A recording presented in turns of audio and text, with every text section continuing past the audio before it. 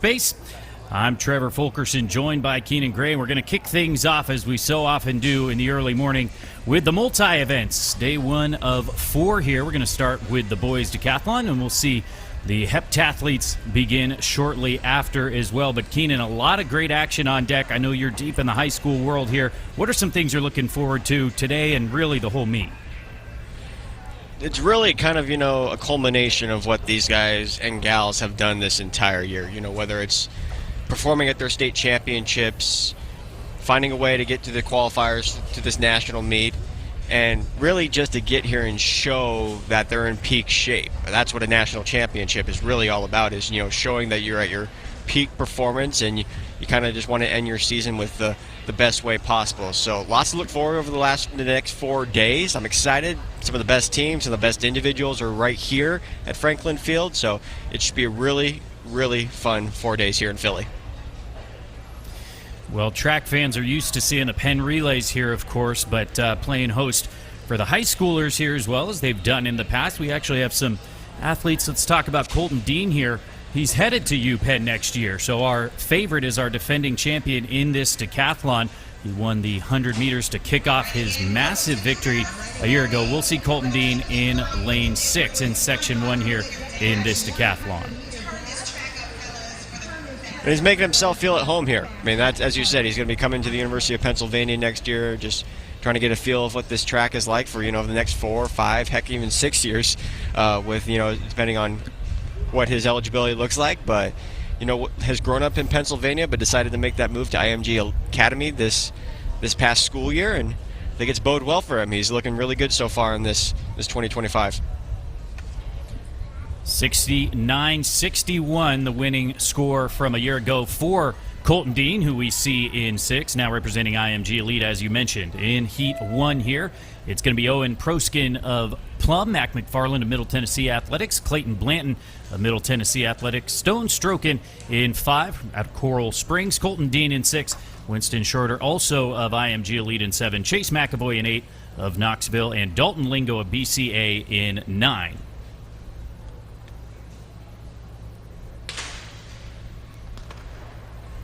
Off and running here again. Your defending champion goes in lane 6. He ran a slightly windy 10:58.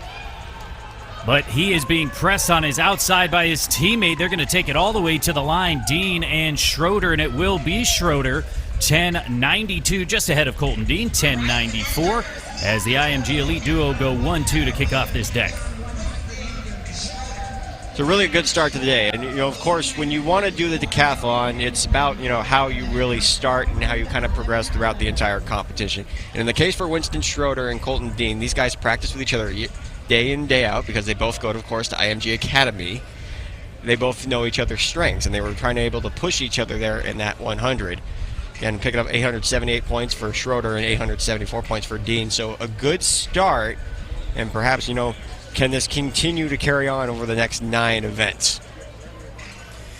That's exactly the question, and it looks like Colton Dean may have a little bit more of a battle on his hands. Last year, he took care of business and had a pretty big winning margin, over 500 points over second place. Colton Dean representing the Stallions TC at the time. So he'll certainly be looking for more. Gave up maybe a few points there after running 10:58 a year ago, but still a close battle on deck.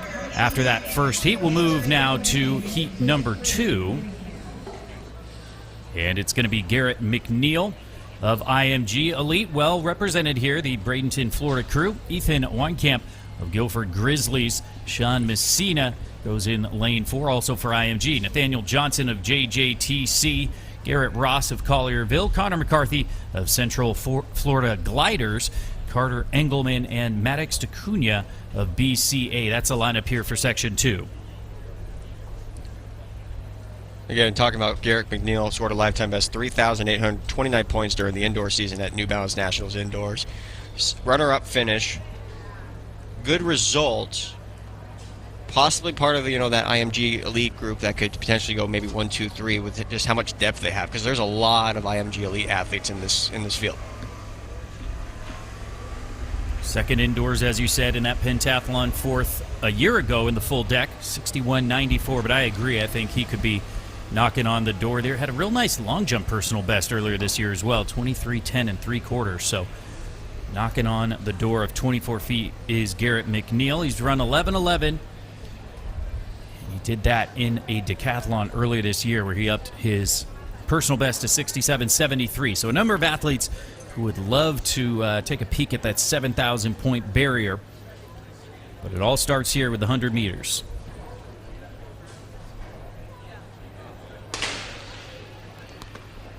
Section 2 of 2, McNeil, Weinkamp, Messina, Johnson, Ross, McCarthy, Engelman, and DeCunha. And look at lane 5. Nathaniel Johnson is going to take this one, but a strong finish out of lane 3 as well from Weinkamp. But Johnson, 10.90. He would have been right at home in that first section as well, as Weinkamp also dips under 11 seconds, 10.97 for second. 883 points for Johnson. And, you know, these times don't necessarily look fast, but they're having to battle, you know, a pretty strong headwind here in Franklin Field. The wind's blowing right into their faces here on that home stretch over there. And, you know, even to be able to come away close to 900 points on the first event, I would take that. I mean, they're going right into a 1.2 headwind, so it's not necessarily, you know, an easy one per se, but, you know, anything to be able to pick up over 800 points is really just kind of a good start for this decathlon. Well, and it's relative to the points table, of course. It's also relative to your own personal best. So there's always more meat on the bone. You ask any decathlete or heptathlete, they're always going to want more, certainly. But I look at Garrett McNeil there, down in 4th in this section, 8th overall, but 11:27. It's not too far off his 11:11 personal best. So I think he's right on track. Well, that will do it for the decathlon, 100 meters, as you see confirmation of those overall results now. Section 2, correction, just Section 2 there, but you can, of course, follow along online with the live results as well. So it is Nathaniel Johnson, 10.90, with the fastest time of the day in the deck 100 meters. That will set us up now for the heptathlon. They will, of course, begin with their 100-meter hurdles, and as we said, it'll be a battle of number 1 and number 2 from a year ago. That's set to begin in just a short while, 10:31 local time.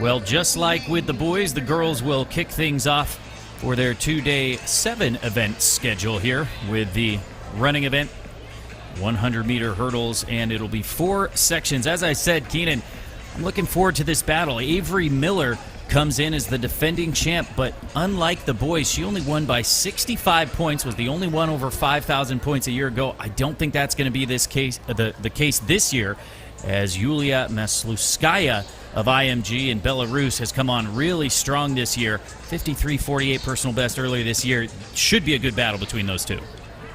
And you have kind of two different perspectives. One, of course, you know, you're thinking as the defending champion, all right, I have this target on my back. How can I respond and make sure no one, you know, tries to rip away this title from me? In the case of Maluskaya, how can you make up those points that you lost last year, falling 65 points shy of Avery Miller? So there's a lot of, you know, there's a lot that goes into the heptathlon. There's a lot of planning that goes into it, too. And, you know, it's not necessarily how fast can I really run, how far can I jump. It's where you can accumulate those points throughout those 7 competitions. So, again, it's about strategy and planning at the same time.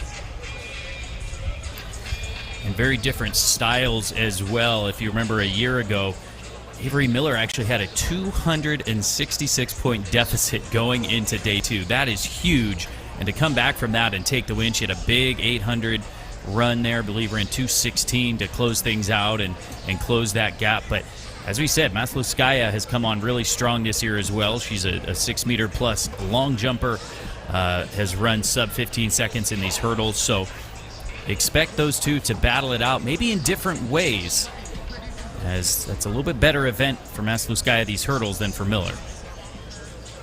And that's where you kind of have to look at it. What were your strengths and what are your weaknesses. So, in the case for these two, they know what their strengths and weaknesses are because they've seen each other on this stage before. So they'll see what maybe what improvements they've made over the last year compared to what their head-to-head competition was like last year at this meet. So that'll be interesting to see how they respond to one another. And they've started, as you said, a bit of a rivalry now, I think we can call it, and coming back for more here at UPenn. Well, we talked about Colton Dean's headed to UPenn. How about Avery Miller? She's going to Penn State. And so she'll be suiting up for the Nittany Lions. They're 14 times a state champ. Keenan, 14 times in 8 different events. And we've got the time, so listen to this. The 100 she's won at state, the 200, the 300 hurdles, the 400, the 800, the long jump, the triple jump, and this year the discus, just for good measure. That is an all-around athlete. Again, this shows the athleticism, what she's strong at. In an event like this is perfect for her, the heptathlon. There's a reason why she's doing that, because you just listed the accolades and what she's won in. And those are a lot of those events you do in the heptathlon. So she's going to thrive with them, whether it's from an individual perspective or in the case of the multis. So very, very good talent, I should say. Interesting to see how her transition goes to the collegiate stage when she goes into the Big Ten and when she joins Penn State, because the Big Ten is full of a lot of multi-talents, especially when you look at what Illinois has. Coach Petros has done a phenomenal job with that multis program. Washington has a standout. The Big Ten in general, I'm not saying it's matching up with the SEC quite yet, but it's making its way up there in terms of competitiveness. Masluskaya is headed to UPenn as well, so it's going to be an interesting continued battle. I love seeing, we look at the high schoolers, we see the stars of tomorrow and of today as well, but I like looking ahead, as you said, some of those different programs where you start seeing each other week after week or at conference and nationals, and I love being able to watch and say, we saw them win. I remember when they battled it out at New Balance, and now they're battling it out at the collegiate level and even beyond. So a lot of fun to get these races in. What I also like about these national meets, and to your point, I know you said like a lot of these kids see each other from time to time, especially those that live here in the state of Pennsylvania and come here for New Balance Nationals, but for some of these kids, they don't get to see each other all year round until this particular meet. And that's the fun part, when it's, the best of the best going at it against each other. The best of Pennsylvania, the best of Florida, the best of Maryland, the best of New York, everywhere around the country. Heck, even Canada makes their representation here down at this meet. So that's what I really enjoy about national championships is, being able to see, the best of the best go against each other. And it's really just like a one-time deal. Like I said, you don't get to see these matchups very often throughout the regular season. That's exactly right. And I think we take it for granted sometimes where so many of these great programs, we'll talk about Bullis later and Archbishop Carroll. I mean, we see some of these programs and we get used to seeing them on the national stage. But the reality for most of our high school athletes is, like you said, they're not traveling across the country every week to compete. So this is really, really the pinnacle of competition, coming here and being able to see people from all across the country. And whether, some of those kids do make the trek to the Arcadia Invitational, some of them do make the trek right here to the Penn Relays. But that's not necessarily the case for all the schools and the athletes that are in attendance this weekend. So really, this is their opportunity to race against the best of the best. As you see, we will go every other lane here in our first heat of 4. It's going to be Parker Steele going in 2 for Guilderland TC, Marley Berkeley of Signal Mountain, and Carrie Webb of Collierville. Keep an eye on Berkeley there in lane number 4. Third indoors at the New Balance Nationals in the pentathlon. Scored 3,579 points, and that was another, close battle between her and her teammate Maluskaya, second just ahead of her in that indoor pentathlon.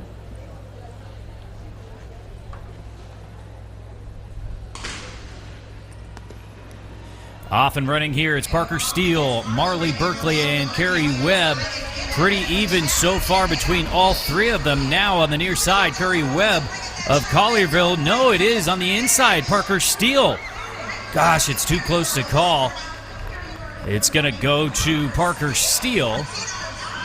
Is going to take victory. She likes that. 14:09 for the win, just ahead of Webb, 14:15. And Berkeley there in third, 15:17. That was an aggressive battle. I mean, it was kind of a slow start for Steele, but that's part of the hurdle race. It's not necessarily how you start, it's how you kind of finish towards the end of the race. And she was able to find her top end speed towards that, third to second to last hurdles, and managed to pull away from Webb there and pick up 966 points. Let's put it in perspective. Sarah Dumas of Franklin Track last year was the fastest in the heptathlon 100-meter hurdle. She ran 14:37. So already we are on a very quick trajectory here as we move now to section number 2.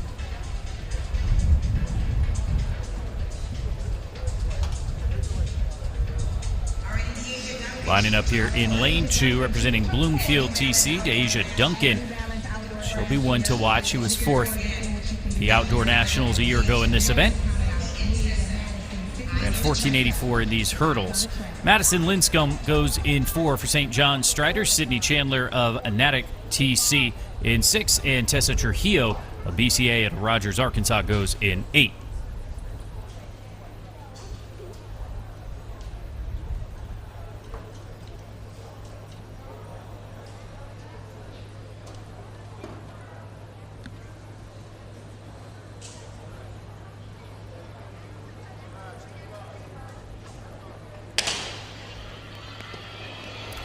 And we are off and running section number 2 in the girls 100-meter hurdles for the heptathlon. Look at the inside. Asia Duncan well clear of this field here, trying to go finish strong. Remember, she's racing the clock. She will take the victory. Lane 4 goes second. That's Linscomb. 14:14 for Duncan. A very fine run as she mightily improves upon that 14:8 she ran a year ago. Linscomb under 15 seconds as well, 14:69. She had a little help on the tailwind too, as you see, 2.2 meters per second. But in the case for the heptathlon and the decathlon, it does not matter what your win reading is. It's all about the points. They don't care at the end of the day as long as you get those points. So 959 points. I mean, for the case of Steele, Duncan, and Webb, this is a very good start. Not even mention the fact that Madison Linscomb, finishing second in this last section, scores 883 points. So for all these ladies, anything to get over that 800-point barrier, very, very good start. So a great start for Deja Duncan as we move now to our third section here.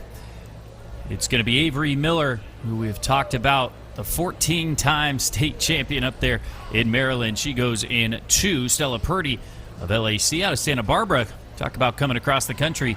Purdy goes in 4. Hayden Higgins of the Lake TC from Tarpon Springs, Florida in 6. Danya Spoor of Oak Knoll TC in 8. Remember, Keenan, Avery Miller had a bit of a slow start last year. She was second to last overall in these hurdles. Came back to win with a great second day, but she certainly would love to have a little bit quicker of a start. 15:3 her personal best.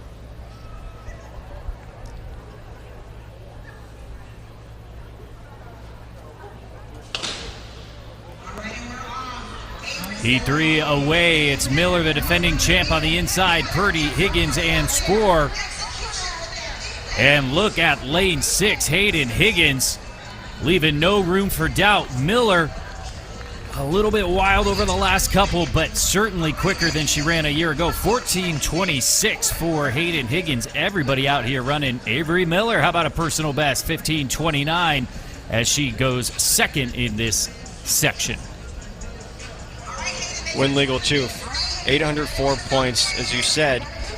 Bit of a slower start last year, to put yourself a little bit ahead of where you were a year ago. It was a confidence booster. And that way you don't necessarily have to go into the second day thinking, all right, I have to make certain adjustments with regards to, like, where do I have to get points from? Where do I have to be able to get my highest potential, highest score, I should say. So in the case for Avery Miller, she did her part. She got the points she needed in this first race. Now it's all about the execution here over the next six competitions. You know, that's a really good run from Higgins. We saw her for a second there. I think she could be one to watch as well. She has gone over 5,000 points earlier this year, went 5,071, picked up a lot of personal bests. So she might be one that could sneak in and get over 5,000 points as well. But we're seeing a lot of great runs from these young ladies in the hurdles, and this will be the final section as we move now to heat number 4. Leah Waite of Durham Striders goes in 2. Anna Keeney of Middle Tennessee Athletics in 4. Sophia Casper of IMG Elite in 6. And last year's runner-up, Yulia Masluskaya of IMG Elite out there in lane 8. Keep an eye on her. Last year she finished 5th in this event. She ran 14.96 into a headwind 2. So as of right now, they're picking up more of a tailwind in this event. So could see that time drop here in the next couple of seconds. Yeah, she's dipped under 15 seconds a few times. Went a windy 14.74 earlier this year in that personal best heptathlon. Like you said, they don't care as much about the wind, so they'd rather that their opponents get a headwind and they get a tailwind, I think. But take it as it lies. Heat number 4, Waite, Keeney, Casper, Masluskaya. And a good start for the long strides of Aaliyah Waite on the inside. How about lane 4 coming on now? Anna Keeney. Masluskaya with a solid run, but the battle out front is between Waite and Keeney. 14.39 for Aaliyah Waite. Anna Keeney 14.41. Masluskaya under 15 seconds again with a nice time of 14.80. Well ahead of where she's at last year, which is a great start. I know it's as cliche as it sounds, but you know, when you pick up those little points, it really goes a long ways when it comes to those 6 final events. So for Masluskaya to, you know, kind of redeem herself from that second place finish, she has to find a way to make up those 65 points that she lost last year to Miller. And it starts in the first event. Again, cliche, but it goes a long way when you get a good result in the first event. Well, and you mentioned it earlier, Keenan, but when you have to compensate for a weakness in one event or a deficit, like you said, with just that great 800 from Miller a year ago, if you're trying to beat someone like that you know is pretty quick in the 800, you've got to build up a lead. So it's a really good start for Masluskaya. Solid start for Avery Miller as well, and a couple of potential underdogs could maybe get in the mix there as well. But a good start to the heptathlon. You see the 100-meter hurdle results on your screen there, quicker than last year. As we said, Keenan, a good start for these young ladies. Parker Steele overall with the quickest time, 14.09 in those 966 all-important points.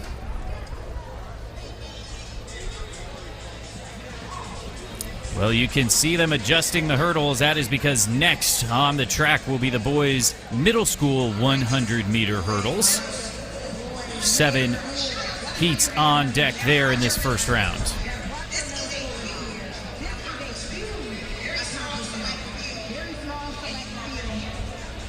It is set to begin just under 10 minutes, 10:43 local time for the first round of these middle school boys 100 hurdles.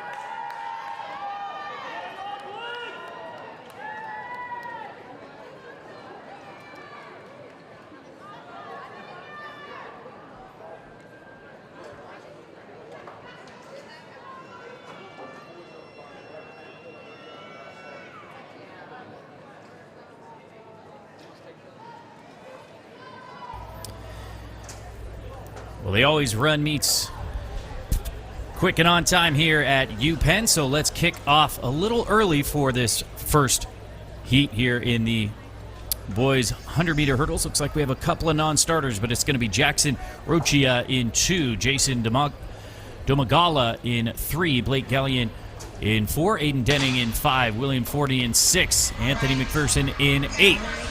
That is the lineup. 10 hurdles here, 100 meters for these middle school boys.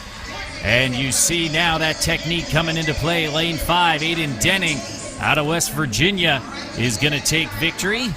And lane 3 comes second. Jason Domagala. It is going to be the top 8 times overall from these 7 heats that will advance to the next round. Of all the racers in that one, Denning had the most clean race. Never once hit a hurdle. Good drive phase as well out of the blocks. And then his closing finish was even better, too. I've said it on other broadcasts, Keenan, and I'll probably make the same point throughout this weekend, but I love seeing the younger athletes get to specific events earlier and earlier. I remember being down in Jamaica at their high school championships a number of years back doing some recruiting and seeing that their younger girls were running the 80-meter hurdles. And so an event like this where it builds up, you don't have to be doing the whole thing right away. You can build up in distance, build up in hurdle height, but get a lot of that technique work in as a youngster, and I think that can go a long way. Well, to your point, too, Trevor, I mean, some middle schools in their state section meets, they don't do the 100 hurdles. They might even do something shorter. They might do the 80-meter hurdles. Or, if they really want to be able to push their athletes, they might even do the 110 hurdles for the guys. Here today, it is the 100 hurdles for these middle schoolers. As you see the lineup now for heat number 2, Drew Freudemann in lane 2, Cameron Martin in 3, Finn Grace in 4, Aaron Johnson in 5, Nate Ricciuti in 6, Alexander Maniak in 7, Reed Johnson in 8, and Andrew Huang of Lubbock in 9. Looks like Freudemann's a non-starter down there in 2.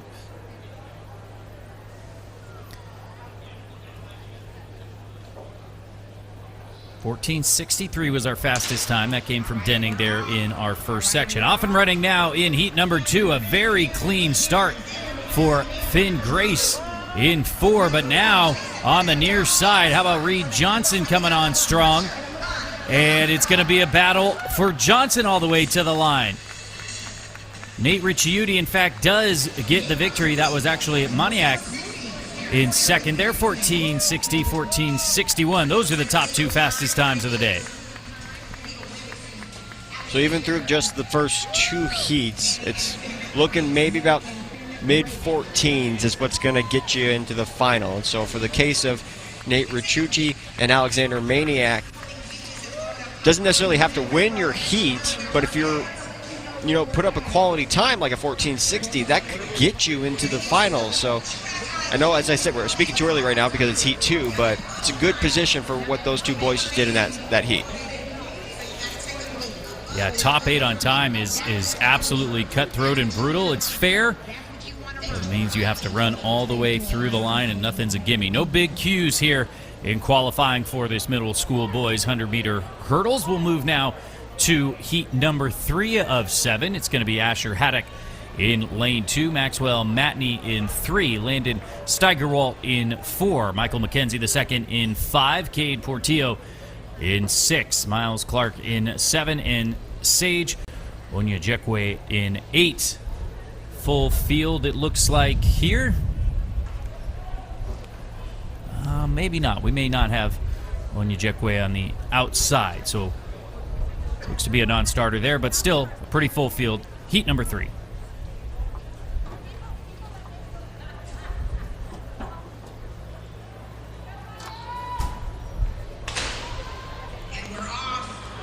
Off and running here. Haddock, Matney, Steigerwalt, McKenzie, Portillo, Clark. And look at how clean in the middle of the track is Michael McKenzie II, South Baton Rouge Jaguars. And he cruises 13:79 for McKenzie II. No big deal. Maxwell Matney in second, well back at 15:87, but a huge run for Mackenzie, the fastest on the day. Well, Mackenzie the second just ate my words up there after I just said 14:60 looked like it was going to be able to, or at least 14 minutes was going to be taken into the championship final.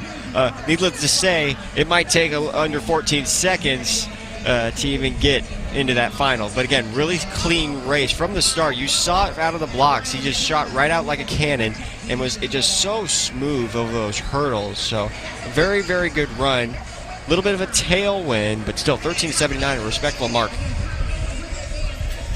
Mackenzie, our lone athlete, under 14 seconds as of now. And now with a couple heats under our belt, I can tell you that bubble time if you're looking at the results as well. But 15:76 is currently 8th on the descending order list, so you're going to have to run faster than that. But like you said, Keenan, with 4 heats remaining here, you're going to have to run, I think, much quicker than that. Your prediction may still hold. We'll see.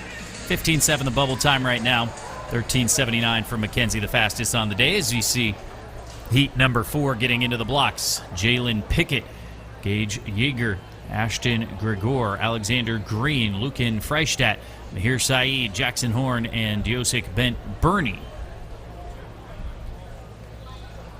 Lanes 2 to 9 filled. Good start here. And a little stutter at the beginning, but now into the lead in lane number 5. Alexander Green of the Hattiesburg Flyers, Hattiesburg, Mississippi. 14:35, and a really good finish from him after a little bit of a hesitant start.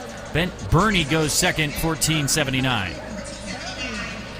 So now our barriers get under 15 seconds to get into that top 8. So the bubble time drops now to 14:98 with 2 more heats to go.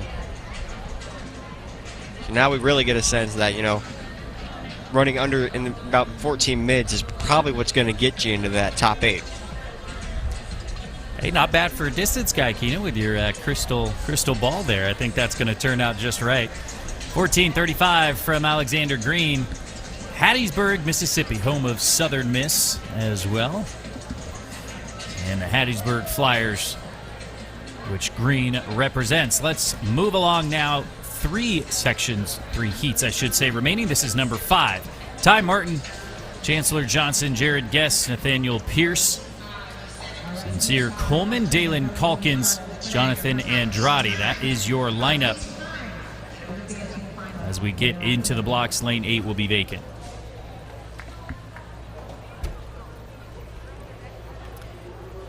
Keenan, the Franklin Field track certainly has a unique layout, sometimes gets a little flack, but on the straightaways, they keep it pretty simple. Just run your 100 meters in a straight line.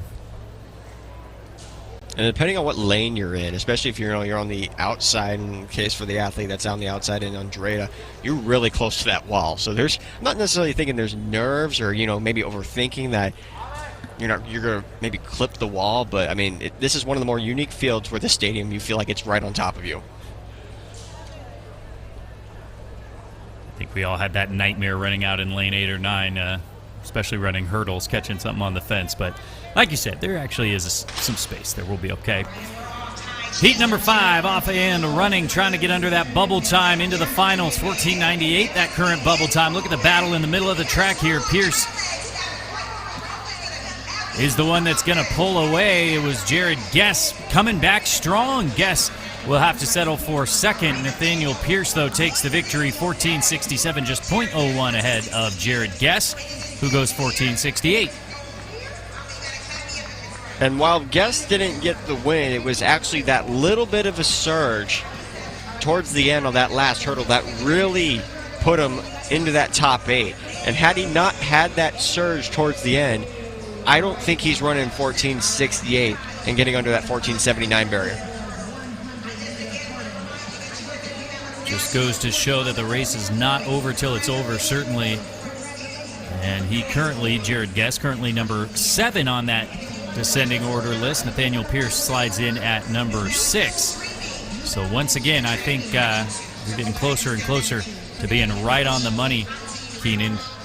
14:79, the current bubble, but 2 heats remain as we look now at heat number 6. It's going to be Daniel Donovan in 2, Isaiah Ventura in 3, Jaden Bruce in 4, Chase Elliott in 5, Jemai McKenzie in 6, Lachlan Leisure Earnhardt in 7, Cameron Gaunt in 8, and Wesley Shippert in lane 9. Full field here, lanes 2 to 9 in our penultimate heat.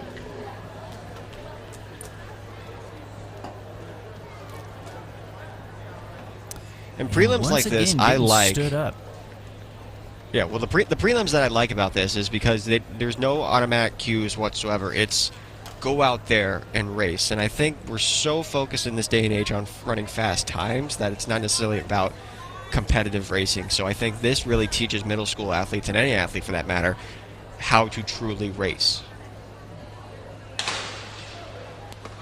No quarter given, just the top 8 move along. Heat number 6 here. And how about Lachlan Leisure Earnhardt out to a great start. Correction, that's Jemai McKenzie who's going to take victory here. McKenzie's having a great day. 13:45 into a -1 headwind. Jemai McKenzie, what a run. The 8th grader makes it 2 McKenzies now on top of the leaderboard. Big win. The first time we've seen an athlete run into a headwind and he puts on a time like that. You can only imagine if he had a plus 1.1 tailwind and how much closer he's getting to that 13-second barrier. Now, I'm not saying it would be under 13 seconds, but I venture to guess it would probably be around 13.2 if he had himself a tailwind. Well, listen, last year the meet record was set 12.91. These are 36-inch high hurdles, so it's not out of the realm of possibility. That was James Hawkins Jr. that took victory there. So it sounds crazy, and of course we are used to hearing times from the 110s, but hey, sub 13 seconds in this middle school 100-meter hurdles, not out of the question. And a great run there from McKenzie. And that 13-second barrier is, whether it's the 100 or the 110s, that's a barrier a lot of hurdlers chase after. And when you see that 12 on that score clock, that gives you a lot of confidence moving forward in your career. We love round numbers. We love barriers in track and field, certainly. Heat number 7, off and running. First time of asking. Ben Gordon, Joseph Wright III, Charlie Turner, Christian Gibson, Cameron Peoples, Landon Odoms, and Xavier Holmes. And in lane 5, it is Charlie Turner who takes victory. Bangs that last hurdle, but it will not matter to the victory. But you know what? That may have cost him a spot in the final. 14:76. And the bubble time, 14:67. So nobody out of that heat is going to advance. And Charlie Turner going to be kicking himself for banging a couple of those. And you never think about it during the race or even when you're watching it. But when you go back and look at the tape and just how many, tenths of a second, hundredths of a second in this case, that last hurdle took away from Turner, ultimately cost him from qualifying for the final. So only, it looks like 900ths of a second is what's going to be the deciding factor between him and making that final, which is unfortunate, but a good learning lesson, though. So that'll do it for the heats. And we'll confirm it's going to be moving on to that final. Jemai McKenzie having run 13:45. Michael McKenzie II, 13:79. So you see confirmation on your screen there. Alexander Green, Chase Elliott, Nate Ricciuti, Alexander Maniak, Aiden Denning, and Nathaniel Pierce. And Jared Guess, that .01. He had a great finish you mentioned in his 5th section, but boy, that .01, so close. Cutthroat on top 8. But that's your lineup for the final. And I don't know if there's any sign of saying what the McKenzies are right there, because I know it says McKenzie and then McKenzie II. McKenzie II is second right now. I don't know if that's telling us anything going into the final, per se. I hope he's not thinking that way. I hope he thinks, you know what, I want to be that guy that's above Jemai McKenzie here towards the end. They will battle it out later on as we have our lineup set, and we'll move now to our next event on the track. It will be the girls' 100-meter hurdles first round. And 6 heats on deck there, set to begin at 11:01 local time. But we mentioned we may go a little bit early, so don't go far.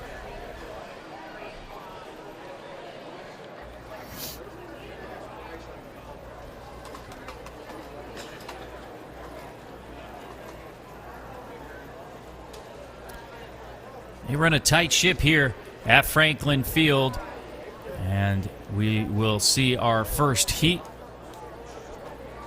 of 8, rather. Misspoke. You'll see Rachel Regan there lines up in 2, Haley Van Note in 3, Nana Awa Koulibaly in 4, Olivia Dawson in 5, Jadon Porter in 6, Farrah Bramlett in 7, Abigail McKellany in 8, and Olivia Dozier in 9.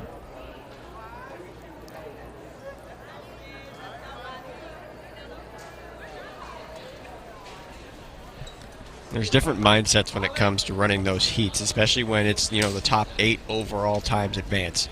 In the case of the first heat, it's really about setting the tone. And if you're in that last heat, it's how can you respond to the other times that were ran in those 5 previous heats. So there's pressure in the first heat, there's pressure in the 6th and final heat. It's just a different type of pressure.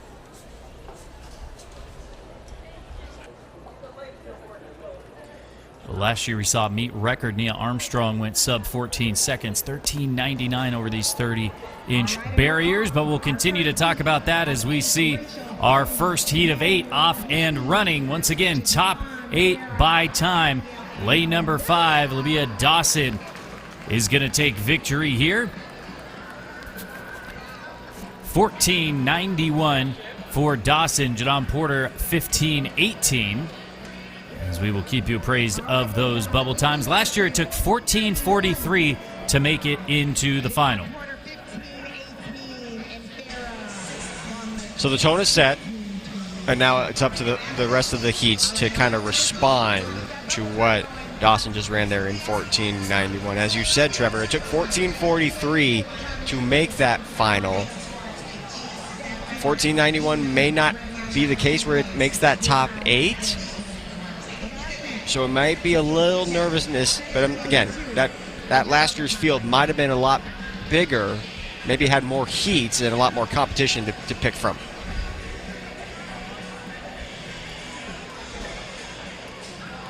So that'll take us now to heat number 2, and I like to see 2, maybe 3 heats to really get a flavor of what it's going to take, as you said, and see what this year is looking like. We saw the boys running pretty quick in their 100 hurdles, as the girls now will have a couple of empty lanes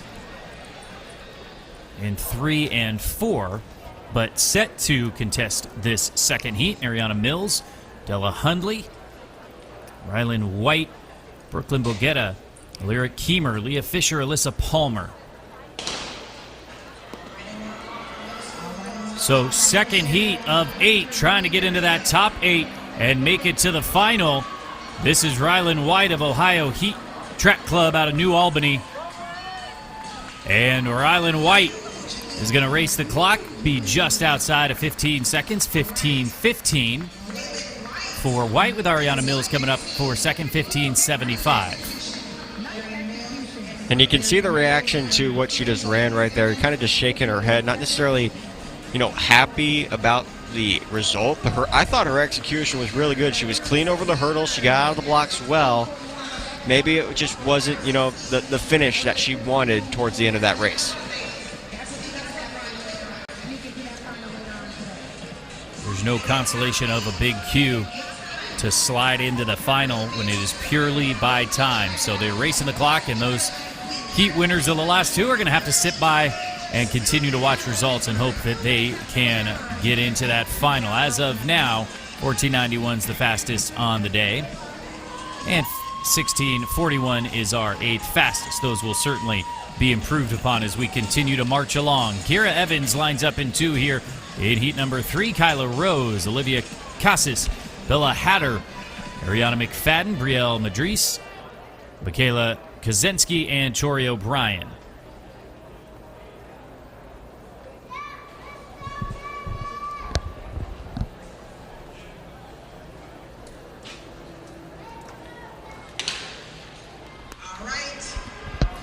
Heat 3 is away now. And quickly out to the front, our leader. Well in control. This is lane number 5, Bella Hatter of Pearland Speed out of Pearland, Texas. Well, they're known for being quick down there in the Lone Star State. 14.93 into a minus 1.3. That can be the brutal part when it's purely on time and the wind is swirling, to see what kind of wind Mother Nature gives you. But 14.93, Bella Hatter slides into second overall. And that's how, as you said, Trevor, weather can be very unpredictable, if that's the right way to put it. But, even running 14.93 into a 1.3 headwind, it still puts her in a position, to be right there with the case of like Dawson, who ran 14.91 with a little bit of a tailwind. So if you're doing the math, and then I know a lot of people out there are doing the math when it comes to the wind readings and all that, that time is much faster than what it shows on the paper. Well, and last year we saw one athlete with the quickest time in the prelims, Jasmine Jackson. Nia Armstrong was only second overall, and Nia Armstrong comes back and takes victory with a new meet record. So the prelims certainly are preamble, but not the whole story. We will continue with heat number 4 now. Emily Mercer, Haley Bedwell, Claire Karsman, Grace Jewell, Tegan Hafner, Catherine Wiley, and Leah Dittenheifer. And this is what you love to see, representatives from Pennsylvania, of course, Indiana, Maine, Ohio, Massachusetts. Claire Karsman off to a good start in 4, but now coming on, Grace Jewell. Grace Jewell gets a little tripped up, and on her outside, Jewell gets a lot tripped up in lane 5. She does finish, but Tegan Hafner capitalizes on the misstep there. Karsman comes through for second, 15.59 for Hafner. But a bit of a back and forth race for Karsman and Jewell in third there, 15.82. And I believe that was Jewell there in lane 5. That was, perfect for the first 3 or 4 hurdles, and then unfortunately she had that 5th clip that got her kind of to throw her off a little bit, and it might have cost her a spot into the final.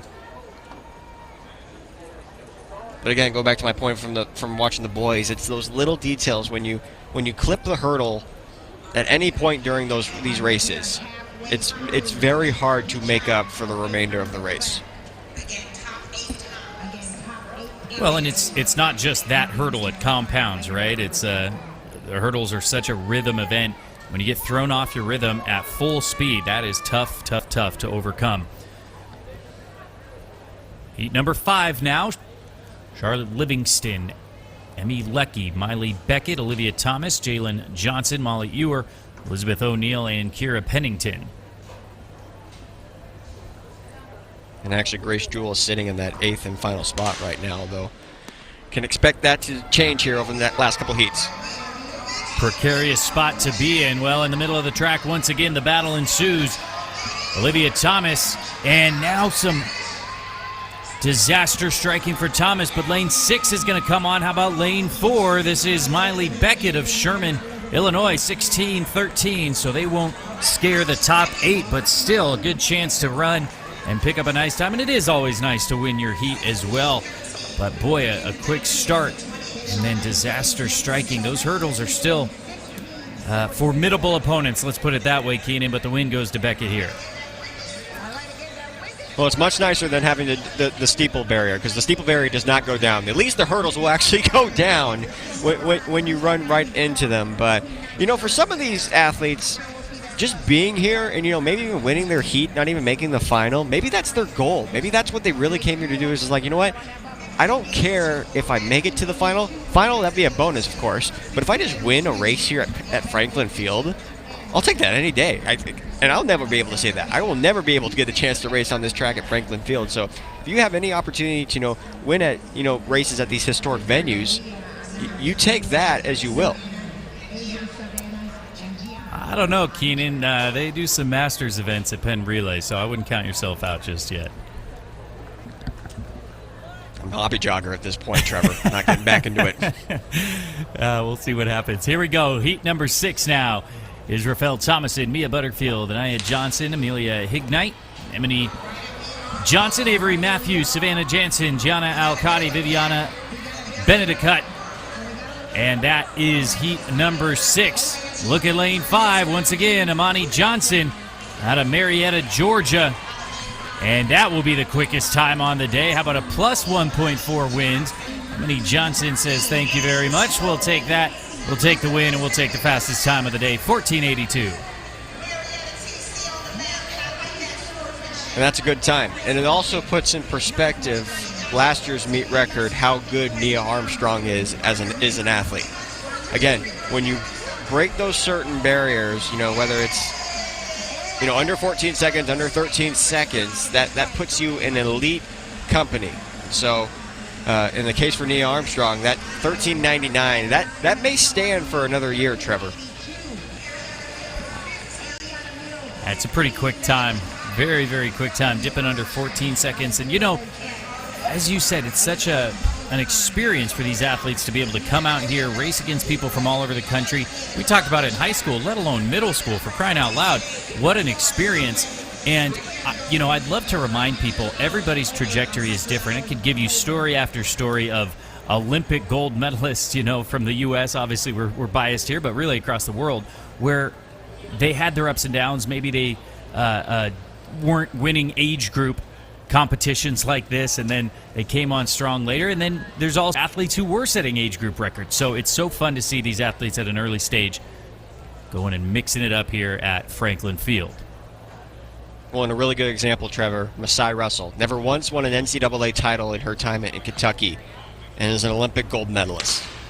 Hey, we'll see her sister later, so live for the Bullis School. This is Hardy, Evans, Lewis, Ivory, Crombie, Cushing, Coleman, and Weber here in our penultimate heat.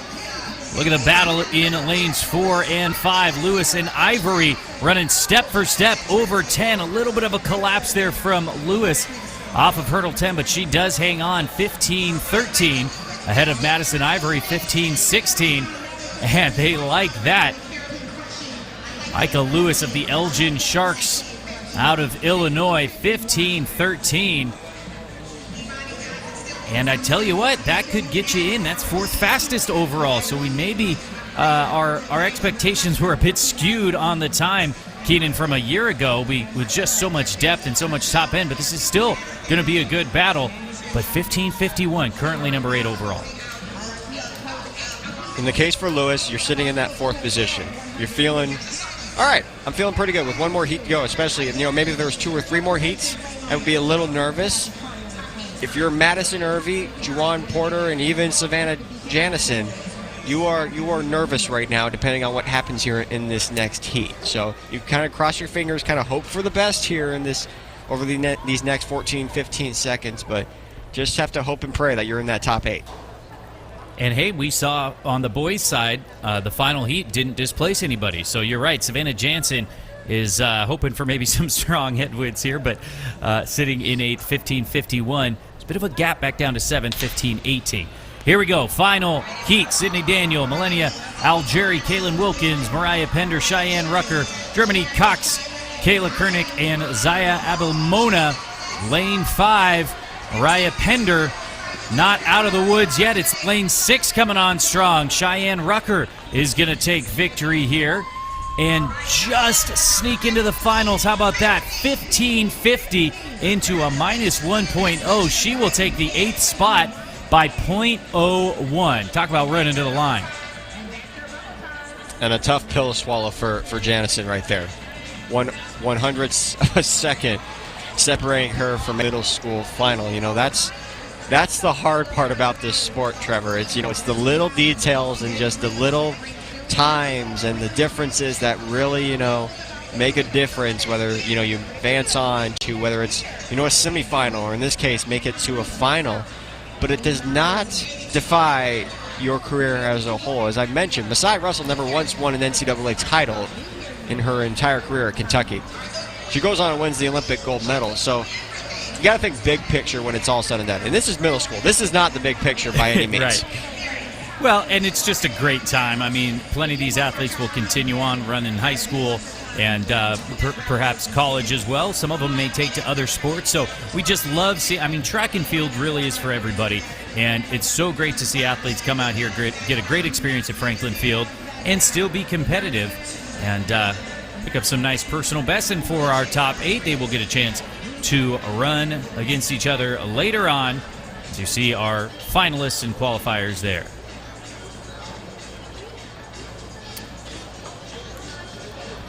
Keenan, you start talking about .01, made me think of Al Pacino. I could hear it in his voice. You know, football's a game of inches. I'm going, hey, track is centimeters, I guess, but it's the same concept. I did not have Trevor Fulkerson saying Al Pacino on my bingo card this morning for the New Balance Nationals Outdoor. Listen, I'm holding back because I want to just dive right into it. We used to listen to that all the time in the high school locker room for football. So, again, the principle applies. You know, you got to fight for that inch. Makes me want to watch the movie now. Well, we got some time here before the middle school boys 100 meters, and just as we saw with the hurdles, we'll see a hotly contested prelim round before moving to the finals. We'll see the girls after that. We'll also have the freshmen running their flat 100 meters later on. So New Balance Outdoor Nationals live on Runner Space here. Trevor Fulkerson joined by Keenan Gray, already having a blast, kind of ramping up on the action. Kicked off with the multi-eventers, of course, and then some of the age group stuff here with the middle school boys. 100 next up on deck. That is set to begin at 11:21 local time. They may go a few minutes early. We got a few seconds to take a breath here as well from Philadelphia, Pennsylvania. You're watching live on Runner Space. Next up, middle school boys, 100 meters.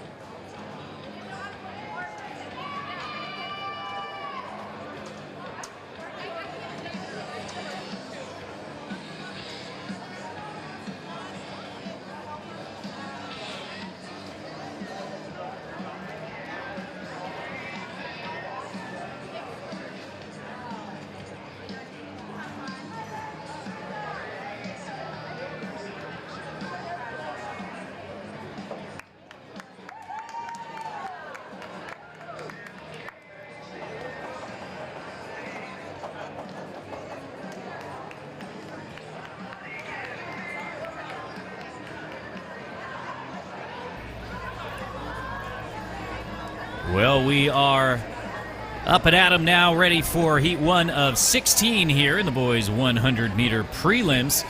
And we will take the top 8. You want to talk about cutthroat, Keenan. Boy, we had 6 or 8 heats earlier in those hurdles. In this 100, 16 heats here to decide our finalists. In Heat 1, it's going to be Thatcher Eldridge, Jace Jusino, and it seems like we have some sort of false start there, or some sort of issue. You know, this is one of those things, Keenan, where it's part of the experience. We talk about it even at the highest level. We don't like to see this sometimes with false starts or timing malfunction, but it's part of the experience. Take a deep breath. Everybody's got to line it up again, and you need to be ready to run your best race. I would have thought the second gun would have got their attention, but it took a third gun for them to finally realize, yeah, we need to stop right now. You know, I chuckle because you heard the PA announcer as well saying, stop, stop. And I've been in that unfortunate position of being in the timing booth and doing the PA and timer saying, you know, there was an issue and you need to tell them over the loudspeaker to come on back. So you're exactly right, but that's part of the experience.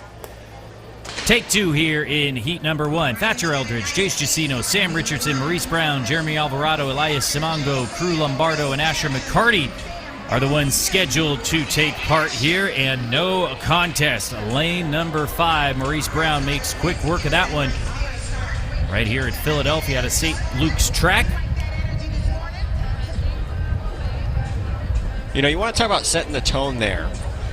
That was a way to do it, because that was an aggressive start, and his drive phase towards the end was so smooth. The top end speed really carried him, because as we've said through the couple of hurdle races we've seen, the wind has been it's been kind of like hit or miss sometimes. Either it's a tailwind, sometimes it's a headwind.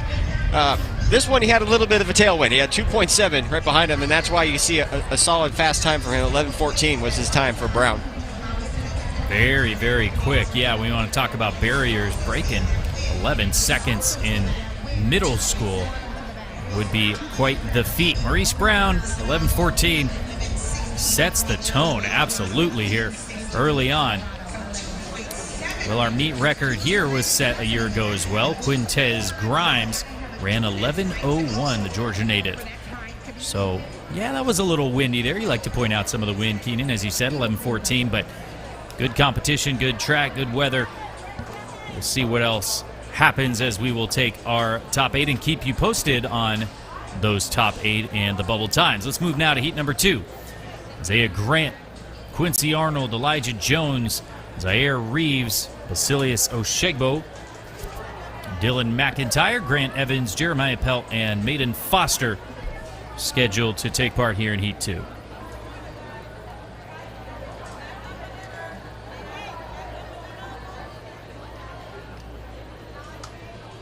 Again, last year, Quintez Grimes, 11:01, set the meet record to take victory. We saw a couple athletes who we're seeing again. Maurice Brown, just a 7th grader a year ago, ran 11:27 in that final. Basilius Oshegbo ran 11:22 to finish 3rd. For as much as we talked about the distances races this year, what to me has been really fun to watch, at least at the high school level, has been this event. This event has really taken it up a notch this year, and particularly, you know, there are 3 athletes, no wind, that have gone under 10 seconds this year. In, you know, Tate Taylor, Maurice Gleaton Jr., Braden Williams, which unfortunately we will not get to see here at New Balance Nationals, but you know, this event as a whole has really taken up a notch. You know, and you can thank that in part to like what Fred Curley, Noah Lyles, Christian Coleman have done. Let's Seal Tobogo. If you're a fan of athletes from outside the United States, this is the premier event. It's always been the premier event, but it's really gone up here the last couple of years. You're exactly right. It has always been the premier event, and these youngsters getting into it early. It took 11:45 to make the final last year.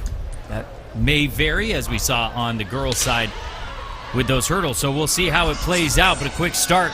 And now a quick start here in Heat 2 with Grant, Arnold, Jones, Reeves, Oshegbo, McIntyre, Evans, Pelt, and Foster. And it is going to be Basilius Oshebo, no surprise as he was the top finisher in that final a year ago. 10.95. How about Oshebo out of Owings Mills, Maryland? Plus 3.2 on the win, but I don't care. Oshebo, 10.95. Talk about setting the tone. And that was such a smooth race, too. And you saw he had his head down probably about 30 meters into that race. He really didn't start that race until about 40 meters in, until he really put his top end speed towards the end of that race. I mean, you look at the time, 10.95, and yes, you can address the win whatsoever. But again, such a smooth, clean race from Oshegbo. At this point, I think he might be the best guy. I mean, I know we got a lot more heats to come here, Trevor, but I mean, that was from a technicality standpoint, he looked the best so far. That's going to be tough to beat, and the final is the final, but for a lot of these guys, the prelim is the final, and even making the top 8 is a big deal. And with athletes running like that, I mean, to put it in perspective, the meet record was set in 2023. It was 11:31 from Isaiah Vickers, and then last year it got broken twice, 11:23 by Grimes in the prelims, then 11:01 in the final. So we are just seeing, as you said, a complete surge in this event. Let's move now to heat number 3. It's Bastian Flores, William Forney, Mateo Weston, Zachary Pratt, Caleb Steen, Connor Allen, Gabe Anderson, Lucan Mick, and Kaleem Williams, with a couple or one non-starter, it looks like, in the middle of the track. But lane 5, once again, coming on strong. Caleb Steen out of Flower Mound, Texas. 11:28. Very solid time. And as we said, putting in perspective, 11:45 made the final a year ago. In fact, 11:23 was the fastest qualifier. So 11:28 is a pretty solid time here for Steen. And if you're talking about Flower Mound, known, of course, for a distance powerhouse down there in the state of Texas, they got some sprinters, it looks like now. Texas Speed.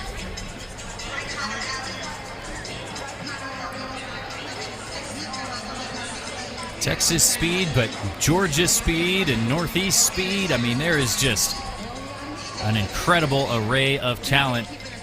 And what a treat to be able to see some of the best high schoolers in the country and some of the best middle schoolers.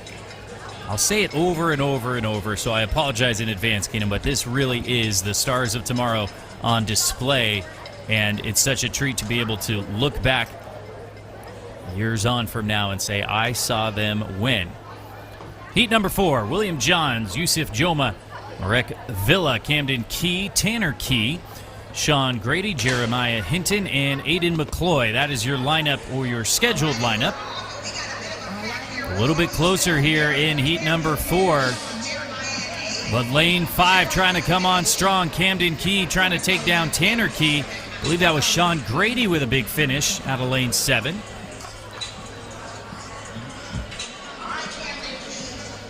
And it is going to be Camden Key ahead of Tanner Key. So in the Battle of the Keys, not much to choose. It goes down to the thousandths, 11:66 for Camden. That won't scare our top 8, but a good battle in heat number 4. So through 4 heats so far, Connor Allen, our bubble time at 11:60, but I gotta say, Trevor, I know we're a fourth of the way there through these heats, but that 10.95, that's going to be really hard to top there. I mean, that was just 2 races into this prelim. It's not just top end, it's depth, because Zaire Reeves, we were so excited about Oshegbo running 10.95. Well, he ran 11:11 for the second fastest in that same heat. Zaire Reeves did, the New York native. So not just the top end, but the depth is there as well. I think it's going to take faster than 11.3 to even make this final, if I had to say. Look now at heat number 5. John Parastatidis in 1. We have Edward Albrecht, Jaden Jenkins, Aiden Austin, Joshua Jean-Baptiste, Bobby Gibbs, Samuel Johnson, Mason Robson, Maxwell Matney. And this one is over almost as soon as it begins. Lane 6, Bobby Gibbs, 11:14. There's some more of that depth. Quick for the Quiet Storm representative. I know we haven't been able to take a look back at replay, but I'm pretty positive Gibbs did not even start in the blocks. Some of these kids have not been starting in blocks, which is something that you would see normally at the middle school level, and then, of course, you progress once you get into the high school scene. But if Bobby actually did not start in blocks and still ran 11:14, there's some trouble coming down the road. A 7th grader. Talk about a quiet storm. If you haven't heard the name, remember it now. Bobby Gibbs.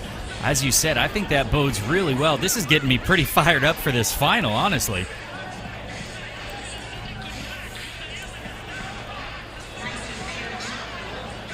So a great run from Bobby Gibbs to take victory in heat number 5. Remember, 16 heats total, and it just keeps getting quicker and quicker. 11:60 still that bubble time, but don't expect that to be maintained. A bit of a gap from Steen there in 5th overall right now. 11:28 down to 6th.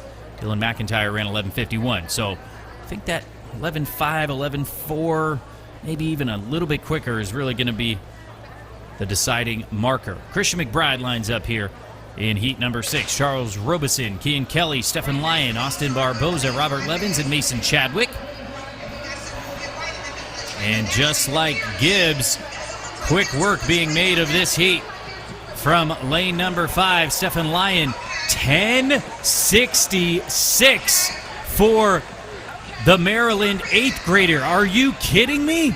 Wind legal 10:66. Is that right?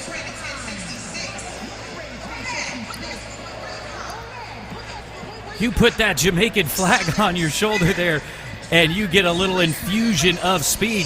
Keenan, I'm speechless. 10:66, Stephen Lyon. Are you kidding me? The race was over from the start, Trevor. I mean, that was, that time would be a respectable mark as a sophomore, junior in high school. This is a middle schooler we're seeing running 10:66, and it's a prelim. And we have no idea if this even he showed top-end speed at all. Well, he's just had an incredible year. He's run under 11 seconds multiple times, so maybe we shouldn't have been, super surprised, but still to do it on the day is so important and get one of those reps hits. He's got a 10:57 personal best from earlier this year. Lyon does, so keep an eye on him. He's run sub 50 seconds in the quarter. Boy, howdy, talk about seeing some future stars and laying the gauntlet down. Stefan Lyon setting the standard there in heat number 6. Move now to heat 7. Stephen Brunkel, Santino Parada, Dante Gutierrez, Mason Bingaman, Corey Bratcher, Khalil Streeter, Malo Gandy, Graham Highland, Leandro Kiefer Brown. Full field, heat number 7 of 16. And a more closely contested battle here this time in lanes 5 and 6 as Bratcher and Streeter do battle. Streeter is going to take the victory out of lane 6, 11:22. Come back down to earth just a touch, 11:27 for Bratcher, as the bubble time now is that 11:28.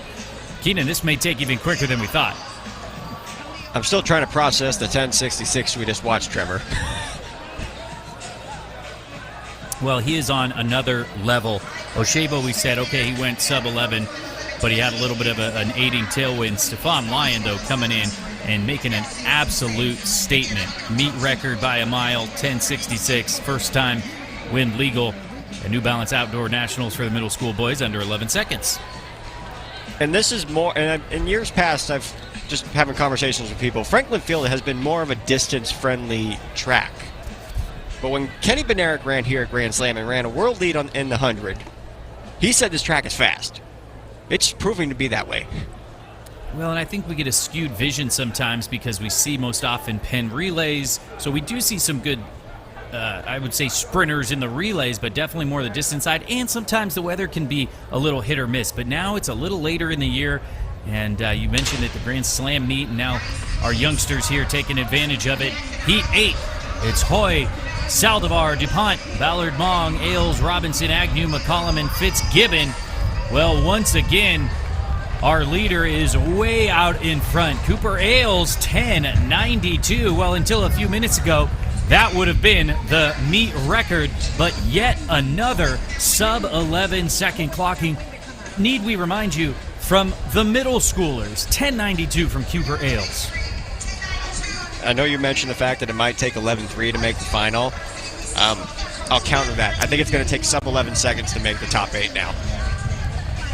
I'll meet you in the middle somewhere. I'll say sub 11:15. I think those two in the middle there, 11:14 for Bobby Gibbs and Maurice Brown, those might not be good enough. We have 8 more heats to be contested. So, I mean, you might be right, Keenan. You got the call earlier. I'm not 24/7 sports by any means, but if you say I have a crystal ball, I'll take that as a compliment. Hey, sometimes we got to make predictions and have a little bit of fun with it, you know? I just love seeing the mechanics of these youngsters because not everybody has the chance to have a great coach so early.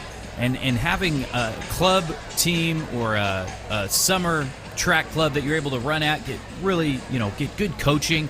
I mean, to see these athletes run in sub 11 seconds in middle school, that's not just pure speed. Sure, there is always things to work on, but there has to be some technique there as well. And credit to the coaches at the middle school level and at the club level, taking care of these youngsters, getting that technique lined up early on. Let's move now to heat number 9. Alan Sokolowski, Braden Patrick, Ja'Cory Smith, Madden Tubb, Jasia Hardy, Cyrus Gant, Karel Mbella, Ricardo Walker. We will stand up and try again here in heat number 9.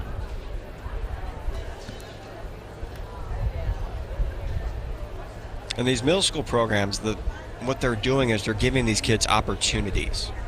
Like, that's really what it is. They're giving these kids, that they probably played other sports growing up, and maybe this is a sport where their parents told them, this is going to help you in football, basketball, soccer.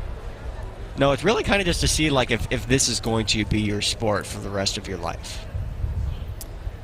Well, but I think that's part of the fun about the middle schoolers is you certainly don't have to make that decision. Like you said, this is not the big picture. Yes, we're focused on the race today and this weekend, but it's just an opportunity to further your athletic prowess. As we see now our 9th heat off and running fairly. It was a good start, but now a better finish for Madden Tubb of Birmingham, Alabama. That's a personal best, or an all conditions best, I should say. 11:10 for Tubb, plus 3.0 on the win. But they throw them all into the same pot and take the top 8, irrespective of the gusts. Madden Tubb, 11:10 for the victory here in Heat 9.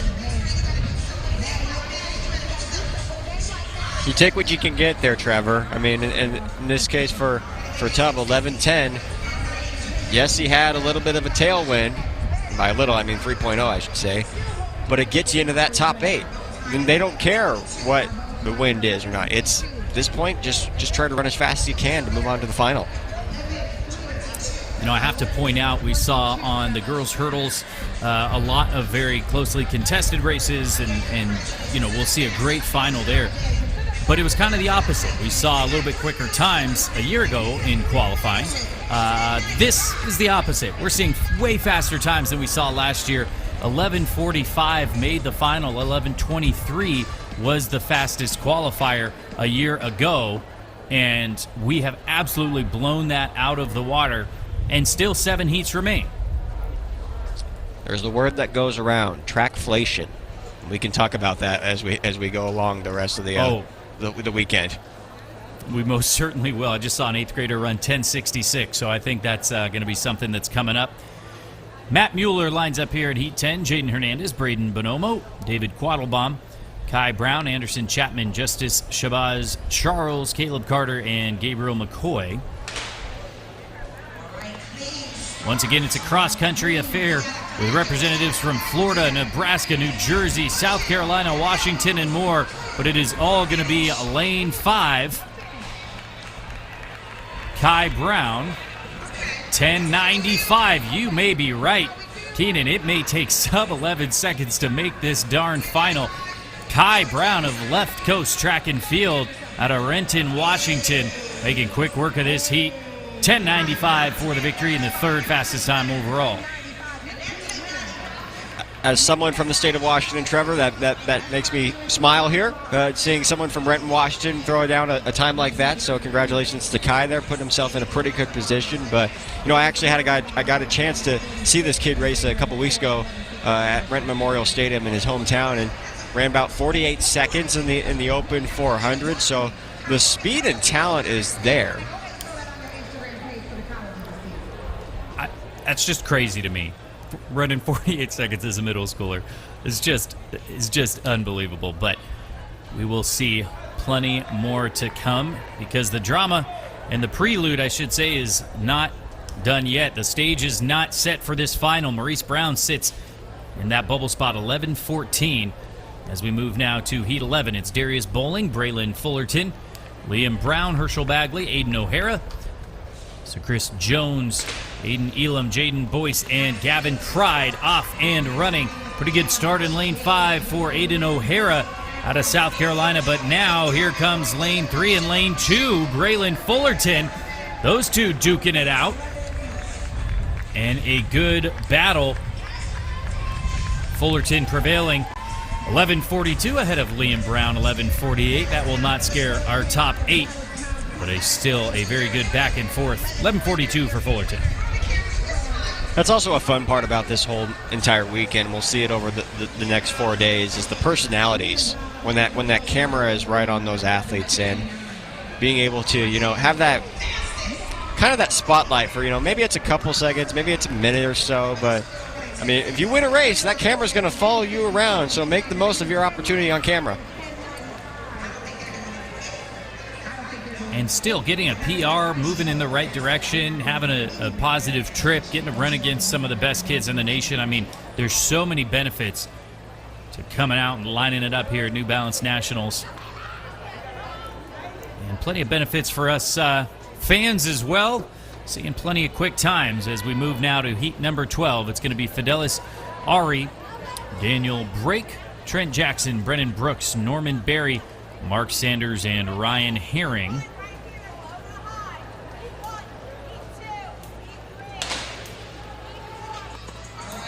Away and running cleanly here. Good start on the near side in lane number 6 for Sanders. Now lane 5 coming on strong. Norman Berry, but it is going to be Sanders taking victory 11:38. Berry a couple of ticks back at 11:42. And a good contest between those two young men. Mark Sanders, the 8th grader out of Decatur, Georgia, takes victory 11:38. So bubble time now at 11:14. Hasn't moved for about the last couple heats, I should say. And even then, though, 11:14, Trevor. I mean, for middle school athletes, we're talking, some of these kids, 6th, 7th, 8th grade, not even in high school yet, and they're still learning this sport. And yet, at this point, it's more so like the way they're running right now, it's based on talent. It's not even about, the execution or the technicality standpoint. It's really just talent at this point. Some folks not even using blocks, as we've seen a couple of times. We'll move now to heat number 13. Kind of in the home stretch. 16 heats total. It's going to be Rymare Knuckles down there in 1. We've got Carter Graham, Isaac Macedo, Luca Aguilera, Matthew McFarland, James Anderson, Maxwell Thomas, Trotter Jarbo, Gabe Madero. That's your lineup here for a very full field in heat number 13, and a pretty even start. Now lane number 5, Matthew McFarland out of Virginia is going to take victory, and he will be so close, just outside. He'll be number 9 overall, 11:21 his time. Very fine run from Matthew McFarland. And again, it's not just us gushing here, Keaton. I mean, we put in perspective last year, some great battles, meet records were set, and we've just completely eclipsed that with these times. So these young men have come to play today. Well, a lot of these guys, if they pay attention to the sport, which I'm sure they do, social media helps that as well. But, you see a kid like Quincy Wilson who, when he was a freshman, sophomore, been able to run the times that he did. And then, of course, go to the Olympics as a 16-year-old. Middle schoolers think, that's the standard. That's what they think is the standard right now, Trevor. And I'm not saying that should be the standard, but, Quincy's worked his tail off to be in the position that he's in. And I'm sure a lot of these kids aspire to be like a Quincy Wilson someday. And I'm sure Quincy got his start here in the middle school division. I got the chance to call his, as a freshman a couple of years ago, his incredible leg in the prelims at Penn Relays here when he kind of really started bursting on the scene. But New Balance Nationals, you're exactly right, is one of the places where Quincy Wilson made his name known. We'll see him and his Bullis teammates later on. Plenty more to talk about. But for now, the drama's still unfolding in this middle school boys 100 meters. Nathan Kwan, Cameron Laster, Nathan Scavone, Elijah Riley Stevenson, Akari Hampton, Dorian Riles, Benji Gomez, and Caden Moore line up here in heat number 14, trying to make it into that final. 11-14 the bubble time currently. And it's going to be lane 5 with the victory here. Riley Stevenson, 11-12. How about that? Putting himself in contention, and he likes it. The speed suit brought the speed today. He's currently in 7th overall.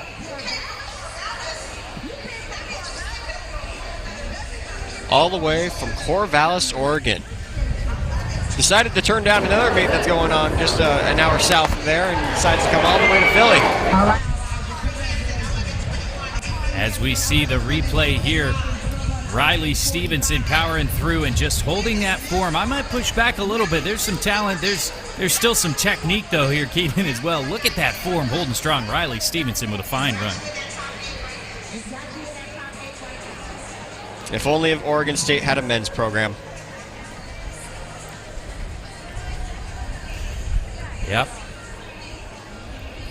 I'm sure they would be calling his name real fast being right there in Corvallis. Yeah, a lot of hometown programs, but it's great to see people coming across the country to compete as well. And both West Coast guys, as you said, Keenan, myself a Californian originally. So it's so great to get to see some of these different programs that are well represented in different parts of the country. That will take us now to heat number 15. That's the cool part, Trevor, is, normally you could choose like the easy route and just go to the meet that's closest to you. But this kid's putting himself in a position where he's going to a venue that he's never been before, never been probably to the city before. This is a new environment. Lining up against some of the best in the country as we continue to do here in our penultimate heat. It's going to be Dane Stahl, Elliot Donmoyer, Tyshawn Hampton, Keon Ali, Javane Rowe, Tamarcus Roby Jr., Pierre Love, and Samuel Schubert. Well, how about another quick run here? And another sub-11, no, just outside, 11:01 officially for Keon Ali out of New Jersey. He takes victory here with a slight aiding wind of plus 1.1. He almost looks disappointed that he didn't get that nod under 11 seconds. That's okay, young man. You'll get another chance. Currently, number 5 overall with just one heat remaining is Ali. And this is where I get greedy as a fan as we take a look back. I mean, just a tremendous start out of the blocks for this young man. And really, it was towards the end of this race that, maybe tightened up a little bit, which maybe cost him a couple of tenths, maybe 100ths of a second, if you will. But the execution was there. Now it's just about, cleaning up the little bits towards the end. But I'm kind of greedy here. I wanted to see, more guys under 11 seconds here as a track fan. But, maybe some of these guys are saving it up for the final. That's what I was going to say. I agree. As a fan, we get greedy, but we love it. But I'd like to see some fireworks in that final. I think that's really what we're building towards as we see heat number 16. There's the lineup, and fittingly, it's a full field here at Franklin. Ari Galvan, Andrew Conacher, Miles Smearman, Jason Pratt, Drayden Black, Ethan Mendez, Ethan Hammond, Andrew Bazari, and Harold Switzer. 16th and final qualifying heat in this boys middle school 100 meters, and the win here is going to go to lane number 5, Drayden Black out of Yuma, Colorado, 11:27. So he will get the heat win and be just outside of qualifying. It took 11:12 to make this final 10:66 meet record from Stevan Lyon, the fastest on the day. Hey, talk about setting the stage, Keenan. This should be a fun final. Meet record in the prelims. It's not even a lifetime best for Lyon. Could we expect a sub 10:50? Perhaps. But we just want to see a fast final. I think that's the most important thing. Is like, of course, we know what Lyon's capabilities are as an athlete, but what can the rest of the field do to try to counter that and, not necessarily, team up against him, but like how can they keep up with him in the final?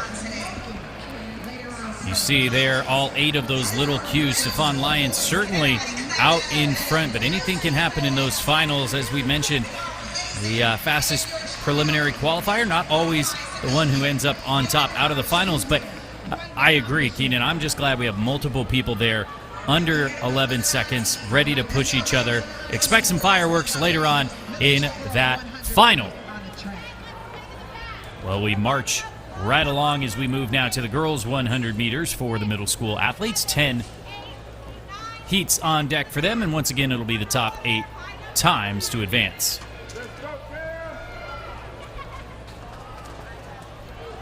Meet record here set a year ago. Parker Coes of Bullis. Such a great program in Maryland. We'll be saying that name a lot this weekend. Bullis. Parker Coes has the record, 11:87. And here in heat number 1 of 10, it's Milan Little of MVP League. Callie Welsh. We have Deandra Friersa, Aubrey Douglas, Cameron Daly, Bailey Maddox, Bella Hatter, who we saw earlier, G. Rondo, and Gabrielle Monroe. 11:87 is no joke, Trevor. And neither is that second gun. No. I think that was a pretty clear false start there, unfortunately, from Cameron Daly. We'll see if they're able to wave it off. Is that a yellow card? There may have been some external issue there, and it's the middle school race, so I think we maybe give a little bit more leeway for these young athletes, but shake it off back into the blocks.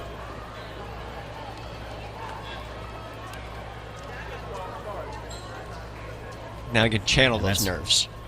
And Cameron Daly is certainly one that we don't want to lose. She's one that has run sub 11 seconds and then some, sub 12, I should say, into the 11 seconds. She's one that could set a new meet record potentially as we continue to get greedy, like we said. Off now cleanly, second time of asking. Keep an eye on Cameron Daly out of Raleigh, North Carolina. Track Explosion, her club, and that is exactly what we're seeing here. 11:39. Talk about setting the bar.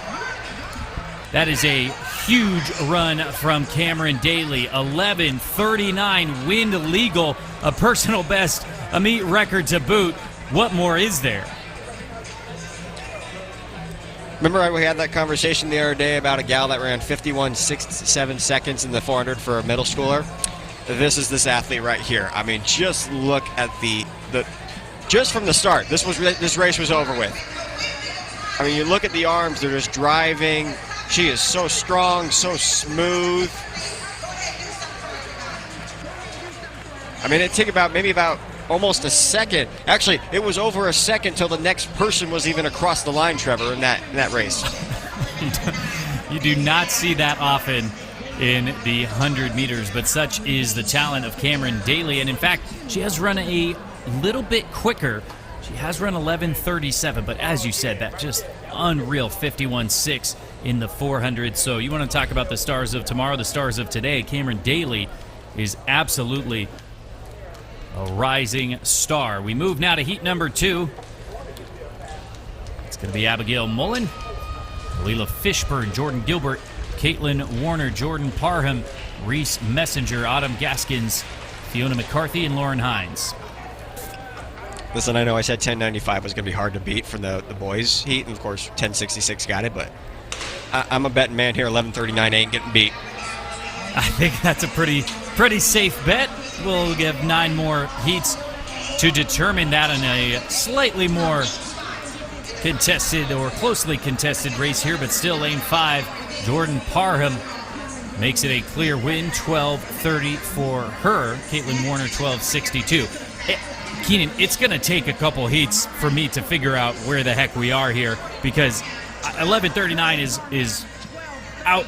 I mean, it's just such another level. We got to figure out how we're going to fill the rest of the field. Well, the matter of fact is, Trevor, you said it. She has ran faster. It's 200ths of a second slower than she ran here in the prelim. It's already a meet record. Also, the conditions are perfect right now. I mean, it is now 85 degrees right now here at Franklin Field. You know, the wind's maybe a little breezy. The wind's playing from maybe tailwind, headwind from time to time, but this is perfect conditions for sprinters. And when she ran that 51.6, it was a very, very hot day in Seattle. Even for Seattle, it was a very, very warm day. Sprinters will love the warm conditions, a nice slight aiding tailwind. Cameron Daly, let's just say it would have made the boys' final last year. Now, we went a little quicker this year, but that time would have gotten into the final 8 a year ago for the middle school boys. So plenty more to talk about with Daly, but plenty more on the track as well here in heat number 3. Addison Wilson, Logan Spain, Rylan White coming back from the hurdles, Pison Sanders, Vylan Collier, Audrey Howard, Kenai Perry, and Leah Smith duking it out in the middle of the track, lanes 5 and 6, as Payson Sanders slides past from the Sprint Factory out of White Plains, Maryland. Sanders 12:37 for the win, third fastest thus far.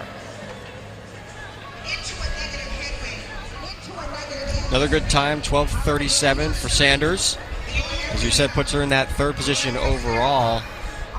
You know, anything like, to me, anything about 12:40 or below is a really, really good time for a middle schooler in the 100, at least in the girls 100. In the case for Cameron Daly, that's another conversation we can have later down the road. But, you know, for Parham, Sanders, those are very, very solid times here in prelims.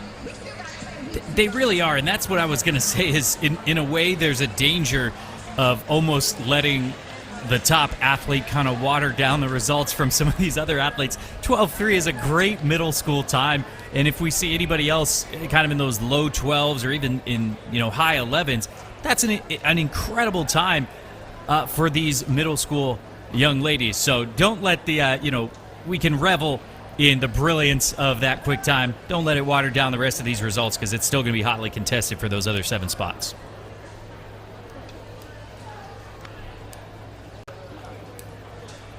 Heat number 4 now. Layla Perry, Jalela Porter, Aaron Scott, Jacqueline Salaney, Anaya Walker, Elena LaFontant, Luciana Damiano, Gabby Rouse, and Aaliyah Grinion. Good start in lane 5 for Walker, but coming on strong is Aaron Scott in 3. Won't be enough. 12:15, a perfect 2.0 on the wind. Anaya Walker out of Florida with Aaron Scott second at 12:33. And she'll take that. I mean, again, we just talked about it right there. You know, you're running in the high 12s, getting close to that sub 12 area. You know, 12:15, 12:30, respectable marks. You know, moving forward, again, some of these athletes, not even at the peak age of where they could potentially be at. I mean, you know, by the time they graduate high school, you know, in the case for Walker, she could see herself, you know, 11.5, 11.6. Heck, even faster, especially when we're talking in the case of trackflation. She's a 6th grader. I mean, 12:15 for a 6th grader. I've known a lot of people that have had, you know, decent high school careers that have been right around that 12.1 mark. So incredible run from Anaya Walker. 12:15, currently second fastest on the day. Jaylee Dupree lines up here in heat number 5. Remember, 10 total. Serenity Rollins and Aaliyah Arnold, Aaliyah Oling, Lana Lucas, Malaya Dwyer, Chelsea Williams, Shannon Stapleton, and Donnell Melody Redding. That is your lineup. 12:59, the current bubble time. And an even start over the first 20 meters or so, but now coming on strong in lane 5, as it's been so many times. Lucas, but Dwyer out of lane 6. Is she going to get the nod? No. It will be Lana Lucas, 12:03, but Dwyer with a great run as well, 12:05, making our second and third fastest times of the day. Creeping closer to that 12-second barrier again. Already seen one athlete dip under it, and, well, she annihilated, I should say. But, you know, as we move along through these heats, that was just the 5th heat right there, halfway through. You're going to see more and more of those girls try to get closer to that 12 seconds. So you look at what Dwyer was able to do there in the last 50 meters. The start was not great. It was the finish that really drove her here towards the end and pushed, actually, Lucas to get close to that sub 12-second barrier. So in some degree, you got to thank the athlete that finished second to you, because they really pushed you towards the end. Iron sharpening iron, and that's another reason why you come to these big meets, is to get competition. If you're a middle schooler running 12 flat, you probably have to drive a few miles to find another middle schooler in that same world. So what an opportunity for these kids to come out and race against some of the best. Heat 6 of 10 now. Eden Dunleavy, Olivia Williams, Carolyn Bennett, Mariah Dawson, Ophelia Hadley, Cal Mason, JC Kirsten, and Reagan Heislip, with looks like Williams and Kirsten, I believe, will be non-starters.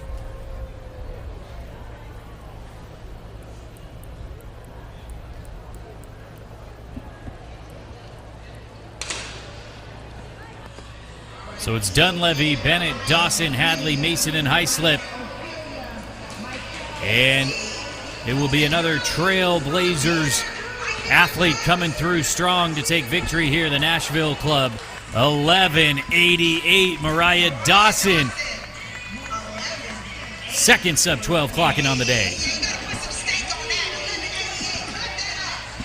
You know, talking about trying to follow an act like Cameron Daly, and Mariah Dawson, I should say, puts herself in that conversation. No, it's not an 11:39, but it's an 11:88 still. If you're breaking 12 seconds in middle school, or even at the high school level for that matter, in the girls' 100, you are putting yourself, I shouldn't say elite competition, but you're putting yourself in some of the best, like whether it's the state, whether it's your region. Anything under 12 is a very, very good time.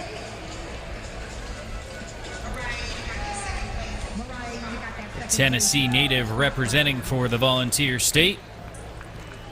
Gives us our second fastest time of the day, and as he said, makes it 2 under 12 seconds. Well, that bubble time, Aaron Scott, 12:33. And it just gets closer and closer as we move now to heat number 7. Chelsea Smith, Micah Lewis, Jenna Swick, Jordan Falvey, Kennedy Austin, Akira Wise, Jordan McNeely, Sage Rutland, Taylon Anderson. Off and running here in heat number 7 of 10. How about lane 4, Jordan Falvey with a good start. Lane 5 coming on strong as well, Kennedy Austin. And it is going to be Austin, although it was a good finish on the outside there. But Kennedy Austin gets the nod, 12:43. Jordan McNeely does come up for second there, 12:50, as Jordan Falvey is relegated to third, 12:56. The 12:43 for Austin will be just outside of our qualifiers. You really see it, you know, between the differences between the 100 and the 60. You know, a lot of people are really good at the 60. A lot of people are really good at the 100.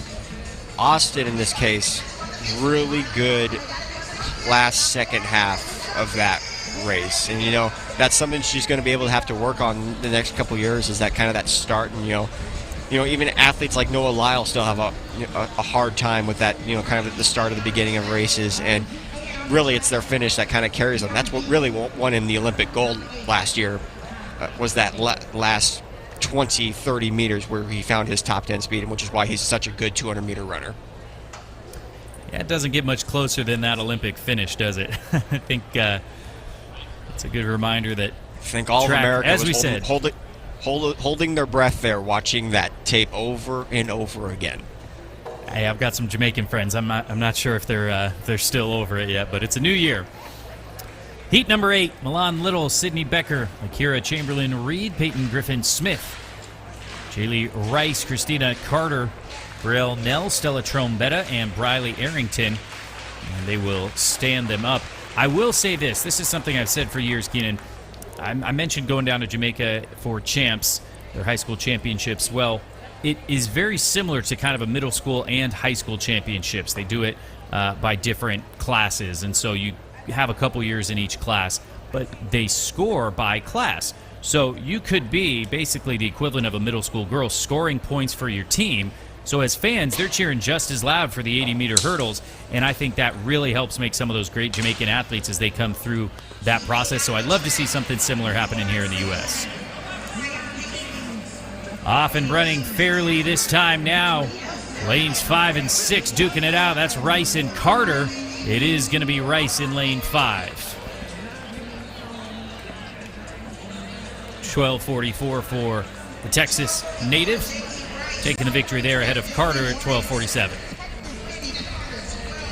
Aaron Scott still sitting in that position in 8th right now at 12:33. 2 more heats to go. So, again, as I said from the boys, you're kind of hoping and praying that nothing faster over these next 2 heats bumps you out of that top 8. Although, I mean, again, we've talked about, predictions here and there. It may take, 12:25, 12:26 that could get you into that top 8. And heck, 12:30 might be the 8th and final time, which would benefit Parham, but not Williams and Scott. I think you're right. I think we'll get 2 more qualifiers, maybe 3 out of these next 2 heats. Well, we move to our penultimate heat. It's heat number 9 of 10. Mary Moorhead, Gabrielle Parker, Avery Foxworth, Jamaica Sumter, Jordan Bush, Avery Noble, Aubrey Reisner, Skylar Hunter, and Wacha Aja Bulem on the outside.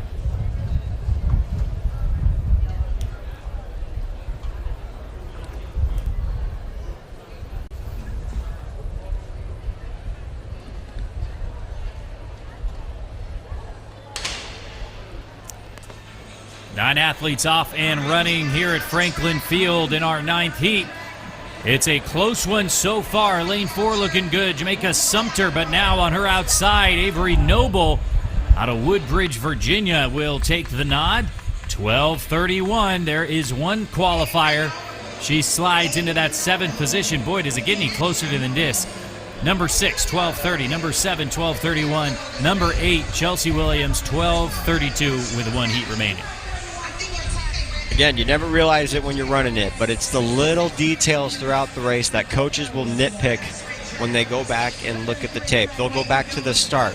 They'll go back to the 20 meters part. They'll go to the halfway. They'll go 75 meters. Heck, they'll even go as far as 95 meters into the race to see what you could have potentially done to either, mess up or get yourself into that final within those last 5 meters. So those hundredths, thousandths of a second, I know I've seen a couple of them have been decided by the thousandths of a second, really go a long way in determining whether you make that final or not.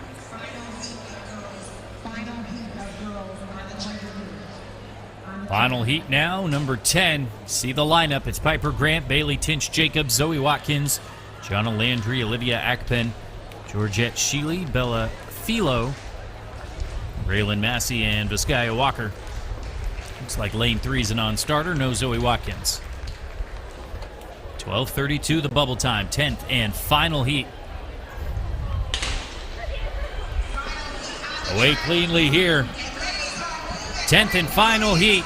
Trying to qualify to the final later on. And look at lane 5. Olivia Akpen out of New Jersey.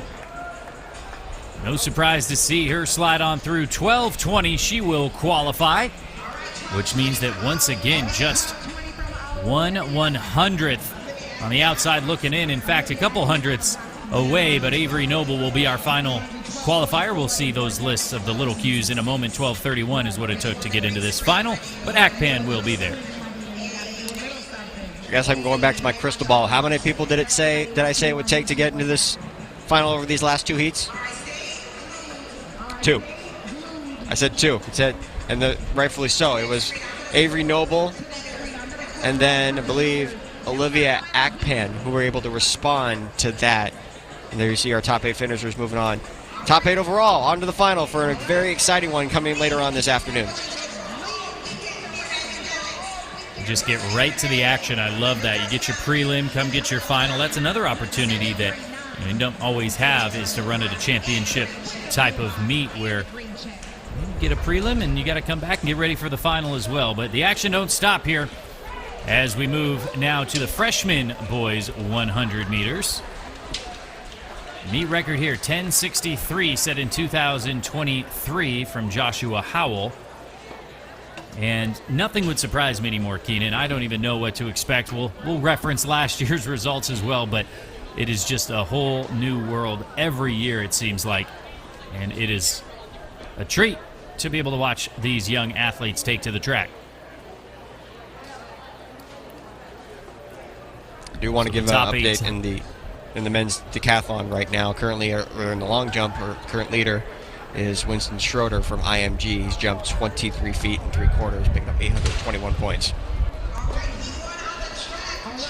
Back on the track, this is our first heat in this freshman boys 100. Charlie McFarland, Carter Lyons, Zakarian McAfee, Jensen Bolden, Pagan Nava, and Millen. And lane 5, Liam Jensen gets the win, 11:20. Look less than ecstatic about that result, but he does kick things off for the freshman here. Again, we will have 12 heats total. Top 8 will advance. 11:20, the winning time for this first heat from Liam Jensen. Jensen, McFarland, Pagan, all under 11:39. Millen just ran as fast as the middle schooler we saw in the girls race. I didn't want to necessarily mention it, but I was just like, that again puts in perspective how good Cameron Daly is.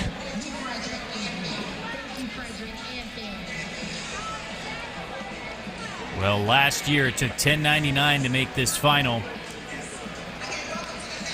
10.65, just outside that meet record. That's what won in the final. Stanley Smart Jr. from Coastal Georgia Track. Of course, this is just the freshmen here, so no returners from a year ago. It's strictly for the 9th graders. But again, keep an eye on the qualifying. 10.99 is what it took to qualify. 10.70 was the fastest qualifier. We'll move now to heat number 2. Eric Allen Jr., Devin Price, Silas Siciliano, Taylon Henderson, Michael Swanson, Kai Roquetta, Braden McNulty, and Malik Jones.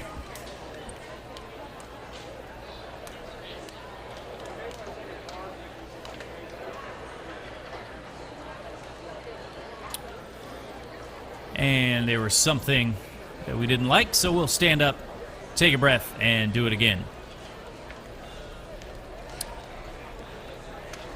Keenan, talk about the just the fan experience here at Franklin Field. I mean, whether it's Penn Relays or Nationals, this place always, there's a reason it's one of the most storied facilities in the country. It is, and you know, when this place, I should say, is packed, it's loud. It's very, very loud. And when the crowd's involved, when the races are good, it becomes one of the louder venues in the country. A lot of great energy that will continue to grow, and so will the action on the track as we are off now in heat number 2.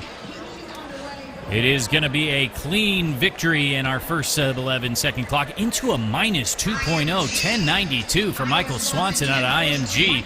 That's another name we'll be saying a lot this weekend. IMG Elite coming up from Bradenton, Florida, the IMG Academy. Michael Swanson gets the win, 10.92, fastest time of the day. As you mentioned, you know, battling that strong headwind, negative 2.0.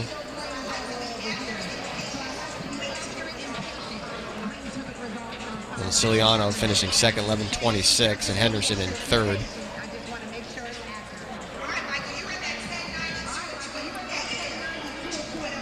And coach seems to like that.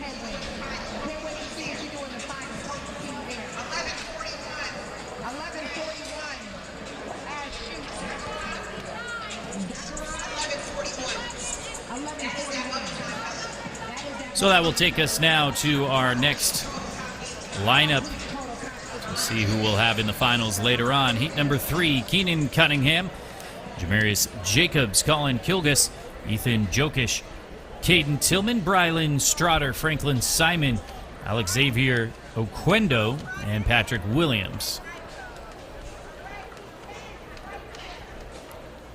And another cross-country affair. Representatives from Louisiana, California, Arizona, Texas, Illinois, Maryland, South Carolina.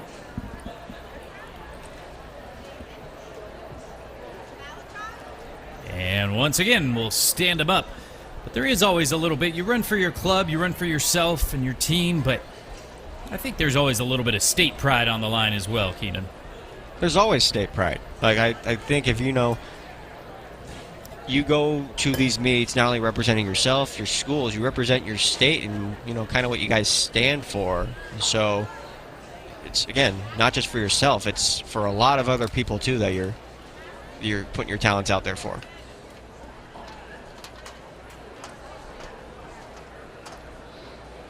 Back into the blocks to try again. Cunningham, Jacobs, Kilgus, Jokic, Tillman, Strotter, Simon, Oquendo, and Williams. And no, an injury, it looks like, out of lane 4 for Jokic, but Tillman is going to come through and be right around that same time as Swanson. Call it 10.95 with a slightly more favorable wind, 0.3 on his aiding gust. Caden Tillman goes 10.95, second fastest time overall, with Jacobs in second at 11.10.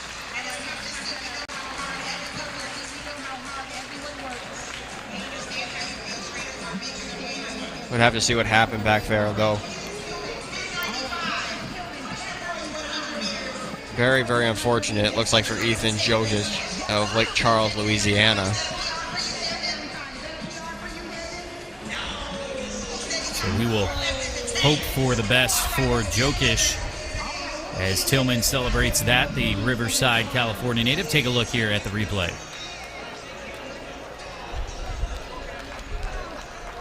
So everyone was pretty even with each other, and then it looks like maybe about 30 meters in, a little bit of a trip up, and then he holds on to the hamstring. That's where it looked like that injury's picked up there, and towards the beginning of that race. So hopefully he's okay, and it's just a cramp and nothing more. Takes us to heat 4 of 12. Donovan Rubens, Charlie Bennett, Amir Woodward, Javon Legister, Isaiah Callaway, Eli Turner, Nathaniel Kelly, and Nicholas Cristino off and running. No problems here. First gun away cleanly. It's lane number 5. Javon Legister of Marauders TC out of Jersey City is going to be quick. 10.57 for Legister. That is a new meet record. Yes, it is wind legal. Javon Legister, another meet record as they keep on coming. Fastest time of the day.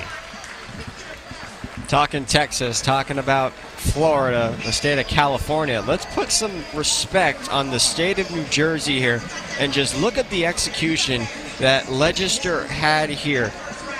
Great drive. And there's that second half of that race that really prevailed him. 10.57 as a freshman. Very, very good. Just outside his 10.46 personal best, so we could maybe even see potentially something more. He's got a couple other windy 10.4s to his name as well, but very consistent this season. Legister taking care of business here in the prelims, giving us a new meet record and our fastest time of the day. Remember, last year, 10.99 is what it took to qualify to the final here, the freshman 100. Heat 5 now. Russell Granice, Ashton Miller, Tyler Barnett, Colt Turner, Nolan Collins, Zane Johnson, Asher Wilmink, Elijah Kalam Idin, and Shane Rogers. Lane 6, Zane Johnson now being challenged by Nolan Collins in 5, and it will be Collins. 11.04 to Zane Johnson's 11.05 as those two slide into the top 10, but the top 8, I should say, but precariously so, sitting in 6 and 7. Collins gets the win. There's a mutual respect from those two right there as they kind of did a handshake after that race, and look how much they pushed each other. And actually, it was not a very good start from Collins there in lane 5. Took a little bit of a slower start for him to get going, and then really accelerated within the last 40-30 meters to beat Zane Johnson of Iowa. Michigan and Iowa, of all places, running 11.04s, 11.05s. Doesn't matter if you're in the coldest parts of the country in the Midwest. You can still find ways to run fast. Coming out here to the sunshine and blooming for all to see. As we move to heat number 6, it's going to be Alexander Adelaide, Spencer Long, Amavi Turner, Arthur White, Cooper Colcom, Daryl Hunter, James Wollo, Alexander Binns, and Cameron Jones. I do want to give you guys an update in the men's decathlon that just finished up the long jump. Our defending champion, Colton Dean, Actually finished 16th in the long jump, only jumped 11 feet 7.5 inches.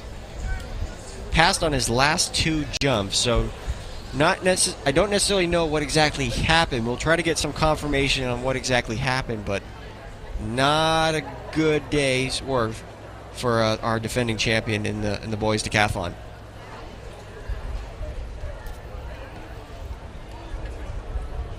Back to the track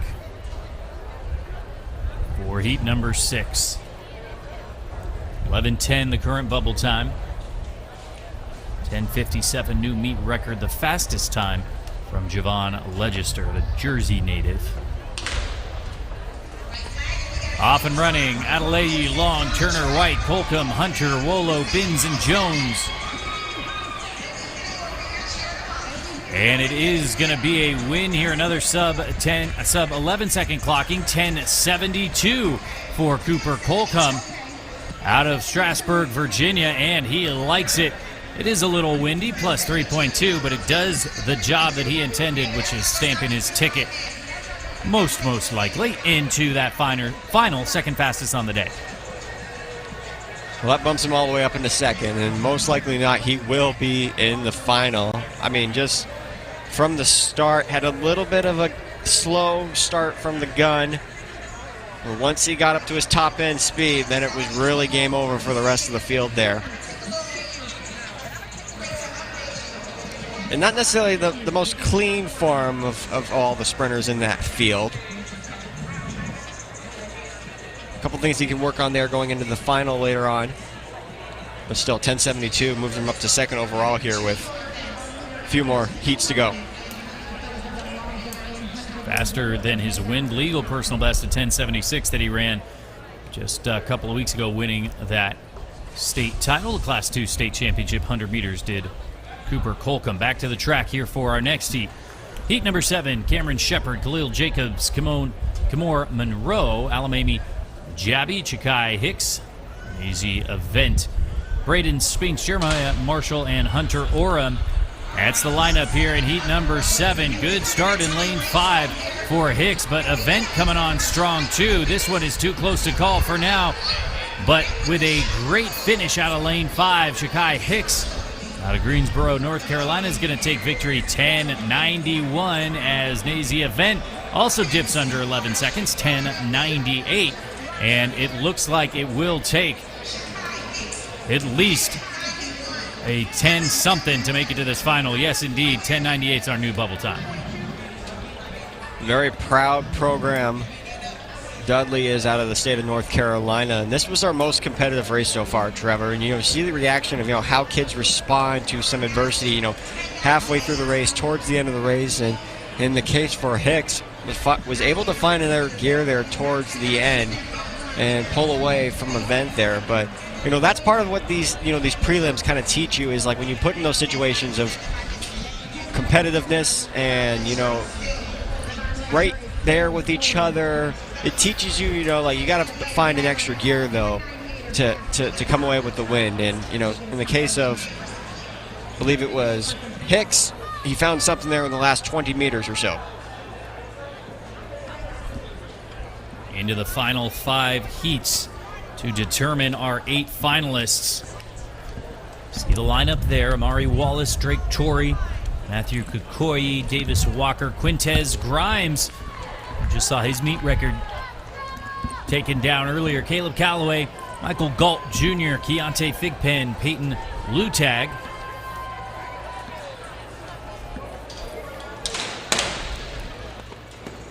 And a little movement there in lane 4, it looked like. So I think we'll see how that goes. But it is interesting. We see Quintez Grimes out of Ellenwood, Georgia. I mentioned his name as the meet record holder earlier in that 100 meters in the middle school section. So he won and set a meet record, which again we just saw broken, but it is fun to see the athletes advance through the ranks. And that's as you said, that's the fun part too, is what you see what they do as middle schoolers, and then it's What can they do in their freshman? What can they do in their sophomore, junior, senior, all the way up to their collegiate? Heck, if they're able to make it down to the professional ranks, it's always fun to look back and see, like, yeah, that kid ran this time as a middle schooler, and we knew something special was a Bruin when he ran that.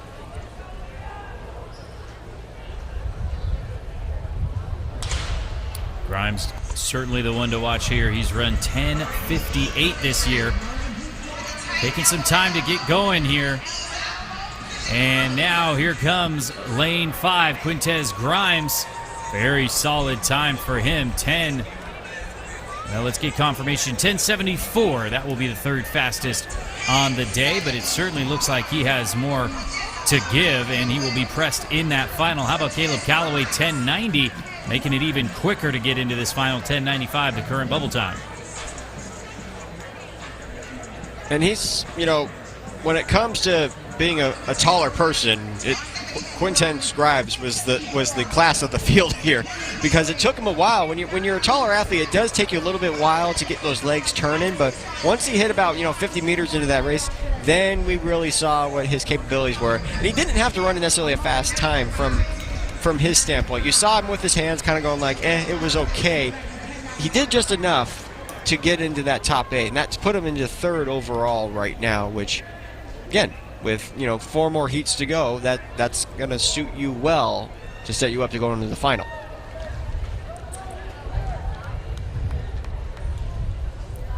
Yeah, I certainly think he'll have more to give in that final, as we will move now to heat number 9 of 12. So plenty of running still left to go here. 10:95 the bubble time. This heat, Kylan Johnson, Cole Lukenbill, Colton Henderson, Winston George, Wesley D'Imperio, and Nico Monroe.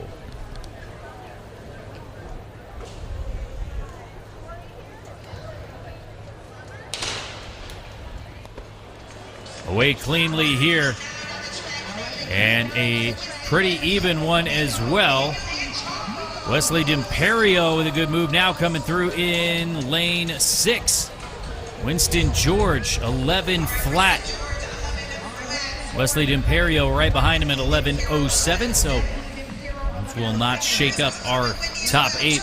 But a good battle between those athletes there. Winston George with a fine freshman time, 11 flat. And you got to think, coming into this competition, it was going to take a sub-11 effort to make the top 10.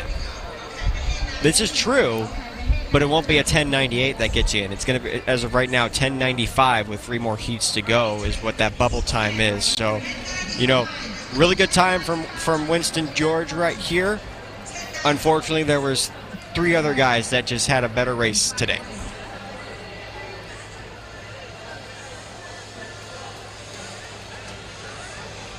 Final 3 heats, as you said, 10, 11, 12. We will see if we pick up any more finalists. I think maybe 2 more, like we talked about on the girls' side. That feels about right, but we'll see how the running shakes out as we move to Heat 10. Denario Girton Jr. lines up here. Akeem Jones, Ephraim Tia, Jaden Kosi, Malachi Robinson, Nasir Diggs, Majid, Gabriel Ocampo, Jordan Baez, and Cameron Kasilowitz.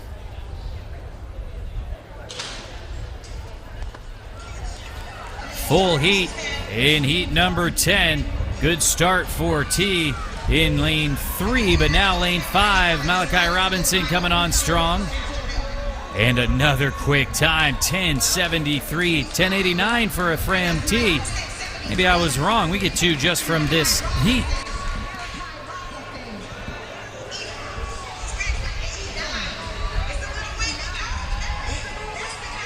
Plus 2.8 on the win, but that's still very quick. 10:73 for Robinson. And that's the other cool thing too, Trevor, is when you see athletes, as I mentioned, this is their peak race. We look back here on the replay here, and a little bit of a slow start, then managed to find a way to come through in the last 50, 60 meters.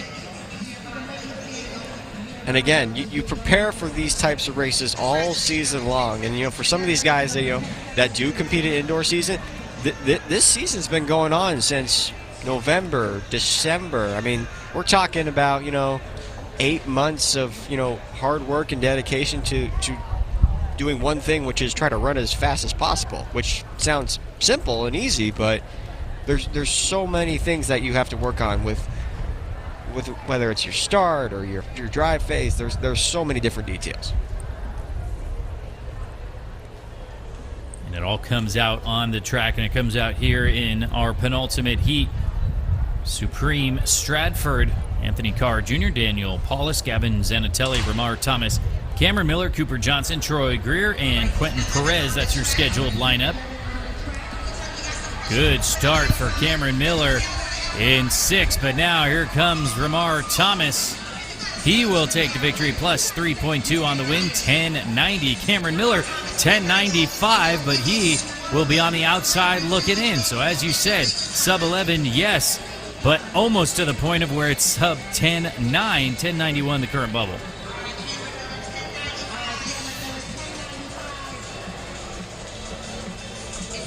So 10.90 just ahead of both Thomas and Hicks.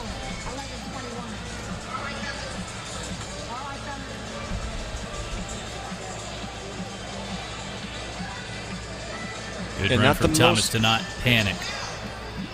He didn't panic at all. No, and that was the big thing, is like he had enough time towards the end of that race where he could make up some ground there after, a little bit of a slow start. I wouldn't say it was a bad start, but, again, going back to what I said about, some different racers. Some people have a really good start. Some people have a really good close.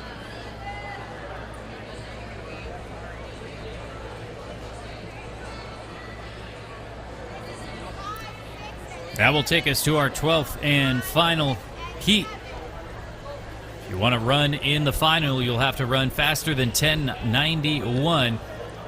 And the young men lining up here to do just that: Moses Kim, Brody Keller, Jaden Gillespie, Xavier Williams, Avante Earl, Rapolas Ogorandikas, Elijah Liles, and Corbin Lord.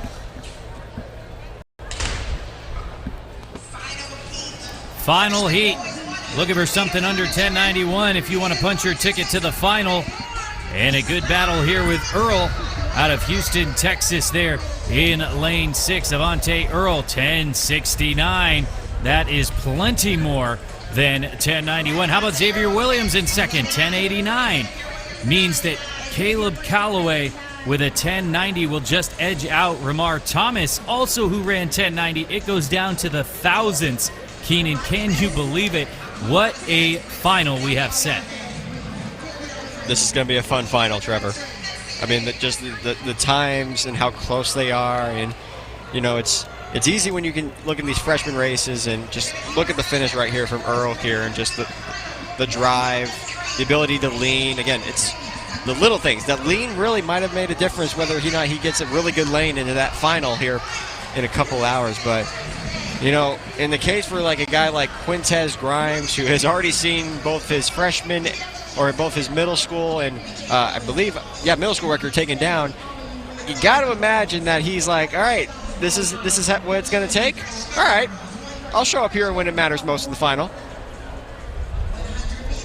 I love, as I've said, that they do the middle school and then the freshman. It gives a little more gravitas, I'd say, to each level. So you're not just getting blown out by, the seniors. You get a little bit of of kind of a quarantined or siloed competition, but still very, very good competition. So the stage is set for our freshman boys 100-meter final, which means we will, of course, move to the girls 100. You see the lineup there for Heat 1 of 18. It's Denavia Patterson, Kylie Walker, Gianna Cunningham, Sienna Adkins, Celeste Owens, J.C. Void, Tatum Jones, and Shiley Williams.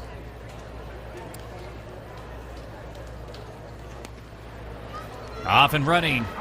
Patterson, Walker, Cunningham, Adkins, Owens, Void, Jones, and Williams.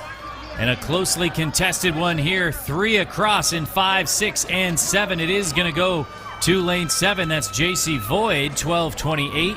Ahead of Celeste Owens,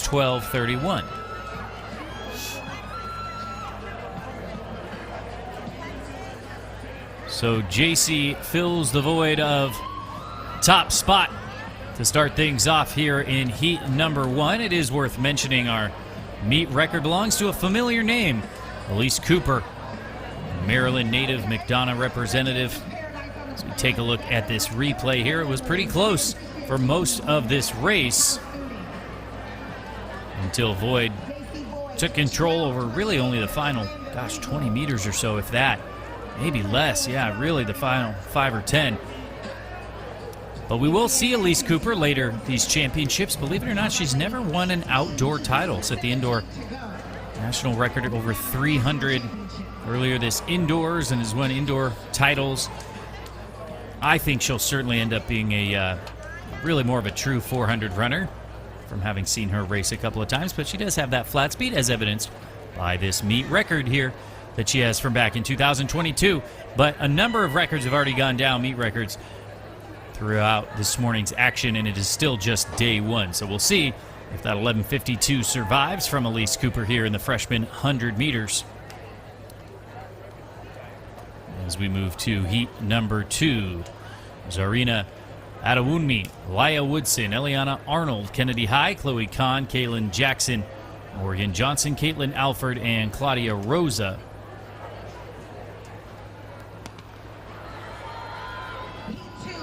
Freshman girls 100 meters, lane 4 and 5 duking it out here. That's High and Kahn, and it is going to be lane 5, Chloe Kahn of the Mo Better Jaguars from Brooklyn, New York.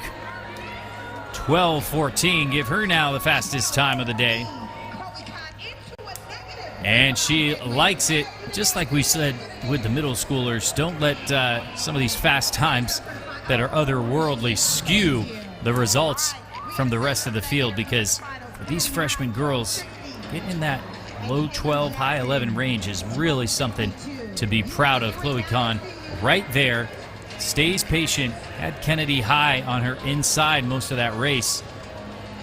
Didn't panic, stayed right down the middle, gives him a little dip at the line, and gives us the fastest time thus far. 12:14 into a slight headwind for Chloe Kahn there in heat number 2.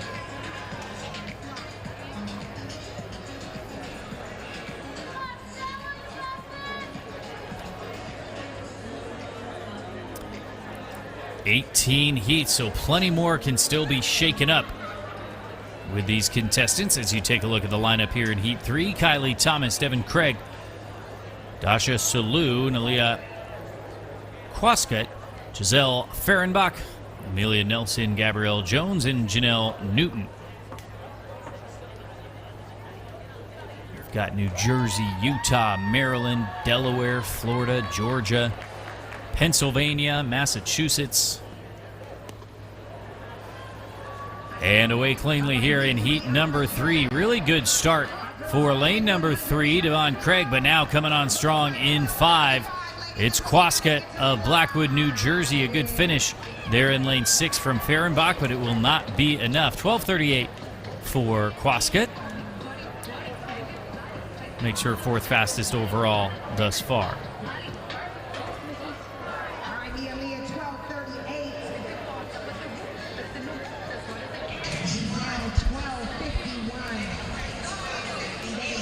Take a look at the replay here. You see Quascut staying very patient, coming on through. Again, Fehrenbach on the outside. A little side-to-side motion there, but running really hard in lane 6. But lane 5, Quascut just so smooth coming through. She would love to make it through to that final. It is a tall order. 12:38 currently 4th, as you see confirmation of those results. And give an update in the girls heptathlon right now. The high jump is heading up to 4 feet 11 and a half inches, and so far there are 6 girls that have cleared that. As Deja Duncan leads the competition, she's cleared her 3 first heights on her first 3 attempts.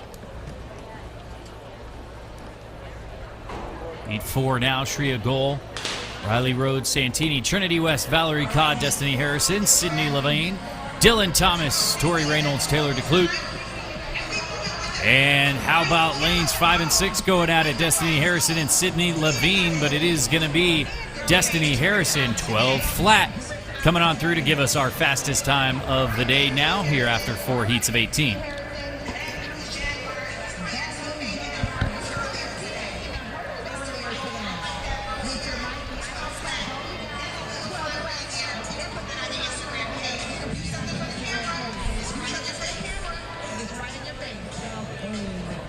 It was a good closing speed from her, but the finish was a little bit slower, so she made up a lot of ground on this last half of this race. There you see she's starting to pull away from the rest of the field there in lane 5.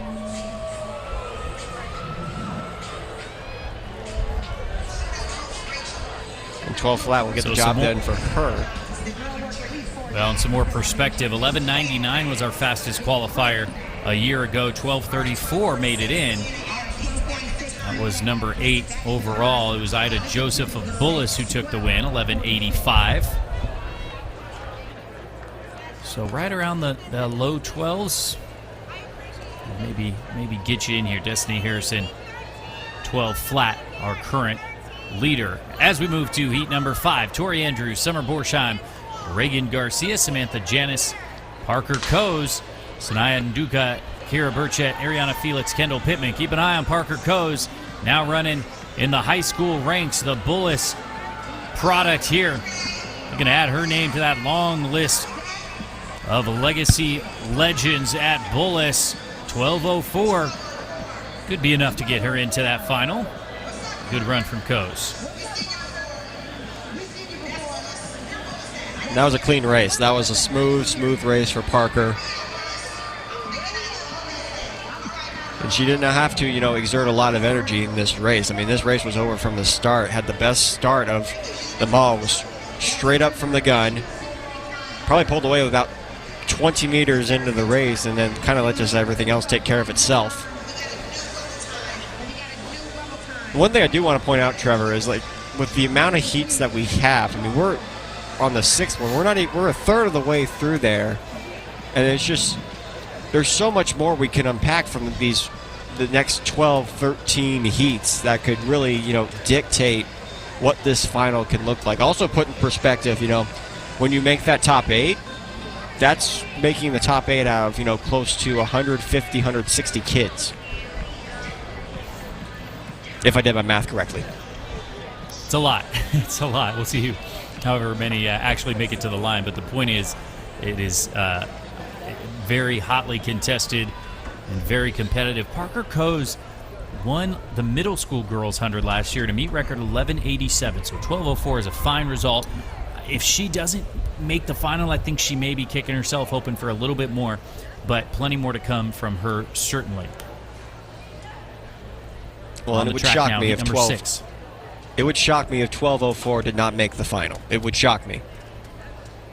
I don't know what to believe anymore after the morning's races. Meet records left and right. Some crazy times, but we'll take it, like you said, one heat at a time. Look at that. They held up for us to give us a little time to introduce the field here in heat number 6. Ihoma Ejogu out of the Bronx, New York, lines up here. Maya Brown, Soren Harris, Sophia Odokiti, Caden Flowers, Jesse Yeager, Noemi Haller, River Corbin. That is your lineup in heat number 6. 12 flat, the fastest time, 12:40 the bubble.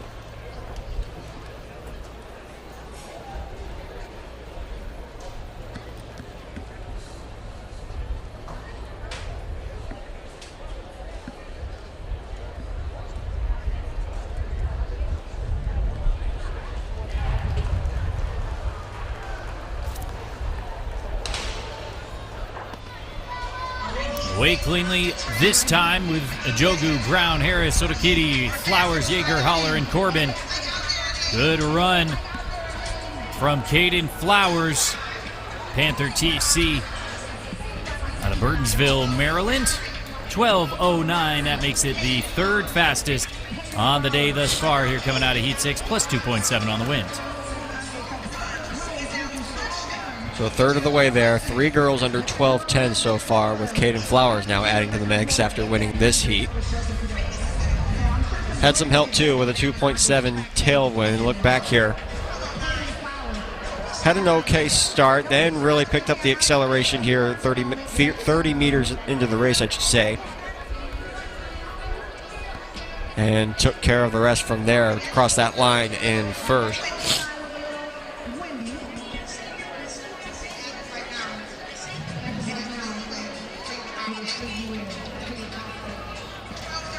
Confirmation of those results. We've seen qualifiers getting come from anywhere and everywhere. I mean, just like you can qualify or win out of any lane, you can qualify, of course, out of any heat.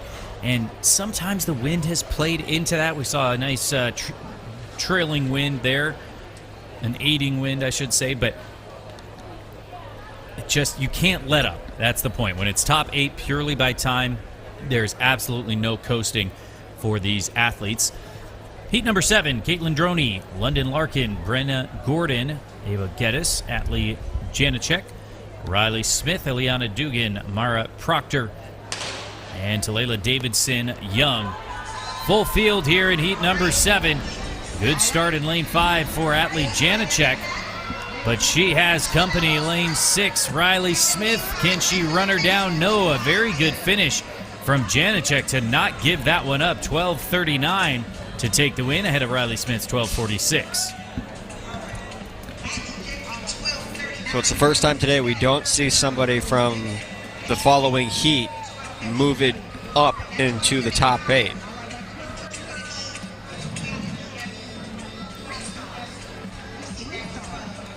And for Janik, that was a slow start, and then it's the acceleration right there towards about 50 meters in. I mean, she had to really work the last half of this race to, come within striking distance of that top 8 time. And she comes away with a 12:39. Good time, but just not enough to make that top 8.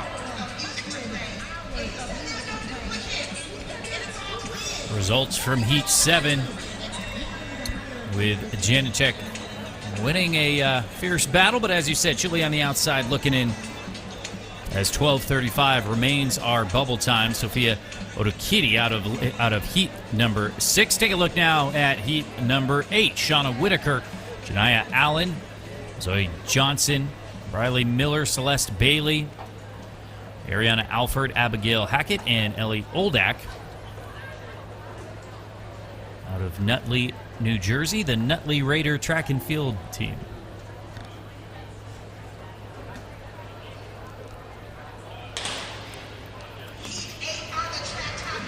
Heat number 8 here on the track. Lane 5 looking strong. Briley Miller. And Briley Miller has some company way outside, but Miller will hold on. It looked like Abigail Hackett coming up there for second. Briley Miller 12:49, and it is Hackett who comes through in second, 12:58. So as with the previous heat, a good battle between those two, and she likes the time, moving in the right direction. But it won't be enough to make the top 8 here today. A couple of Pennsylvanians that will get used to each other over the next couple years. Of course, Miller from Lancaster and Hackett from Bethlehem. But you take a look here. Miller had this race from the start, but then it was really towards the end that Hackett was able to find another gear on the outside in lane 8. To challenge Miller towards the end, and close result between those two Pennsylvanians. Part of what's so interesting about seeing some of these young athletes, whether middle school or the freshmen, and seeing how they progress, it's a great chance for recruiters and college coaches to be able to say, okay, what things can we work on? What things can we fix? Are they able to take coaching? Are they able to adapt? I remember seeing you last year, and you were maybe working on this, and you've improved it this year. So I think that's a great, just another great chance for these athletes, even though they're not really truly being recruited just yet. Coaches' eyes certainly are on them. As we move to heat number 9 here, Freeman, Roberts, Connor, Lane, Petrosky, Barksdale, Turgovich, Howden, and Languedoc. It is close in the middle. Lane 4, I believe lane 5, Ellie Petrosky is going to get the nod, and she does. 12-12 with Camera Lane right behind for Flower City TC out of Rochester, New York, 12-13. So that will give us our 4th and 5th fastest times of the day thus far, and move the bubble time down even quicker to 12:31. The times will come when you have competition, you're willing to push each other to the brink, and that's what we saw right here for both Petrosky and Lane. Two girls that, you know, really wanted to get the win here. Of course, it was Petrosky on the outside there in 5. But Lane pushing right to the end, and as you said, gets them into that top 8. That puts actually them 4th and 5th respectively. But we're halfway through, Trevor. There's still a long ways to go. Hey, anything can happen, and we've been blessed and maybe spoiled with a few incredible performances already so far in these prelims, and some fast times, definitely some depth, but there is something to be said for something that's very, very close, a concentration of personal bests and prelim times to make for good drama as well. It doesn't always have to be the top end.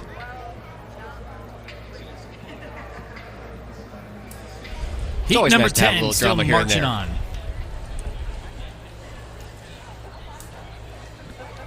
The prelims, as we've said a number of times, are setting the stage for that final drama. Janelle Nardi here, Morgan Bass, Tamaya Johnson, Adeline McDonald, Elise Brediger, Ainsley Lister, Phoebe Powers, Renaya Parsons-Smith, and Eve Liberty. Lane 5 making quick work of this one. Elise Brediger of Oberlin Spikes in Avon, Ohio. That is going to be quick. 12:04 equals the second fastest time of the day. And a very confident run from Brediger to most likely run herself into the finals. I think she'll take that one, Trevor. She'll take that one, because that was, you know, from an execution standpoint, that was a clean race. She did what she needed to do. You can see her accelerate from the rest of the field, and you know, she kind of shut it down a little bit towards the end of that race, and knowing that she had enough real estate to work with, and I'm sure she took a look over at the clock and it's like, all right, I'm right around that 12 seconds. I don't need to exert all my energy here in this prelims, knowing that, you know, if I'm still in that top 8, I got that final later on this afternoon. That's part of the experience, is figuring out how to portion your effort, get into those finals, still have plenty left, but good form from Brediger, and a nice run to slide into equal second, as we said, with that 12:04, along with Parker Coase still safely in the top 8. That'll take us now to Heat 11.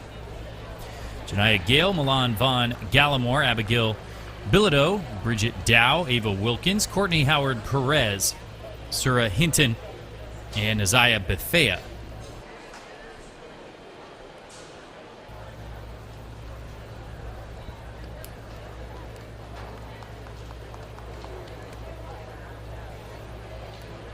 And, well, we'll see if she's going to get away with that one, raised her hand, or if they called them up.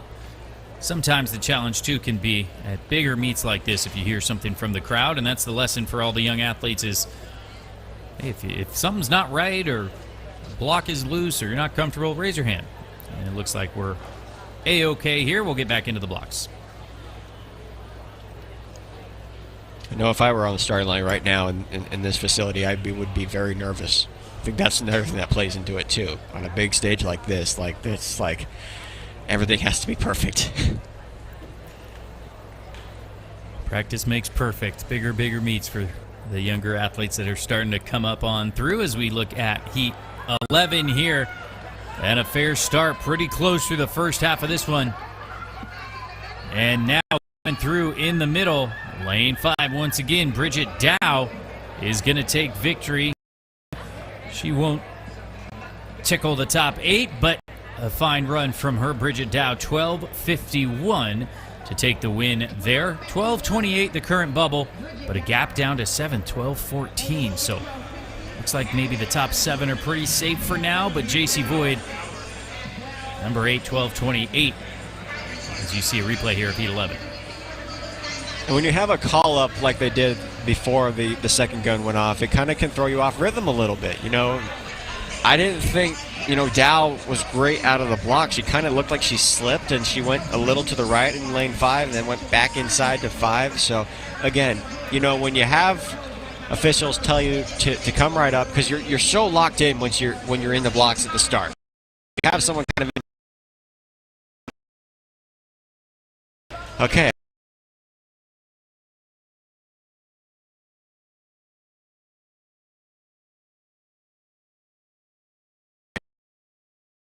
Somebody else false starting. It's part of the challenge of staying focused, getting back in those blocks, and bringing your best. Well, heat number 12 now will be comprised of Chloe Barnes, Alyssa Tonini, Ava Simone Bush, Mariah Joyner, Cynthia Singleton, Sienna Tate, Morgan Campbell, and Rainey McKenzie. And a really nice run so far from lane 6, Cynthia Singleton, but now being pressed by Joyner. And it is going to be Mariah Joyner, 12:45, ahead of Singleton, 12:55. Once again, a very solid run and a good heat win for Joyner, but she will end outside the top 8 and watch the final from the stands. One of the more storied programs in the state of North Carolina, the Carolina Cavaliers, although better known as Cuthbertson High School, always produced some of the best distance runners in the country.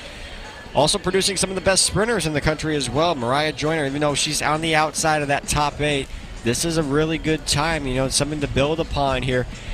They also pride themselves on the relays. So, she's probably thinking about, all right, how can I get onto the 400 of the DMR? How can I get on the 200 of the SMR? Like, there's just many things that, that factor in how you do in these individual races that, go into, and it's hard to believe, track is a team sport. Yes, it is, especially when it comes to the relays. It really is. A lot of pride on the line at these national championships for those relays, and as you said, for the school, even if you're running for the club part of it now. So it's a great opportunity for these athletes, as you said, to come on up, get the experience, and hopefully win a leg on one of those relays. Take a look now. Number 13, Zyriel Engum, Cayman Noble, Olivia Barr, Brooklyn Ford, Kirsten Ginn, Maura Johnson, Ariana Ramsey, and Lindley Wilkes. Good start here. In lane 5, Brooklyn Ford of Missouri City, Texas, powering home. A little bit of a challenge on the near side, but nothing close to pushing Brooklyn Ford. She slides in now to that 8th spot, 12:18 for the victory ahead of Kirsten Ginn.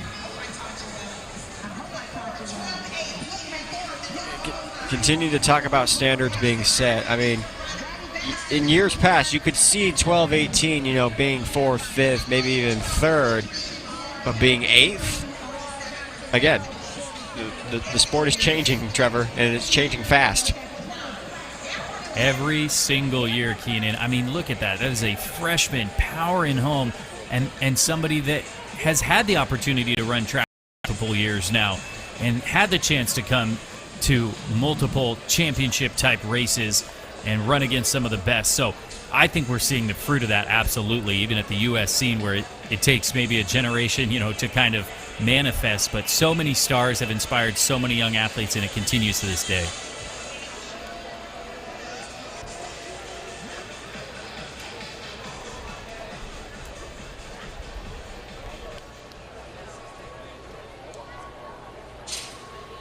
Well, again, a year ago, it took 12:34 to make this final. And only one athlete was under 12 seconds, so it was a bit of a spread there as we look at heat number 14 now. Remember, our bubble time, new bubble time, 12:18. Heat 14 here. Ariel Simmons, Fiona Corbett, Simone Wilford, Reagan Clutter, Zoe Orlando, Victoria Curry, Ellie Gagnon, McKenna Pratt, Olivia Woji. That is the lineup. And as we have seen so many times, lane number 5 taking care of business. Zoe Orlando, 11:88. Fastest time of the day for Zoe Orlando. Big time. Took me a while to wake up here for this girls' freshman race, but yeah, that's an eye-opener right there. 11:88. With 4 more heats to go here.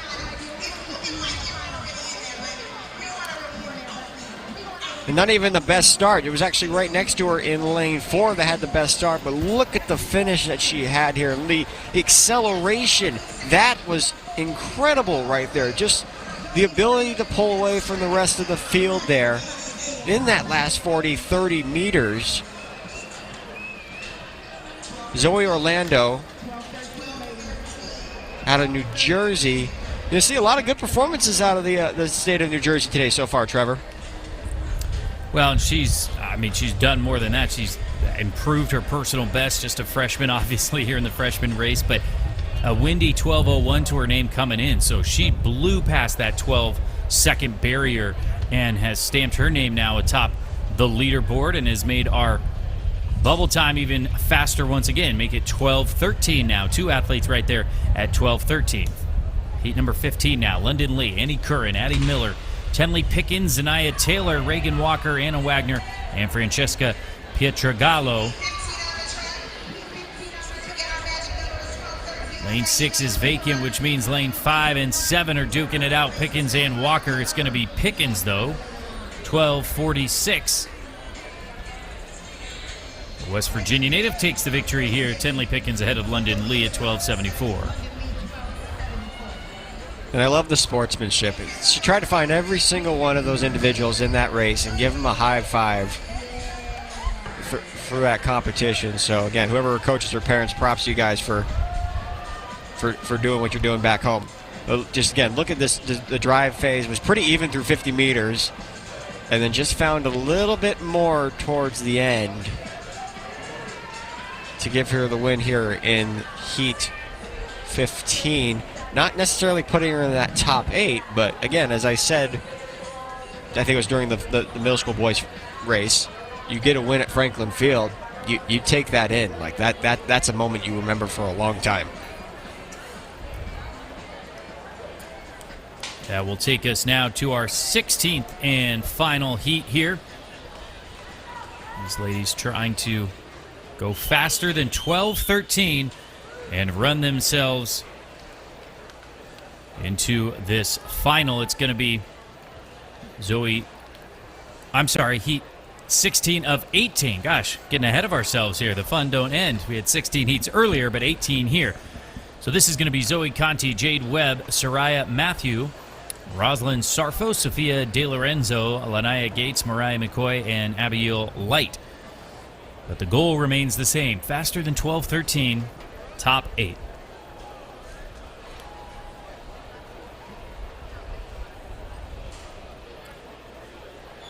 Keenan, I always feel like I let out of breath as well when they stand them up. So I think everybody sees them. We're collectively holding our breath for that start.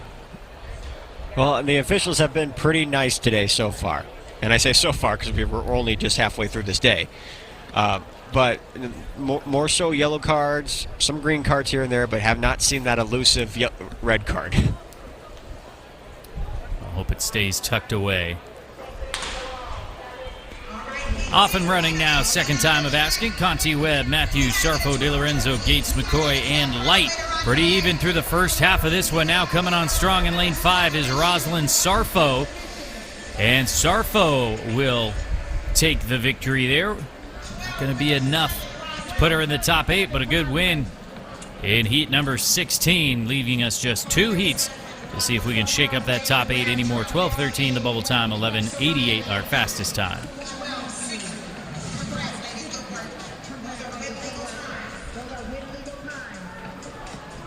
And not by any means was that a good start from there in lane 5. That took a while for her to get going. But again, it's not about how you start, it's about how you finish, as that saying goes. And she was able to find a way to finish, in the latter half of that race and come away with the win here. Again, not putting herself in that top 8, but a good, type of competitiveness, learning lesson, learning how to race. I think that's the other thing too when you're running these prelims is you learn how to race, because you think you know what you're doing. Crazy, oddly enough, 15-year-olds believe they actually think they know the entire world and what there is out there. But there's a lot of learning lessons when it comes to racing. Even the pros still to this day learn a lot about themselves when they race.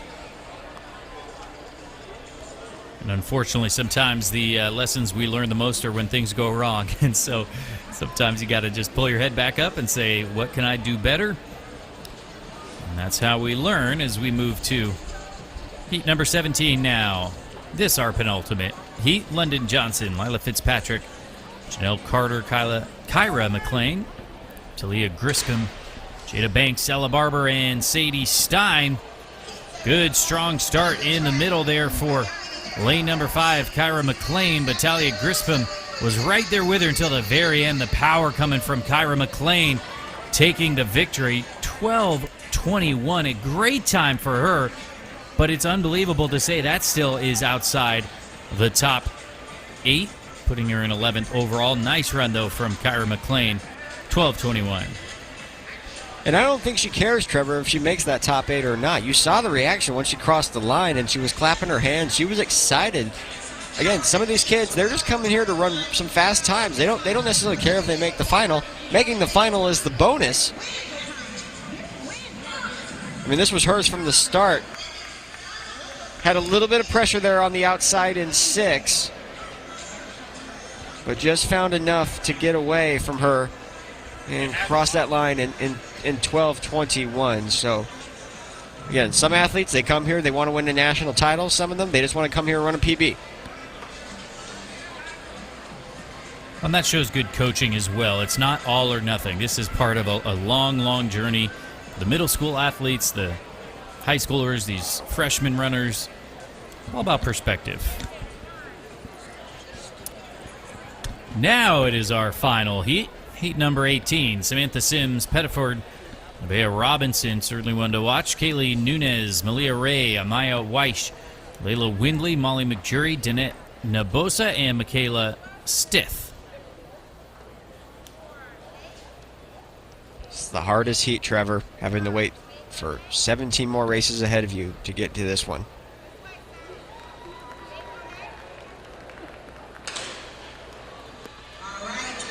Away cleanly here for our final section, our final heat. And the middle of the track, as it has been, is hot. Maya Weish of Union Catholic. What a great program there. 12:01 gives us our final qualifier. Maya Weish, 12:01, third fastest on the day, which means 12:13 does get in for Camera Lane, but Victoria Curry, also having run 12:13, is going to be on the outs. And this is what did it, the run for Maya Weish. This is just the beginning of the presence we'll see from Union Catholic. We'll see relays, we'll see individual events, and this is a nice start from Maya here to get things going for the kids from New Jersey. 12:01 to advance her on to that final.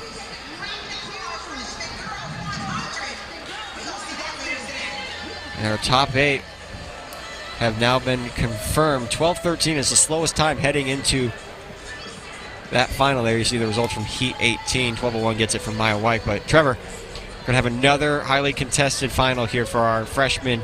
You know, freshman and middle school races are we didn't know really what to expect coming into today's competition. You know, of course, we did our own research, but even then, they've kind of surpassed our expectations. So the finals are set for those races with the prelims, and they will be good ones. And we move quickly right away to the championship boys 100 meters. 14 heats here. Meet record belongs to Christian Miller. Who can forget his 2024 season? And once again, gentlemen, thanks for standing up and giving us a chance to introduce you properly. But the meet record, 9:95 from Christian Miller. What a year he had. Don't know that we'll approach that today, but certainly worth giving him his props. So heat number 1 here. Gary Adams, Quentin Dodds, Jonathan Wirt, Tajir Kellum, Braylon Bird, Jamarcus Garrett, Luke Leverett, Gage McGahee, and Zane Thomas. It seemed like that 995 Miller had last year was kind of the deciding factor of whether he was going to, you know, go on to the University of Georgia or turn pro. And of course, we saw him run at the Olympic trials last year, made the final, gave a lot of those professional athletes a run for their money, and now we'll see what the next star is right here in this boys championship 100. Away and running, Dodds, Wirt, Kellum, Bird, Garrett, Leverett, and Thomas.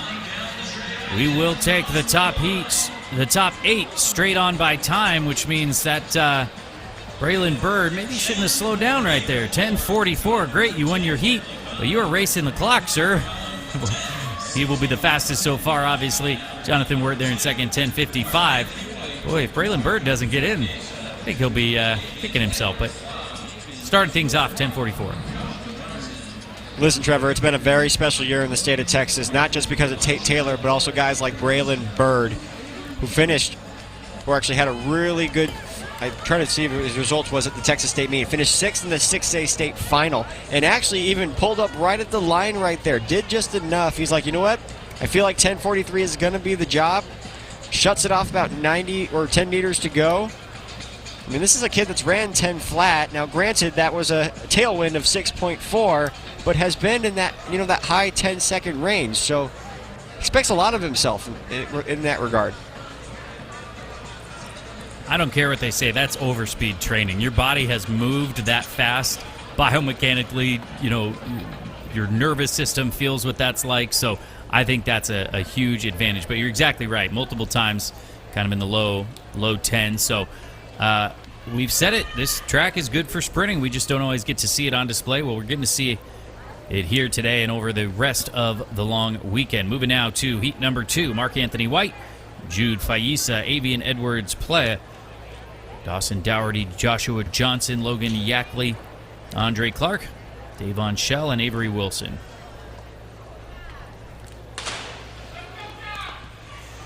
Away here in heat number 2, top 8 by time will go into the final. This will be a very hotly contested race in that final, but a clean one here for lane number 5, Joshua Johnson, 10:42. He overtakes the top spot and will be fastest thus far in the early goings of this one, ahead of Edwards Pla, 10:63. Johnson gets it done. Well, Johnson hasn't lost a race in the 100, and he doesn't plan to anytime soon. The Virginia State champion has already ran 10:16 this outdoor season, and a 10:42 is just a nice, easy way for him to try to see if he can punch his ticket right into the final. Best start out of any of the athletes here, and just really starts to pull away and cruises right through that finish line. 10:42, as you said, to take that top spot over Braylon Bird. Hasn't lost 100, doesn't plan to anytime soon. I absolutely love when we have those storylines and the athletes clash in these finals and even the prelims, because you've won everything at state. You've won maybe some early postseason meets or some open invitationals, but now you're meeting some of the best, and somebody has to win. Somebody has to lose. Jaden McCabe lines up here in heat number 3. Andrew Jeremiah, Boki, Keaton Peggs, Connor Salmon, keep an eye on him. The Bullis Jr., Luke Richardson, Isaac Yarnell, Zaquan Murphy, Omar Allen. It's your lineup here in heat number 3. Off and running, that's Salmon there in lane number 4.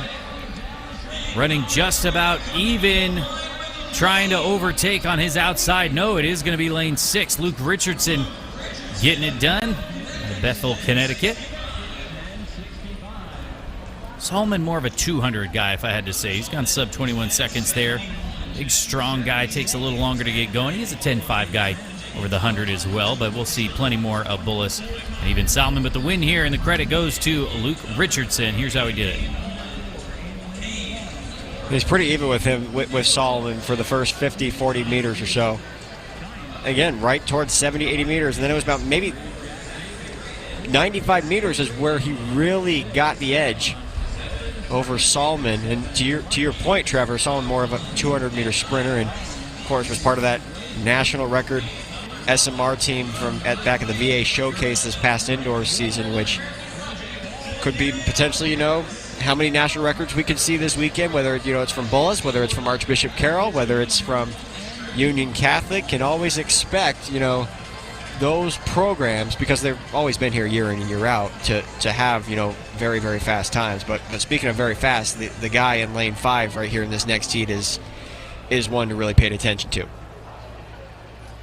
Well, in these programs, we see them come out to Penn relays. You know, we see them very familiar with this track and each other as we introduce the field here. As you said, should be a good one. Kane Morris, Sinith Adrababu, Jack Davis, Zachary Braden, Janeel Harris from the All-American Project, High Point, North Carolina. He goes in 5. Rowan Calder, DeMarcus Gaither, Kyle Rollins, Bryce Leaks. And look at the speed coming through from Janeel Harris. No problem there. Slightly windy, but our fastest time yet, 10:34. Made it look easy. Janeel Harris gives us our fastest time of the day. Not just one of the fastest guys in the state of North Carolina, one of the fastest guys in the entire country. Had a really good race just a couple weeks ago up in Seattle. Ran 10:32 to finish second in that race. But again, this race was his from the start. The command and the control that he had out of the blocks. I mean, well, took him a little while, I should actually say, but then he found that acceleration about 50 meters into the race, and then showed him he was the class of the field here, and comes away with a respectable 10:33. Again, as you said, a little bit of a tailwind, 10:34 I should say, but still puts him into that top 8. Well, not far off that 10:32 best, as you mentioned, so he is trending in the right direction. I think we'd have to say he may be more of a true long sprinter as well, with that 20.7 personal best and the 46.8 speed over the quarter as well. So plenty of range for Harris there. We'll see him very likely in the final. Moving on to heat number 5 now. Mitri Maglor, Jordan Wilson, Luke Miller, Sean McCollum, Braylon Bennett, Miramar, Florida, Jeremy Dixon, Jordan Biles, Peyton LaPointe, Nakir Helton.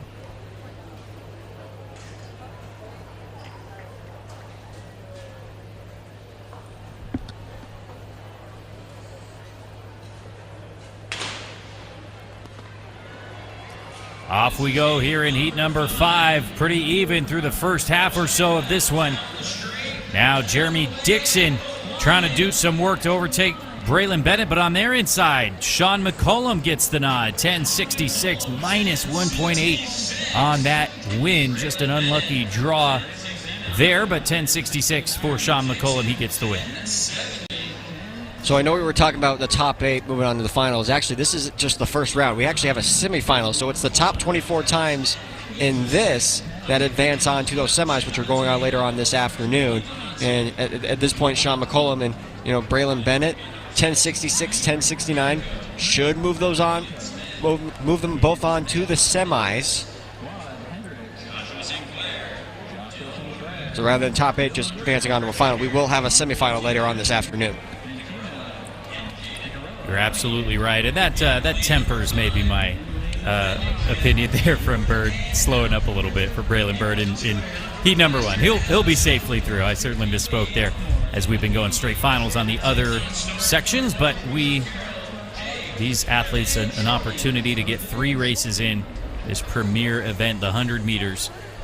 6 heat into the blocks here. You see the lineup there: Frank Bediaco, Caden Smith, Quade Hendricks, Joshua Sinclair, Miles Outerbridge from Montverde, another storied program down there in Florida, Dylan Woodruff of IMG, Sandra Palmer Jr., Santino Citarella, and Jaden Coney, heat number 6.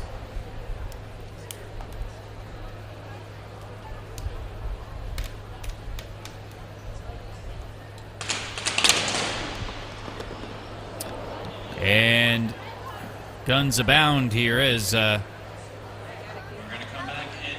there's some sort of issue, so we'll let the officials confer and come on back.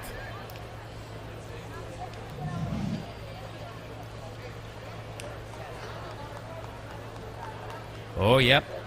Yeah, that'll do it. On the far outside there, he knew it. Yeah, pretty obvious one, too. And then for our first false start of the day, too. So I know you said we weren't going to try to see that red card today, but unfortunately that is the first one of the day.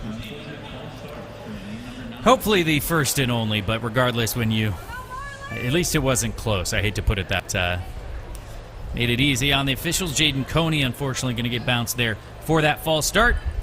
And the remaining 8 will take a breath and get back into the blocks.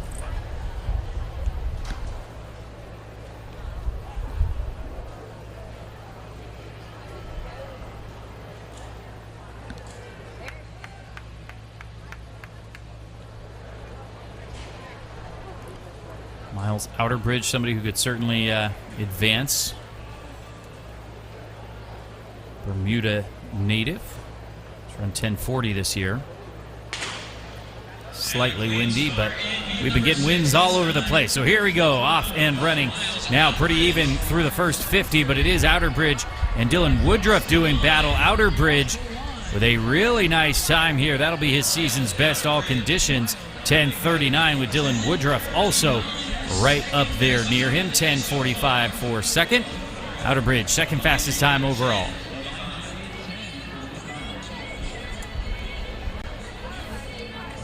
Story program at Montverde Academy, you know you're going to have their presence here year in and year out.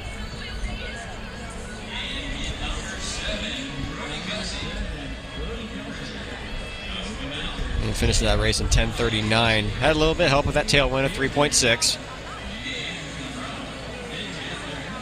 And Woodruff finishing second in 10:45.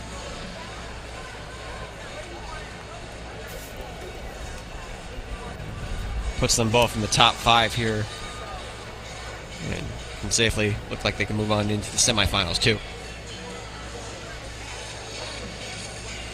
So that will take us now to heat number 7. Brody Kelsey, Logan Richard, Joshua Howell, Jake Odie Jordan, James Harrison, Gabe Levrone, Ben Chandler, and Jason Hamilton II. Well, from one storied program to another, Jake Odie Jordan of Archbishop Carroll, or another one that are always so well represented. Looking to see if he can win a 5th consecutive New Balance Nationals title in the 200, either from the freshman to the championship level. One of the best half-lappers, you know, not only in the United States, but of course, you know, represents Great Britain on the global stage.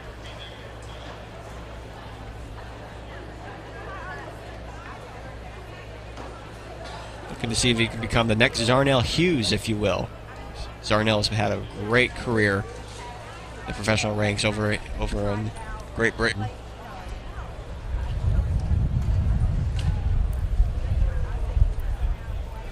Well, last year, the top 24, it took 1064 to advance to the next round.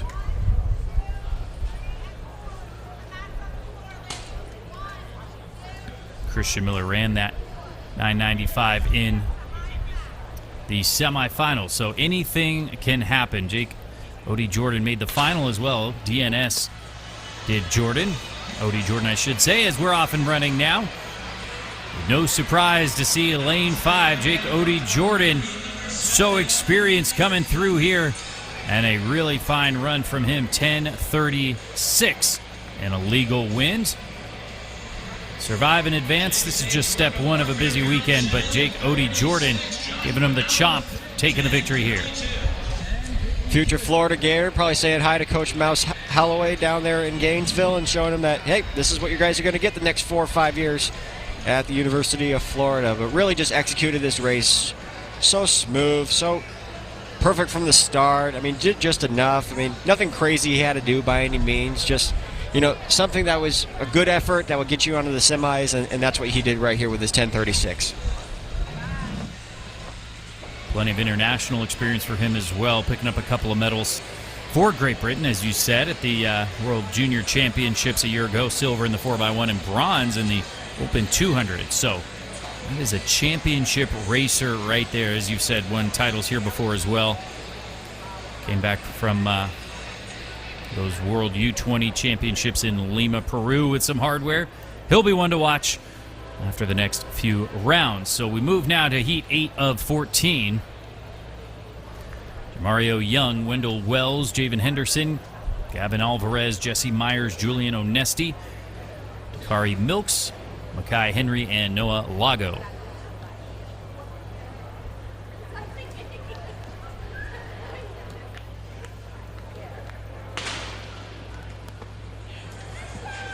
Away and running in heat number 8.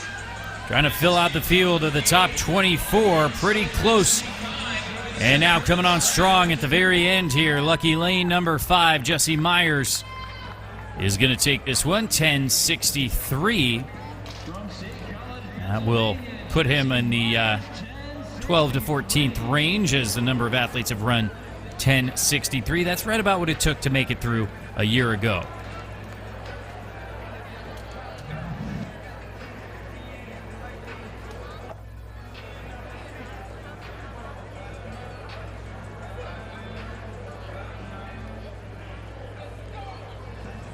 Myers coming through. Myers coming through. Pennsylvania native. You see him leaning forward, just urging himself home. Seems moderately content with that. We always want more as athletes, of course, but as I said, a year ago to advance to the round of 24, it took 10:64. So a solid time for him. And just to clarify, as we mentioned earlier, different qualifying here, it is in fact the top 24 that will move to the semis, and we get there by having 2 automatic qualifiers, the big Qs coming out of each heat, and the next 2 times to the final. So he will advance by right by getting the big Q there. Will Myers, as well as our top 2 from the previous heats. Heat number 9 now. Charles Byfield, Joseph Rosinski, Elijah Amin-Ra, another Archbishop Carroll representative, ran on their 4x2 as well indoors. Jasiri Belote, Christopher Gordon, Chase Webb, Tristan Peterson, Devin Smiley, Michael Walker. And look at those long, powerful strides in lane 3 of Elijah Amin-Ra.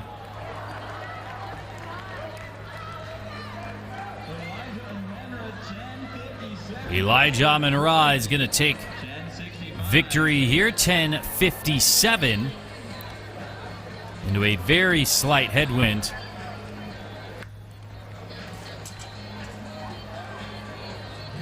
The Archbishop Carroll representative, take a look here. Such a confident drive phase, stands up tall, so powerful, just eating up the track. Elijah Amin-Ra, as we said, part of that stud squad there. DC area Archbishop Carroll, always well represented at the Penn Relays and across the country, and certainly New Balance Nationals as well.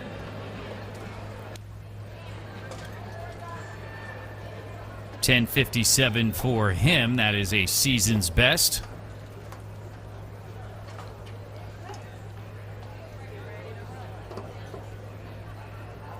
I believe it actually is a personal best as well by a very slight margin. So we move to heat number 10 now. Jermichael Barnes, Devin James, Timothy Leonard, David Nabucco, Cole Isaac Kramer, Jacob Thomas, Alec Cruz, Tyler Thompson, Calvin Hernandez.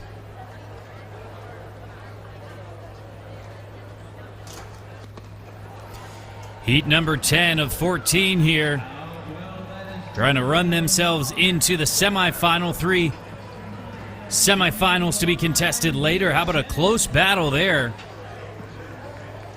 And it is going to be David Nabucco who takes victory, 10:47, just ahead of Jacob Thomas, 10:48.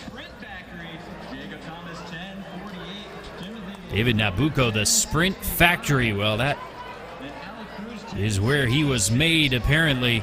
White Plains, Maryland representative here. The Sprint Factory getting it done.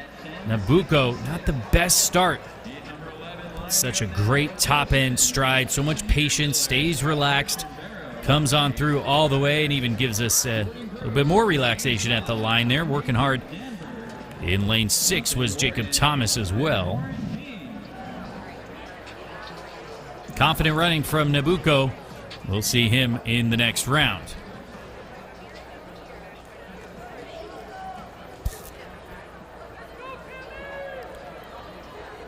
Will take us to heat number 11 now. Remember, top 2 qualify automatically by right, and then the next 2 fastest times. So just how the top 8 can be a brutal qualification and really cutthroat, this is cutthroat in its own way, because if you are fast but in a fast heat, it can be a challenge to make it through without getting that big Q. But the bubble time as of now, 10:66. Top time so far, 10:34, Janelle Harris. 10:34, the fastest time on the day from Janelle Harris. Boy, he looked good, didn't he?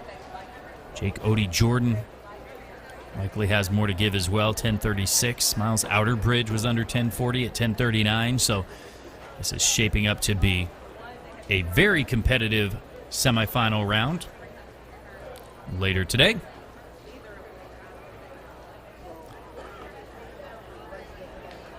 A cool Simon here. Zamir Miller, Christian Barrow, Chase Gores, Jordan Gross, James Deli, Nathan Danberg, Bronte Morton, and Warren Jean. Every lane filled here at Franklin Field, 9 across, and that's how they're running now, still very close. Finally powering through out of lane number 5 is Jordan Gross out of Vandalia, Ohio. 10:49 for him. He'll pick up the big Q. Not far off his 10:35 personal best that came a little earlier this year. Take a look again. A little bit of a stumble there out of the blocks for lane number 2. Zamir Miller, he ended up paying for that. But in the middle of the track, Jordan Gross. So clean, straight ahead, no wasted motion. And consistency just gets him to the line. And on this day, it gets him to the line first. 10:49 for Jordan Gross here in heat number 11.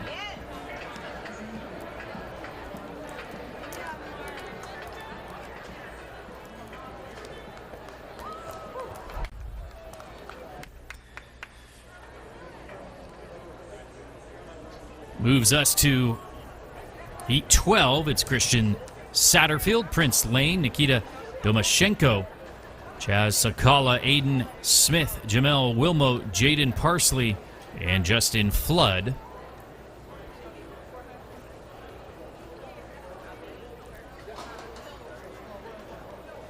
Heat 12 of 14.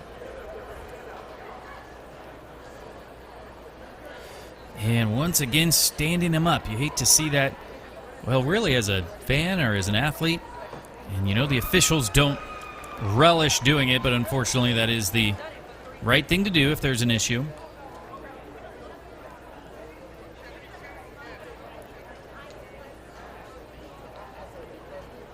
Remember, top 2 get the big Q. So those all important first and second positions to advance to the semifinals. Chaz Sakala has run 10:39 at his best. Could he challenge our top qualifiers? Moving along nicely now in lane number 4. Nikita Domashenko with Sakala taking a little longer to get going. It's going to be just a step or two behind his best, but 10:61 for Domashenko. Sakala does get that all-important second position.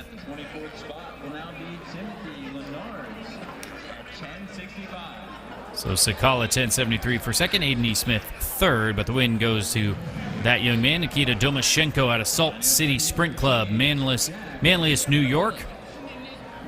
And as you can see, Sakala just took a little longer to get going. Domashenko right down the line. Love the straight-on view as well. You see those two going at it. Domashenko gets the win, 10:61, with 2 heats still remaining.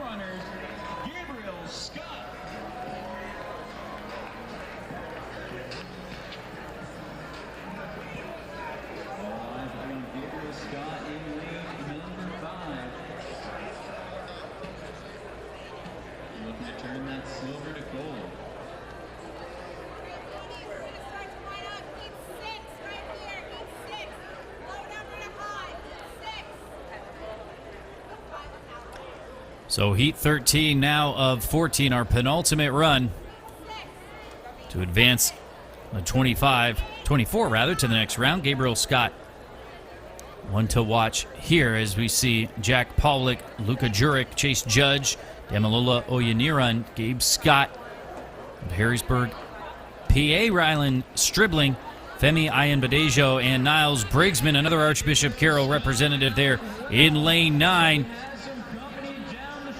Lane 5, as we expected, Gabriel Scott. Second in this event a year ago, 10:48 for him.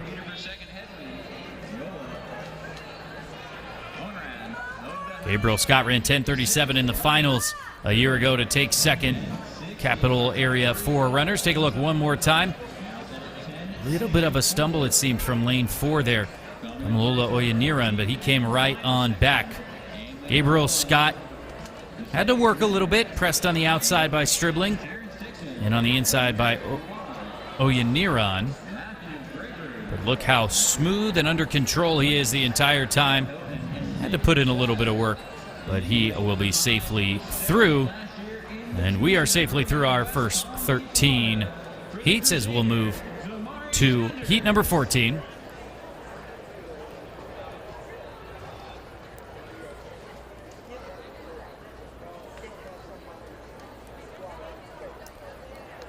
A couple of non-starters, as you can see, but plenty still making it to the line.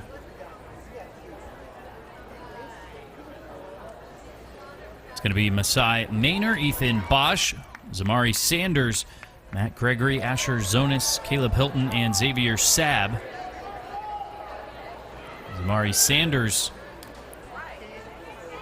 in lane 5, second in the 200 outdoors a year ago, and there he goes. He's got the top end as well. Zamari Sanders running away with this one. A little bit of company on the outside there. 10:20 for Zamari Sanders. Well, he knew that he would be one to watch, and he certainly saved the best for last. Make it 10:19, in fact. That is the fastest on the day by a good amount. 10:37 for Caleb Hilton on the outside. Not a bad run from him at all. But look at Zamari Sanders, runs for Cardinal Newman. That is a new personal best for him. He came in with a 10:27 best.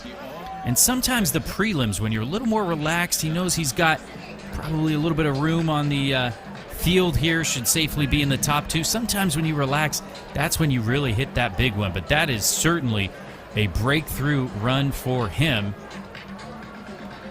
as Zamari Sanders taking care of business here and leading our qualifiers, as you can see.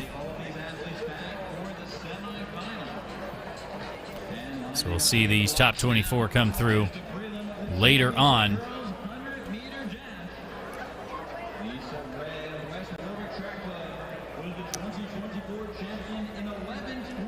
And it looks like we are, in fact, just doing top 24 little Qs. So I think our timing information there may have been outdated potentially, but it looks like just little Qs all the way down. So it took 10:63 to get in, but as is so often the case, heartbreak on the outside. 2 athletes done in by the 1,000th.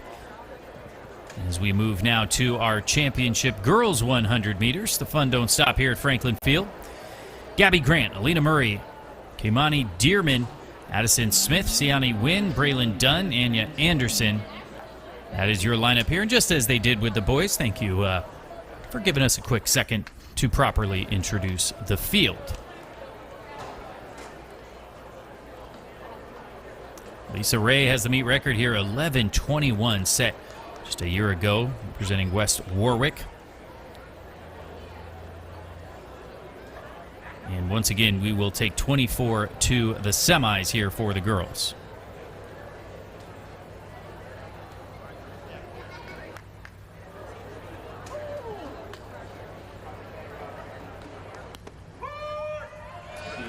Off we go in our first heat of this championship 100 meters. Siani Wynn leaving no doubt here, starting off very quick. 11:36. Boy, she saw Cameron earlier and said that is not going to be the fastest time run today. 11:36, just 2.1 on the win. But Siani Wynn dropping the hammer and letting everybody know what it is about. Second last year as a sophomore. Take a look one more time. Siani Wynn, and 11:49 in the prelims, and was second only to Lisa Ray's 11:26 meet record. But look at the stride length and the speed of Wynn. She is all business, taking care of that in our first heat here. and setting the standard. At newbalance nationals indoor in the 200. Confirmation there. Siani Nguyen, 11:36. Herself over 100 meters here this weekend.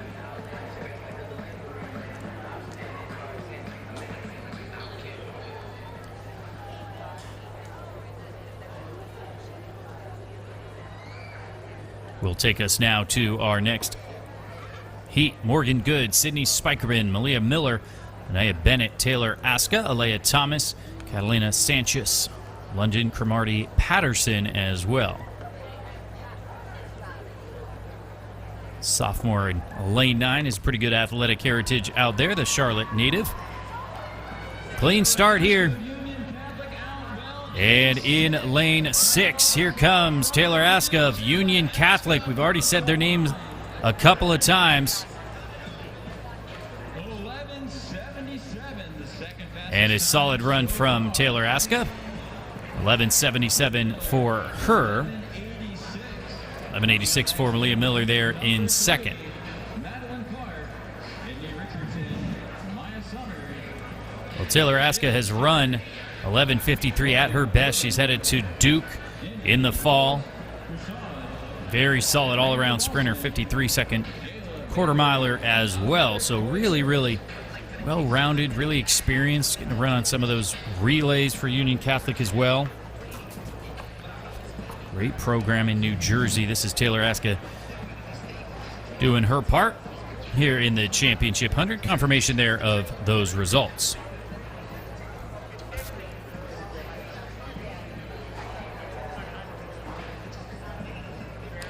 Well, last year's final was just chock full of big names. Lisa Ray got the victory, 11:26, but I can tell you about Siani Nguyen there in second, 11:49. She took down the likes of Adeja Haj, Kimora Lee Williams, Somto Iguilo, some really, really great names. So Siani Nguyen coming back for more, and she wants the win.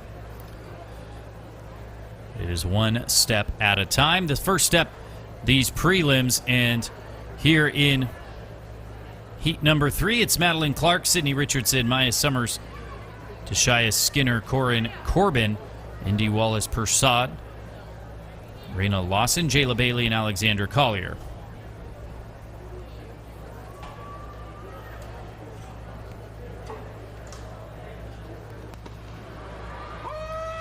Away cleanly here, continuing to find out who will be in the next round of 24. Battling it out. Lanes 5 and 6, but it is going to be Corbin coming through, taking the victory, 11:70 for her. Lauren Corbin, 11:70. She's the second fastest time of the day so far in the Wallace. Plenty more running to be done, but second fastest time of the day thus far. Siani Nguyen head and shoulders above the rest of the field as of now. We may see that change shortly with some of our upcoming athletes, but for now, look at the run out of lane 5. A nice, patient, controlled victory from Corbin, as Skinner of Archbishop Carroll ended up third there, but she had a good start. And Corbin did not panic. Stayed low, stayed strong, opened up that stride, and got the victory here. Corin Corbin of the Sprint Factory, White Plains, Maryland. Takes us now to heat number 4. Well, this will be a good one, featuring our defending champion. Safer Brown goes in lane 1. Here we have Savannah Sanchez, Jocelyn Hancock, Nyla Felton, Lisa Ray coming back from her victory a year ago, Cameron Tatum, Ada Joseph, Piper Portasio, Janae Petaway. But all eyes will be on Lisa Ray here. Set the meet record with that 11:2.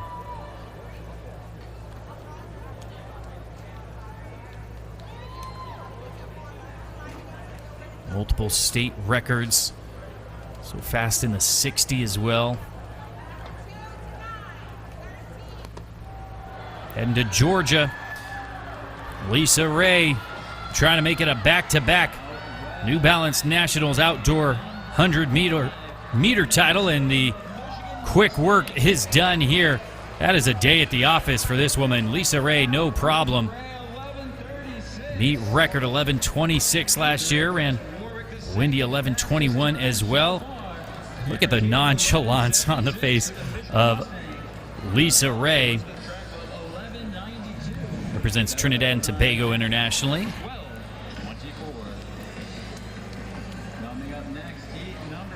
So smooth. Lisa Ray coming through in lane 5. You can understand how she ran that 11:26. Could we see more fireworks on deck in the semis and, of course, the final as well? Well, our top 2 are back. That starts to set the stage pretty well. 7:13 in the 60 meters earlier this year. An under 18 area best. Incredible run throughout the season from Lisa Ray. It'll be a treat to see her later on in those semis. But we advance to our next heat now. Arima Turner, Neely Bowens, Julian Warner, Rana Rubenstein, Jalen Jackson, Sade Taiwo, Rebecca Ainarua, and Maya Bolden. That is your scheduled lineup here. A couple of non-starters.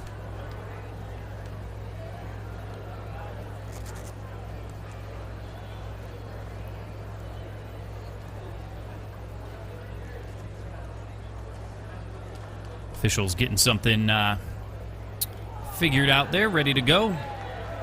All credit to our officials and meet organizers here. Don't know that it's quite on the level, just volume, quantity-wise, of the pen relays, but there's so many moving parts. And it's just an incredible display of track and field, and we get to see it here as we watch our 5th heat. Lane 4, good start. Rena Rubenstein coming through strong. Rubenstein. And it will be Rena Rubenstein, 11:70. Still one of the fastest times. It's going to be the equal 3rd fastest time, in fact. And looking very comfortable as well. Slightly out of breath, I suppose, but no surprise on the face of Rena Rubenstein as she takes care of business there ahead of Jalen Jackson, 12:09. Take a look at Rubenstein. No doubt explosive out of the blocks. Just clean, efficient running. Nothing side to side, staying tall. Really, really nice running from Rubenstein there.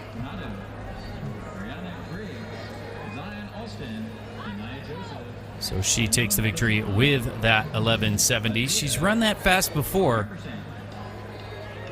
Windy a couple of times. She's run 11:54 at her best. Came just a couple of weeks ago. Can be a little inconsistent, so I'm looking forward to seeing what she can do in those semis as Rubenstein will likely advance. We move now to our next heat. It's going to be Jasmine Sharps of IMG, Aisha Williams, Tresta Miller, Aaliyah Varnado, Ariana Griggs, Zion Alston, Tania Joseph, Simone Basong, and Nadia Rampersant.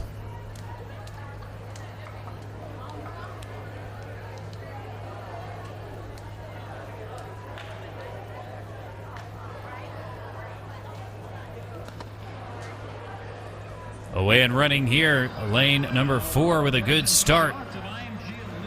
That's Varnado, but Ariana Griggs coming along, and a little bit of a mix-up with the lanes there. Holy smokes, we may see that on the replay. But Ariana Griggs taking care of business. 11:49, 3rd fastest on the day, and in the wind, a perfect 2.0.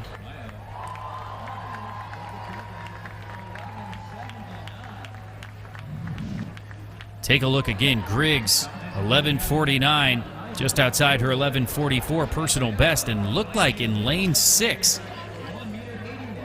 Zion Alston, look at that, coming over a little bit. I don't think she'll be DQ'd as she didn't impede anybody, but maybe the front angle will see it even better. Look at lane 6. Zion Alston with just a few steps. Well, cheeky little tap dance on the line, that's what we'll call it. But no impediment. No advantage. Zion Alston cruises through there in 2nd, but Griggs comes through with one of the faster times of the day. 3rd fastest, in fact, 11:49. Heat 7 now. Kyra Williams, Jada Irwin, Serenity Harvey, Nadia Ford, Elena Taylor, Kendall Daly, Amari Vaughn, Sophia Guzman, Lori Ann Thompson. That is your lineup here in heat number 7.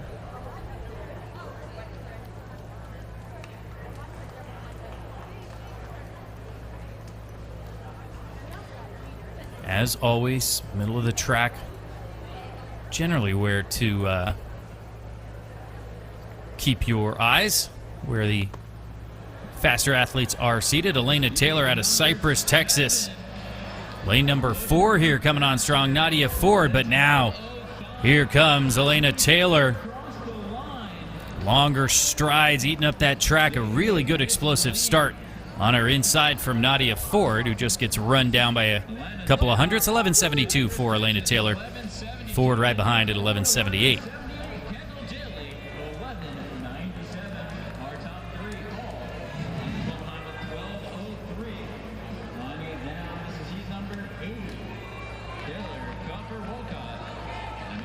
You see Taylor there had some work to do early. Didn't rush it. Just worked to move right on past and get the victory. Arms pumping straight forward, straight back.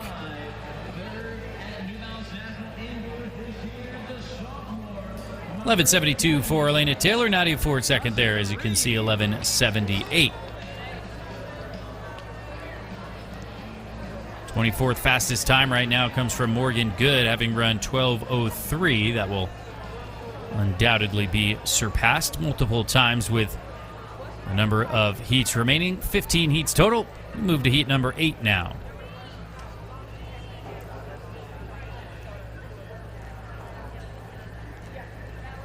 Taylor, Kofer, Walcott, Emma Goins, Sophia Williams, Kennedy Bradley, Dacia Reed, Montverde in lane 5. Watch her. They're in the indoor 200. Morgan Parfait, Gabrielle Brailsford, Tamia McCoggle, and Nave Jacobs. And a good solid start from lane 5. Deja Reed not clear of the field just yet. Morgan Parfait with a good finish also, but we're going to get another one of our fastest times of the day. How about that from Deja Reed of Montverde, 11:56. Fourth fastest time of the day thus far. She's run 11:41 at her best, so she certainly could figure among the top contenders as we move to the semis and the finals. Take a look once again. Long limbs, but she's like a coiled spring, coming out strong from the blocks. A little bit of a challenge on her inside from Kennedy Bradley. But Bradley just couldn't hang with the top-end speed of Reed. She gets the job done. One of the fastest times of the day. Make sure that Montverde's name gets to the next round. Deja Reed, 11:56.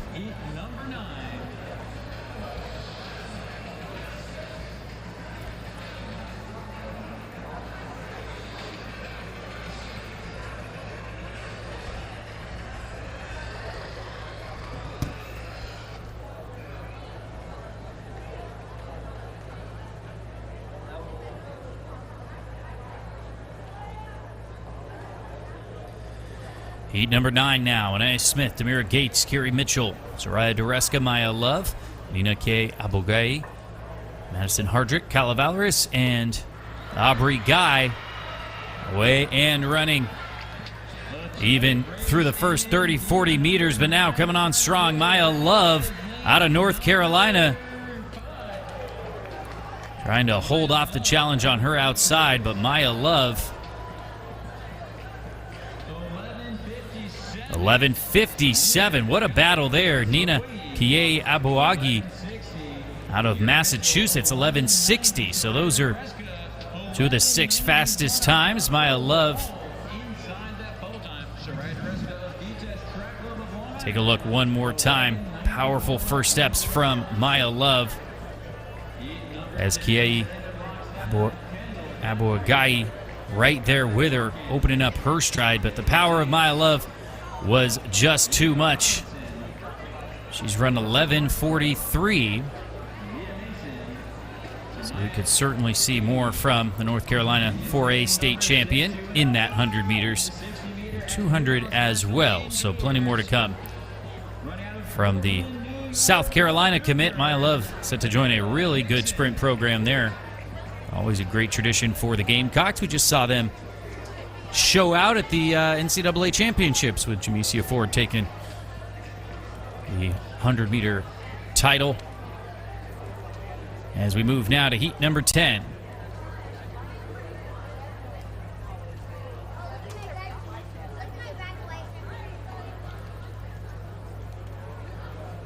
Kendall Godfrey, Azure Hawkins, Jayla Dace, Naima Robinson, Thalia Hinkson, Jalissa Marshall, Mia Mason, Samia Edie. Hinkson one to watch, 8th in the 60 meters indoors, that Nike, the New Balance indoor meet. And away and running. Look at lane number 6. This is Hinkson. Good over the 60 meters, as we said, a finalist, the New Balance indoor meet. 11:61 for Mia Mason, a very good run from her. Got the shades on and everything. 11:61 in the prelims, really good run from her. 11:60, her personal best. Virginia, Class 6 state champion over 100 meters.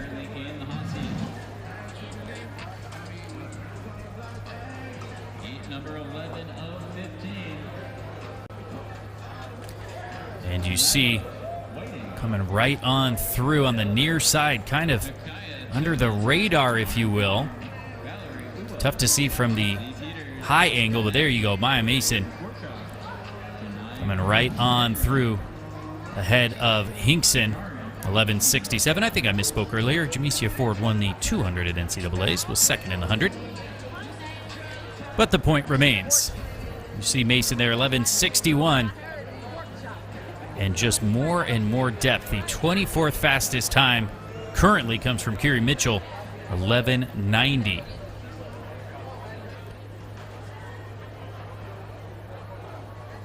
Remember, a year ago, 11:83 qualified. Well, really 11:79 on the time there. So we're kind of headed down that path in the same kind of filling out the field, if you will. Heat number 11 now. Nyla Whiting, Asia Elder, Lauren Quorm, Valerie Ua, Lee Peters, Maggie Ogerchuk, Janae Pegram, and Taryn Augustine. Even thus far, but now starting to pull away in lane 6. Lee Peters coming up from Winter Gardens, Florida, and making the most of the trip to Franklin Field here. 11:64, 9th fastest thus far on the day. 11:87 for Lauren Quorm there in second.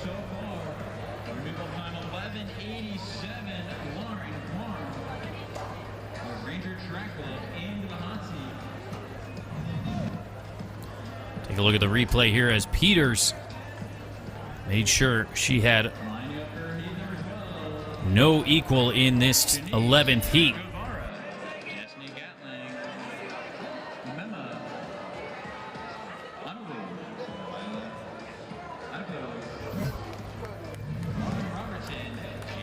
A little bit of a battle there for the minor spots, but the win, as you can see, goes to Peters. And she will be safely through. We move on to heat number 12 now. Remember, 15 heats total.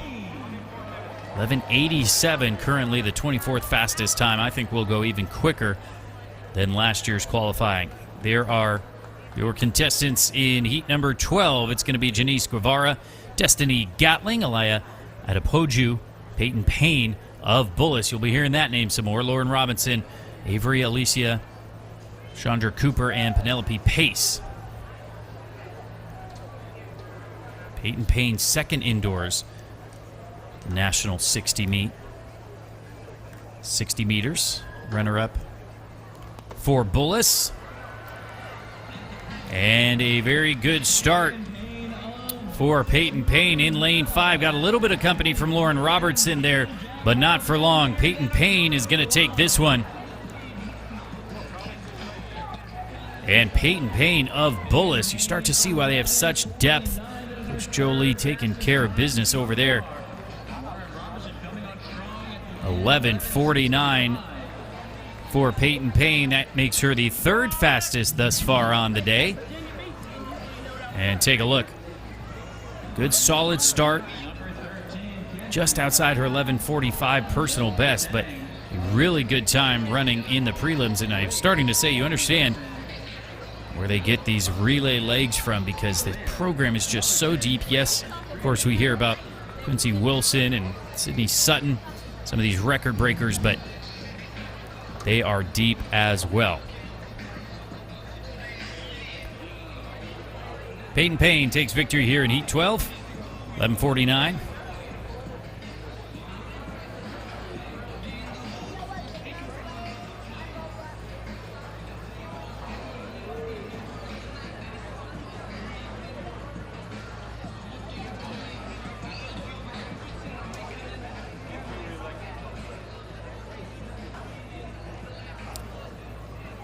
Takes us now to heat number 13 as you look at the lineup. Kennedy Stevens, Danielle Boateng, Alexa Jacobs, Taylor Gulat, Aubrey Wilson, Gabrielle Bozeth, Talea Mellerson, and Patrina Zaborovsky.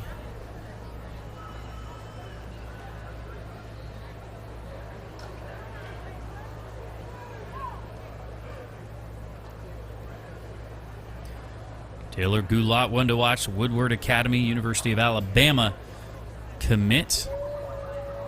Ran 11:52 earlier this year in the 100 meters. Won the Atlanta City Games as well recently. And may have been a little too quick out of the blocks. Well, we'll hope, of course, for no red card. But Taylor Gulat, what a year she had. Let's see from this angle.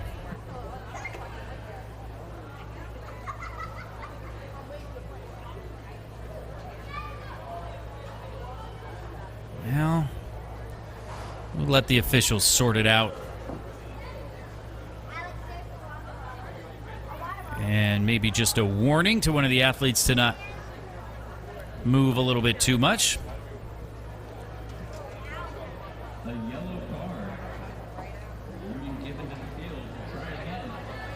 So, all good. Warning to the field. But again, Alabama's getting a good one with Taylor Gulat, state champion. Won the Atlanta City Games this year, as he said, 11:52 earlier in the year. Won the 200 at state. Part of a really good Woodward Academy team down there in College Park, Georgia. It was all Metro, and boy, howdy, I'm running out of things to say, guys.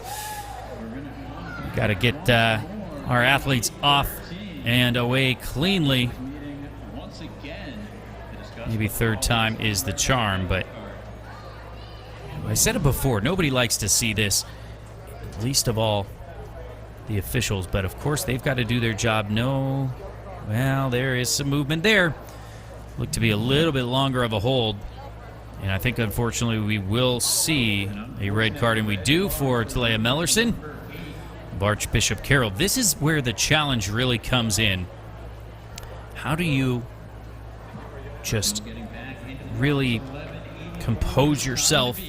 How do you take a breath and say, okay, the past is the past. I'm annoyed. I'm frustrated. I'm maybe not as amped up as I was before. You just have to let it all go and focus on your lane. Taylor Gulat goes in lane 5. And yes, away cleanly. Third time of asking. Third time is in fact the charm. Gulat running well, but she's got company. Alexa Jacobs coming through, trying to upset the party. Jacobs with a really good run. And they're still sorting it out. It is Taylor Gulat, 11:74. Jacobs credited with the exact same time, which means it goes down to the 1,000th. But Alexa Jacobs, really nice run. She matches her personal best. As Gulat, I would have certainly said, comes in as the favorite, but Jacobs just never say die. Working really hard in lane 4 there. And rewarded with that 11:74. I'm excited to see what she can do in the next round. this caliber of competition. She's won almost all of her races this year, many of them north of 12 seconds, which you can only beat the people that you line up against, of course, but that means that she has an opportunity to race and potentially improve her own time, racing against some of these great athletes here today and the rest of the week.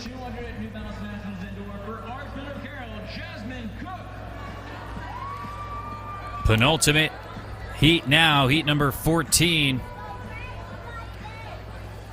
Addison Barnes, we have Nia Nelson, Alexis Brown of Bullis, keep an eye on her, Corbin Raston, Mir Nesmith, Jasmine Cook of Archbishop Carroll in lane 6. Another one to watch, Grace Bethel of Corin Isaacs, Brooke Diello. Nesmith, 5th in the 60 indoors at Nationals. Jasmine Cook of Archbishop Carroll was 4th in the 200.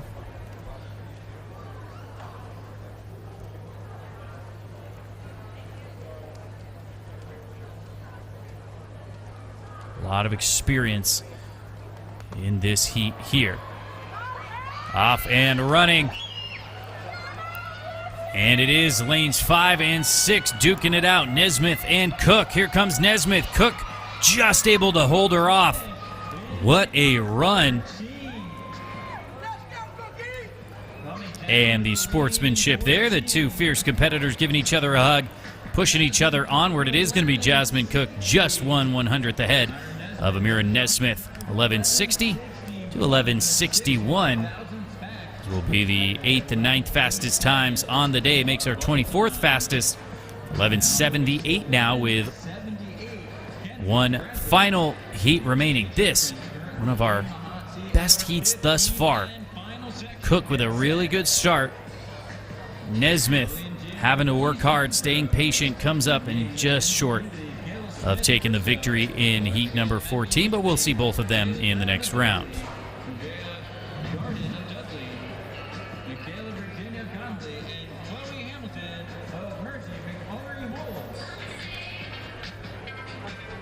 More and more athletes under that 12-second barrier.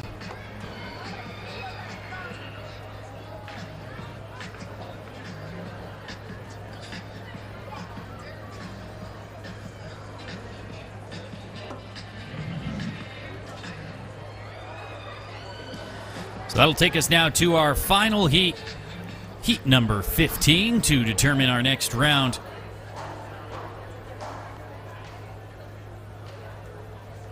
And you see the lineup for our final heat, number 15. Lillian Durr, Tristan Payne, Kayla Smith, Jaylee Brown, Nija Darden, Kayla Virgin, and Chloe Hamilton.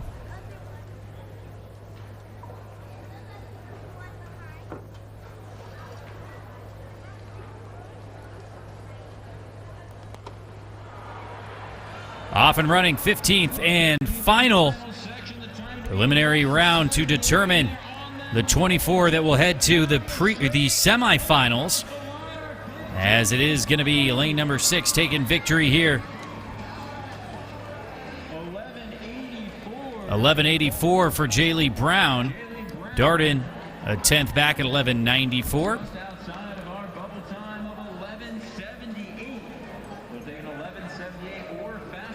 As we said, a very, very quick round of 15 heats here. 11:78 makes the top 24, and it's going to be just outside for this heat, but 11:78 advances you to the next round, to the semis.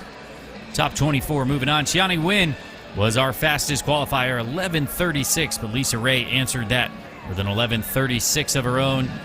Peyton Payne and Ariana Griggs also under 11:5, both running 11:49. So the stage is set for the next round, and it should be a great one. We have an exciting final on the track. Meet record, Mia Armstrong of Bass, 13:99. Setting that here last year. National lead, currently 14:32. So confirmation there of your qualifiers. We'll move on to the 3 heat semi before advancing 8 to the final for that championship girls 100 meters.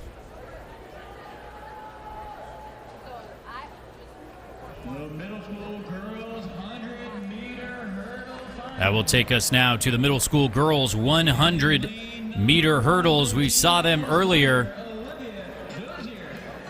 And you see Dozier there. Porter will be up next.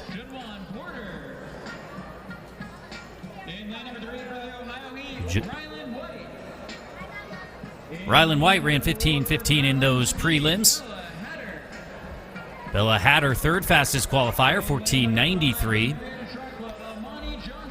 Imani Johnson was our fastest qualifier, 14:82, right ahead of Libya Dawson, 14:91. Michael Lewis qualified running 15:13. This will be very, very close. Madison Ivory, 15:16. Cheyenne Rucker, 15:50. So 3 athletes under 15 seconds in those prelims. It is worth mentioning 13:99, the meet record, again, set by Nia Armstrong a year ago. Probably not on record watch here, but this will be a different kind of final as it's so tightly contested. Just a couple of tenths, 2-3 tenths between 3 or 4 athletes.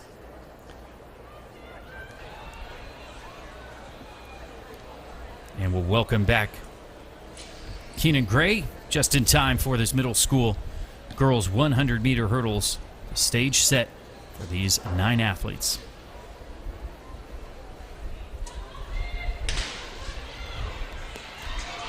Off and running, a fair start. First time of asking, as expected, quite even. Look at lane 3, Rylan White of Ohio Heat moving well. Now on the outside of the track, lane number 6, Libya Dawson. Is she going to get it? Or did Imani Johnson double back after a fall there as well? Imani Johnson does, 14:51. A huge run for her. Marietta TC. Dawson hangs on for second, just 2 ticks behind, 14:53. But a huge run from Imani Johnson amid a little bit of chaos. When you find adversity in a race, you look to overcome it, and that's what Johnson did there in the last couple of hurdles. A little bit of a slow start from her, but a lot of chaos actually unfolding throughout this entire race. So pretty even here for the first 3-4 hurdles, and then we take our first spillage right around the 7th hurdle in lane 5, and it appeared Dawson had the advantage, but over that last hurdle, Johnson found a little bit of an extra gear to get right past Dawson. Look right here on this other angle. Yeah, unfortunate fall right there in lane 4, but you look at the attack that Johnson had there in the last 2 hurdles, and in fact Dawson actually took a little step into her lane, so we'll have to see what the actual results and the official results, but right now unofficially Imani Johnson, your champion, in 14:51. Raising her hands in exultation, getting better and better. That's one of my favorite things in these events is when you see the middle schoolers and even into high school and sometimes even into college depending on the event. But when you're new to the event, of course you're learning technique, you're getting better and better. She came into the year with a 15:18 personal best from last year, so great to see her just slice more and more time off of that here in these hurdles, which will take us now to the boys 100-meter hurdles for the middle schoolers.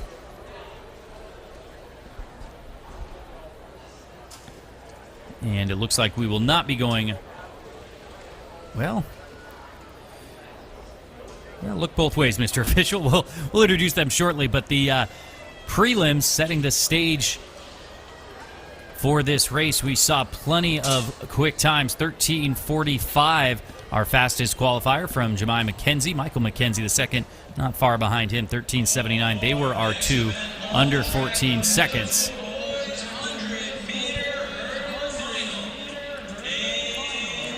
This should be another very, very good one if those prelims are any indication. 12:91, the meet record from a year ago. James Hawkins Jr., high-level TC.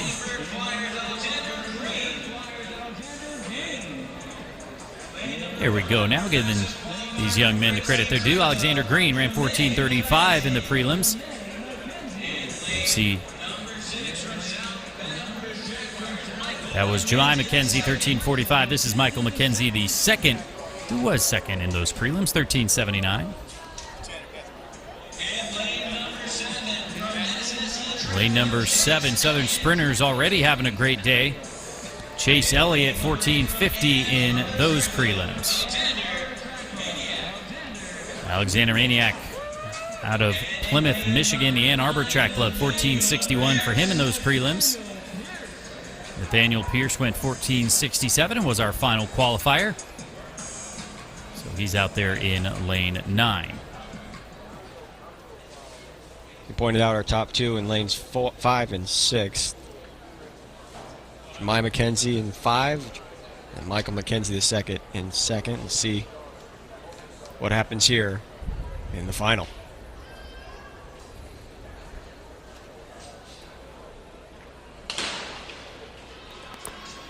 Anything can happen in these hurdles. We saw it on the girls' side. It can certainly happen on the boys' side as well. Both McKenzies, as expected, down the middle of the track. Lane 5, Jemai McKenzie. He was our fastest qualifier, little off kilter, and down goes McKenzie the second. It is going to be windy, but Jemai McKenzie takes care of business, deals with those barriers the best, runs faster than he did in the prelims, and takes the victory here, 13:43.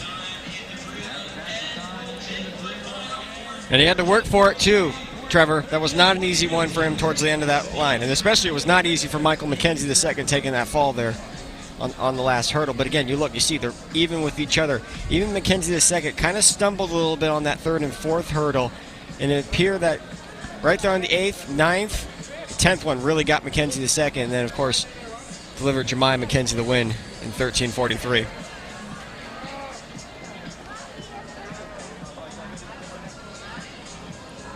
Wow, yeah, hitting that other hurdle there. And a lot of times you see a fall like that. You made a great point, Keenan, is you have to backtrack 1 or 2 hurdles because it's usually not disaster immediately. Sometimes you get a little off kilter, you bang 1 hurdle, you're out of step, and then it comes and catches up with you a hurdle or 2 later, and that's exactly what happened there for McKenzie the second.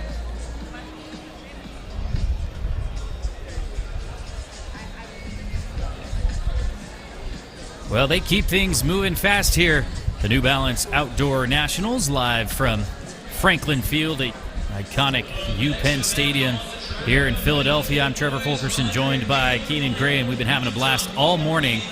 We'll be handing the reins off here shortly, but not before a couple more finals. You're watching live on Runner Space, 4 days of nonstop action for all levels. Let's look at our contestants here. The middle school boys 100 meters, starting things off on the inside. That's Reeves.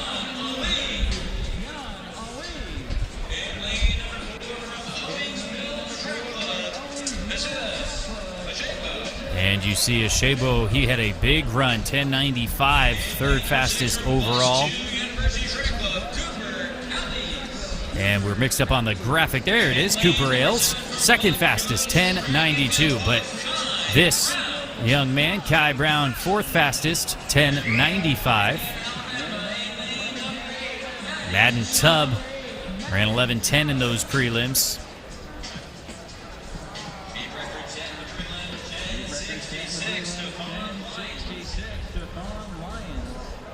But Trevor, Stephon Lyon is not there. This makes it completely wide open now for this final. So I was trying to wait to confirm. You're exactly right.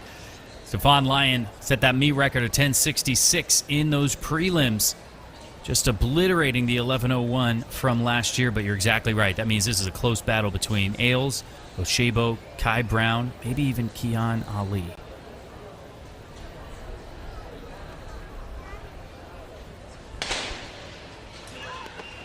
Off and running. Reeves, Ali, Oshebo, Ailes, Brown, and Tubb. As expected, it's close, but here comes Kai Brown. Kai Brown outdoing Oshebo, and it's quick, 10:80, way faster than the old record. It would have been a meet record, except for those prelims. Oshebo with a fine run as well, but it all goes to Kai Brown, 10:80. What a run. You make the trek all the way from Washington State, you better make it a well-worth trip. Kai Brown, a phenomenal talent out of Renton, Washington. As I said, ran a really good 400-meter last week or 2 weeks ago in 48 seconds. But just look at the drive. Look at the force that he had there here out in lane 7. Doesn't matter if you're on the outside or the inside. If you show up when it matters most, you'll get the job done, and he did so.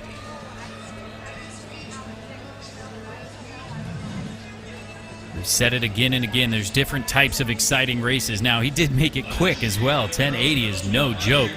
You see two athletes there under that 11-second barrier, but having it be close like that makes things interesting as well.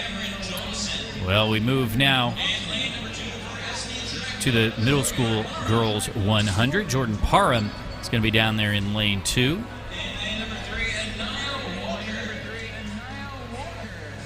This is Anaya Walker, went 12:15. A really, really nice run from her in those prelims. You see Lena Lucas, 12:03 in the prelims, out of Tennessee. Cameron Daly, the big name, one who's gone viral, fastest qualifier, 11:39 meet record in the prelims. Dawson had a fine run as well, under 12 seconds, 11:88. Elia Dwyer, White Plains, Maryland native, the Sprint Factory, 12:05 in the prelims. This young lady, Olivia Akpan, well-rounded sprinter, 12:20 in the first round. And Noble rounding out the field, a Virginia native, 12:31 in those prelims. What can we expect here, Keenan? Perhaps another meet record, another for Cameron Daly to, make a name for herself this weekend. I mean, this is just the start of what's to come this weekend for her. I mean, we haven't even seen her in her prime event, which is the 400 meters. As I mentioned, she ran 51:67 in this event. And when I asked her, after she ran that, what was her PR going into that race? 54 seconds. She take off 2.5 seconds off of her lifetime best in the 400. So the talent hasn't even been, unleashed yet. This is just the start of something special. Well, it is already very, very special, and like we said, the stars of tomorrow running today, and I would say certainly Cameron Daly, a star of today already. Last year's champion, Parker Coase, running for Bullis, 11:87 was that meet record, obliterated today here earlier, of course. And the wind is dialed down here. The wind has dialed down a little bit here, Trevor. It's a good opportunity for her to get a win legal time, even though not that she didn't have one in the prelims. Well, just ridiculous. Again, 11:37, her all-time personal best. Just a 7th grader. Cameron Daly, 51.6 in the 400. What can we see here? Middle school girls, 100 meters. Off and running, a little bit of a slow start for Daly, but she really comes on hard in the second half of this race, running away from the rest of the field now. Keep an eye on the clock. Cameron Daly, so smooth. It will be slightly windy, but it is quick once again. 11:35. Ladies and gentlemen, that is a 7th grader that just ran 11:35. Great run from Dawson there in second as well, 11:77. But Daly is on another level. As I said, you find ways to unleash a new talent. As you said, she came in with a lifetime best of 11:37. She just unlocked a new level just running 11:35 here in this race. And not even the best start. This wasn't even probably her most executed race that she had. And she still comes away with not only the win, but still another lifetime best and a meet record. The special talent, Trevor. And we're witnessing it right here at New Balance Nationals Outdoor. I just had a mind blank moment, and I started to go and look to see where she's going to school next year. I mean, I just started to see what college is she going to. I had to remind myself that this is a 7th grader. And I'll tell you that what coaches love to see, this, Keenan, you see these athletes, like you said, not the best start there. They're chomping at the bit because there's things to improve upon. Just a middle schooler and an incredible run as we see our next race up. This will be the freshman boys 100 meters. You see Xavier Williams there. Quintez Grimes, who had to see his middle school record get broken. I think he has more to give in the final 10:74 in the prelims. Cooper Colcom had a really nice run, 10:72. Slightly windy. Javon Legister, though, led all qualifiers, a wind-legal 10:57. Took down that meet record of 10:63 from a couple of years ago. Avante Earl was our second fastest qualifier, 10:69. Malachi Robinson ran fourth, 10:73. Ephraim Tia qualified 6:10.89. Callaway was our final qualifier, 10:90. Very competitive to get into this final. What can Legister do here? Look how poised Quintez Grimes is. He is locked in for this one right now. And mentioned he was one of the top middle schoolers last year in this event. Looking to see if he can add a freshman title to his name too. He's in the inside in 3. I think if he gets a better start, I don't know if he can challenge the top end of Legister, but I do think he can run even better than he did in those prelims. Such a powerful runner. Williams, Grimes, Colcom, Legister, Earl, Robinson, Tia, and Callaway. Here we go. Good explosive start in the middle there for Legister. Grimes got some work to do. Legister in the all-white. Our fastest qualifier, our new meet record holder. Grimes with a good finish. He does come through for second. 10:60, backing up that 10:57. Really good run and would again have obliterated that meet record except for himself just a couple hours ago. Quintez Grimes comes through for second, 10:76.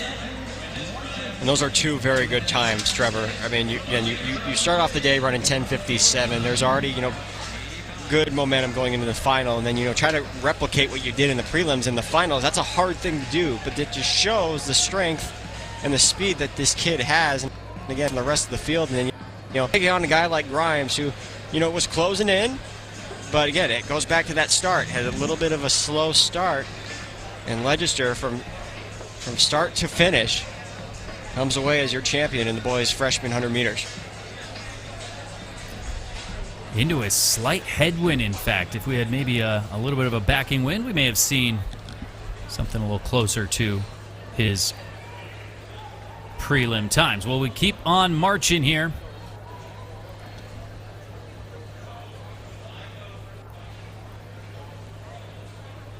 We'll move to the freshman girls 100 meters.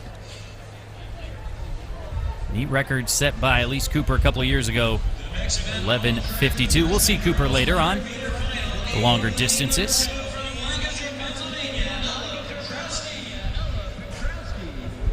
Ella Petrowski there, lining up on the inside. 12:12 in the prelims. I'm sorry, we're seeing Brediger there. Ran 12:04. There's Maya Weish of Union Catholic, 12:01. She'd love to dip under that 12-second barrier. Well, Zoe Orlando was so impressive. Just a freshman, of course, as they all are. 11:88 in those prelims, fastest qualifier. Somebody who could push her in this final, Destiny Harrison, coming up from Baton Rouge. 12 flat in the prelim. Parker Coase won the middle school race last year, contesting the freshman race here. 12:04 in the prelims. There's Flowers, who ran 12:09, another Maryland product. And rounding out the field is Camera Lane of Rochester, New York, 12:13, final qualifier. This could be a good battle between Orlando and Harrison. Maybe Maya Weish as well. We shouldn't count her out. All within a tenth or two. No, and it's one of those races that's kind of a toss-up, Trevor. And you see it just from what we saw the prelims. Of course, you notice the 11:88 that Zoe Orlando ran. Well, it's hard to replicate what you did in the preliminary round when you're trying to run, within the hour of when you last ran. So really, to me, anybody, has ran in the 12:0s. I think anybody in this race can really, take this one. I had a Joseph Abulis won it a year ago at 11:85. Renna Rubenstein, who we saw, ran 11:88 for second, but they are right in that kind of shape. As we are off and running, Orlando with some work to do. Weish is got the jump on her. And coming through, Orlando is going to be right there. So close. It will be Orlando, 11:89, just 1/100th outside of what she did in the prelims, but a very good run for Maya Weish, much faster, a 10th in fact, than the prelims. 11:91 with Alyssa Brediger right there, 11:93 to make 3 under 12 seconds, but the win goes to Zoe Orlando, 11:89. Listen, you got to figure that some of these girls were holding back a little bit in the prelims, and they showed that they saved some energy for this final, and it proved it went right down to the finish. I mean, everyone was right there from the start. Everyone executed the blocks. Seemed like on the outs and the inside, Maya White from Union Catholic had the advantage, but right towards the end, just slipping right past her, is Zoe Orlando, and it's 0.02 of a second separating those two to give Orlando the win here in this girls' freshman 100-meter.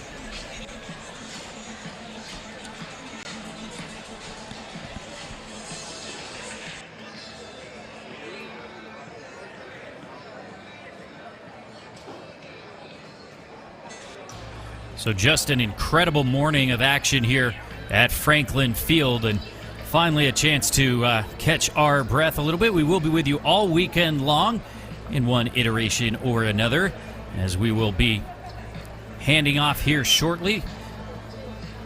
I've been Trevor Fulkerson, joined by Keenan Gray.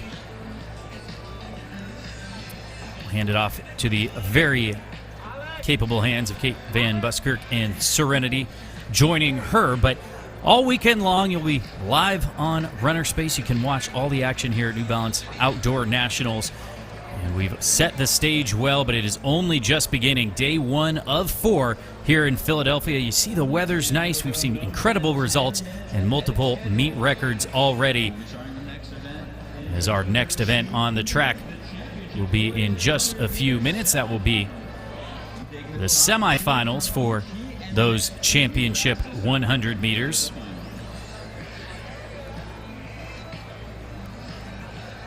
They will continue on with some middle school action and some updates throughout the decathlon and heptathlon as well. But again, next on the track will be the championship boys 100-meter semifinals, followed by the girls. And I will go ahead and kick it over now to the incredibly capable hands of Kate Van Buskirk for the rest of today's action. For Keenan Gray, I've been Trevor Fulkerson. Keep watching here on Runner Space. Take it away, Kate. Thanks so much, Trevor. Great to be with you all on a beautiful, very hot Saturday afternoon. I know there's been lots of discussion of the weather so far. You see those flags blowing.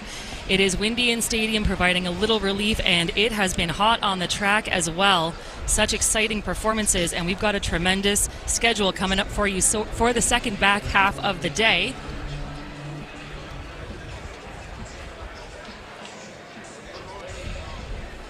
We're going to be starting shortly with the championship boys 100-meter semifinals. 24 of the nation's best runners taking to 3 preliminary sections, all trying to get one of those coveted spots in that final taking place tomorrow. Of course, the championship 100 meters, one of the premier events of this New Balance National Outdoor Championship.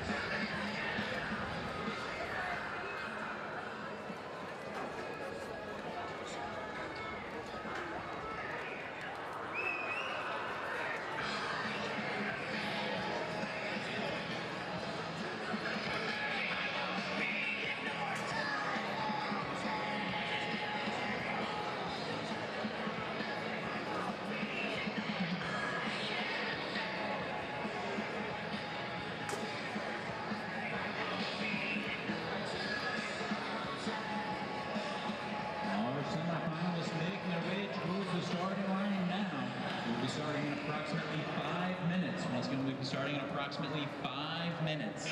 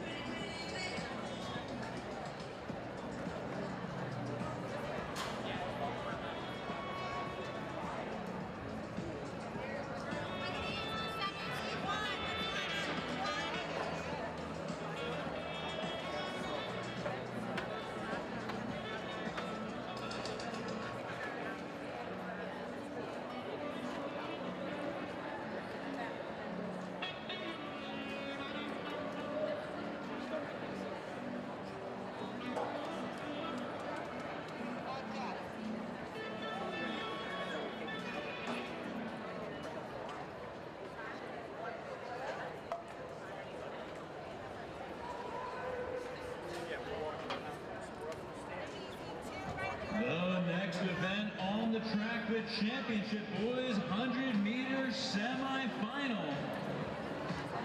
We saw a great prelim where we took the top 24 times.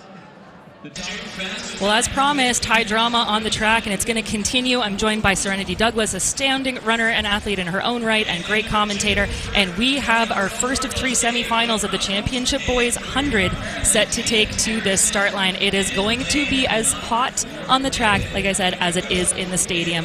We've got incredible talent on board here. So in this opening semi-final, in lane 2 will be Gabe Levrone, in 3 is James Harrison, lane 4 will be David Nabucco, lane 5 the man to watch Jake Odie Jordan, in lane number 6 it'll be Caleb Hinton, in lane 7 Gabriel Scott, in lane 8 Demalola Oyeniran, and in lane 9 it'll be Nikita Domoshenko of Salt Springs Sprint Club. Who are we going to watch here? obviously we're going to watch lane 5. That's Jake Odie Jordan. He has the experience. He has the accolades for this. And like you said, it's a hot track, so that means it's a fast track. It's the perfect weather to run fast.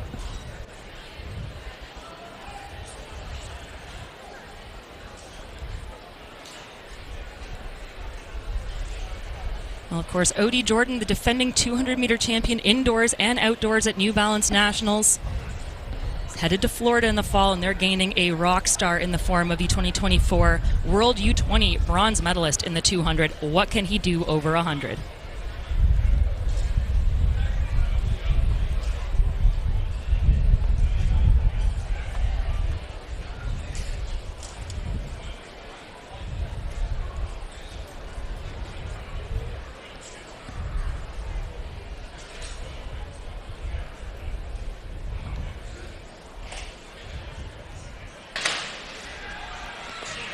And powering out of the blocks is Jake Odie Jordan in the middle of track. Coming up right now, he's got some contest on his outside. Caleb Hinton giving him a run for his money, but now it is Odie Jordan pulling away and shutting things down across the line into a headwind of -1.2. Still manages a very quick 10:31 and made it look easy. And honestly, when it comes to these straight events, the lane doesn't necessarily matter, but you have competitors right to your right and to your left, and he handled it perfectly. I mean, he came in running 10:36, so this one was a nice improvement for him, nice and steady, and he's going to go ahead and get that gator chomp because he'll be heading there in the fall. But this will be a pretty good run for him as well. But as you can see, he just powered out of the blocks. He's a stronger and taller athlete, so he has to remain low right off the start, and that's exactly what he did in his dry phase. And now here it's just all knee lift, all arms, all the way through the line. Perfect execution, Kate. Well, power exemplified. Look at that serenity. But then he'd still, he's composed and manages to bring things down across the line. He's still got that final tomorrow and lots more on tap. So the tall man in blue from Archbishop Carroll takes the first of 2 auto qualifying spots. 10:31 for him. Joining him in the final will be Oyeniran at 10:37. It is Scott and Hilton waiting anxiously in those bubble positions at the completion of our first semifinal. So as we head into semifinal number 2, occupying lane number 2 will be Matt Gregory of right here in Pennsylvania. In lane 3 will be Jonathan Wirt. In lane 4 will be Dylan Woodruff. Lane 5, Janelle Harris, the American Project standout. In lane 6 will be Miles Oderbridge. In lane 7, Jacob Thomas. In lane 8, Elijah Amenra. And in lane 9, rounding out the field, it will be Avian Edwards-Pla.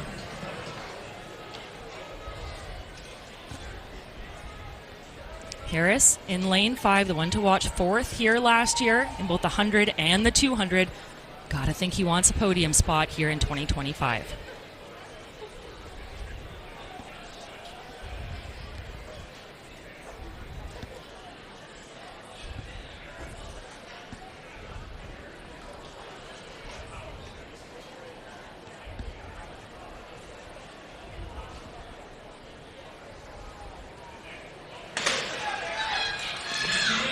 And another very quick start in the middle of the track by Harris. Look at that bright green kit. He's being contested on the inside. Woodruff moving very well. Woodruff trying to edge ahead, but it is going to be Janelle Harris. Again, comfortable across that line into a very slight headwind, but manages a 10:32 to claim the top auto qualifying spot.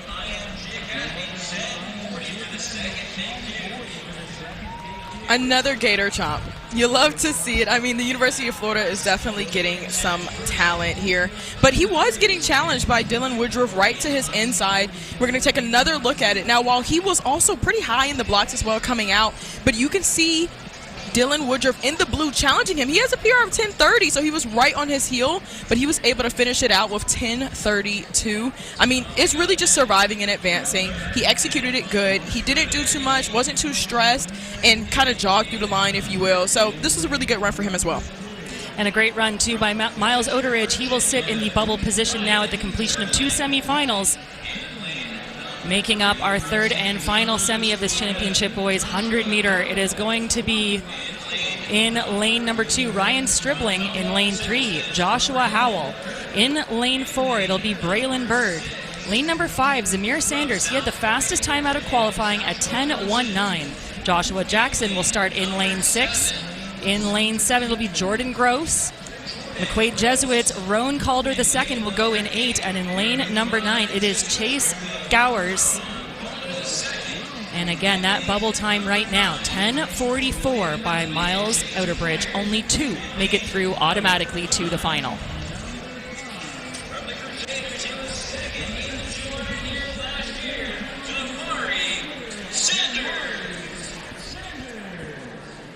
As always, look to the middle of the track with Sanders second in the 200 at New Balance Nationals last year. Joshua Howell also made that final, but did not start.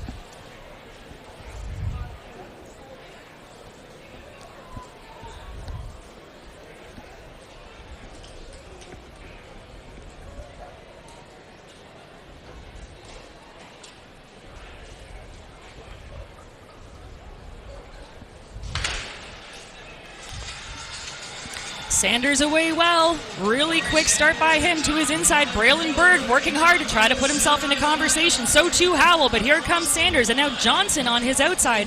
But it will be Alzamari Sanders, the junior for the Crusaders. 10:27, taking a big cue into a negative 1.0 meter per second headwind and made it look comfortable.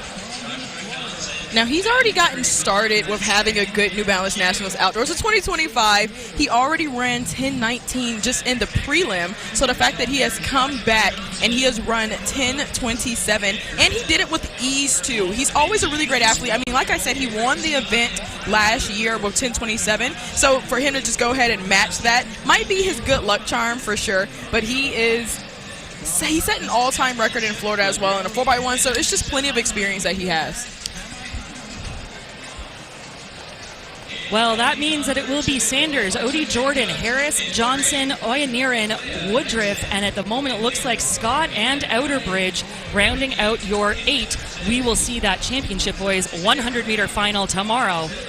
But before we get there, we have on tap now our championship girls 100-meter semifinals. And our first of 3 is going to have the superstar, Lisa Ray. She is the event record holder and champion from last year. And man, can anyone catch this woman? She is just on fire. She is going to start in lane 5. She's going to be joined in 2 by Alexa Jacobs, and 3 by Athalia Hinkson. Nina Kaya Aboye will go in 4, Deja Reed in 6, Zion Alston in 7, Elena Taylor in 8, and Nadia Ford starts in lane 9.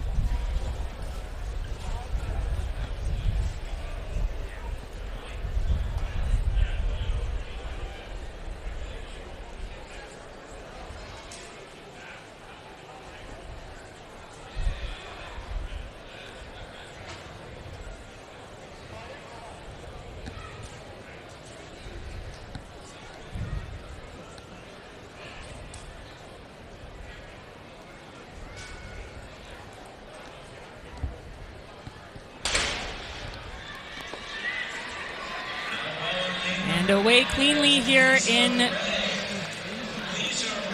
Lisa Ray, moving away from the field here. She is completely in control of this race, and it is going to be Lisa Ray in her very last New Balance Nationals. She's graduating early, headed to Georgia in the fall, and she gets through with a big Q of 11:33. Deja Reed will pick up the second big Q spot in 11:47.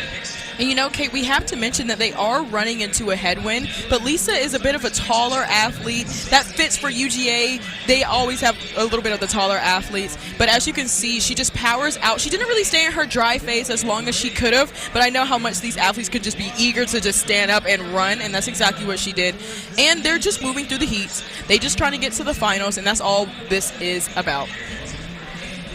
Fantastic run by Deja Reed there as well, the sophomore from Montverde Academy. She gets through comfortably to that final, and it will be at the moment Elena Taylor in the bubble position at 11:68. As we get ready now for semifinal 2 of 3.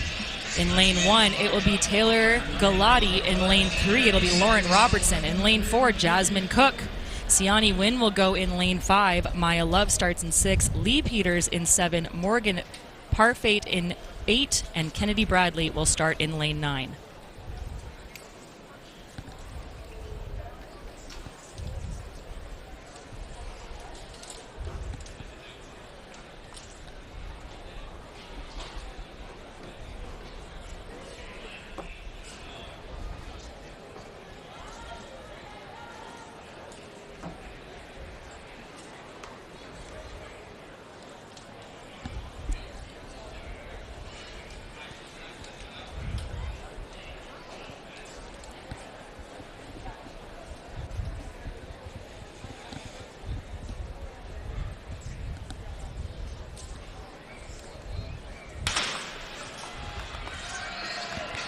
And the tall figure in blue in the form of Siani Wynn out quickly. So too is Jasmine Cook. It is those two right now, but now Wynn pulls away those long loping strides, driving for the line, and she comes across easily to take the win in semifinal number 2 in 11.30. Maya Love in the end took that second Big Q spot in 11:44, and that means that Wynn positions herself at the top of the list after 2 semifinals.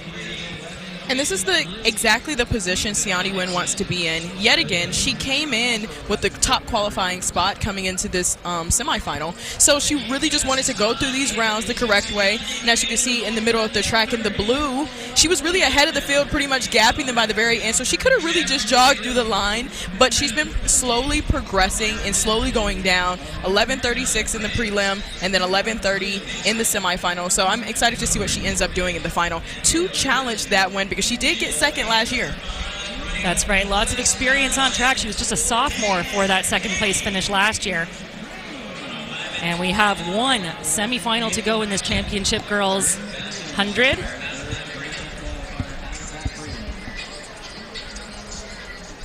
In lane number 2, it's going to be Cameron Tatum. She made the final indoors this year at New Balance Nationals in the 200. In lane 3 will be Renna Rubenstein. In 4, Amira Nesmith. In 5, Peyton Payne. In 6, Ariana Griggs. In 7, Maya Mason. Corin Corbin goes in 8, and Taylor Aska will start in lane 9.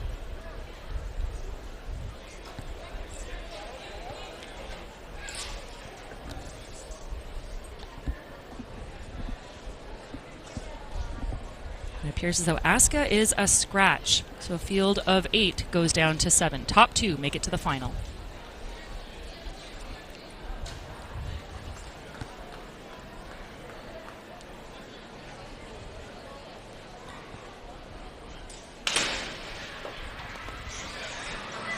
And it is in lanes 5 and 4. Very fast moves through the middle of the track. That is Peyton Payne, and she's got some company in the form of Griggs. But it was Peyton Payne taking the win for Bullis, 11:39. Wind shifting a bit. That was a 1.3 meter per second tailwind, and a fabulous time for the senior out of Bullis, taking an easy victory. What I've liked about Peyton Payne's progression is that it has always been steady for her. She has just trusted the process. With the Bullis track club, I mean, they are just unstoppable. And here goes that replay for you. She is a taller athlete as well, so it was been pretty easy for her to just lift her knees and go ahead and power through the finish. That's another Florida commit. And indoors, she was runner-up, so now she's looking to add 40 more meters and gun for the victory at this New Balance Nationals outdoors. Well, that means that we are going to have a completely stacked final. It is going to be Wynn, Ray, Payne, Griggs, Love, Reed, and then Nesmith and Mason picking up the 2 small Q spots.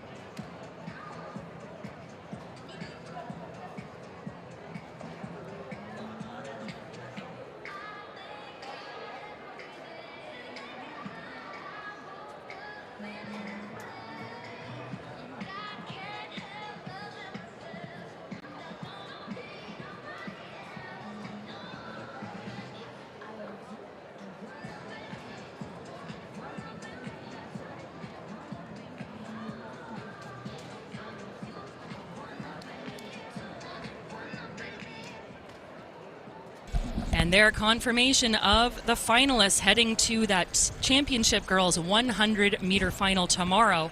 Fastest time in qualifying, Siani Wynn. And she is going to be, like I said, joined by an absolutely stellar field of 7 other women, including Lisa Ray, Peyton Payne, Ariana Griggs, Maya Love, Deja Reed, Amira Nesmith, and Maya Mason. And it was Hinkson just sitting outside of that qualifying position here at Franklin Field.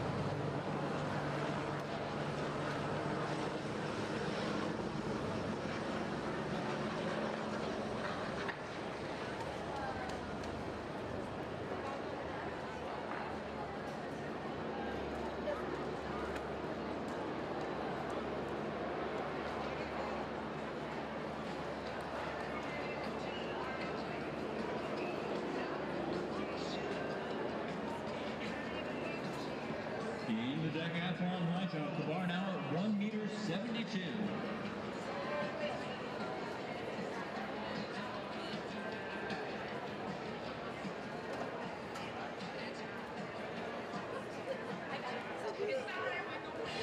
Our next event on track today, middle school boys 400.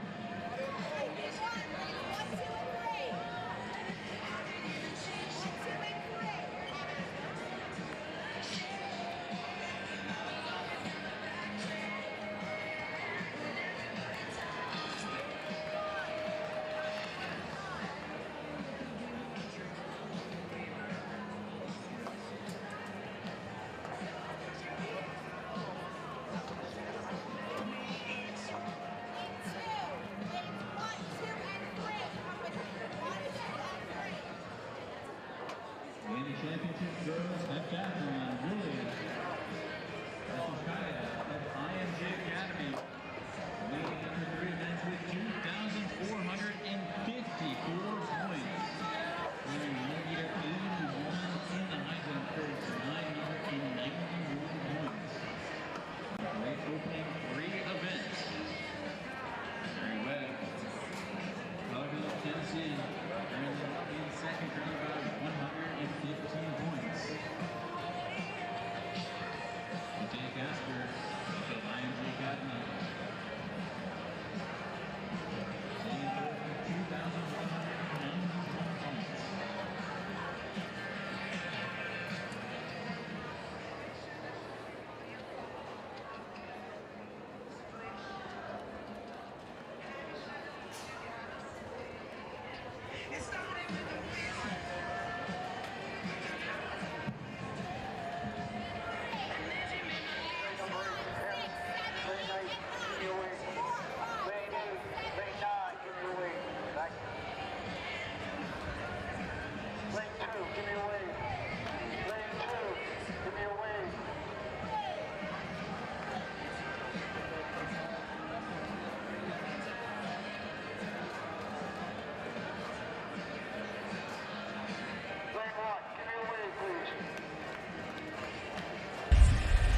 Back on track now for our boys 400-meter middle school timed finals. There are 12 sections of this event. In theory, getting faster with each successive section. Meet record in this event was set last year by Michael Swanson out of Michigan, a blazing 49.60. And in this first of 12 sections, we have 9 athletes set to take to the track. Starting from inside out, they are Aiden Smith, Kamir Deal, Kian Kelly, Evan Herbert, Bryce Jones Kiadu, Will Berger, Jeremiah Spiner, Leonardo Goldberg, and Oliver Sudin.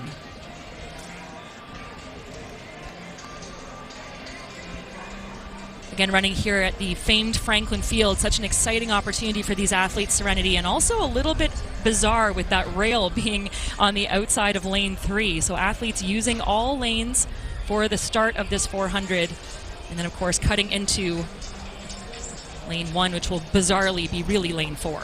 Absolutely. I'm hoping that their coaches took them around the track before the meet even started to really show them and not just tell them that this track is a bit confusing. I know the first time I saw it, I would have been thrown off as a 400 runner myself. And these kids, they're just so young. They're middle schoolers, and they're just so excited to be here. They're already nervous, so the officials are telling them all these things that they got to remember, and they're just trying to run fast. Well, and of course, staying in their lanes for this 400, but for other events, cutting into lane 1, which is really lane 4. But it takes a little bit of getting used to, and there's a level of professionalism there that I think really works well for these young kids to get used to the unfamiliar. It's a good shot there of Leonardo Goldberg. It's out of Brooklyn, New York. This final made entirely of 8th graders. We'll see a few younger athletes on the track in successive sections.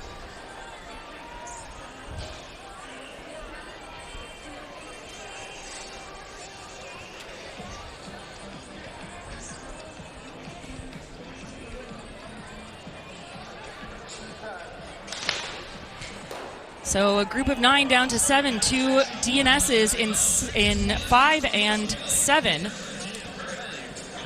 And a really good start on the outside there by Goldberg of Prospect Park.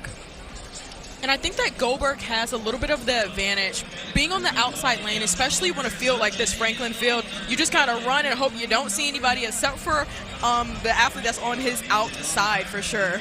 Well, and that is Sudin, who's now found a second gear, moving really well around the back of the track. Of course, he's got the disadvantage of the outside and just doing a good job of controlling things. But here on the inside, look to Kelly in 3. And to his inside, Kamir Deal trying to get himself up. And now it is Keen Kelly. And he is pulling away with a beautifully timed kick there. And he is going to very comfortably take timed final number 1 of this middle school boys 400 meters, 53.09 for Kelly out of Virginia. Again, big win over Sudin, who came across for second in 54.33. Now, a point we have to mention, Kate, we spoke about the disadvantage from the outsider lane athletes, but we have to talk about the advantage that somebody like Keen Kelly, or depending on how you look at it, the disadvantage for being all the way back there out in lane 3. It could feel like lane 2, especially with this track so spread out. They have a little bit of wider turns and they have shorter straights. And as you can see, he didn't really even know that he was in the lead until he was on that home stretch. So you really just got to keep powering through. Once you cross the line, then you can see the time, what place you were in, all the things, but you just really got to power through all the way around. Good focus there for our eventual winner of our first section. Again, takes it with a huge margin of victory over the rest of the field. 53.09 the time to beat in the early days. Sudin 54.33, and then Kamir Deal rounds out the top 3 in that first section at 54.51. On track, timed final number 2. We have a full field. Asher Baltzberger, James Blackman, Jacob Soriano, Tyrell Edmonds, Anson Young, Jack Tyson, Lawson Curran, Mason Chadwick, and Kyle Parkinson. And they will be called back from that gun. So many of these middle schoolers, Serenity, just shaking out some nerves. For many of them, it's their first time on a stage this big in this kind of stadium, and it can take a little while to get used to that. Absolutely, and blocks are optional when you're at this age, and some of them are using blocks, some of them are just kind of wobbling at the start. But I mean, it was definitely a tough one to see, but as you guys can see, it was possibly the athlete in the yellow in lane 5. That would be Anson Young, who might have gotten a little bit jittery. Well, no disqualifications, and they are away cleanly now, and it is Young looking very strong around this opening turn. Moving well on the outside, too, in lane 8. That is Parkinson, as you mentioned, probably running a little bit scared in that blind spot. Absolutely, and they are running into a bit of a headwind on this back stretch, but it seems like it's still pretty even as these guys are coming around. Like I said, this track is just so big, it's kind of hard to tell from the very beginning, but as they're coming around the finals 200, out there by himself, it's still Kyle Parkinson. Looking really strong now in the green on the inside, the youngster, just a 6th grader, Tyrell Edmonds of White Plains, Maryland, and he is trying to keep himself relevant.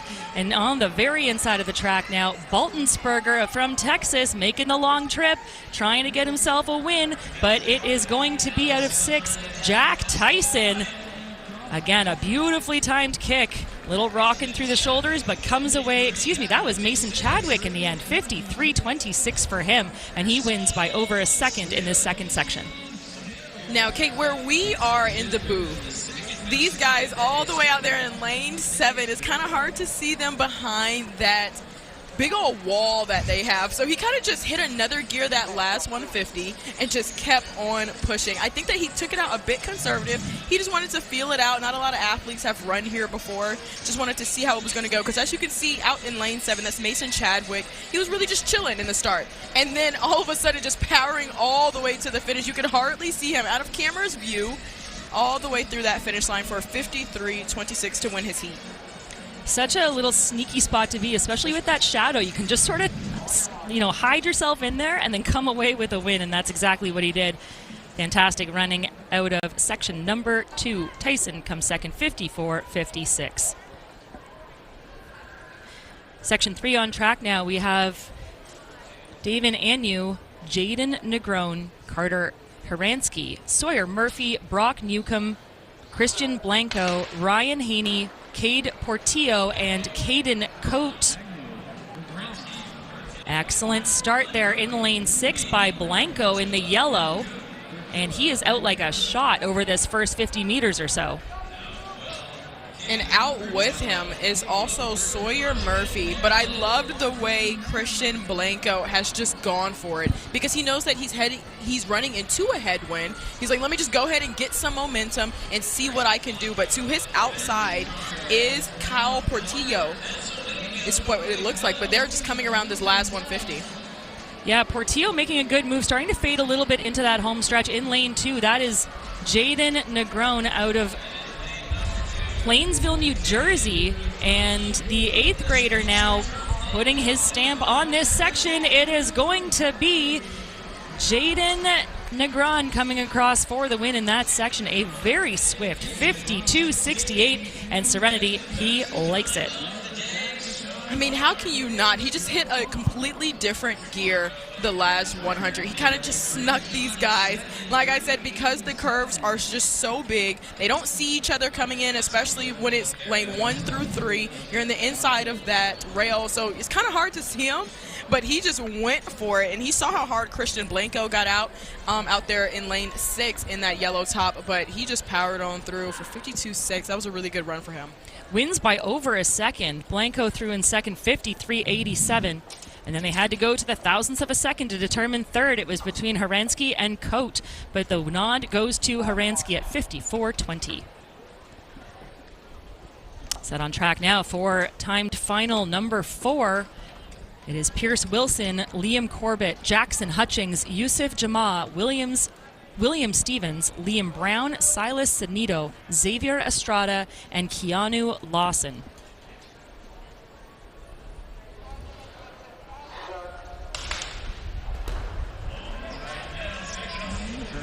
Fast start out of lane number 3. That is 4. That is Joma moving very well in the white kit, but easily throwing a blanket over most of this field at this point in the race.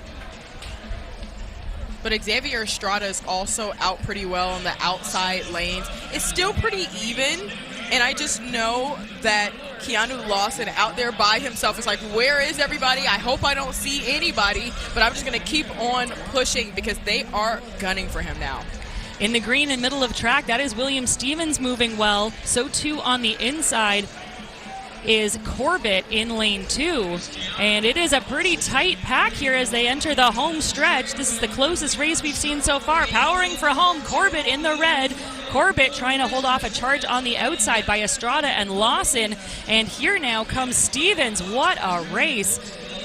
Tight finish, but Corbett likes it, and the Westchester, Pennsylvania athlete is going to take home the top marks in section number 4 in 54.65 for the win.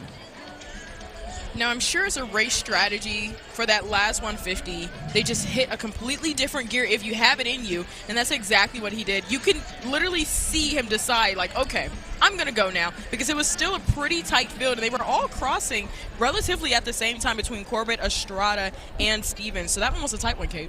Well, that shot right there really shows exactly what you're talking about, Serenity. I was impressed by Estrada. I think he just ran out of track, and Corbett finds it within himself to stay composed. 54.65, just 0.04 of a second ahead of Estrada in second, who is only 0.02 of a second ahead of Stevens in third. Section number 5 on track now as we move through these 12 timed finals of middle school boys 400. Section 5 is going to feature Adathaya Ashok, Dylan Reiner, Aaron Womack, Grady Tim, Elliot Donmoyer, Spencer Parsons, Jackson Cook, Ty Hinnerschitz, and Mason Bingaman. Time to beat right now is 52.68 out of heat number 3, courtesy of Negron. And another pretty evenly matched start to this fifth timed final. And Grady Tim, right on that rail in lane 4, is moving pretty well. He just wanted to make up the stagger to his outside, and that was Elliot Don Moyer. But he is just deciding to chill off of it now. I feel like maybe he feels the wind a little bit, but he knows that he has his last 150 yet, so it's now or never, because he is getting some pressure from the inside. Pressure from the inside in the form of a shock in lane number 1 out of Waxhaw, North Carolina. Into the home stretch, he finds another gear. He's got competition. Womack. That is Reiner and Tim working hard to try to take the win, and it will be Reiner. Dylan Reimer out of Lakemore, Illinois. And he gives a little wave to the camera, 53.62. And as things stand right now, that will slot him into 4th in the compiled results. Dylan Reiner just dug deep for this one. He knew that he needed to catch Grady Tim by any means necessary. I mean, and he really, really dug deep for it. Let's take another look at it, because they were pretty much finishing all at the same time. And he just outleaned them right at the finish there for a 53.62 for him. And Grady Tim was right behind him with 53.76. Well, Grady Tim kind of went back and forth a few times throughout this race, kind of had a good surge down the backstretch, pulled back a little bit, found another gear, and came away for that second place finish. So 53.62, 53.76, and 53.94, your top 3 under 54 seconds as we move right along to our halfway mark. This will be section 6 of 12 on track. We have Dosick, Bent, Bernie, Darius Bowling, Mason Robson, Skylar Fitz, Alec Diaz, Braden Ortiz, Jermaine Kelson, Colin Woods, and Denham Cornegay. And the time to beat, really impressively, is still out of timed final number 3. That is Jaden Negron. He's the only athlete to go under 53 seconds so far, and he had a 52.68 to his name. That has remained at the top of the leaderboard throughout all of these sections.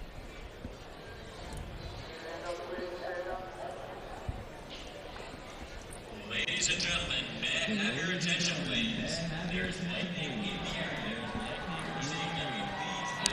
And we are getting an in-stadium announcement that there has been lightning spotted in the area. This was not unexpected. Unfortunately, it's on par for New Balance Nationals outdoors.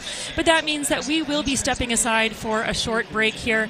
We will resume action on the track and right here on your live stream as soon as it is safe to do so. Stay with us. For Serenity Douglas, I'm Kate Van Buskirk. Thanks so much for tuning in to New Balance Nationals Outdoors 2025. We will be back as soon as we can.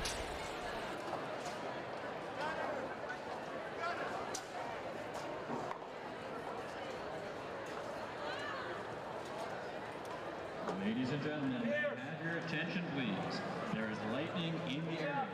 For your safety, we please ask that all staff and spectators exit the bleachers and infield and remain in the concourse until further instruction is given.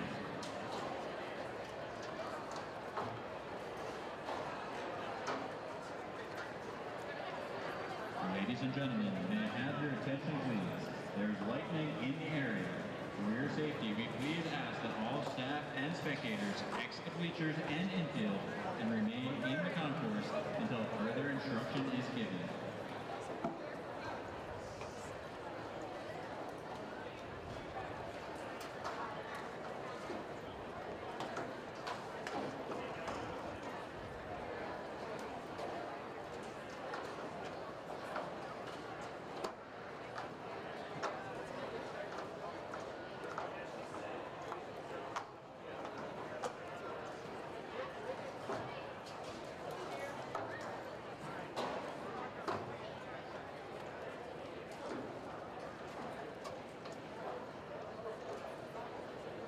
Once again, there's lightning in the area. For your safety, we please ask that all staff and spectators exit the bleachers and infield and remain in the concourse until further instruction is given.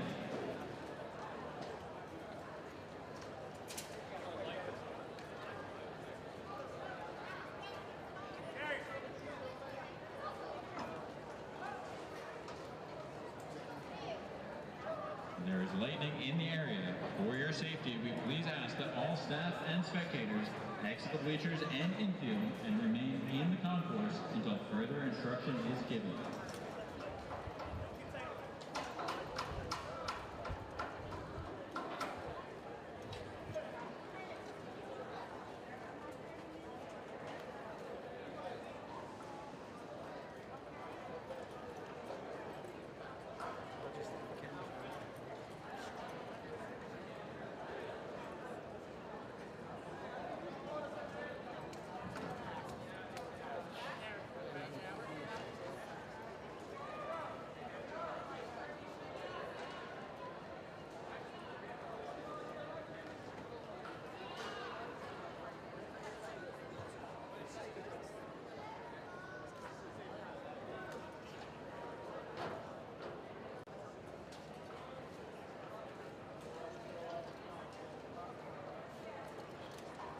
Ladies and gentlemen, there is lightning in the area.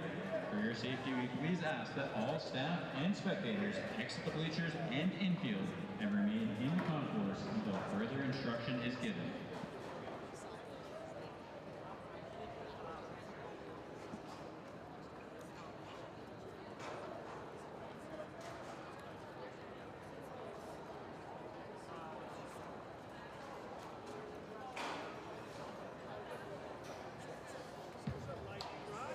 Ladies and gentlemen, may I have your attention please?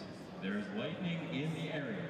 For your safety, we please ask that all staff and spectators exit the bleachers and infield and remain in the concourse until further instruction is given.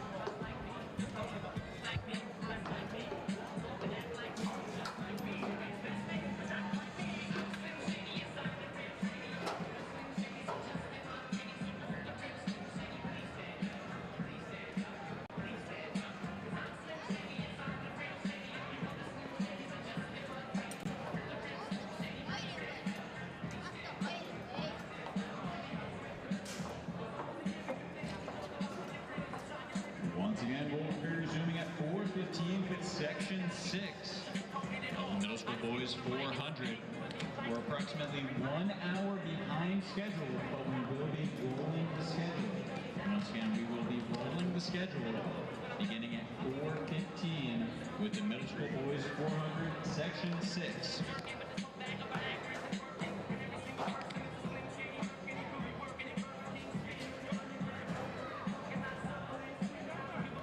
Once again, we'll be roughly 1 hour behind schedule, but we will be rolling the schedule. Please pay attention to what event is on the track, so you know when to warm up and when to report the clerk in. At this time, we need all middle school boys and girls in the 400 to please report back to clerk.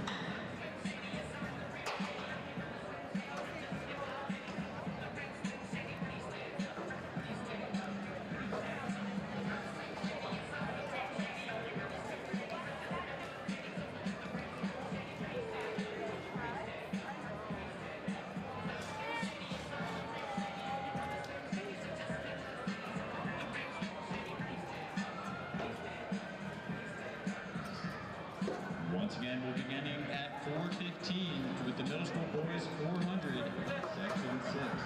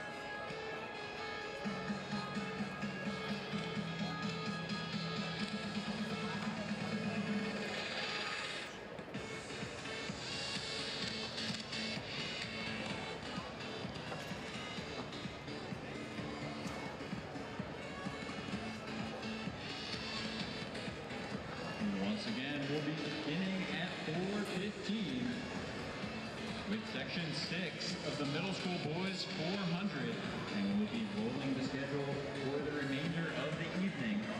We'll be approximately 1 hour behind schedule, and we'll be rolling the schedule. Go all the way down, up, and then all the way down. There's a gap right there, it looks like. We've got two over there.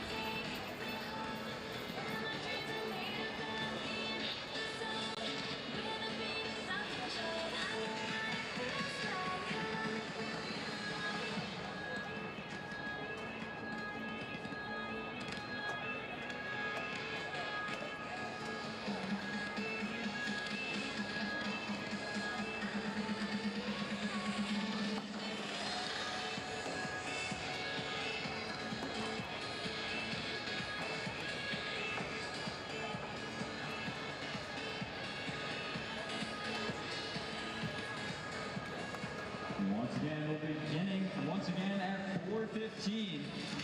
Just over 10 minutes away from section number 6 of the middle school boys 400. If you are in the middle school boys or girls 400, you should be clerking at this time. Once again, you should be clerked in at this time for the middle school boys and girls 400. We'll be resuming at 4:15 with a rolling schedule, approximately 1 hour behind schedule.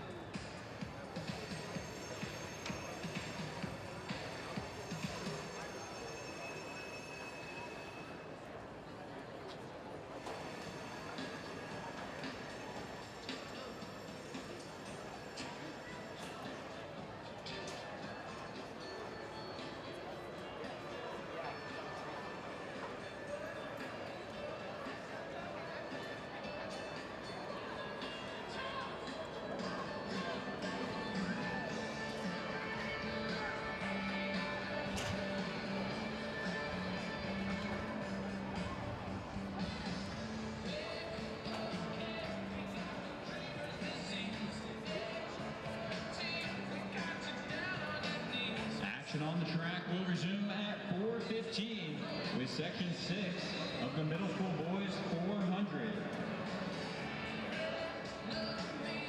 We'll be rolling the schedule for the remainder of the evening, approximately 1 hour behind schedule.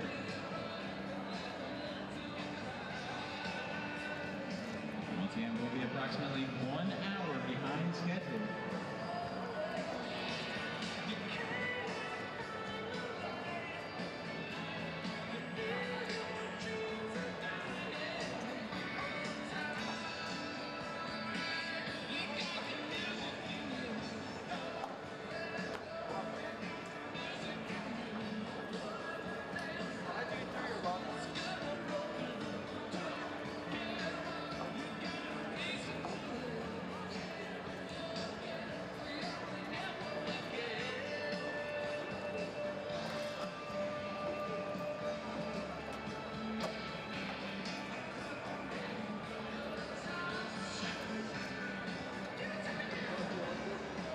Once again, we'll be beginning at 4:15 with the middle school boys 400 section 6. If you're in the middle school boys or girls 400, you should be clerked in at this time. We're approximately 1 hour behind schedule. We will be rolling the schedule.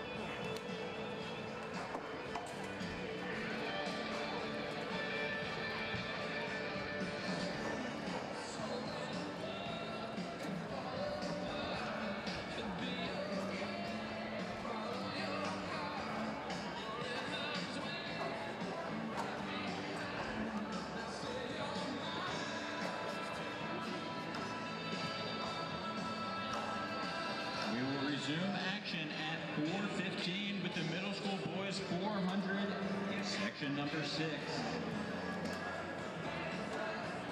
If you're in the boys or girls middle school 400, you should be back at clerking at this time. You're just over 5 minutes away from the start of section 6 of the middle school boys 400.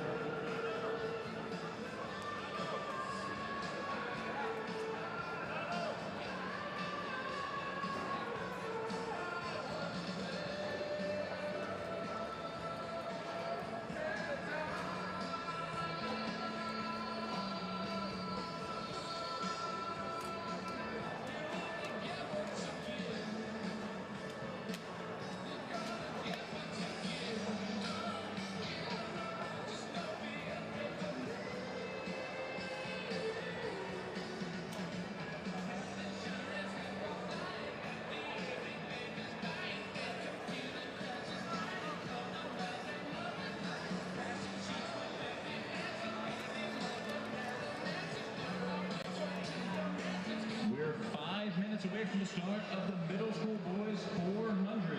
We'll be resuming with section number 6 of 12. If you're in the middle school boys or girls 400, you should be clerked in at this time.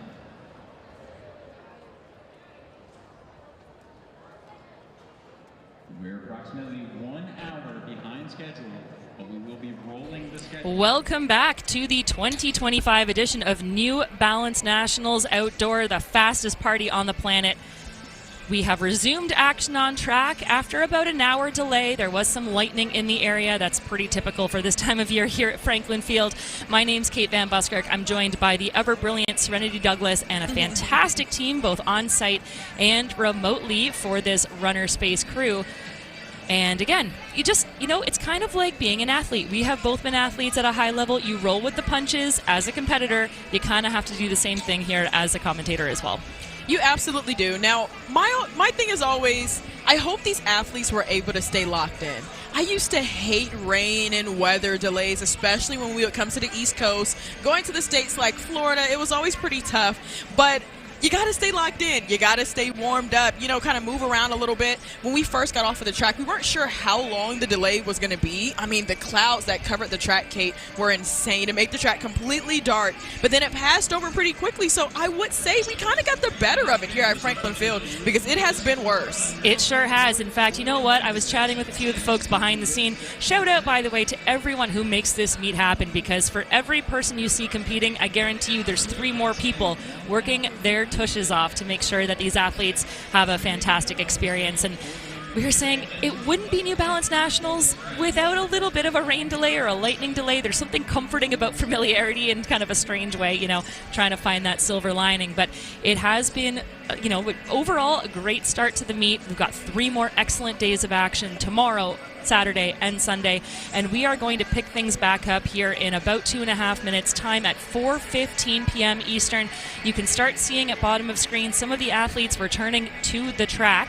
And for those of us rejoining or joining for the first time, where we left things off, again, just about an hour ago, was with the completion of Section 5 of our middle school boys 400-meter timed final. So we're going to resume all of the excitement here with section number 6. The time to beat remains 52:68. That was a really, really quick time thrown down back in section number 3. That belongs to Jaden Negron out of Plainfield, New Jersey. So that is the only sub-53 clocking of the day so far, Serenity, but we are expecting to get faster and faster with each successive section, starting with number 6 yet to come. And it is a rolling schedule, so we're going to be blowing through these heats pretty quickly, and that's a good thing for the athletes as well. They didn't have to wait around for too long. I don't think their legs would have gotten too cold. I mean, it's pretty hot out here as well, but I don't think they would have gotten too out of their warm-up or out of their groove because they didn't have to wait as long, and we're just going to really hit the ground running here pretty soon. It seems like some of the athletes, the ones who are choosing to use blocks, seems like their blocks are already set up. They were already getting some run-outs out, and like you said, yeah, shout out to the officials who have just been extremely patient. So as you can see, athletes on track. It looks like almost a full section here for section number 6. Again, timed finals getting faster on paper as we go. Let's re-meet our competitors. All these athletes were on track before our rain delay. So we have in lane 1, Dosick Bent Burney. In 2, Darius Bowling. In 3, Mason Robson. 4 will be Skylar Fitz. In lane 5, Alec Diaz. Lane 6 is occupied by Braden Ortiz. Lane 7, Jermaine Kelson. Colin Woods starts in 8. And Denim Cornegay starts in lane number 9.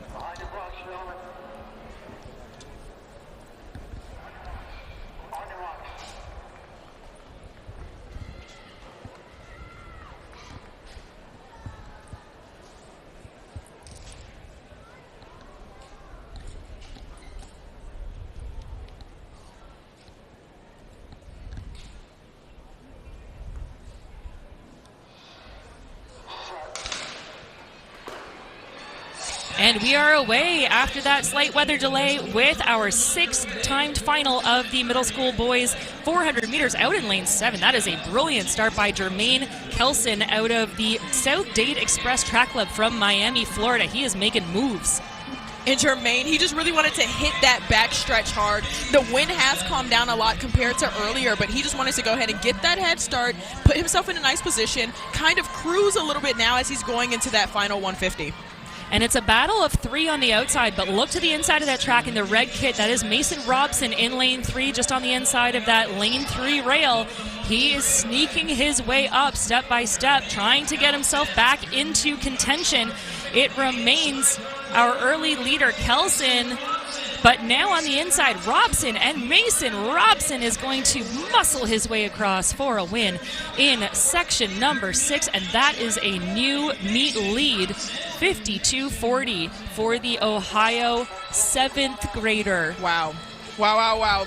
Beautiful execution by Mason Robson, man. Like, just being in that inside of that rail, it can get pretty tough to know where you are exactly, but all you know is that you just need to munch away at the competition, and that's exactly what he did. I mean, Jermaine Kelson, got to give a shout out to him as well. He took it out really strong, so it gave Robson somebody to catch, and that's exactly what he did. 52-40 for him, and then Kelson was right behind him with 52-96. So we now have 3 athletes on the day under that 53 mark.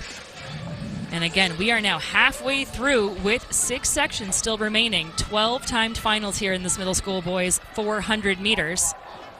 And let's introduce you to the athletes set to take to the track in section number 7. This is going to be Connor West, Elijah Jones, Matthew Mueller, Boone DeLizer, Miles Mungo, Emmanuel Ponder, Noah McAllister, Luca Aguilera, and Brennan Brooks. Away cleanly, really quick starts across the board. Look to lane number 6. That is Ponder in the red, already starting to make up the stagger on the outside to McAllister. Ponder moving really, really well around this first turn. Absolutely, Kate. But what we learned from that last heat was you have to keep an eye on those inside lanes as well. So Elijah Jones out of lane 2 is also moving pretty well. It's going to be pretty difficult to see where he is compared to the rest of the field until the last 150. But man, look at Emmanuel Ponder just killing it right now. He is trying to no longer see the competition because he knows that they're gunning for him, especially this last 100. Well, this is where that bear can jump on your back. He's got contests from the inside and the outside. Mungo to his inside, McAllister to his outside. A little glance by Ponder there, and he's starting to fail a little bit. And to the outside, that is McAllister. I believe that was Aguilera actually taking things across, and it was the Franklin Regional Middle School athlete from right here in Pennsylvania, Luca Aguilera, 52-17, and that is over a second ahead of Emmanuel Ponder, who did a great job of holding on for second, but that is now the time to beat. Absolutely, and you can barely see him all the way in the shadows, all the way out there in lane 8. And he just really, really wanted to get that good time, and you can tell, like, look at him throwing the head back and powering all the way through. I mean, these guys have just been killing it. The intention is for the heats to get faster as we go, and that's exactly what's been happening. Luca Aguilera puts down the time for other runners to take attention to, 52-17. And we've still got several sections to go here. Here are your athletes in our next section: Pierre Love, Sylvian Garbutt, Elijah Osborne Jr., Eric Dick, Tyler Price, Thomas Seneca, Jason Pratt, Kimoni Wright, and Noah Myers.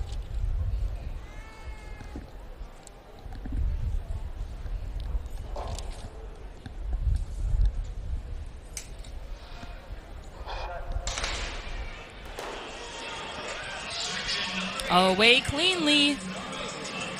Really quick run out of the blocks there by both Seneca and Pratt in 6 and 7.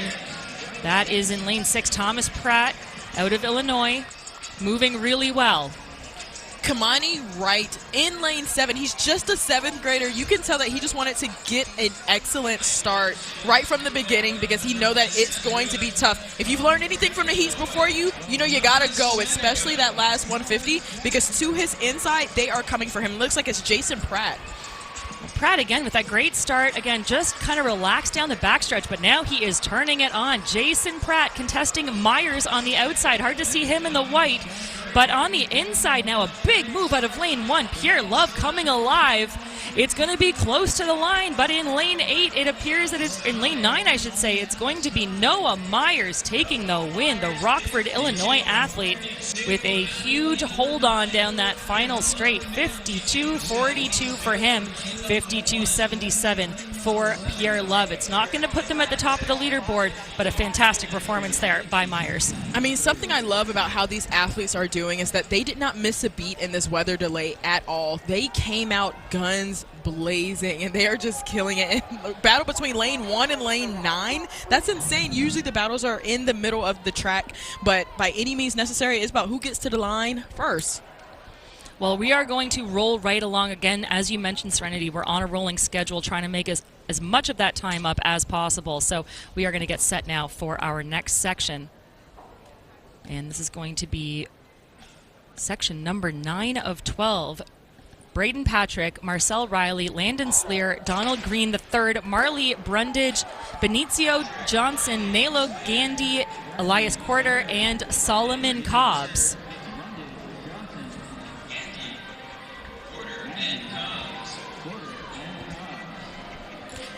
And these guys are off. Solomon Cobbs all the way out in lane 9. It seems like he's just chilling down the backstretch right now because he knows some athletes, they actually like it when the athletes catch up to them first, and then they can start moving a little bit. But these guys are all still pretty even going through the 150. This is one of the closer races we've seen of these middle school boys. 400 meters, but there in lane number 5 is Brundage of Del Mar, New York, in that white kit. He is trying really hard to hold on to his advantage, pulling away now. He's got some contest on the outside. It's going to be a late surge in lane 7. That is Nola Grandy, and Nalo Grandy is going to take the win. Brooklyn, New York versus Del Mar, New York. Both 8th graders, and it was about a half a second separating them, but Grandy likes it. 51-38. I mean, he should like that run. Like we said, that these heats are going to get faster, and they want their time to stick, especially now that we're getting towards that final heat, especially like out here in heat 9. But he was just digging deep for it. A little bit of the head bobble at the end there. I mean, these are just middle schoolers. By any means necessary, they have a whole lot of time to fix their form, but he dug deep for that one. He dug deep, and we now have 2 sub-52-second clocking, so 51-38 for Gandy and Brundage. 51-38 and 51-73.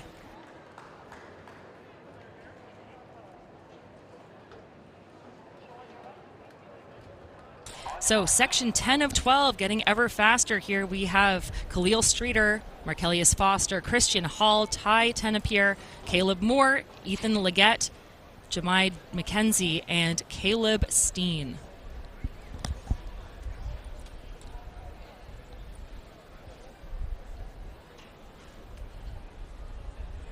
Lane 9 is empty. And we have a second gun. So that is going to be a callback for these athletes in our third to last section of timed finals for these middle school 400s. Haven't had a lot of second guns today. That's a good sign so far, especially with some of these younger athletes. As we mentioned before that break, Serenity, it just takes some time to shake out the nerves, especially after a delay. Absolutely. Doesn't seem like it was obvious from anybody there, which is a good thing. Maybe the officials just wanted to get everybody set more. I mean, here at this track, they are pretty spread out from lane 1 all the way up to lane 8. And it does look as though the whole field will get set in their blocks once again.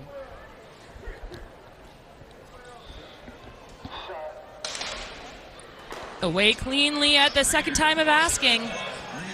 A really fast start on the outside there by Caleb Steen in 8 from that Flower Mound team that has so much prestige behind it. And a really excellent start as well on the inside there by Christian Hall in lane 3.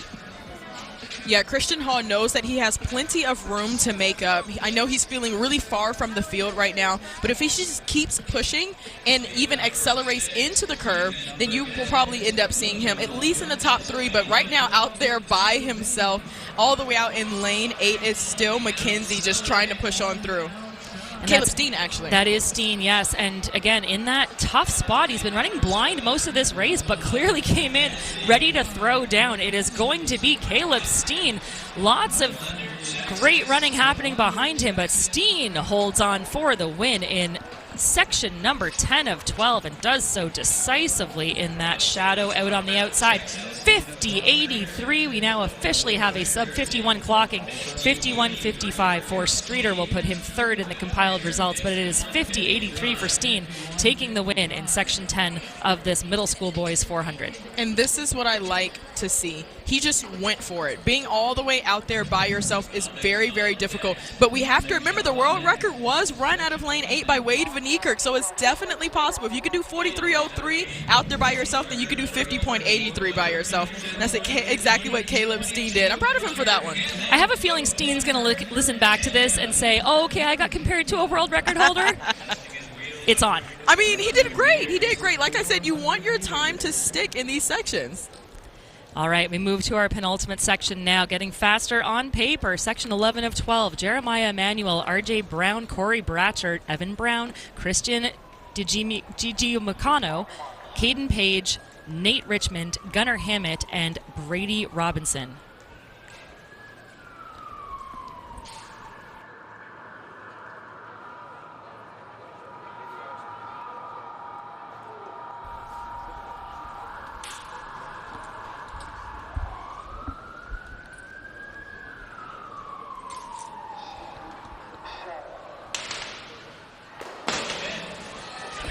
And we're away, but a late second gun is going to be the recall for these athletes. Again, our second to fastest section based on seed time. And Serenity, again, so hard to be able to tell from this angle, and especially as you mentioned on this track, it's such an unusual track, really hard to get a sense of exactly what's going on. Yeah, hoping none of the athletes jumped or anything.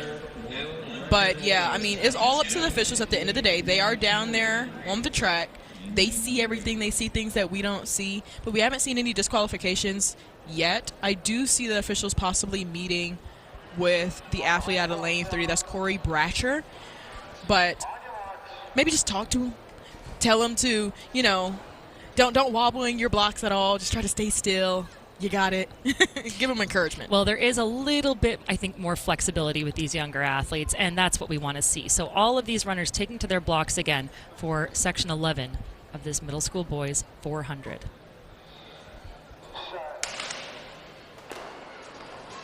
And this time we are away cleanly. Excellent start out of lane number 8. That is Gunnar Hammett, the youngest athlete in the field, a 7th grader, and look at the moves he is throwing down.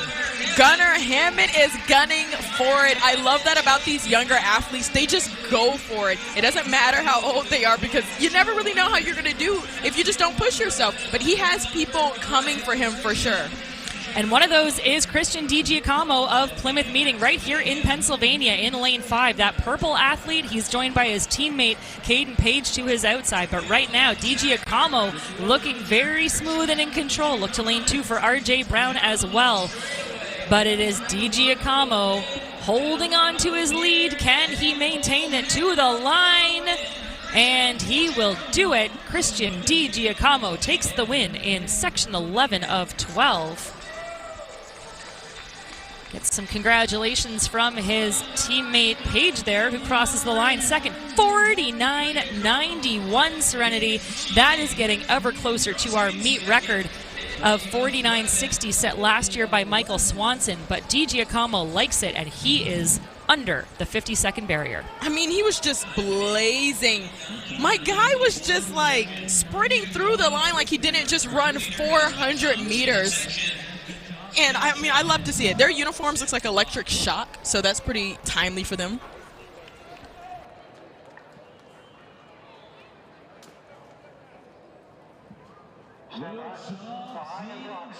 Section number 12, the last one, the fast one. It is time to crown the national champion in the middle school boys 400 meters. Well, we move now to our fastest section of the middle school boys 400. This is a stacked field. In lane number 1, it's going to be Wayne Dunning out of Florida. In lane 2, Jair Collins out of Virginia. In lane 3, it's going to be Brock Raymond in 4, Chase Elliott, Zayden Saxton in 5, Omar Thomas in 6, Braden Miller in 7, Caden Garvin in 8, and Stephen Lyon in lane 9. And Lyon set a new meet record in the 100-meter middle school boys prelims earlier today, and he is off to a blazing start. But keep your eye on lane 6 as Omar Thomas. He has been a track and field phenom out of Florida. Just from the age 10 years old, he has been breaking records as well. So he is just fearless. And it looks like he hit a growth spurt too, because the last time I saw him, he was not that tall. But this one is going to be fast, Kate. Look to lane 5 as well for Zayden Saxton. Lyon is a scratch in lane 9, but it matters not because all of the action is happening in the middle of the track right now. So that is a contest very tightly between lanes 4, 5, and 6. That is Elliott, Saxton, and Thomas. Thomas has the edge right now. Thomas in the red, powering for home. Can Thomas hold on? He's going to do it. 48.87 unofficially, and that is a blazing time for the middle school boys 400-meter winner. What a run. 49.60 was the meet record. Well, we've seen a sub 49 clocking, and that is a new meet record. Omar Thomas just ran U.S. #1. And like I said, this guy is not foreign to running fast at all. Just at 10 years old, he ran the fastest 400 in world history back in 2021. He has won multiple AAU Junior Olympic records in the 200 as well. So he has that foot speed, and he's just used to crossing the line. I mean, what can I say? First. And he was just killing it from the very beginning. Well, and again, my apologies, because hard to call from this angle, but what a run there. Of course it was Omar Thomas. You just read through about a quarter of his resume that just grows year after year, and this kid is something special. 48.87, 49.43 for Saxton. Fantastic performance for him. We had 4 guys sub 50 in that section, but it is going to be Omar Thomas, 48.87 new meet record, taking the win in the middle school boys 400-meter finals. Now, Omar is still young, but I have to talk about where can we see him going, Kate? We have seen tons of Florida commits. We've seen tons of, Auburn has been killing it this year as well. But he has just been doing really, really well ever since he was a young kid. And like I said, he has hit a growth spurt, and he is completely used to running fast. I mean, this is where you do it, though. New Balance Nationals outdoors. I mean, if you're going to do it anywhere, you got to do it here. And, I mean, if he just stays on that route, possibly keeps on growing and keeps on running fearless, then we will be continuously seeing and hearing from Omar Thomas out of Florida. Big things to come for sure. And we are moving now to an event that was set for a little bit later in the day, but we're going to go on to the girls heptathlon 200 meters. And this is another event where we have lots of returning athletes from last year's championship here at New Balance Nationals. There you see Yulia Mazliskaya. And she is currently sitting in first overall in the competition, 24.54 at the completion of 3 events. Kari Webb sits in second overall, 23.39, so a significant lead there for Mazliskaya. Sophia Casper currently sits in third at 21.91.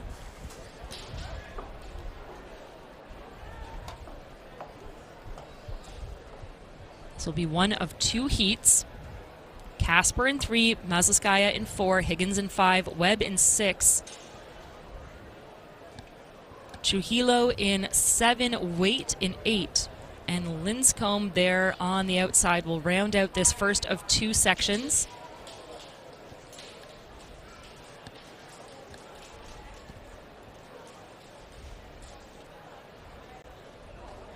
Mazliskaya was second overall in the heptathlon last year at New Balance Nationals, the senior out of Bradenton, Florida.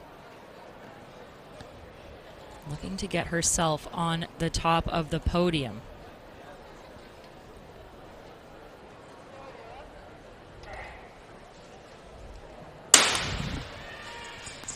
And they are away here in the heptathlon 200 meter, moving really well on the outside are Waite and Linscomb. And then in the middle of the track, it is Higgins running quickly in lane 5 in that white kit. Higgins has the advantage heading into the home stretch. Higgins pulling away from the field. Running well inside her is Mazliskaya. So too Webb on the outside trying to hold on to form, but it is going to be Hayden Higgins out of Florida. Tarpon Springs, and she's just a sophomore, 24.90, and she will pick up 3,068. Push herself into 3,068 points total, so that moves her into third. And that was a beautiful run from Higgins. One of my favorite things, especially when it comes to the heptathlon, is when these athletes are starting to look like sprinters. And, you know, don't run away from it. It's one of your events, too. The 200 is one of your events. I mean, if you use Anna Hall as an example, I mean, she has the national record. She also has that speed. Just 2 weeks ago, she ran 23.3. So having that speed in the heptathlon, do not frown upon it, okay? You guys can have it as well. And that's how you just continue to set yourself up in a good position. There you see the points totals. Higgins picking up a cool 896 points as we move into our second section here. Marley Berkeley, Deja Duncan, Dana Spoor, Avery Miller, the defending champion in this event from last year. Anna Keeney, just a sophomore, Parker Steele, Sydney Chandler, and Stella Purdy will be your competitors in section number 2. Deja Duncan was 4th overall in the girls' heptathlon last year. She starts in lane 3.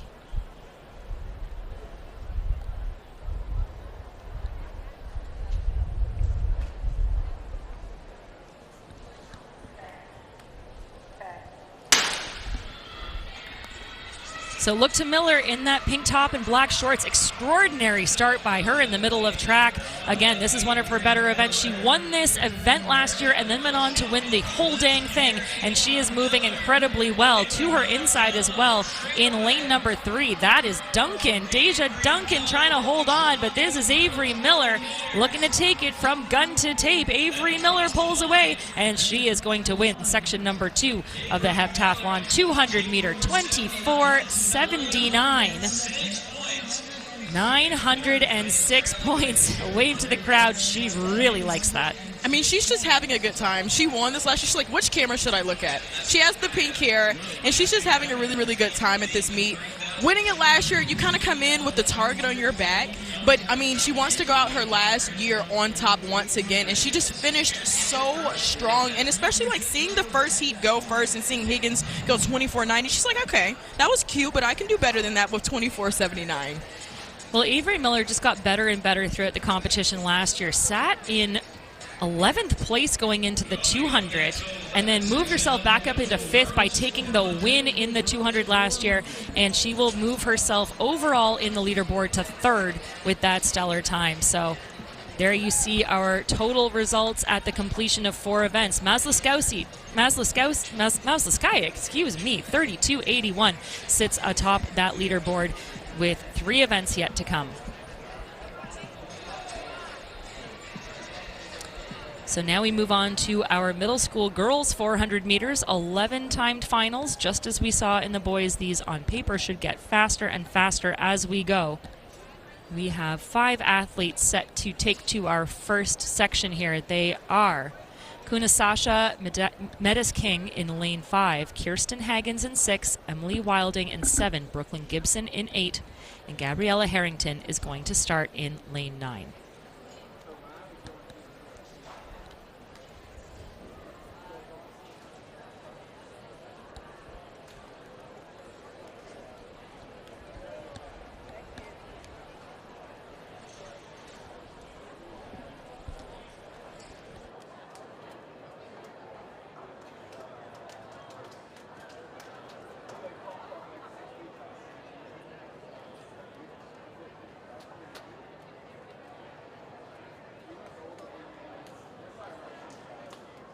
As a reminder, we're approximately 1 hour behind schedule.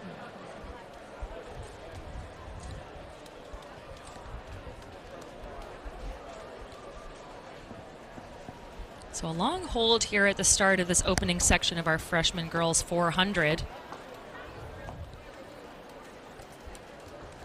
Event record set last year by Chriselle Campbell of acceleration at 55.75.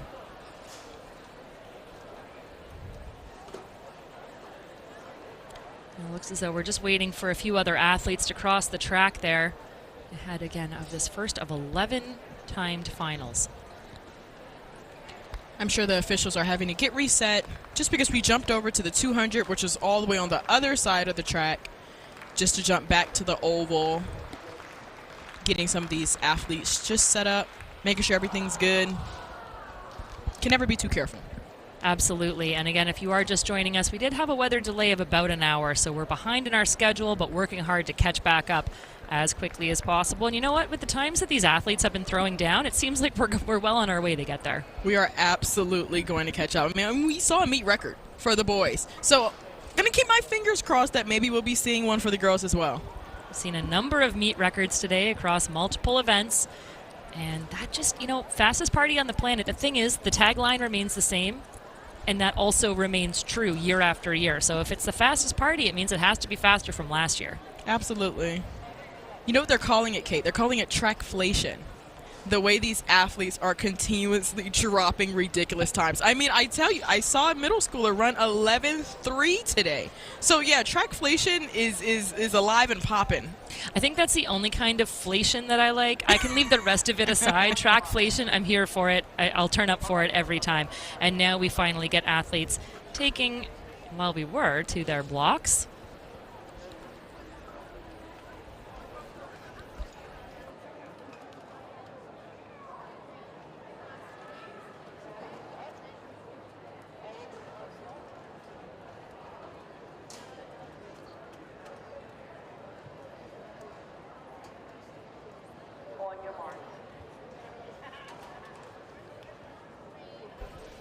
Well, a long hold, but we are getting set now for that first of 11 sections. Middle school girls, 400 meters. Again, Matus King, Higgins, Wilding, Gibson, and Harrington.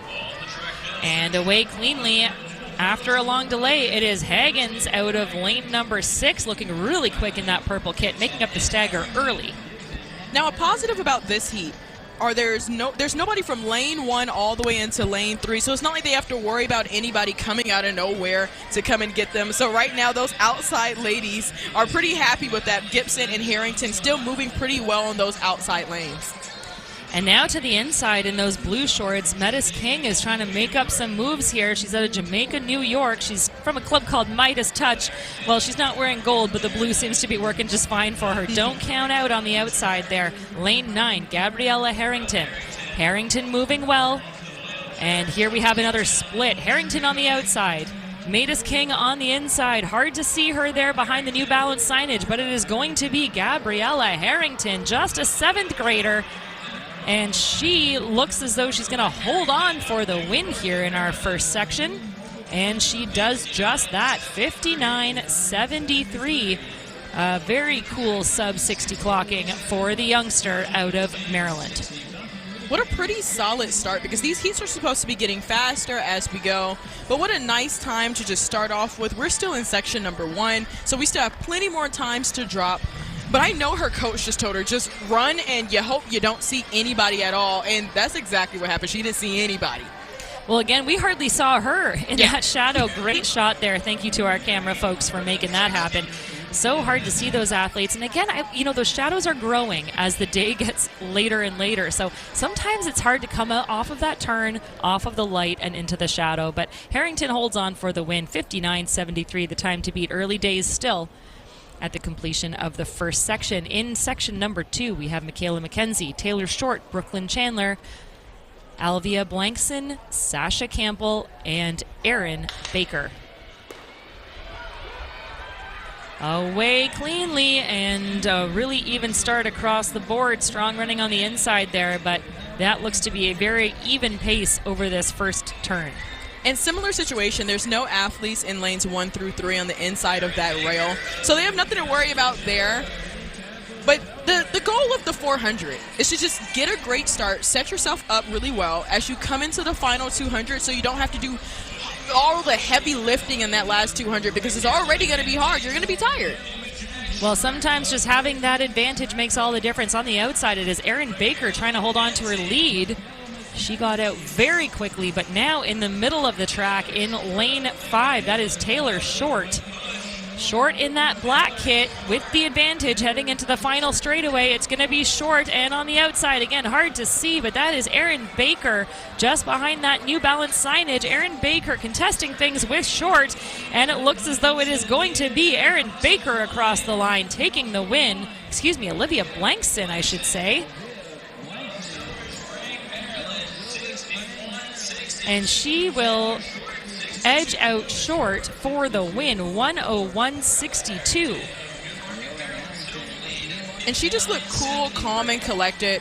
From USA Jamaica, I'm very familiar with that track club. They always bring out some of the best crowds, and they usually run pretty deep. Now, she was, like we kept saying, Kate, it was pretty tough to see. And I'm sure it was for her, too, especially when you're running a 400. Look, I'll tell you from experience, you get tunnel vision, and I know she felt some of that energy coming from the inside, but she kept it. We'll move right along now to our next section. Athletes include Sydney Daniels, Sydney Fraser, Zoe Grant, Anaya McCollin-Skelton, Annika Kindroff, Lydia Hollingsworth, Mariah Pender, Emerson Sandifer, and Isabella Higgins. A much more full group on track now. 9 athletes, and a phenomenal start out of lane 7 there by Pender. And Mariah Pender is just munching away at that stagger. I know she's just shooting to see Higgins. I mean, she's actually has the advantage because she can see Higgins. She has something to shoot for as she's coming around that last 200. She seems like she's going really strong, just pumping her arms, and let's see if she can hold on. Pender, the beneficiary of the challenge by Higgins to her outside, but now Pender is pulling away on the inside too, running well out of lane number 2. That is Sydney Fraser. Fraser now with the advantage. Head back into the home straightaway. It is Fraser. It is Pender, but Fraser continuing to extend her lead. And it looks as though Fraser is going to just hold on for the win. Vestavia Hills, Alabama, I should say. Sydney Fraser takes the win, and a nice congratulatory hug there from her teammate. 59.69, and that becomes the time to beat at the completion of 3 sections. And Skelton was just charging as well that final 100. You could see her out in lane 4. They were neck and neck, and she was really gunning for it, but Fraser was able to outlean her to be very satisfied with her win. Again, because we had that weather delay, we are moving along as quickly as possible here. We will now introduce you to the athletes in our next section. They are Jaslyn Bolden, Layla Perry, Courtney Ziegler, Nana Awa Koulibaly, Angelica Wolf, Shamika Wiley, Stella Trombetta, Samira Daly, and Ali Camp. Section 4 on track, and again, great starts on the outside there, especially out of lane number 7. That is Trombetta. And Trombetta is just trying to get a good start. Now, she's a 7th grader out of New Jersey, and we could feel the wind blowing a little bit. She was getting a little bit of a headwind, and now it might be a little bit of a tailwind. So she was just trying to get a good start, trying to set herself up well, and that's exactly what she has done. Is now she's coming around that final 200, the part where it's going to hurt the most. And it's Shamika Wiley in 6 with the contest to the inside on behalf of Wolf. So it is Wolf in the purple trying to hold on here for Montverde Academy, that prestigious team. It is Wolf with the advantage. Wiley trying to keep herself in the contest, but this is a decisive win for Angelica Wolf, the 7th grader, just edging out a 6th grader, we should say, 57.24, and that is our first sub-58 clocking of the day for these middle schoolers. What a great run from Angelica Wolf. She just looked so strong. That is the definition of running your own race. I mean, Shamika Wiley also ran a great race. I mean, just to be a 6th grader, as you can see, she just looks so strong coming down that last 50. And what a fantastic run from her. Way to set yourself up nice in these sections, especially because as we keep on going, these times are going to keep on getting faster. And that is exactly what we've seen. Well said, Serenity. So that is the time to beat. Moving on to section number 5, Jordan Falvey, Kelly McCabe, Liv Parenta, Katie Beck, Chelsea Williams, Sage Rutland, Kayla Rakowitz, Aubrey Burt, and Bailey James make your field in this 5th section. These athletes know what they need to run to secure a win, and out of lane number 5, I should say, Chelsea Williams moving very well in that black kit. Chelsea Williams from Stay in Your Lane Track Club is moving extremely well down that backstretch. She looks extremely strong. Like I said, what you need to work on in this 400 is to set yourself up nicely in that backstretch where a lot of athletes tend to fall asleep. You could use that to your advantage so that you could push your way into the last 200. Well, a couple of athletes not falling asleep. Serenity on the outside is Aubrey Burt and Bailey James, both in pink. Now Burt trying to make the move, but this is far and away a advantage for Chelsea Williams. Chelsea Williams powers for home. She's under no threat from other competitors, starting to show the fatigue a little bit. It matters not. She is going to take the win in 57.65 unofficially. And that is going to put her in 2nd overall in the compiled results. You can just tell that these athletes are having really fun with it, especially after you run a 400. Look, I would have been laid out on the track, but she looked so good, especially the last 20 to 30 meters. The finish line starting to look further and further away. Serenity, I hate to break it to you. I know that you're a few years my junior, but my friend, we are not middle schoolers anymore, so that, boundless energy somehow just getting further away from us. I don't know. Guess that's how aging works. I mean, I think so. They have so much energy. I mean, I wish. I need it. Speaking of energy, we are almost halfway through now our 400 middle school girls timed final. Section 6 on track. Yalia Ramirez will occupy 1, Vivian Daniel in 2, Sydney Eulery in 3, Nwacha Agubulem in 4, G. Rondo in 5, Eden Dunlevy in 6, Corgi in 7, Ajay in 8. Afolabi will start in lane 9.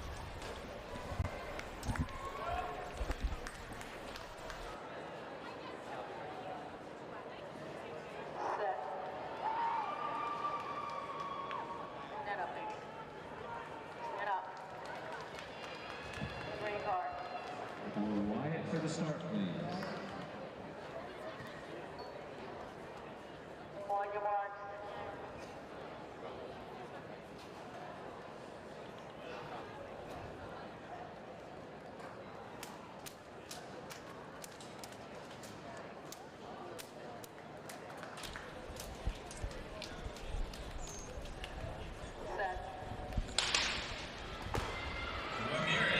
Well, we are halfway through and we are underway with our section on track, and a really good start out of lane 4 there. That is Aija Buleme. And these athletes are still moving pretty even coming around that backstretch. Here at Franklin Field, the backstretches are a little bit shorter. Where you do the majority of the work is in the curve. So as they're coming around this final 200, this is where you're going to start to see some of these athletes separate themselves. Still fairly tightly contested. Aja Buleme moving really well in lane 4. She is making up ground with every stride. She is in those green shorts just on the outside of that rail, and she is going to put herself in one of the top positions heading into the home straightaway, but don't count out to her outside. In lane 6, that is Dunlevy. Dunlevy trying to hold down on the outside in the red. It's going to be Afolabi taking the win here. Moreo Afolabi from right here in Philadelphia, Pennsylvania. Well, that has got to feel awfully good. That's Dunlevy on screen. She was the athlete that looked as though she was going to take the win, but they're in the red, crossing in front now. Again, that currently on picture is our second place finisher, but it was all on the outside, Afolabi in the end.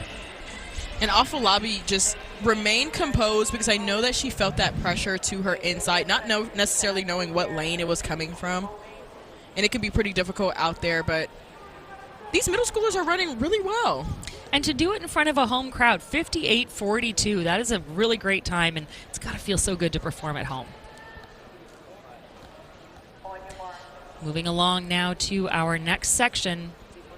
Section 7 on track. Daniela Di Franceschi, Naomi Akopko, Vanessa Hain, Sierra Barrows-Deer, Tristan Griffin, Layla Williams, Shannon Stapleton, Anaya Joseph, and Dior Battle. Time to beat right now is 57:24. And moving out of the start, really good is Joseph out of lane 8. You saw her hit the jets, and then she kind of relaxed off of it a little bit. You don't slow down. You just kind of maintain what you have already built in that curve, and that's exactly what she's doing as she's beginning to accelerate, going into that final 150 now. Anaya Joseph very much in control, as tends to be those from Queens, New York, and she is not under a lot of threat right now. If anything, there's a push from just to her inside in the form of Stapleton. Look at lane 1 as well. Di Franceschi moving well, but this is going to be Anaya Joseph, the 8th grader from Queens, New York, taking the win. 58-94, 59-52 for Dior Battle. And she didn't have much pressure from any of the other field of the athletes, but what she did have was the win to her back. And I know that was extremely helpful for her, especially the last 30 of a 400. It already hurts, and she got a gust of wind coming in for her to finish pretty strong with that 58.9. And then kind of throw a blanket across the rest of the field there behind her. 5 more athletes at 59.5 to 59.9. So that speaks to how tight that was. Time to beat remains out of section number 4. Angelica Wolf, 57.24. That Mount Verde Academy team just throwing down performance after performance. Section 8 of 11 on track now. This is going to be Bailey Maddox, Aliyah Choice, Bailey McLean, Kaylee Welsh, Lauren Ewell, Leanna Brangwin, Kane Fullwood, Ayade Bendele, and Leah Ranacher.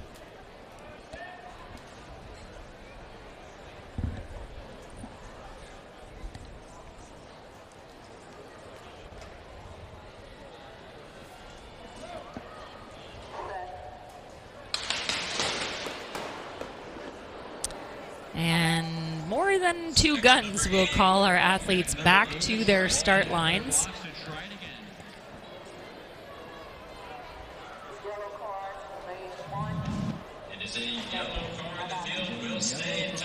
And it doesn't look like anything happened. It was a yellow card. So luckily, none of the athletes gone. Like we mentioned earlier, Kate, these are just middle schoolers. Yes, they are learning the rules as they go, and that is okay. These officials have been great all weekend. Glad to see no one disqualified here in this middle school race.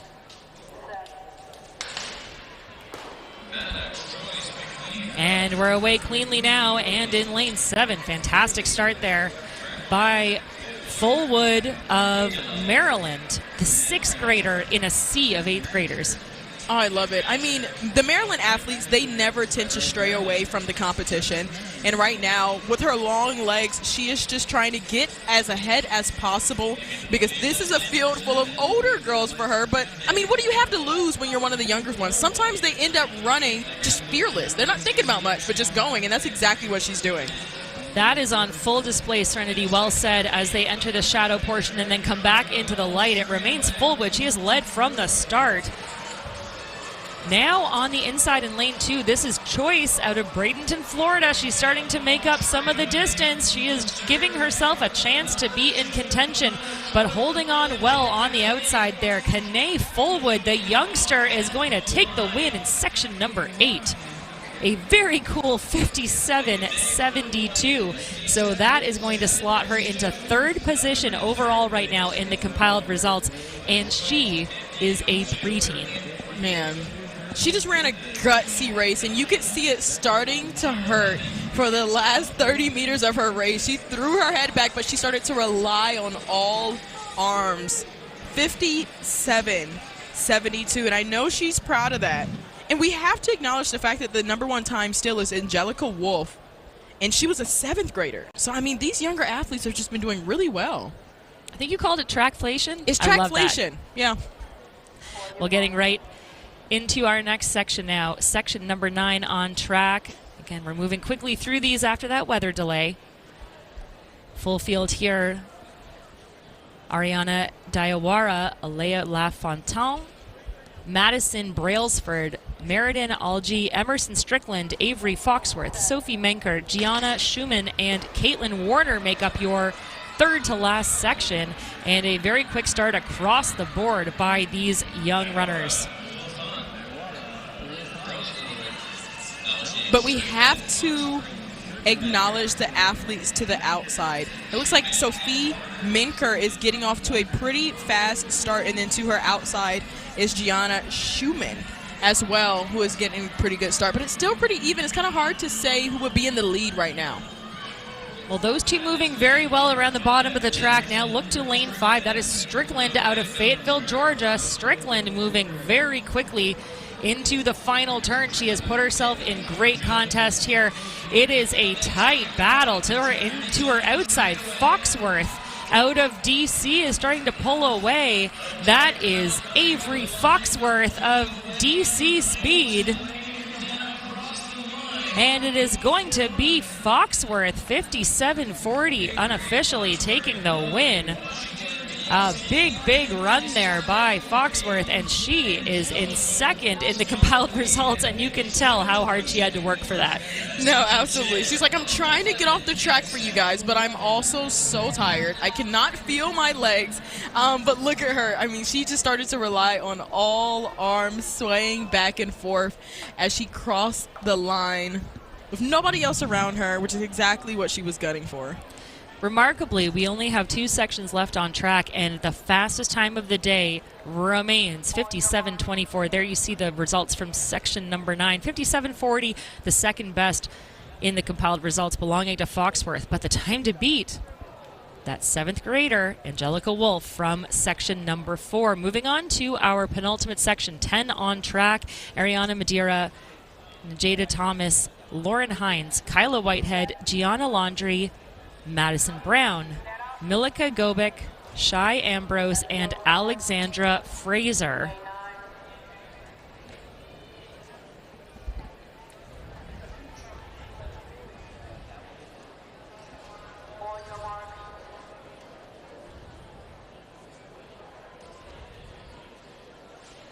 These ladies getting reset in the blocks, hopefully shaking off some of those nerves.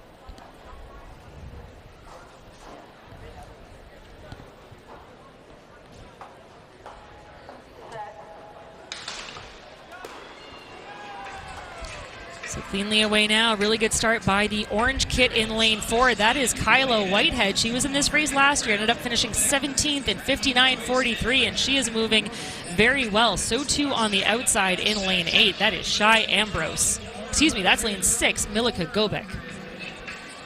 Yeah, Milika Gobic is just doing really well, looking extremely composed as she's coming around into the 200, because she is starting to get some company right to her inside from Madison Brown.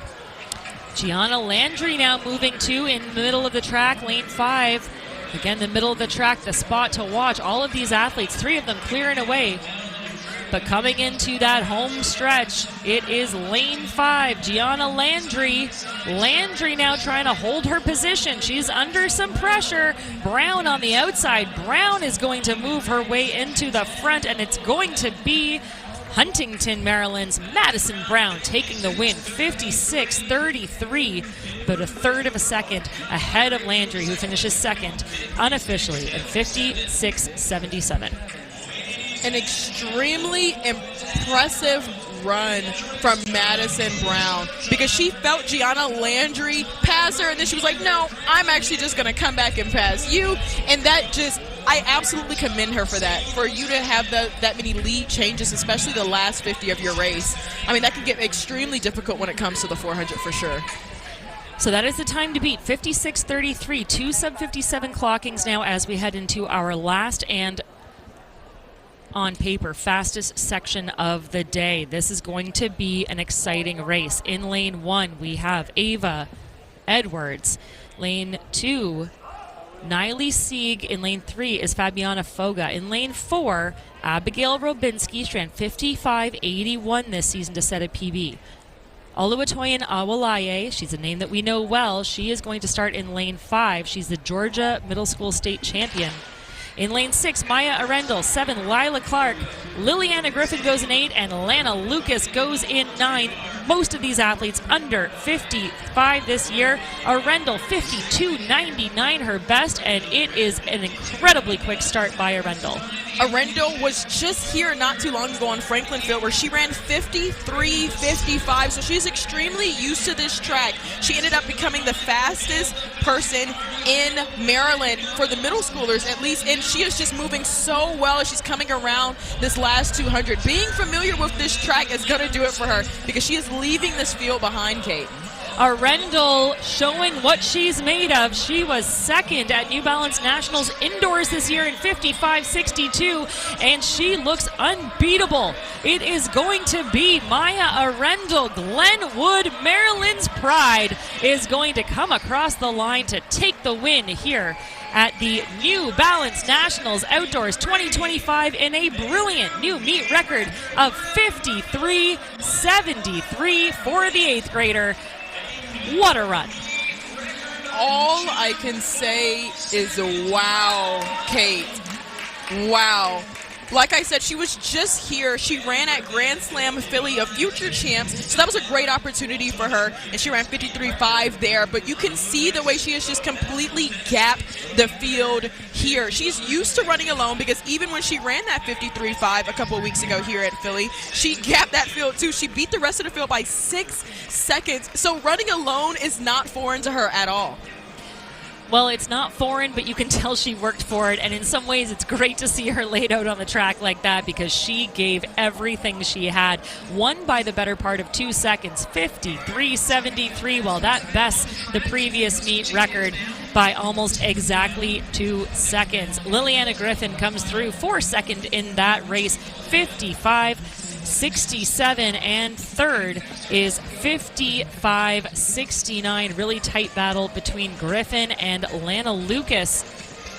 And what a set of results. 3 girls go sub 56 in that middle school girls 400 meter final. Absolutely. And Kate, I have to brag on these 400 ladies for a second because 53.7 is the definition of trackflation. In my time, back in my day, you could get a full ride scholarship from running 53, and now 13-year-olds are running it, which is just so insane to think about. Well, we're going to move on to the mid distance here in a second, Serenity, but you know, I was certainly not a sprinter in my day, but I ran a couple of, national championship 800s. Absolutely. My best ever is 55 mid, and these girls are in middle school. I'm a full-grown woman, and I could never come close to that. Now that we're getting to distance, this is your field, Kate. I mean, we're going to possibly see some trackflation live in full effect here too. Well, we move now again to a much more familiar event on my side. This is going to be section 1 of 6 of our middle school boys mile. Weather has cooled just a little bit. Wind is dropping. The sun is behind clouds, and conditions are good for a fantastic performance here in this middle school boys mile. Event record set by Rule Newberry 2 years ago. I should say that was Rowan Carr who set that for Delco United in 4:33.56. Last year's winner was Rule Newberry in 4:33.64. And as we have done all day, we are going to be moving by seed time from slowest to fastest in this 4-lap race.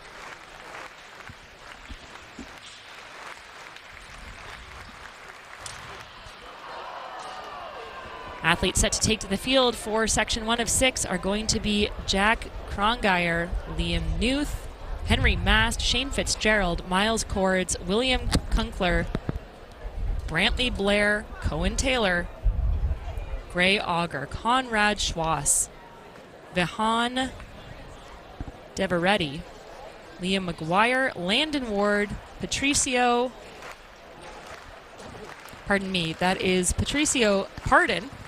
Thomas Kim, Finn Timmons, Michael Studer, and Brody Bailey.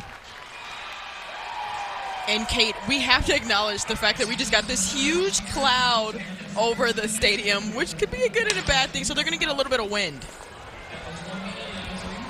Well, we are comfortably underway here in the first of 6 sections of this middle school boys mile.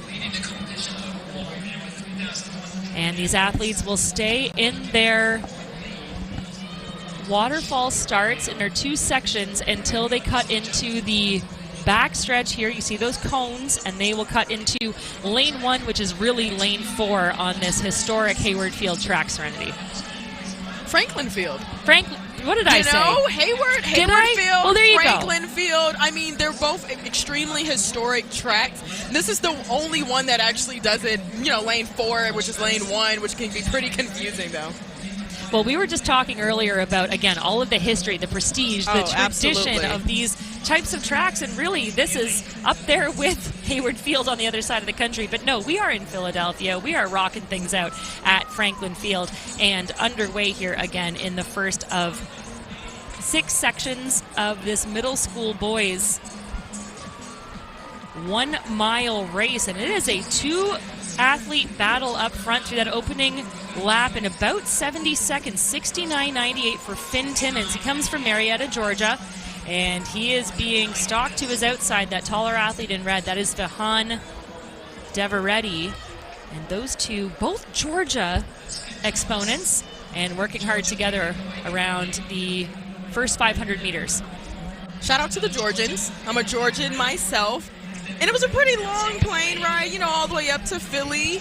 So shout out to the athletes just wanting to come out here and get this great competition, because this is the place to do it for sure. Well, again, remarkably, the event record here, 4:33.64. That is astounding running for the middle schoolers. And these two starting to pull away now, as they have been kind of playing cat and mouse with one another. They're coming up into the bulk of this race. Went through that opening lap just around 70 seconds. That would put them around 4:40, but they are continuing to click things along. And as they approach the halfway mark, it is going to be a very even pace. 2:20 unofficially on the clock for Deveretti, coming through just ahead of Timmons. And Timmons is pretty much using Deveretti as a pacer for him, which can be pretty difficult to do. Deveretti, he wanted to take it from the start. I mean, you can speak to this, Kate. Which one would you rather run? Would you rather be the rabbit of the race, or would you rather be the chaser? Well, I always like to be the one stalking the leader, because I knew I could unleash a kick, but good for Deveretti for keeping this thing moving, not leaving anything to chance. There is a little bit of a gap back to the rest of the field, but that gap is starting to close now. It is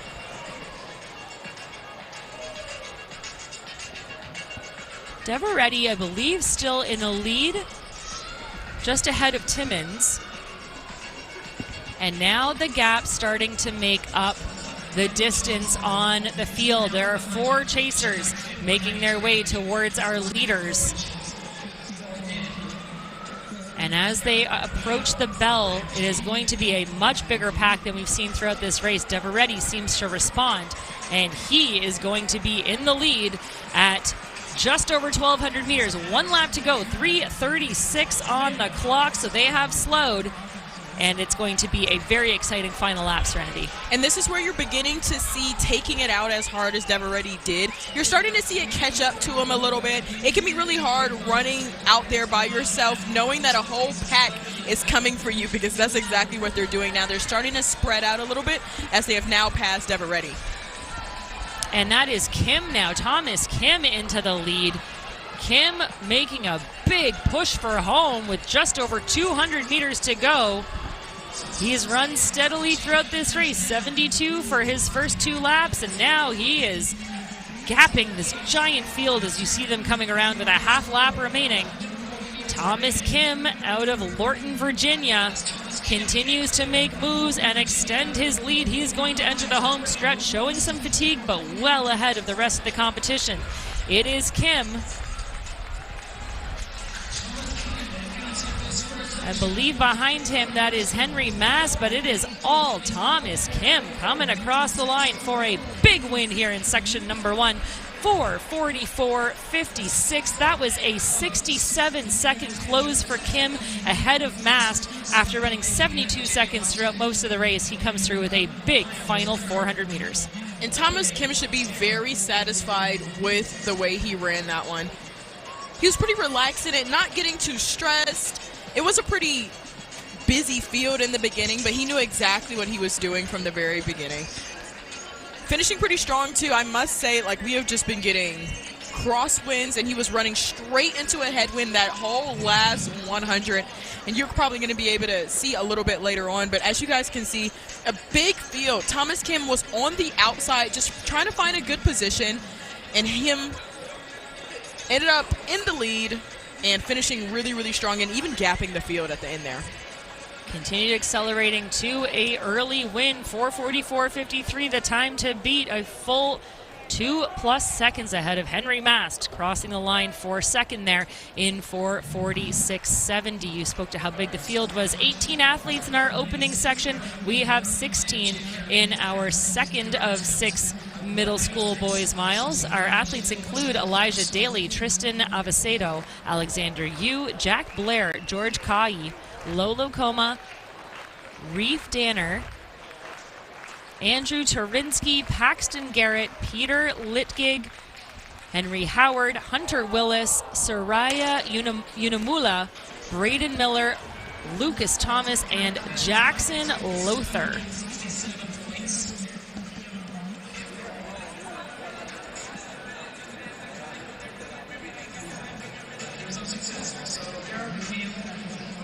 And Kate, I would actually love to hear from you when it comes to this waterfall start in a big group like that. This is 16 athletes. We're going to hear from the Canadian Olympian here for where is a good position to be. And I know you were an 800 runner, but you do know all about crossing over into lane 1, but here is lane 4, and having to possibly throw a couple of elbows or finding a good position for yourself.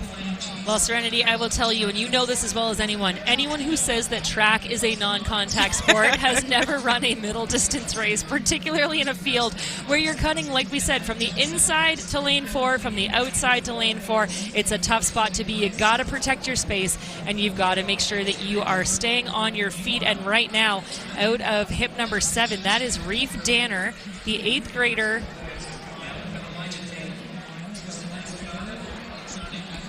from Texas, and now it seems to be Elijah Daly who's put himself in the contest. And on the outside, Acevedo is also making a big move in the red. And Elijah Daly, it makes me a little bit nervous that he has the inside of that railing just when there's such a big crowd still around him. Things could get a little bit tough there, and especially just having Acevedo right to his outside, really pushing him to the inside there. And now they're starting to get some company, and it looks like hip number 15, Kate. Yeah, that's Lucas Thomas out of Ohio, the 7th grader. So it was Acevedo just ahead of Danner, 1/12 that opening lap. So interestingly, slower than our first section, but a very tightly contested race across the board. Serenity, no one wanting to take it on too early here. No, absolutely. They may have learned from the previous heat. I know a lot of these athletes will just try to gauge it based off of what they've seen. And yes, you guys can see they got a little bit mixed up, a little bit tripped up there because it's still such a big group to have gone around twice already. And this is going to be Elijah Daly now on the outside in the white. They are going to come up on the bell lap. It is Daly leading the charge. Daly, the 8th grader out of Florida, and he is going to be in the lead with 1 lap to go, 2:25 on the clock, just ahead of Danner in second and Lucas Thomas in third with about 350 meters to go. Yeah, you definitely cannot count out Reef Danner. He was already leading the pack. And usually when you see them start to drop behind, that's where they'll stay. But no, he let Daly take the lead, and he's going to stay right there to his outside, kind of just trying to pivot and trying to just stay right there on his heel, maybe tire him out, and then figure out when to strike, which is now. Well, and again, that was the halfway mark, 2:25 on the clock, so that was another 71-second clocking. And now lots of moves happening. That was Danner in the lead. He now sits in second in that green kit. Moving up now is Iolo Coma of Alabama, and a huge move by Coma. He is going to be well ahead of the field as they make their way towards the bell. Strong running by the athlete in teal. That is Coma of Tuscaloosa. He will hear the bell at 3:35 mid on the clock, and it is on. I mean, that's one of these things, especially with these longer races, when you have the two athletes just gunning for it and fighting for it in the beginning, you're like, okay, well, this is an opportunity for me to make a move. And once again, another lead change is happening. Phenomenal running down the back straight. That is Miller making a huge move. Braden Miller out of Northville, Michigan is putting himself in the contest, but now another lead change as Yu moves himself into the lead. Alexander Yu. It is Maryland versus Michigan. Little shoulder check there by Yu. And he is gunning for home. Pushed himself down the backstretch. It is Alexander Yu, bullseye running out of Ellicott City, Maryland. He will have the advantage into the final stretch. Braden Miller, the 7th grader out of Ann Arbor Track Club, trying to keep himself in contention, but it is going to be Alexander Yu taking a big win here. 4:42.99 for Yu. That is going to put him in the early lead. That was a 65-second final lap. I feel like I have whiplash from all of those lead changes. It was just like Daly, and then it was Miller, and then it was Coma, but no, it was Yu, and I love to see it. Like I said, especially with these longer races, while the two athletes are just battling out in the front, you just use it as a perfect opportunity to just come on through. As you guys can see, it was still pretty packed in there for the majority of the race, but Alexander Yu decided to take that lead and extend that lead all the way through the line. So early going still here at, what was it, Franklin Field? Yes, I think we're here at Franklin yes. Field. Here Franklin we are at Field. historic Franklin Field. Alexander Yu at the time to beat. He is well ahead of the rest of the field. 4:42.99. Braden Miller 4:44.74, and Iowa Coma rounds out that field in 4:46.37 as we get ready for our next section on track. This is going to be section 3 of 6. Athletes include Blake Moon, Oliver Brody, Ethan Towery, Asher Wrigley, Gage Matson, Levi Walker, Bryce Bressler, Lucas Clark, Nick Lafferty, Oliver Miller, Mason Shanahan, Thomas King, Eaton Goldberg, Leon Honerman, Zawadi Mawathi, and Brant Rogers make up your field. Now deciding to take it out pretty hard. Looks like hip number 16 from Brant Rogers. He took it out hard, but now he's starting to relax himself. I think these athletes are starting to learn. Taking it out from the beginning, you may not end that way, especially from that final heat that we just saw. But he took it out hard, got his good position. He didn't want to be in the crowd. There's a little bit of pushing and shoving behind him, but he's not in any of that. Well said, Serenity. So it is just giving himself that space and that grace up front in the form of Rogers. And he's got a comfortable gap over the field, and you can see how bunched they are, moving out all the way into the outside of lane 6. Opening lap here, 69 mid, so that is on par with what we've seen thus far out of these sections. Look at Brant Rogers. I like how relaxed he looks out in the lead, Kate, and I really hope that he can hold it, because I love it when athletes just race fearlessly. Regardless on what the rest of the field is doing, you know that you're coming out here to do a personal best. You know, you're coming out here to possibly become the best in your state. You really never know what you can accomplish, but when you just guns blazing go out there, you never really know what can come of it.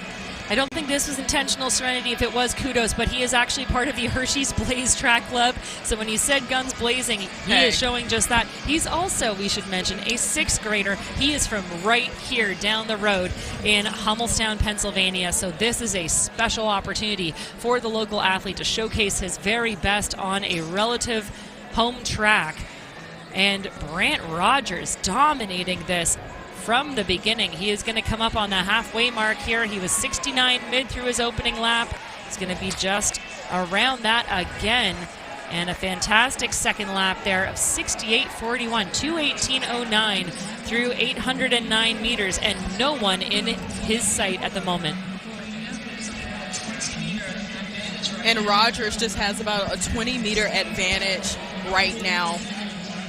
He's definitely a taller athlete, should just be in 6th grade. But you know, Kate, as we continue to mention, as we've been calling these amazing races, is sometimes these younger athletes run a lot more fearless than a lot of the older athletes. You know, you start to get older, and for some reason you just start to overthink. You start thinking about college, you start thinking about too much, but the younger ones are just out here to just do it, really. And doing it they are. There is a huge chase pack there you see, but all by himself. Brant Rogers, you've used this word, brave, fearless, and he has got all that on display right now. So he is entering the home stretch for the penultimate time. He has no competition as of yet. Just over 400 meters remain.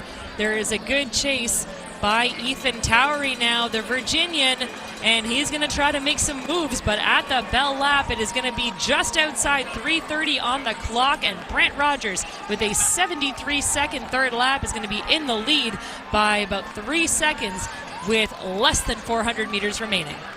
And you guys can see from that shot, the clouds are definitely moving in. But there goes Brant Rogers. He now needs to dig pretty deep. He's been doing a fantastic job so far, but this is when the lactic is going to begin to hit. And as he comes around that final 300, it's only going to get worse. But once you start relying on those arms, he's going to be able to push through. It continues to be our longtime leader, Brant Rogers, holding on to that advantage. As you said, he is tiring, but has so much of a gap behind him. This is the first time we've seen him look a little bit to his left shoulder. The pack is coming for the rest of the field, but this is Brant Rogers' race to lose. Less than 100 meters separate him from victory here in section number 3 of these middle school boys miles. And it is going to be Brant Rogers with a very strong race from start to finish, taking the win in style here, unofficially 4:43.02. 4:45.61 for Towery, who holds on for second. And that is going to slant Rogers into second position overall in the compiled results. What a beautiful run from Brant Rogers. I mean, how fearless and gutsy was he to take it out from the very beginning, gap the rest of the field, and just stick with it, which is such a difficult thing to do. Not only was he in the lead, he didn't even have any pressure on him for the entirety of the race. As you guys can see from second place, Ethan Towery with 4:45.61. So that was just an extremely good run for Brant Rogers. But as you guys can see, the clouds are starting to move in. And we are just getting announcements, Serenity. Unfortunately, they did have to turn on the stadium lights. There you see a shot of the clouds. It's not quite 5:30 Eastern time, and it feels like midnight. There is going to be, unfortunately, another weather delay. It is 30 minutes from each lightning strike. We will keep you updated as to when we return, but it will be at least 30 minutes from now. That is close to 6 p.m. Eastern time here at historic Franklin Field. Thanks so much for tuning in to the 2025 New Balance Nationals Outdoors. I'm Kate Van Buskirk, joined by Serenity Douglas and our fantastic team. Stay with us. We'll be back as soon as we can with more action on the track and the field.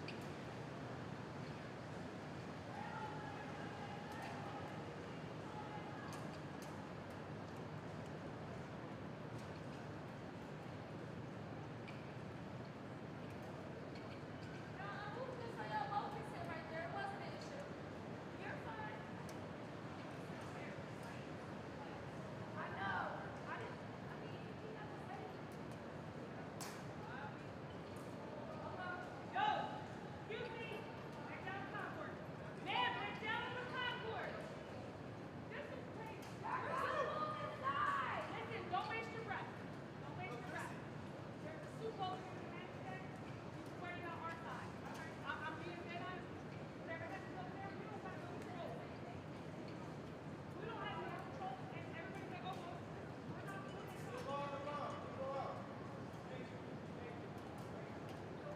Guys, back down. Like, and it's the parents that's letting them. Guys, back down. Mom, they cannot come up here. It's a safety risk.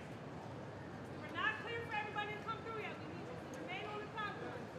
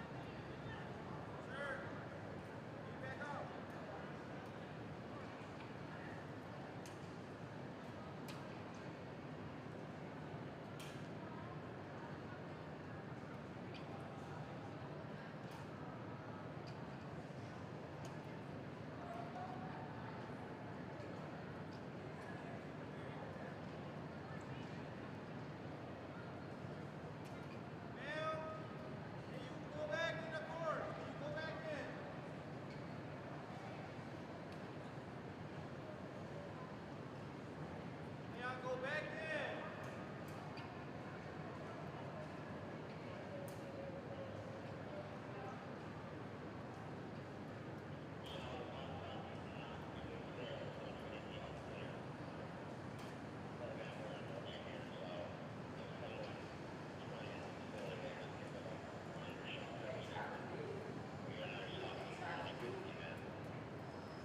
about to rain in 15 minutes. 15 minutes, it's about to rain.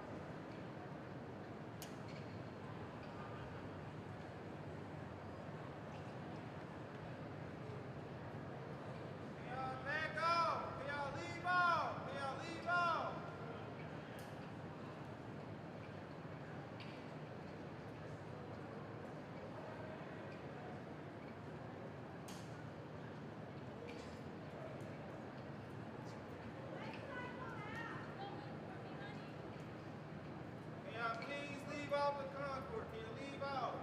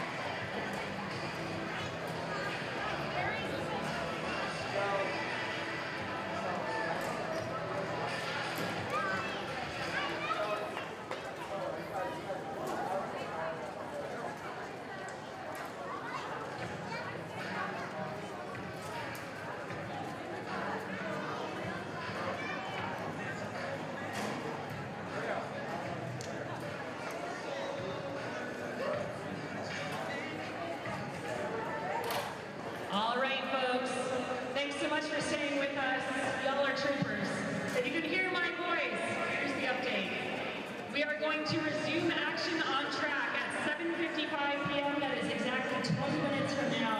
We are starting decathlon 400. After that, we are moving into the resumption of the middle school boys miles. After that, the middle school girls miles, into the freshman boys and girls miles, and then into our 5,000s. The girls' 5,000-meter sections have been combined into one. The boys' 5,000 remains unchanged. What also remains unchanged is the 4x1 mile races.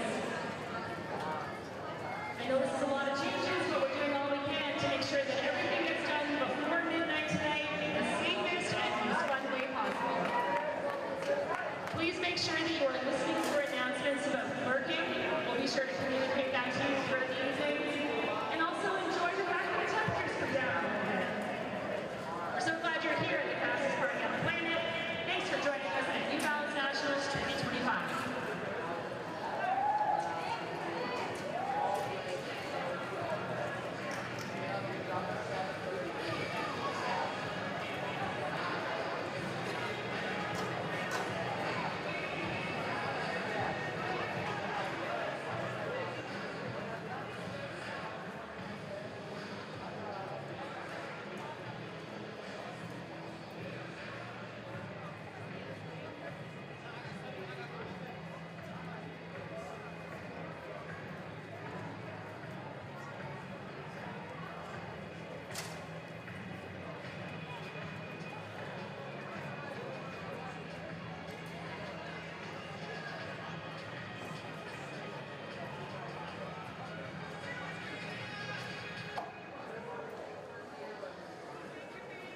Justin, 1, 2, 3, 4, 5.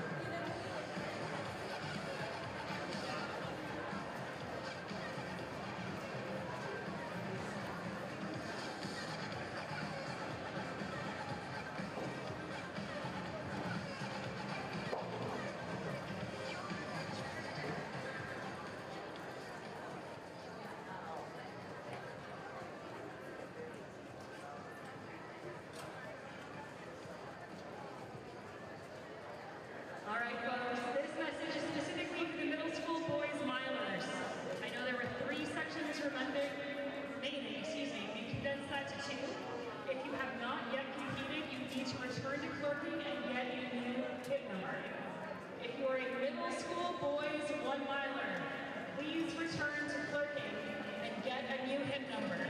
And I've never seen the kind of hustle I'm seeing right now as those boys run into that tunnel. Well done, guys.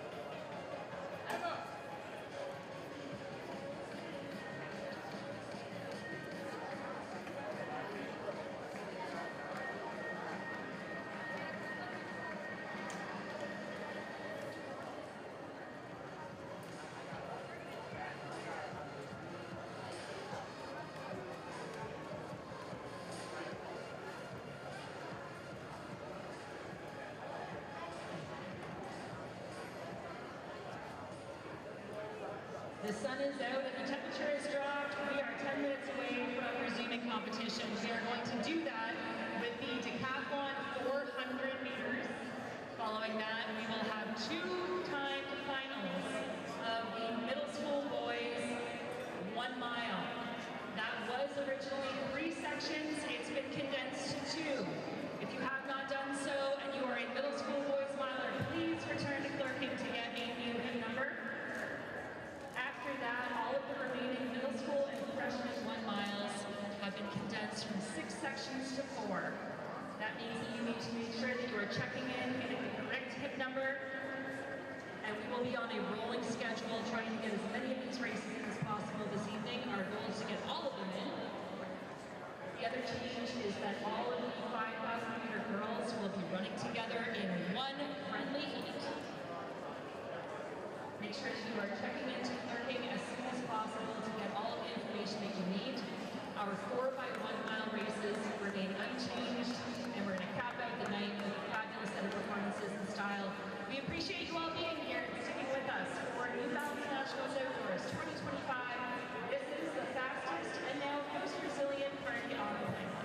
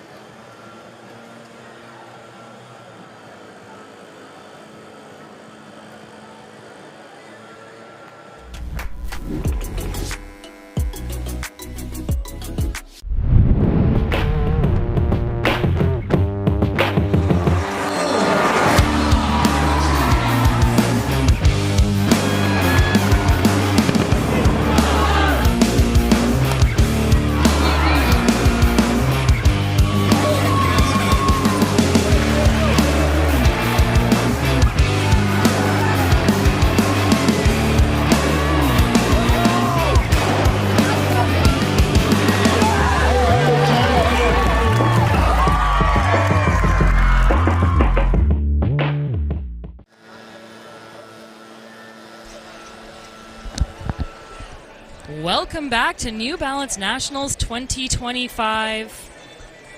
We are outdoors at Franklin Field in Pennsylvania, but we can excuse our graphics team for showing you an indoor mark in Boston. It's just been one of those days. We are at the completion of our second weather delay that has set things back a little bit here in stadium, but the excitement is still high. And you know, it's been just amazing to watch how resilient these athletes are. Look at that. Absolutely rock stars. Literally blow drying the track. I thought my hair needed maintenance. This facility is getting the top-notch treatment. My name is Kate Van Buskirk. I'm so happy to be joined today by Serenity Douglas, and our entire team for Runner Space, both on-site and remote. We are nearing the completion of day 1 of 4 of New Balance Nationals Outdoors, and because of that weather delay, we have, like I said, set things back and made a few changes on site. We're going to resume action momentarily in about a minute and a half's time with our 400 meters of the boys decathlon. Of course, things are pretty strict around the timing with the deck. They need at least 12 hours between the completion of day 1 and the start of day 2. They need at least 30 minutes between events. We want to make sure that we've granted them correct warm-ups. And just to give you some context about where we're at, we left things off halfway through our middle school boys 1-mile timed finals. There were 3 timed finals remaining at the time that we left the track about 2 hours ago, and we have consolidated those into 2.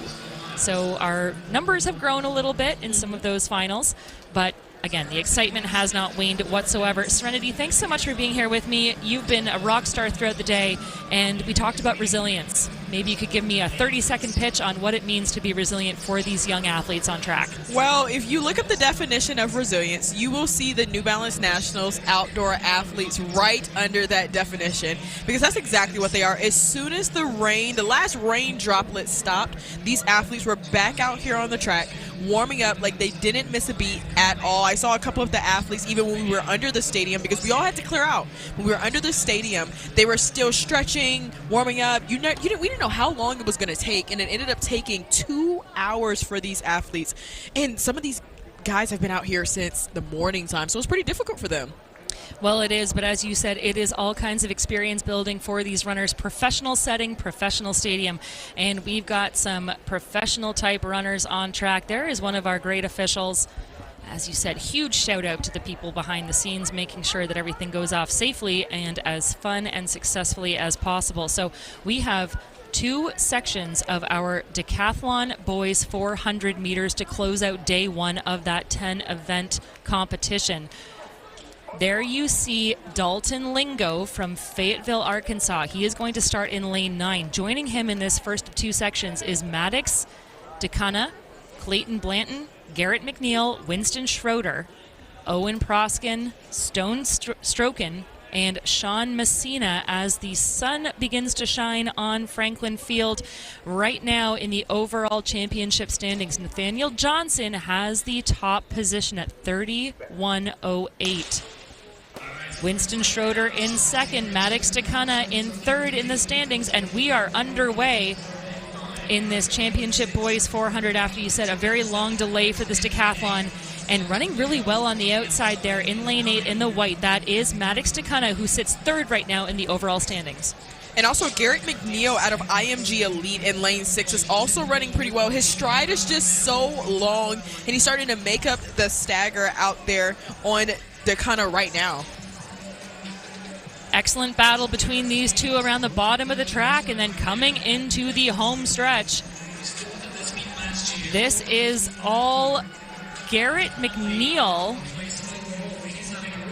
Garrett McNeil continuing to pull away from the field, looking to pick up some major points here and get himself up in the overall standings. He's going to cross the line and take home a cool 848 points with his clocking of 49.28. That is going to move him into second overall as things stand at the completion of 1 section. That is a nice improvement for the senior out of Bradenton, Florida. Winston Schroeder crosses in second, just a 9th grader, and he's going to move up into first overall with a clocking of 50.78. And McNeil is used to running at a meet like this. He was in New Balance Nationals indoors, and he got second there back in March. And he was fourth at this meet just last year. And bringing that experience into this meet is just extremely important.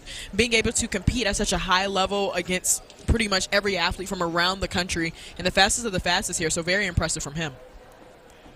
Very well said, Serenity, as we get set for our second of two sections here in this Deck 400. We've got Garrett Ross starting in lane 2, Matt McFarland in 3, Ethan Weinkamp in 5. Lane 4 is a scratch, courtesy of Colton Dean. That's unfortunate because that will likely end his bid for decathlon glory. There you see in lane number 8, that is Carter Engelman, the senior. To his outside will be Chase McAvoy. To his inside will be Nathaniel Johnson. And then Connor McCarthy is going to start center of track in lane 6. And again, right now in the standings, it is Schroeder in first, McNeil in second, DeCunna in third, Proskin in fourth, and Strokin in 5. But things could change really quickly here after this 400 meter. Again, this will be the completion of day 1 of the deck. 5 events today. 5 more coming tomorrow. And we are away cleanly here, and a really good start there in lane number 5. That is Ethan Weinkamp. He's out of Guilford, Connecticut in the white. And then to his outside, Connor McCarthy moving well for Longwood, Florida. And also out of lane 7, Nathaniel Johnson is also moving extremely well down the backstretch. He's running so gutsy right into the headwind as he's heading into the final 150 of this 400. Well, he has definitely asserted himself at the front of the field. Coming into that final straightaway, it is the Fishkill, New York junior, Nathaniel Johnson, absolutely dominating this second section, and is going to be Johnson easily taking section number 2 of this decathlon boys 400 meters. 47.97. That is an astounding run. 911 points he'll take home. He likes it, and that moves him into first in the overall standings in this deck. My goodness. He didn't even look tired. But, I mean, it's the heptathletes, it's the decathletes. They have so much strength and grit to be out here for as many hours as they have been, for starters with the weather delay, and to have done as many events as they've already done on day 1. That was extremely impressive. So as things stand right now, Nathaniel Johnson will move himself into first overall with 4,019 points to close out day 1. In second position, it is going to be Winston Schroeder, and in third, it'll be Garrett McNeil with that great 49.28 clocking. From the second section of the Decathlon 400, we will bring you more multi-event action tomorrow for these guys. They go home and get a good rest, and we are going to move next on the track to our consolidated middle school boys 1 mile timed finals. So again, if you're joining us, we're coming back from a fairly significant weather delay. Things looking great now. The temperatures have cooled a little bit. It's really good conditions for some distance running. The stadium lights are coming on, and that means that these runners are going to have the opportunity to showcase their best, literally in the spotlight. And if you're just now tuning in and you're wondering why there are so many athletes on the line right now, it's because we have been in 2 weather delays. These are combined heats. And it's just so that these young athletes are not out here until midnight waiting around. So we're combining some heats to see if we can cut down some time a little bit for especially the time that we have lost. We lost about 2 hours. So it was meant to be 3 remaining time finals. This is 2, so there are 23 guys on track. The fastest will start on the outside. They are in 2 giant alleys, and they are going to stay in their alleys around the first turn. And it looks as though they may actually stay for a 3-turn stagger here. Again, things are kind of changing on site. But it is going to be a 2-turn stagger.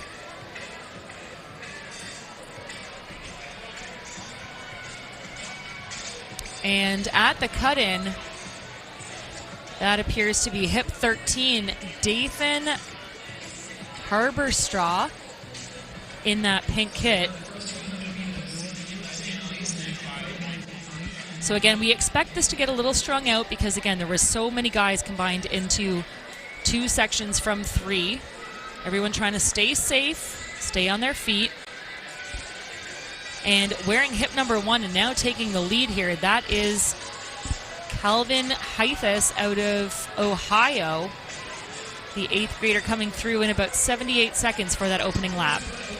And I know it can be a little overwhelming for these athletes, but you have to give credit to New Balance Nationals for giving all of these athletes an opportunity to still come out here and still compete. The parents spent a ton of money, the coaches spent a ton of money to come out here to compete with the best of the best. So no, it's not ideal to have 23 athletes out there, but it's just so that these athletes are not out here until midnight and they get a chance to just do something that they love. Well, that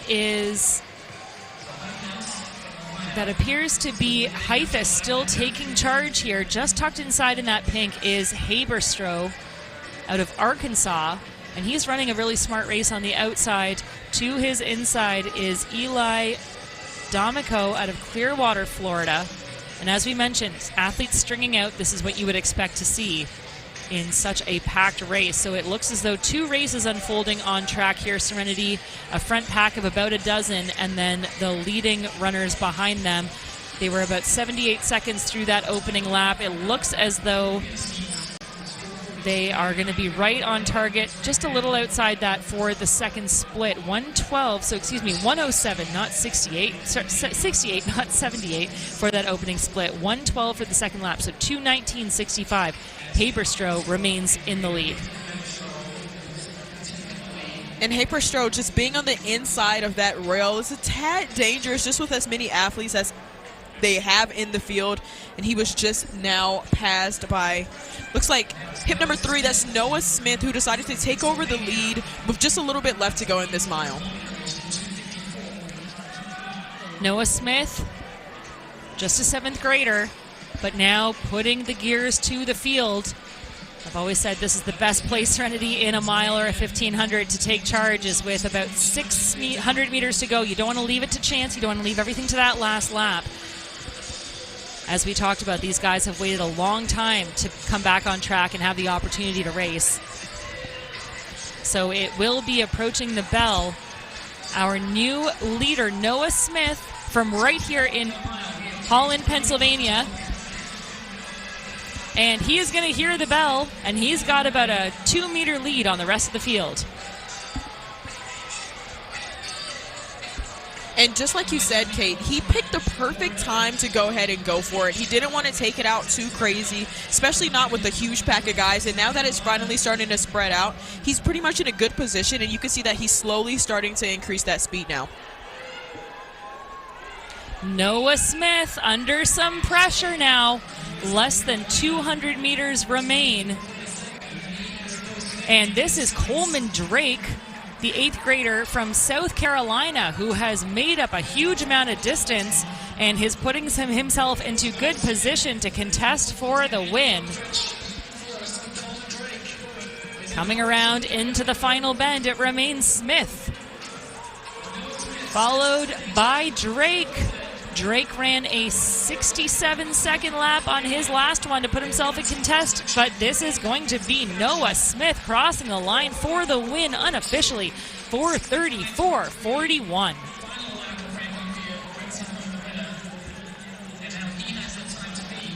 And following him is Zachary Creighton with 4:37.04, and then Coleman Drake with 4:37.35. Noah Smith decided to run this race extremely smart. He really didn't kick until possibly about like 2 laps left to go. He was really strategic about it, and that's what I like to see. Well, a huge final lap there, both for Smith and Creighton. 65 for each of them in that closing 440-meter lap. But look at the traffic here, Serenity. You can see some of them cutting over maybe a little bit too soon, but they were a little bit confused about when to be cutting over. But that was nothing for Noah Smith as he crosses with 4:34.41, which is the time to beat now. Powering for home. He looks so focused, so determined. And as you mentioned, only 1 section left remaining on track. So we are going to move into our final section. It will be section 5, again condensed from what you might have seen online earlier, so we can save some time here. And it is another big field. 23 runners set to take to the track for this final section of the championship boys. Excuse me, the middle school boys. They're so fast, I'm getting confused here.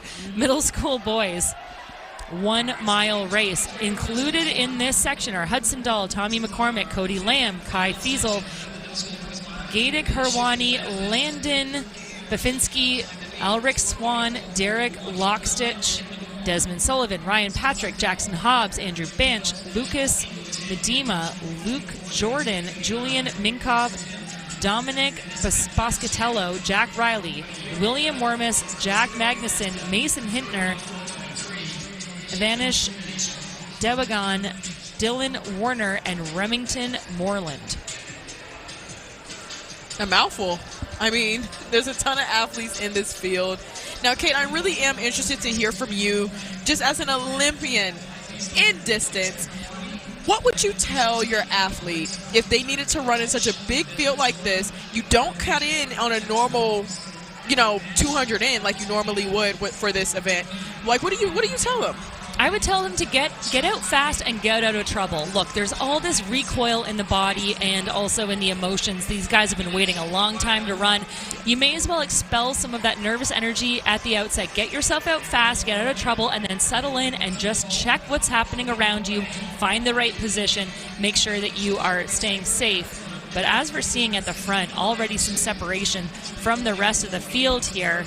And that is Dahl. We expected to see Hudson Dahl up here. He won New Balance Nationals indoors in 4:33.39 this year. Second fastest in the nation coming into this meet with a 4:23.77 to his name. He was 10th here last year, looking to pick up a few more spots here in 2025. Yeah, and he did exactly what you said. You're going to go ahead and just get out of that traffic, but that's what that experience does for you. Like you said, he's run at this meet before, and I'm sure that he's been in the delays before. So he just got out of that traffic. There's no need to get tripped up, not throwing any elbows right now, but you're getting out of the traffic and you're remaining relaxed and confident in your run.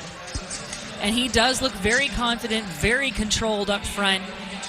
And, I think the rest of the field is kind of deferring to him. They know how powerful he is. He's going to come through halfway and unofficially 2:14 on the clock. Of course, easy math says that is a 4:28, and that would be a really solid time here. We should mention that the record in this event set 2 years ago at 4:33.56. That was Rowan Carr out of Delco United. Last year's winner, Rule Newberry, in 4:33.64, just missing that record.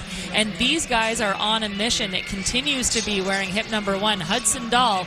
And now into second is Gatik Herwani. And Gatik Herwani is just using Dahl to his advantage.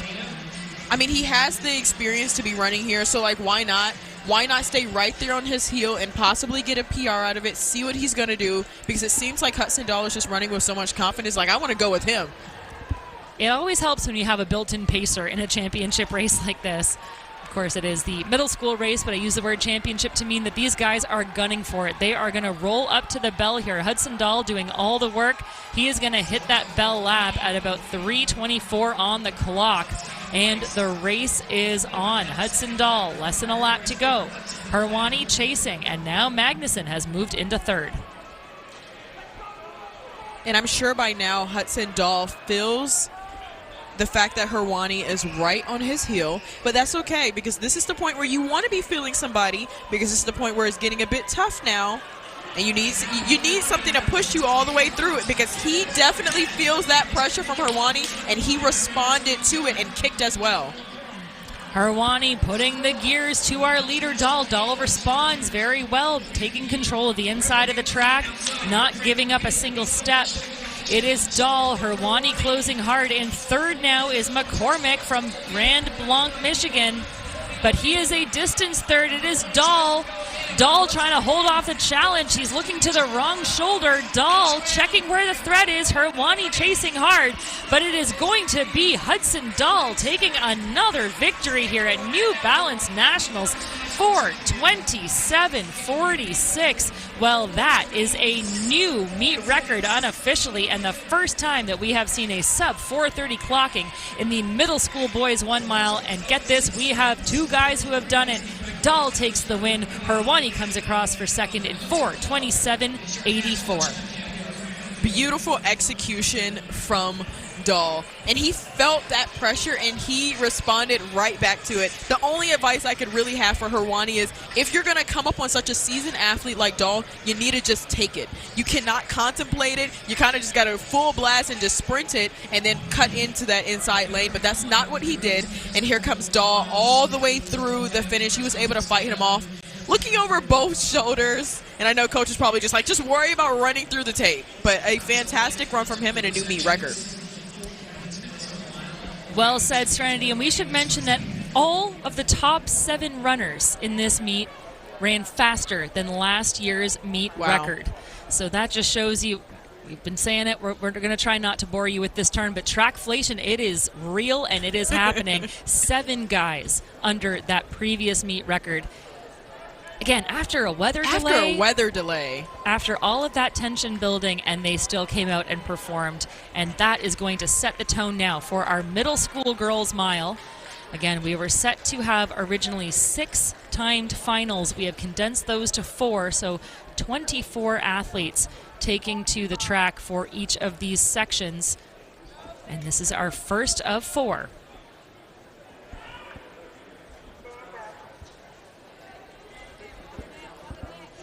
And they're having them reset.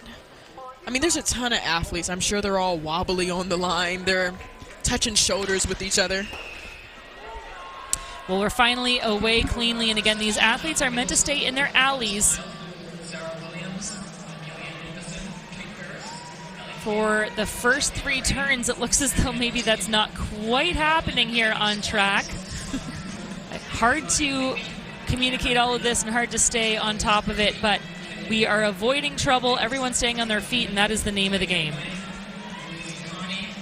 I mean, like we mentioned earlier, so many things are being thrown at these athletes. You cannot get down to the minor details with them. At least they're still out here trying their best, staying in their lanes until they don't need to anymore. But all the way out there by herself, it looks like that is Isha Ashwashi.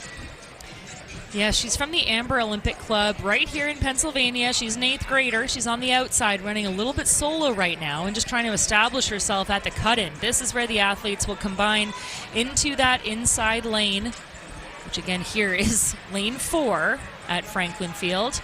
And they're going to come through this opening split just over 73 seconds, and that is a stellar run up front by Awasthi of Furlong, Pennsylvania.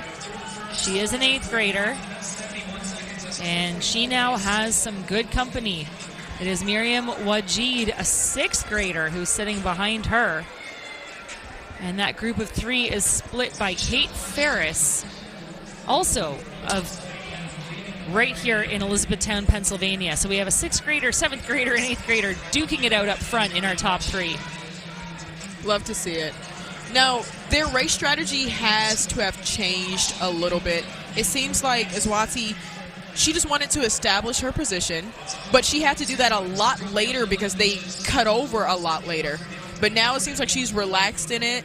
She garnered to the inside of the lane. I'm sure she feels the whole pack behind her as well. But she looks very relaxed.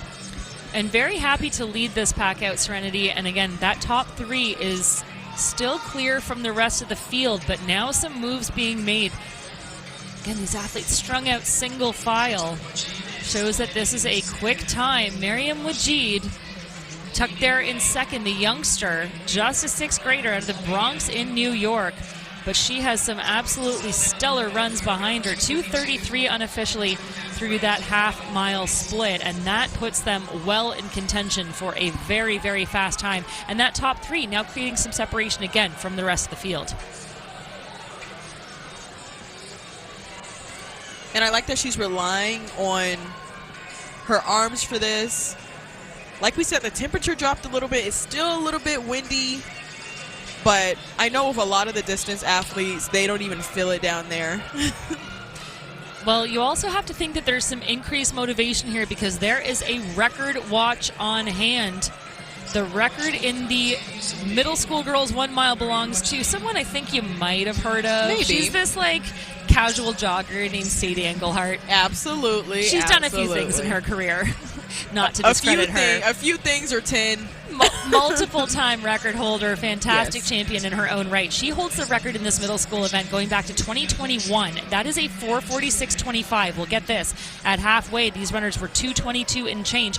That puts them right on record pace to beat the time thrown down 4 years ago by the absolutely phenomenal Sadie Englehart. Wow, and that's amazing. And we're going to be seeing Sadie compete tomorrow. She's running in the 800, or at least listed. Let's say that. Listed in the 800 and in the mile. She's also a New Balance athlete.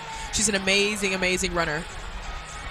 So we hear the bell lap, and it is those three remaining strong up front. 3:57 on the clock with 1 lap to go. That was their slowest lap. That was an 83.3, which is what you would expect to see in the mile. But now there is a bit of an awakening as they hear that bell, and it is our early leader, Awasti, who continues to take the charge just ahead of Wajid, and now Ellie King in third. What I like about Awasti is that she did not panic when she started to feel Wajid's presence.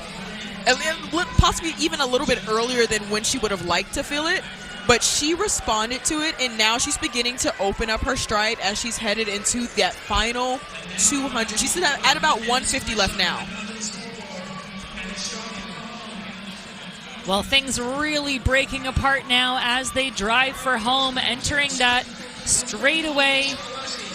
And it is Awasti who has led every step of this race. It is not going to be a new record, but it is going to be a fabulous performance by the local 8th grader, and she is going to take the win in 5:12.66. Wajid 5:14.20 unofficially, and then the crowd comes through across the line. What a gutsy run by Awasti. And she's a bit of a smaller athlete too, and she didn't let anybody push her around, even when she was feeling a little bit of that pressure. What a fantastic run for her, from sure. Well, lots of back and forth in terms of the pacing, but to be able to have that much confidence at this age and to know that you can just take a race from the front and then find so many more gears to get yourself through to the finish speaks volumes about her potential. And as you can see, this is where we were getting a little bit confused. I could see some of the athletes were like, do we fall into lane 4 now, or when do we do it? But there goes Awasti into that finish line. She just hit that kick, and she looked fantastic. And I must say that as these sections go on, you begin to set the tone for the following sections. Now you see, okay, well, if they're not being affected by the weather delay, shoot, I can't be either. Everybody has been here in the same conditions. Mutual pressure, mutual motivation. I love it. So again, we originally had 6 timed finals of these middle school girls 1 miles. Those have been condensed into 4. This is our second of 4. There are set to be another 24 athletes on the line here. We have one scratch in the form of Sophie Menker, but we have a very capable field on track at the moment. Time to beat out of section number 1, 5:12.66. Again, the meet record belonging to one Sadie Englehart, 4:46.25 from back in 2021.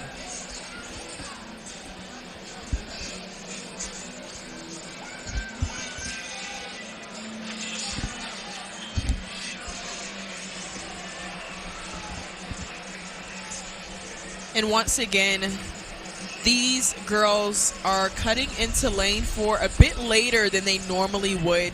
They're going about 350 meters until they finally cut into lane 4, which is their lane 1 in this.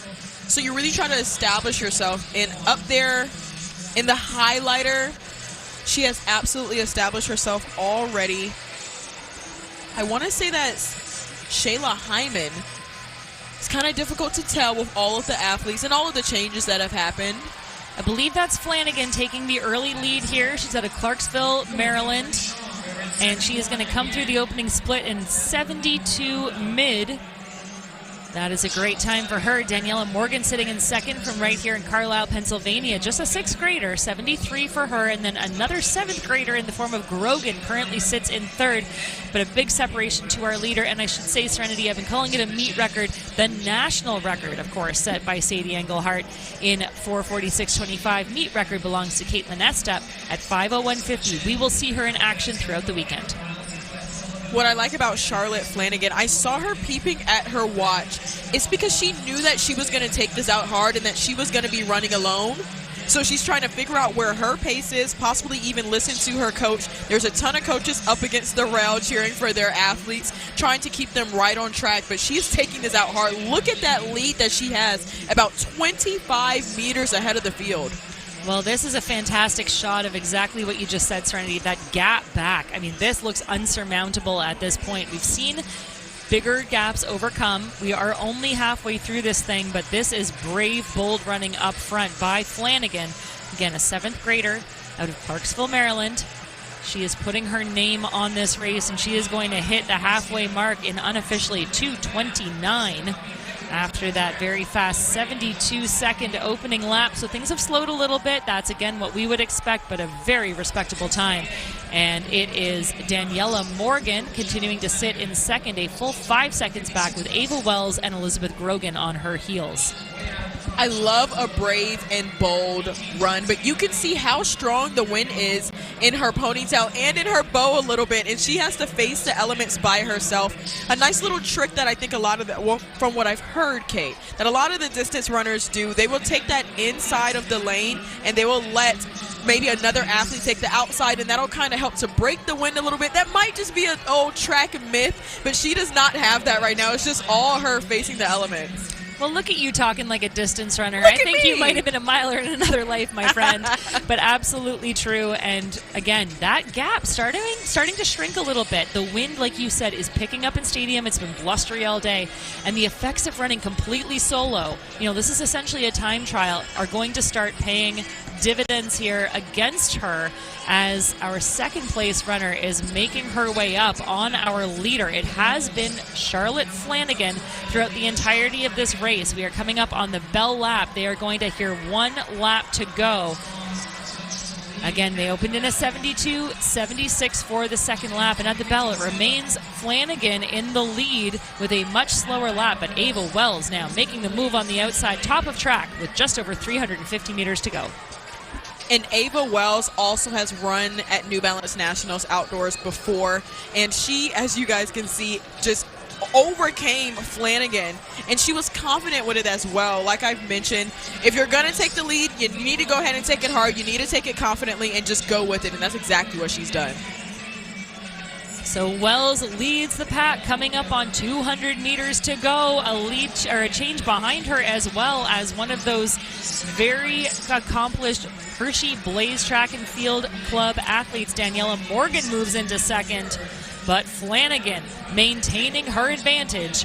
150 meters remain for the 7th grader out of Clarksville, Maryland. Making the turn now, Flanagan into the home stretch.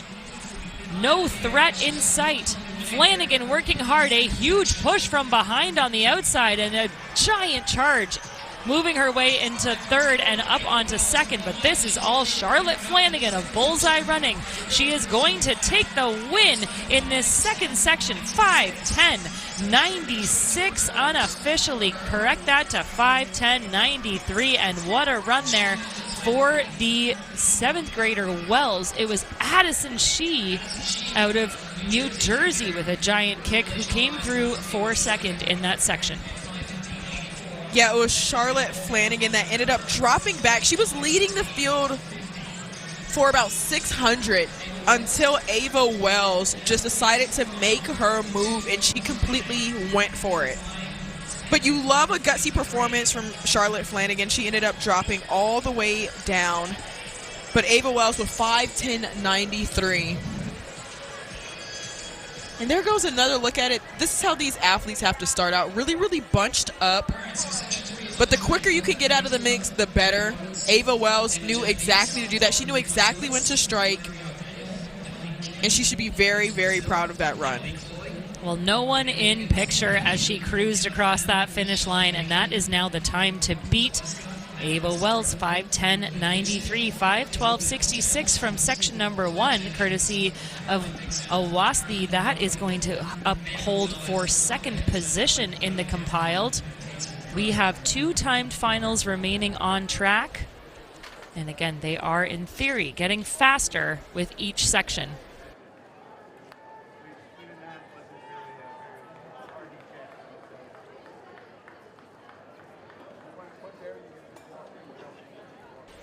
Moving on to our penultimate section, section 3 of 4 of these middle school girls timed finals in the 1 mile. We have another very full field of 24 athletes looking to take to the line. And as we mentioned, already some fast times being thrown down. Time to beat Ava Wells, 5:10.93. And it does appear as though we have a scratch in this section. Maya Gonzalez will not be starting. So we have 23 very quick runners on track.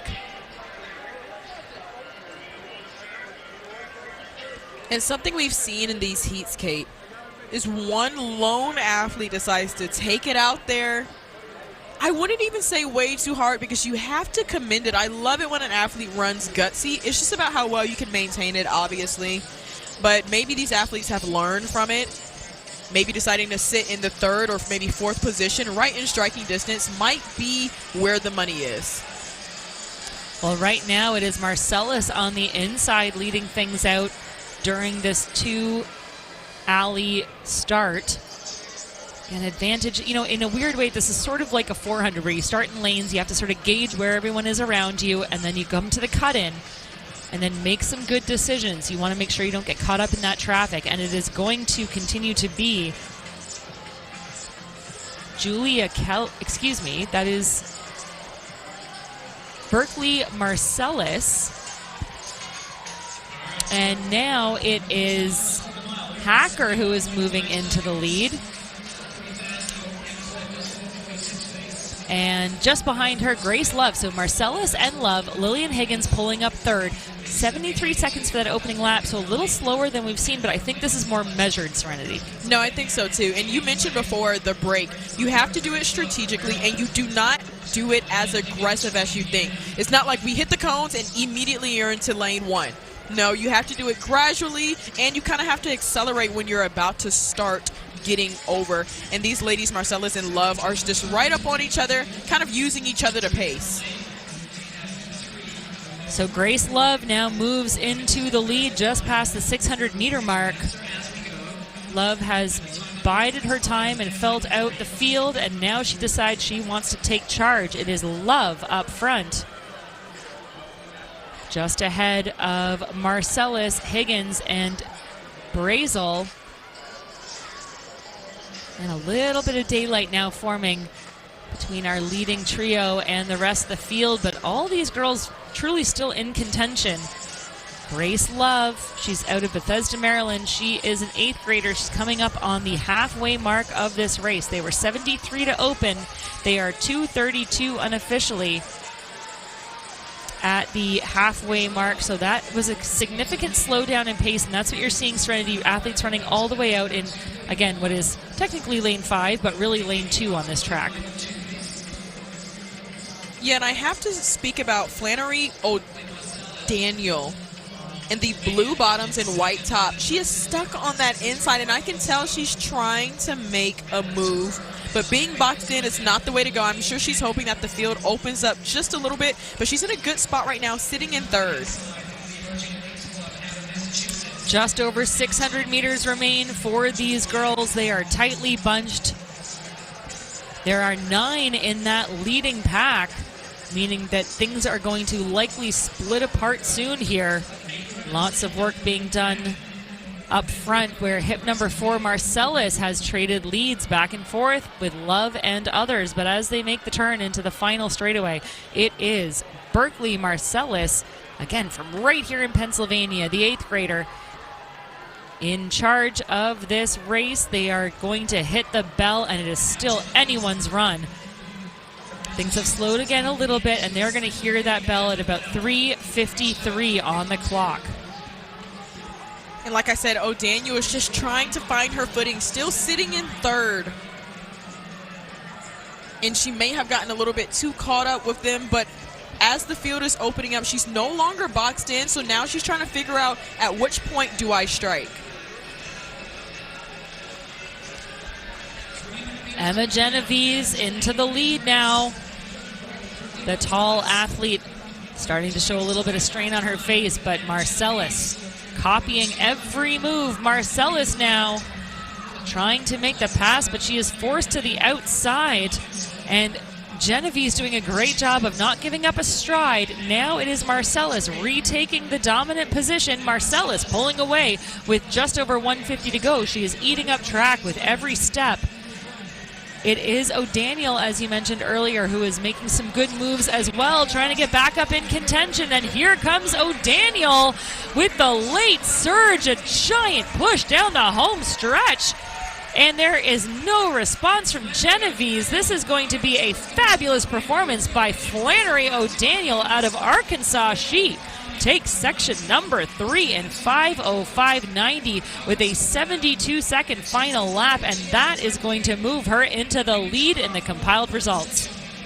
A great run from O'Daniel. Like I said, she was just in that inside lane. She was boxed in, and I'm sure that was a very frustrating run for her, trying to figure out, like, okay, can I pass from the inside? Can I pass from the outside? Where do I go? But she did not give up. Once she saw that Marcellus started to fade a little bit, that's when she went ahead and struck.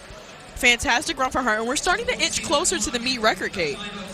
We are, and it is definitely under threat, that meet record. As a reminder, Caitlin Estep from 2 years ago ran 5:01.50. And like we mentioned, like, this is the new start for them. There's 20-something athletes, 23 athletes, 24 athletes, and she was able to break out of that bunch, being one of the shorter athletes at it as well. But as these sections just continue to get faster and faster, I'm excited to see what's to come, Kate. Well, that sets us up very well, Serenity, for the final middle school girls mile of the night. There you see the results: 5:05.90, 5:06.75 for Marcellus, 5:06.99 for Chu. And those are going to be your top 3 times in the compiled results heading into our 4th and final section. And this is where a lot of that magic can happen. Another 23 girls set to take to the track, and all eyes have to be on Eliza Schwass out of Scottsville, Michigan. She is an 8th grader, and Schwass comes in as second in the nation coming into this meet by 3 thousandths of a second. Serenity, I know you know sprints. I know you know that 3 thousandths in a sprint, that's a decent amount. In a mile, that is infinitesimal, and that separates Eliza Schwass from Brianna Riley, who's not here. She holds a 4:47.96 on the season. Again, it came down to thousandths of a second at the Brooks PR meet a few weeks ago. Schwass is going to wear hip number 1, and you see her on the inside there in red. She's got lots of good competition around her. And it's nothing like getting your lick back, Kate. I mean, this is the place to do it. And Schwass, she kind of has a target on her back as well.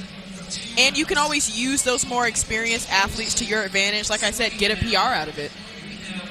Well, she's going to have lots of competition, including the young woman who is currently in the lead. That is Mackenzie Skelly from right here in Pennsylvania. She's going to put on a great show for the home crowd. She is the indoor national record holder in middle school at 4:48.97. And she was also second in the middle school mile at New Balance Nationals outdoors last year as a 7th grader. We got to say, she improved from 5:04 last year to 4:48 this year, and that is eons.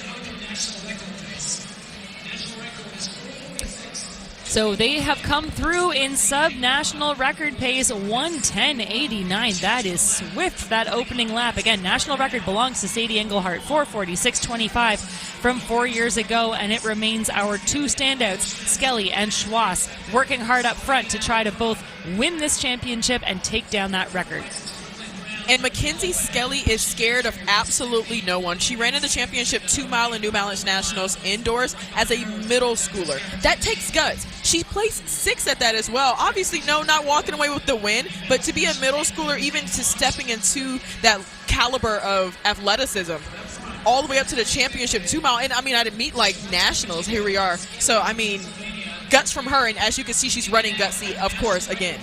Well, these two looking as though they're approaching the bell lap. They're not. Only going through halfway here. 2:22.86. They have kept the foot on the gas.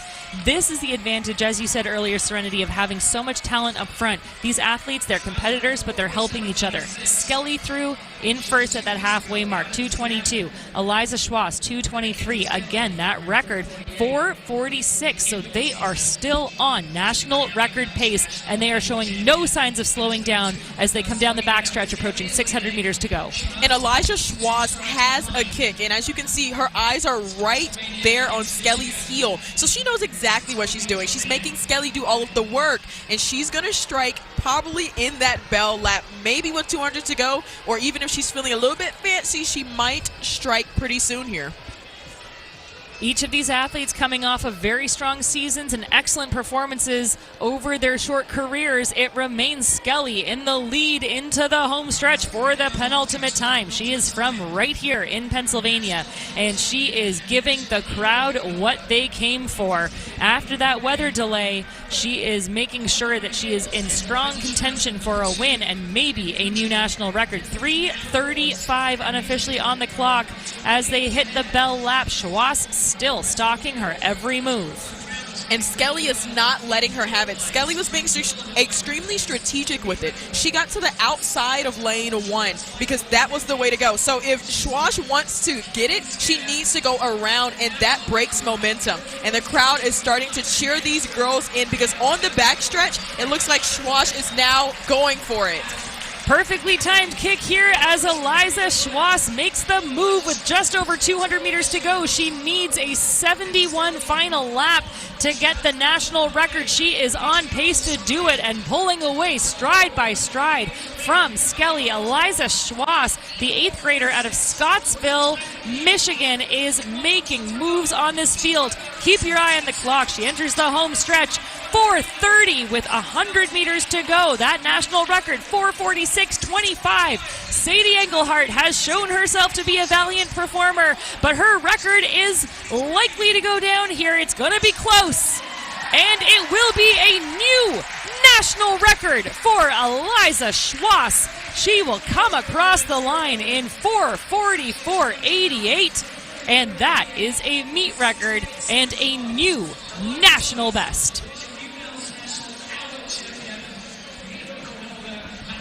And Elijah Schwass played it perfectly. Like I said, she made Skelly do all of the work the whole entire time. I was really excited to see when she was going to kick. I thought it was going to be the last 200, but she decided to go for it in the backstretch, showing that she has the fitness to hold on to it.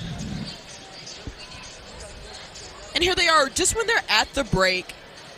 I think that Skelly and Schwass commanded their lead so early on, and they ran this race the whole time together, and that's when Schwass overtook Skelly and did not look back. Records are meant to be broken, and they are always broken right here at New Balance Nationals. They call it the fastest party on the planet for a reason. Unbelievable performance by Eliza Schwass, 4:44.88, and we should say that that was a 68-second final lap for the middle schooler. Phenomenal performance. Mackenzie Skelly also under 4:50 at 4:49.96, and rounding out your top 3, Brooklyn Brown, 4:54.69.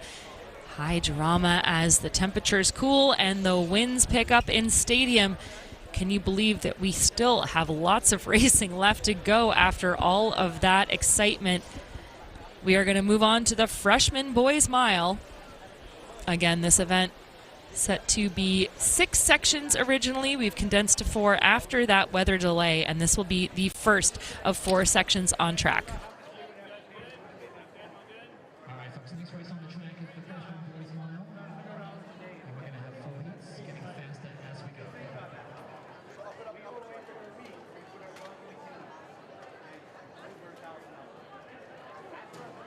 On your mark.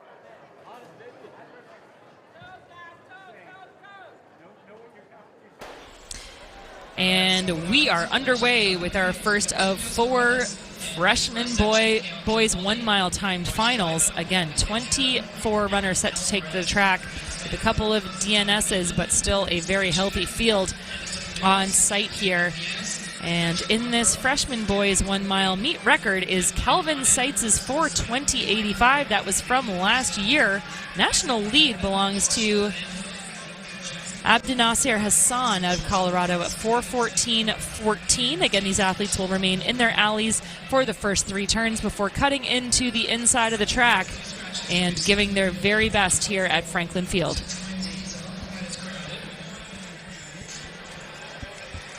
And it's pretty tough to see who would be leading right now. And I'm sure these guys are still trying to figure out where they stand as well. This is where they're now starting to break. Like I said, you don't want to break so aggressively to the point where you just shoot over into lane 1. You want to do it gradual, but you still want to be intentional about it. So through this opening lap, that is Joshua Lind of Springboro, Ohio. 66.79, and that is swift, although now things are bunching up again. And Serenity, this is where the danger can happen. You don't want to let things get too close, too tight quarters, because these guys have lots of nervous energy, and all it takes is one shoulder bump or one clip of a heel to send disaster sort of dominoing through that field. Absolutely. And just like that, I think they might have heard us. Yeah. We're not on the call Yeah. in the stadium, but I do think that they got the message, because this is Konstantin McKinnon out of New York, who has decided to take things on. He wants to get himself out of trouble, and this is what we like to see. Brave running up front by the young man in orange, and he is putting the gears to the field. Came through in about 3rd position, but now really kicking things up and forcing the rest of these runners to go with him.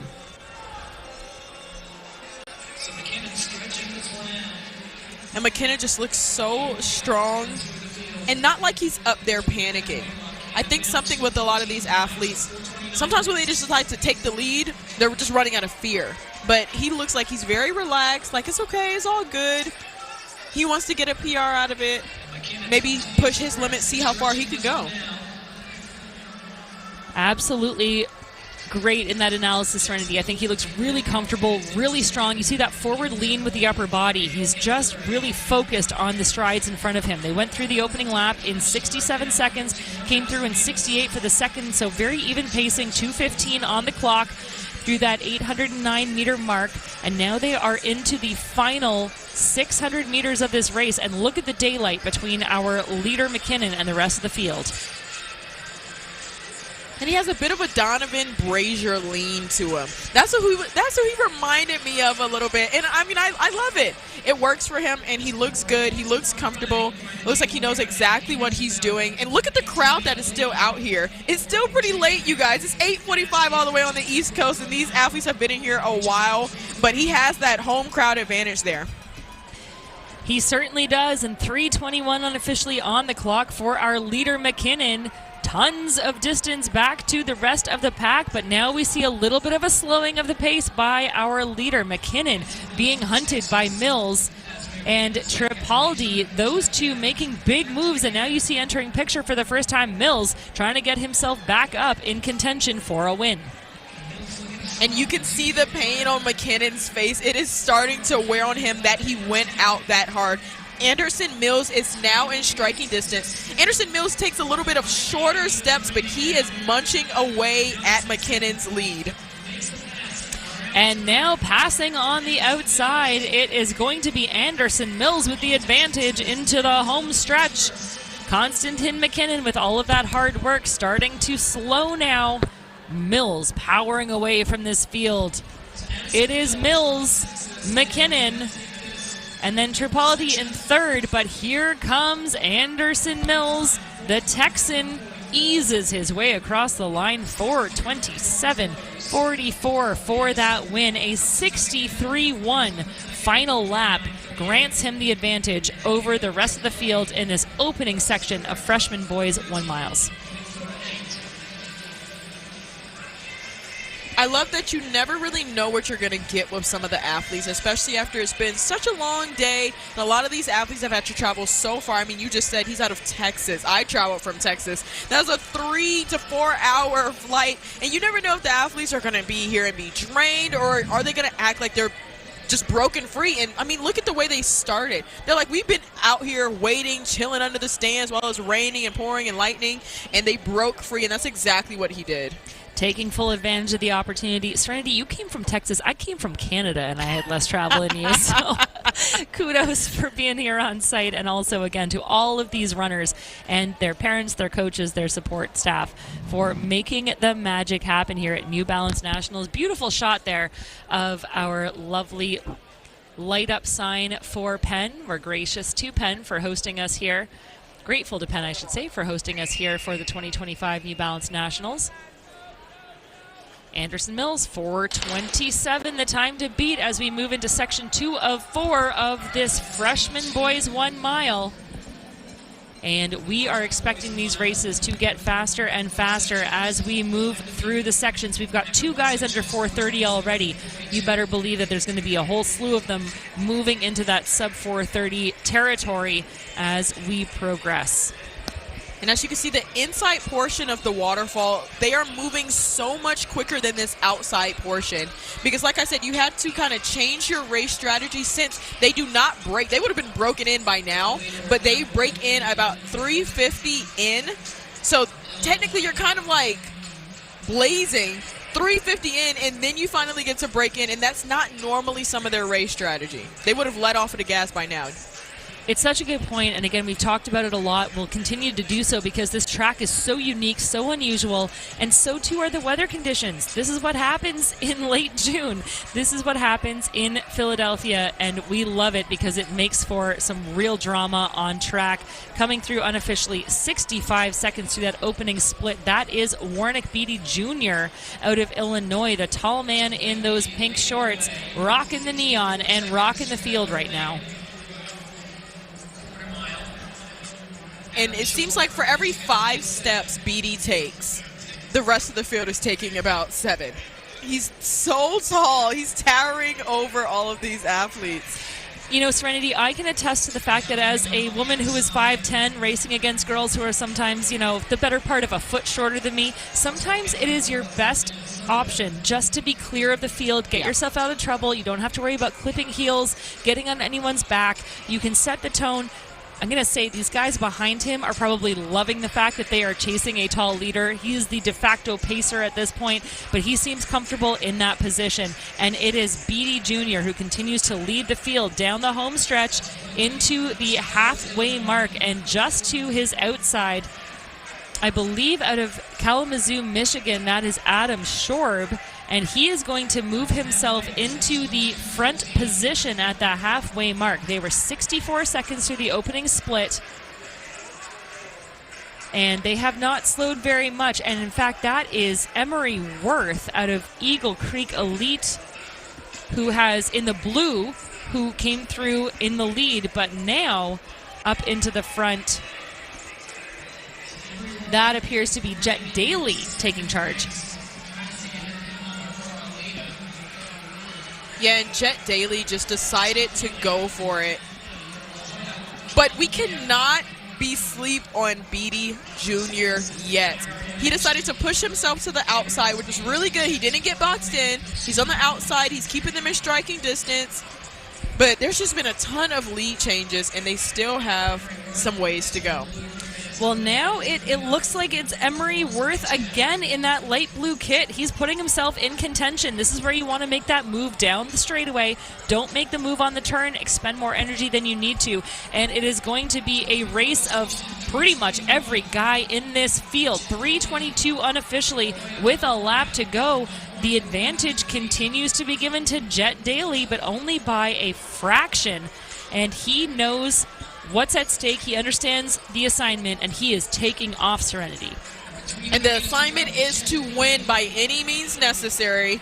Their parents did not spend all this money to come out here and not give it your absolute best effort. Whatever it's going to be, just give it your best effort. And that's exactly what Jet Daly is doing. But like I said, BD Jr. is right on his heel, and also Quade Berger is as well. Well, here goes Warnick Beatty Jr. He has been in contention this whole race. Daly feels the challenge. He is responding stride for stride. He has the inside lane. He is running the shortest distance. But now on the outside, the tall man swinging wide. It is Beatty Jr. pulling into the lead position and absolutely decimating the field in his wake. It is going to be Warnick Beatty Jr. with a massive 63-second final lap to take the win. The pride of Shiloh, Illinois comes away with the top marks in this section. Wow, Kate. Like, I did not expect BD Jr. to come back the way he did, because when he gave up the lead, it seems like he took the defeated stance in a way. But that may have just been his race strategy. He was like, I actually didn't want to be out here in the front. I know I'm the taller athlete, but I don't want to be y'all's pacemaker. So he kind of let them come and get him, and then he came back and got them. Again, I think you were a distance runner in a past life, because that's exactly my analysis as someone who, again, is a tall runner and is used to being the leader of every field, whether or not I want to be. There is something to be said for saying, I'm going to take my foot off the gas and let someone else do the work, because if I stay in the front, they're going to let me stay in the front. Absolutely. I mean, not a distance runner at all. But BD Jr., I mean, he was killing it. We have so many great examples, though. I mean, Faith Kipyegon, she's going to be attempting to do something that no other woman has ever done, and that's breaking the 4-minute mark and setting a new world record. I mean, her PR is 4:07. I can go on and y'all distance racers, look. Hey, we're exciting too sometimes, just gotta say. Oh, absolutely. So, I mean, I say that to say that they have great examples. They sure do. So BD Jr. is going to take top marks there in that section. 4:26.56 is the time to beat. We currently have 7 guys under the 4:30 mile clocking, and we have a callback. Not something you see all the time in the mile. However, if it's going to happen, it's going to happen after multiple weather delays and when you have about 1 million guys on track. Yeah, a ton. And I know the officials, we were talking during the weather delay, they were saying that a lot of these athletes are just so nervous. They're like, which line do I stand at? Okay, all right, well, is this one? Well, what about this guy? He's standing over there. And they're all just trying to figure it out. So I know they're not out there, taking these freshman guys out of there. They're just trying to tell them to calm down. Here's the line you stand at. Don't be wobbly. Go when you hear the gun. Well, Serenity, I was around literally yelling as many times as I could throughout the stadium, giving updates, and the number one question I had is, what line am I going to start on, and when do I clerk? And I said, look, they're here to work with you. We're trying to provide the best opportunity for every single athlete. This is the fastest party on the planet. This is the opportunity to run your best. New Balance Nationals indoors, New Balance Nationals outdoors. Here we are at historic Franklin Field, and what an opportunity. We're safely underway at the second time of asking, and again, some cut-ins there, a little bit of miscommunication, but our alleys remaining strong in the front on the outside. It is meant to be a 3-turn stagger for these guys. And another field of 26 runners taking to the track, and really powerful dynamics out there in front on the outside of those alleys. Again, this is where the cut-in is supposed to happen as they approach that final cone. That's where the cut into lane 1, which is really lane 4, takes place. And every guy still in contention as they hit the opening lap here in 64 seconds unofficially. And that, I believe, is Owen Heilman out of Potomac, Maryland. And he's got a little bit of daylight, Serenity, back to the rest of the field.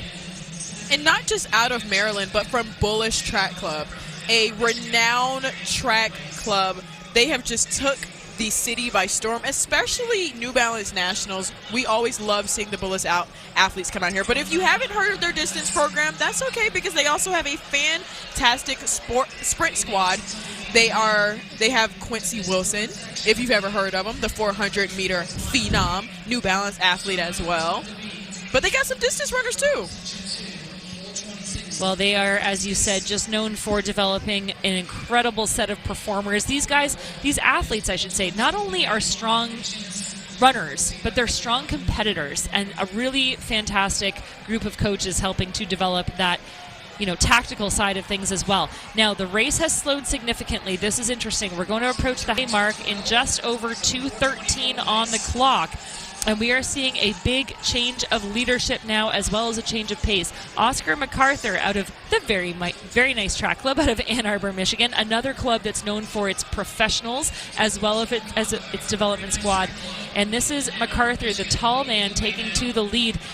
That was a 65 opening lap for him, 67 on the second lap, and you just get the sense, Serenity, that he noticed that things were slowing and said, I'm not going to leave this to chance, let me take charge. Absolutely. Because, yes, the other sections have been going fast, but you cannot rely that your section is going to go fast. So, I mean, if you want something done right, you got to do it yourself. And that's what we're seeing play out here. Oscar MacArthur took the field by surprise and put a lot of distance on his competitors. He's coming into that home stretch with just over 500 meters to go, and he is going to be the one to beat, taking this race by storm. And it is MacArthur who is going to hear the bell at 3:18 unofficially on the clock. So that was another 65-second lap for him, 64.99 in fact. And it is Dimitrios Rementelis taking second position at that bell lap, 3:19.57 for him. And then his brother, Ioannis Rementelis, in second. The twins hunting down our tall leader, MacArthur. The twins are coming, and I feel like when he saw his brother go, he's like, okay, I'm going too. Well, this is going to be a barn burner of a final 200 meters. Dimitrios and Ioannis Rementelis moving into the first and second positions with less than 150 to go. MacArthur working hard to hold on, but he is no match for the quick turnover. It is the Rementelis brothers powering for home. It is going to be 1-2 for the twins in this section of the freshman boys 1 mile, and what a close it's going to be for Dimitrios, who takes the top marks in a very swift 4:21.64. His brother comes across at 4:22.31, and Oscar MacArthur is going to take third in that section. And they've got to be making their mama proud, Kate. But we also have to mention that they were just a second off of the meet record held by Calvin Seitz. That was set last year, and it's 4:20, and they ran 4:21 unofficially. Well, we're waiting for some of the times to come into our official compiled lists here, and I just wonder, again, there's been a little bit, I think, of miscommunication about where the cut-in is. We don't want to make any assumptions here, but these athletes are supposed to remain in their alleys. Right there, you see some athletes moving from that outside alley into the inside just 100 meters into this race. They were meant to stay in their alleys for 3 turns. So I'm wondering if that's why maybe we're not getting full confirmation. But regardless, what a final power for home for the Rementelis twins. And that is going to set the tone as we move into our next section here, Serenity. The time to beat remains Warnick Beatty Jr.'s 4:26.56. Now, that being said, 4:26.63 run by Levi Howard. And again, just wondering if maybe that's a result of some early disqualifications. We'll wait on confirmation for that, but we are going to move into a very exciting final section here. 4 of 4 in this freshman boys 1 mile race. Again, meet record, Calvin Seitz, 4:20.85 from last year. 4:14.14, Hassan, the national leader, and several guys who are potential contesters for a meet record here in our final section. Look to Colton Watson. He was 3rd in the middle school mile at New Balance Nationals in 2024. And also of course, to Agram Jaw, 4th in the middle school mile, and Joshua Palmer. Lots of strong athletes here, including Jonathan Grimm of Williamsburg, Virginia, ranked number 4 in the nation with a 4:16.74. And as you can see, this one is significantly faster. And he's just trying to establish himself from the very beginning because he knows that this field will be gunning for him. And it looks like they got over the correct way. Yeah, again, just so difficult to get it right, but I think with every competitor that got it wrong, the officials were encouraged to make sure that everyone had the right information. That is Agram Jaw, who is moving into the early lead here. Jaw opening up in 65.83. And again, Jaw, 4th in the middle school mile at New Balance Nationals last year, now moving up to that freshman category.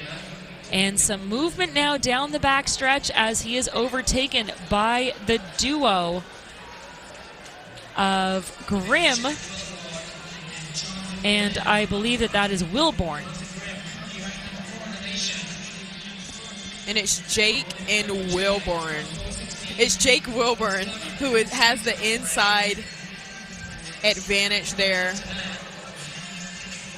Well, these two working hard. Wilburn just to the outside of Grimm. Again, the pace has slowed a little bit. Look at the bunching up here. This is a big field, and guys running into lane 3 and now working to the outside to make the pass. 65 seconds on the clock for the opening split. It's slowed a little bit, but not much. 2:11 through halfway. So that was a 65.18 for Grimm, who has the slight advantage at the bell. Wilborn right behind him, but so too Joshua Palmer in the mix. And Palmer was 3rd at New Balance Nationals indoors in the mile with a 4:24 this year. He is ranked number 9 in the nation at 4:18.24. And we could possibly be on meet record watch. The meet record right now is 4:20.85, set last year by Calvin Seitz. And these guys are moving very well. That's Jonathan Grimm still with the lead. Great point serenity, and again, championship style racing is a little different, but several of these guys have run well under that 4:20 barrier already. And look at this move up front. Jonathan Grimm, the tall runner from Williamsburg, Virginia. He is leaving nothing up to chance, entering that home stretch for the penultimate time, and he is driving away from the field. He has been very even, running 66 for the opening lap, 65 for his second lap. He is 3:13 unofficially on the clock with a lap to go. He'll hear the bell that wakes him up, and he is under some pressure from behind, but surely chasing that meet record time. And Jonathan Grimm just continues to accelerate all by himself. And his stride is just so long. He also has that little bit of a distance hump to him, a bit lean over. Well, that was an astounding 62-second lap for Grimm on that third lap. That's unheard of to run that fast on your third lap of a mile. And look at the acceleration. He is turning over so quick. He's under some contest now from behind. McGovern working hard to try to catch him. So too Palmer and Wilborn, but Jonathan Grimm enters the straightaway for the last time. Little shoulder check, no need. He is going to take the win here at New Balance Nationals Outdoors. It is going to be a new meet record. Meet record goes down in style. 4:16.30 unofficially for Jonathan Grimm. Enormous New Balance National Outdoor record, and he pulls at least 4 other guys to a sub 4:20 performance along with him. That is a 4-second meet record. 4:16.30 from Jonathan Grimm, and he should be very, very happy with his performance. There he is right there on your screen.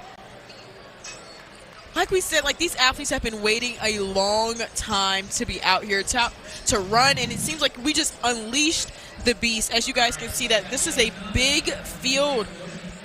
But Jonathan Grimm did not get tripped up. He didn't panic as well. He was in the front from the very beginning, but he knew also not to run the race from the beginning the whole time. Well, he is going to take home that coveted finish line banner. You know these guys are putting it up in their bedrooms because it means a lot to win this race. We should say 8 guys in that race under the former meet record, and 5 of them dipped under 4:20, many of them for the first time. Jonathan Gring comes across for the win, 4:16.30. Jack McGovern, 4:18.05, and Leo Brazel, 4:18.36 to round out your top 3. What a race, high drama after lots of delays, and these athletes just coming through time and time again.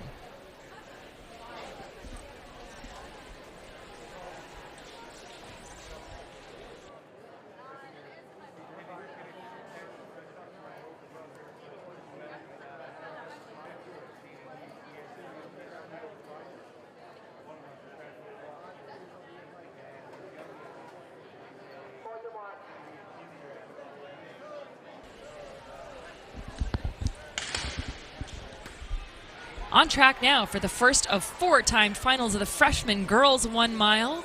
We've seen so much excitement already throughout the day in the sprints, in the distance athletes, on the field, and the multi-events, which we'll come to again tomorrow. Multiple weather delays have done nothing to dampen our moods, our spirits here on site. If you're joining us for the first time, I'm Kate Van Buskirk, joined by the phenomenal Serenity Douglas, and we are underway, like I said, section 1 of 4 of this freshman girls 1 mile race. And many of these athletes returning to New Balance Nationals after competing last year in the middle school sections or in other events. Meet record belongs to Peyton Menke at 5:01.14 from 2 years ago. That is very swift running. Last year's winner, Stephanie DiPiazza, was just outside that at 5:01.66. Athletes will remain in their alleys for the first 3 turns. And Serenity, I gotta say, the guys, we saw them cutting in. Why do the girls always get it right? I mean, we know why. We know why. I mean, but it does have to feel very uncomfortable for these distance athletes. I mean, to be cutting in 350 meters in, they're not used to that for sure, but they have done it beautifully, and they are just rolling with the punches for sure. Riley Tolson holds the top position at the first lap, 1:15.19. And she is going to lead the field, including Caitlin Van Zandt, Avery Grant, and Kate Miner.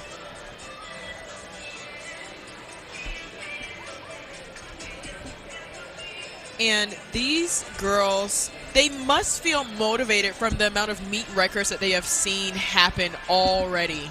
I mean, I know that's how I used to feel. Whenever my teammates would be doing well right before me, or just that's how I knew that, that's how I was able to gauge it.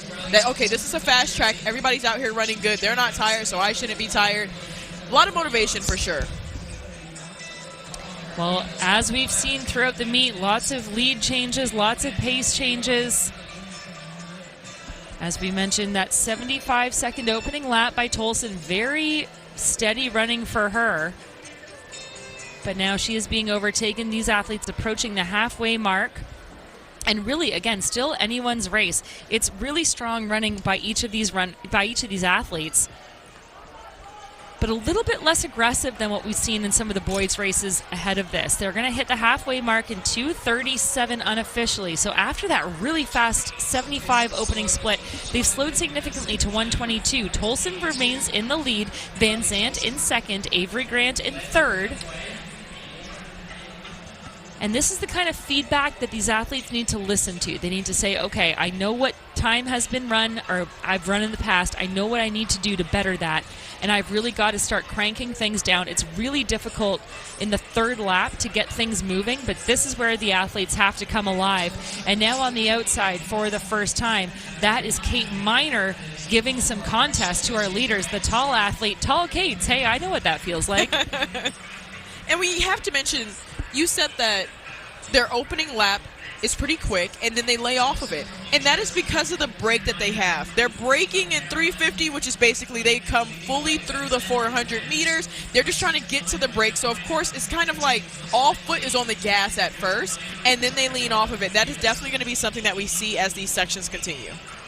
That's so true. And now Kate Miner moving into the lead. She is out of Maryland, and she has timed this very well. She's going to hear the bell at just about 3:55 on the clock. That was a 1:17 lap. So, again, a good return to some injection of pace. You see there, separation. 4 girls have moved themselves away from the rest of the pack, and this is going to set up for a very fast final lap. Absolutely, and you can see them starting to accelerate. The telltale sign is if their arms are starting to get faster, their legs are starting to get faster, and that's exactly what's happening. But right to her outside, that is still Riley Tolson. Yeah, Tolson sitting in a really good position there. She's on the outside of Grant. She's not letting her go. She's putting herself in position to strike when she needs to, but now Grant kind of muscling her way into that second position. Kate Miner has not relinquished the lead. She is not letting anyone come around her. She's taking up lots of room on the track. That's my kind of girl. That's what I want to see as you come into the final straightaway. It's going to be a barn burner of a final kick. Here comes Kate Miner. That's Ellie Lawson, out of Texas. And now it is Lawson making the move. Beautifully timed kick there in the last 50 meters. And it was Avery Grant in the end.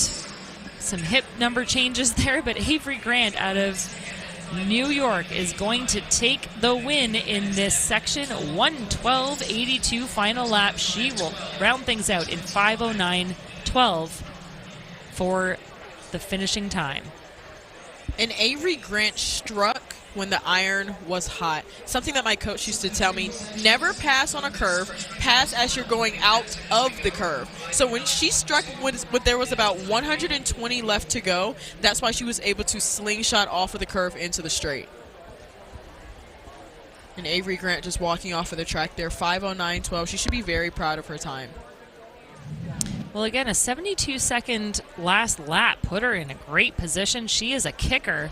I love that about the Mile Serenity. You have the 800 meters coming up. You have the 5K, 3K runners coming down, and this is the brilliant meeting point. Absolutely. And like I said, she slingshotted off of that curve right there, and she just started to rely on nothing but arms because I'm sure her legs hurt. And you mentioned the 5K. The 5K is going to be coming up next, so that's exciting. We do have the 5,000 meter on track in about a half hour's time. We've got a few more sections of these freshman girls 1 mile to go, but temperatures favorable in the stadium here at historic Franklin Field. Again, after those weather delays, things have turned out brilliantly for us in stadium. We're so glad that you are joining us for the fastest party on the planet. Again, if you're just tuning in, I'm Kate Van Buskirk. I'm joined by my lovely co-host here, Serenity Douglas, and we are underway with our second section of freshman girls 1 mile races. Time to beat in the early days here, Avery Grant, 5:09.12, but expect these runners to just get faster and faster. And on the inside there, wearing hip number 4, that's Carolyn Camp in the blue, holding the lead position around the first 250 meters. And I'm sure she's just bracing herself because she knows that the entire field is going to be swarming her pretty soon here as they come around the curve. Camp doing a really good job of holding position on that inside line. This is where the break is going to happen. And often, on the outside, you want to get your position using that sort of gentler curve. But Camp not leaving anything to risk here, but look how bunched up these athletes are, Serenity. They come through that opening lap in 1:16 unofficially, 1:16.59 for the Glastonbury Track Club athlete Carolyn Camp, but throw a blanket over this field. This is anyone's race. And something we have to mention here at Franklin Field is that these straights are a lot shorter, so these athletes don't have that much time to establish themselves before they head into the curve. They don't have much time at all, so it can be pretty difficult for them. It's like before you know it, we're already turning. I should have already figured out if I want to be on the outside or the inside. This is a great shot exemplifying exactly what you said. Those cones there are there for the cut-in, but that means that there are 24 girls occupying 3 full lanes. This is very unusual in a race of this distance. Also interesting because they know what they have to run. Yeah. They've already seen a section go down. They know exactly how fast they have to run, but no one is wanting to take on the lead, take on the charge. As I say that, a little bit of a move on the outside there, but really nothing noticeable. And it would do these runners really well to just have someone maybe throw in, a little bit of a fartlek, a little bit of a change of pace. Just test the field. Have a few quick steps, see who comes with you, break things apart.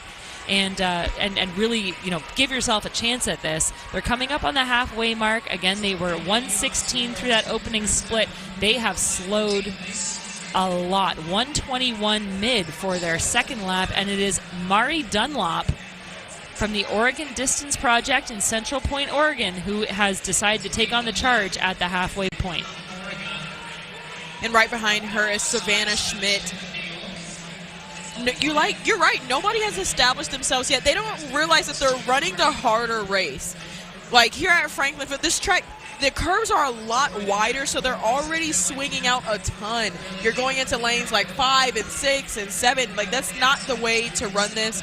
It's going to be a lot. Like, they're going to be gassed pretty much, but now finally establishing themselves is Molly White.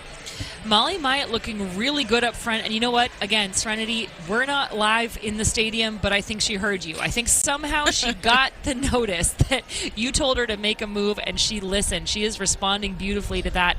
She is pulling away with just over 500 meters to go now. And Molly Myatt saying, enough is enough. I'm going to put myself in a position to win this thing.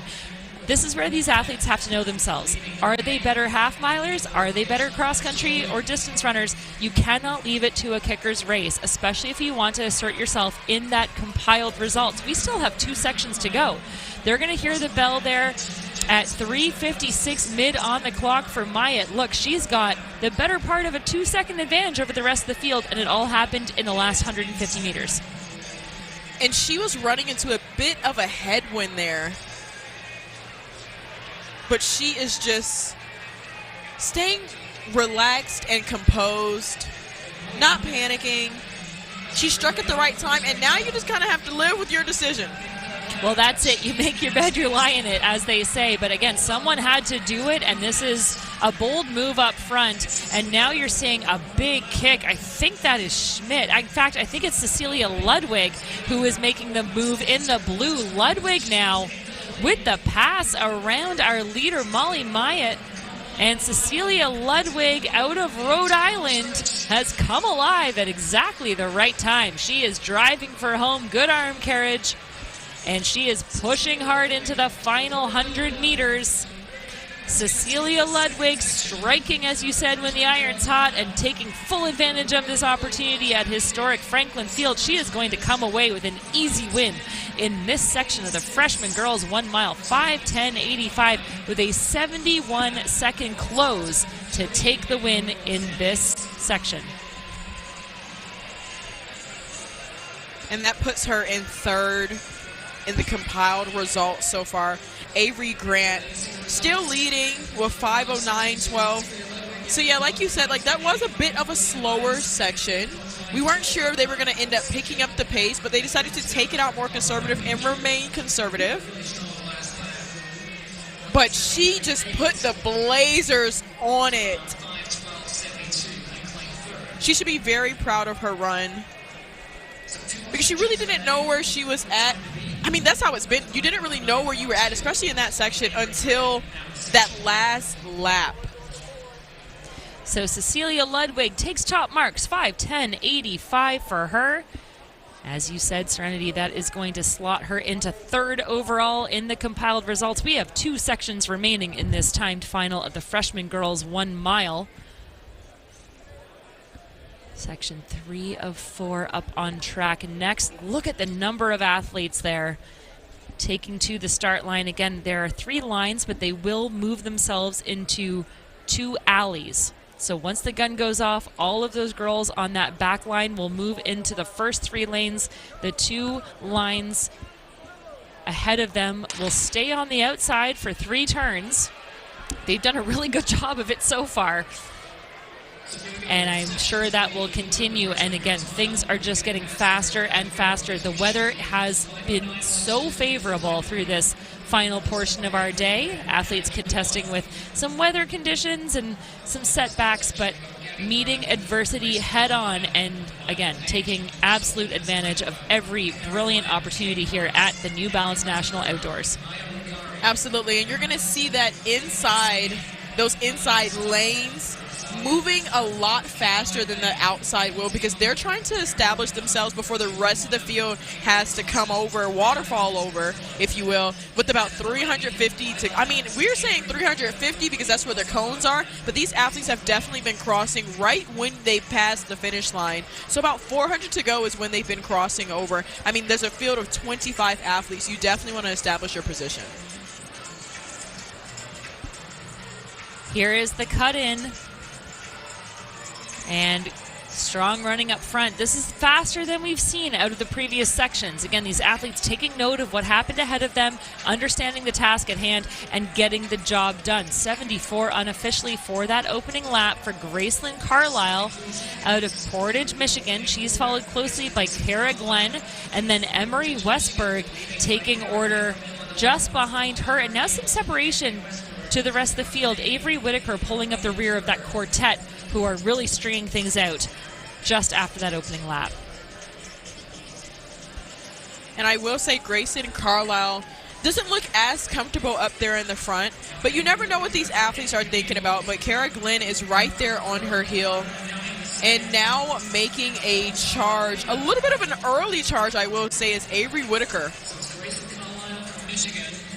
Well, again, I think these athletes saw how busy and how traffic-laden the previous sections were and don't want to put themselves in a position to fall, trip up. And also, you know, let's be real, the high school season's done. This is an exhibition meet at the highest level for these athletes. The times matter, of course. There are championship records, there are meet records, there are national records on the line. But this is a way to showcase your talent at a time when you are probably peaking in terms of your fitness, especially in events like the mile. And that's what we're seeing play out here. That's what makes this meet so exciting. 2:32 unofficially. Avery Whitaker of Ithaca, New York continues to lead the charge. She ran a 77-second lap there, even pacing for her. Gracelyn Carlisle continues to sit in second with Westberg in third. Absolutely, Kate. You hit the nail on the head. These athletes are out here to possibly break records, just come out here with the personal best. You never know how fast they'll be going in their own respective states. So you really just have to put your best foot forward, and that's exactly what Avery Whitaker is doing. Love to see this out of the Ithaca, New York athlete. She has several strides on the rest of the field. She's got less than 600 meters to go, but her turnover is starting to slow just a little bit. And then sitting behind her, the taller athlete, Westberg, now has moved herself into second in that black kit. And to my mind, Serenity, she looks the strongest of the chasers. Yeah, absolutely. You can always tell which one is the hunter, which one is the one being hunted. And you would think that that just means, oh, the one in the front is the one being hunted. Not necessarily. Not necessarily. Sometimes they're playing it exactly how you want them to. They're playing these athletes exactly into the palm of their hand because they might just kick when you start to become really, really close. Well, that is Kara Glenn. Speaking of hunters and hunted, Kara Glenn in the hunt now. They hit a lap to go. 3:53 unofficially on the clock for Whitaker. And Glenn turning over steadily, and here she comes. Glenn is going to swing wide. The St. Charles, Illinois athlete making the pass on the turn and looking strong in the process. Absolutely. If you were going to pass, just go ahead and take it. I wouldn't have passed on a curve, but it worked for her. She went ahead and did it, and I cannot knock it. She looks absolutely strong. Kara Glenn is just eating it up. Look at the daylight that our leader is putting on the field. Glenn absolutely running away with this race. Less than 200 meters separate her from a finish line. And Kara Glenn has turned up in the best way possible over this final 400-meter stretch. She's going to enter the last 100 meters well in charge. There is a challenge being mounted behind her. Lots of pace changes. But this is Kara Glenn, the Elgin Sharks Track Club athlete of St. Charles, Illinois, is going to dominate this third section of freshman girls 1 miles.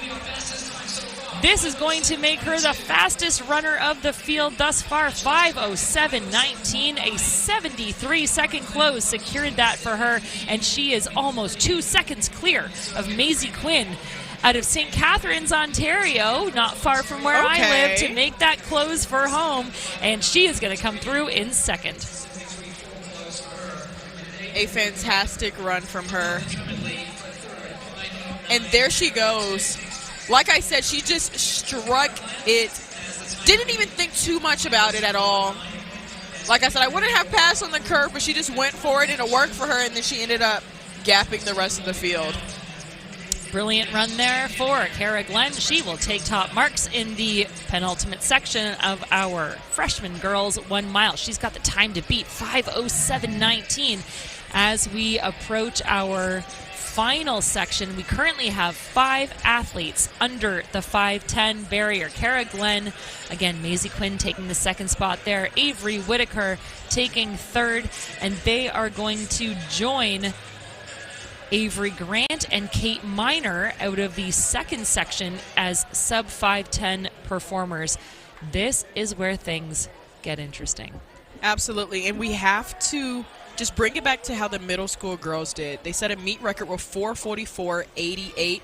So really excited to see how these freshman girls go. And yes, you can see they're a little bit too antsy. One of the athletes went ahead and jumped the line a little bit, but that's okay. That's okay. They're just getting the jitters out. Maybe she heard something. As you guys can see along that railing above the New Balance signs, a lot of the fans are there cheering these athletes on. But as you can see, the officials are talking to them. You know, no jumping, but you can see that she's a little bit jittery. How can you not be?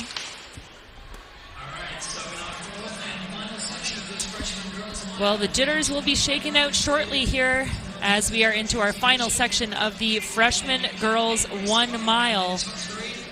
Time to beat right now. Kara Glenn's 5:07.19 against several runners in this section capable of that. Colby McCollum of the Carolina Cavaliers out of that brilliant team in Waxhaw, North Carolina.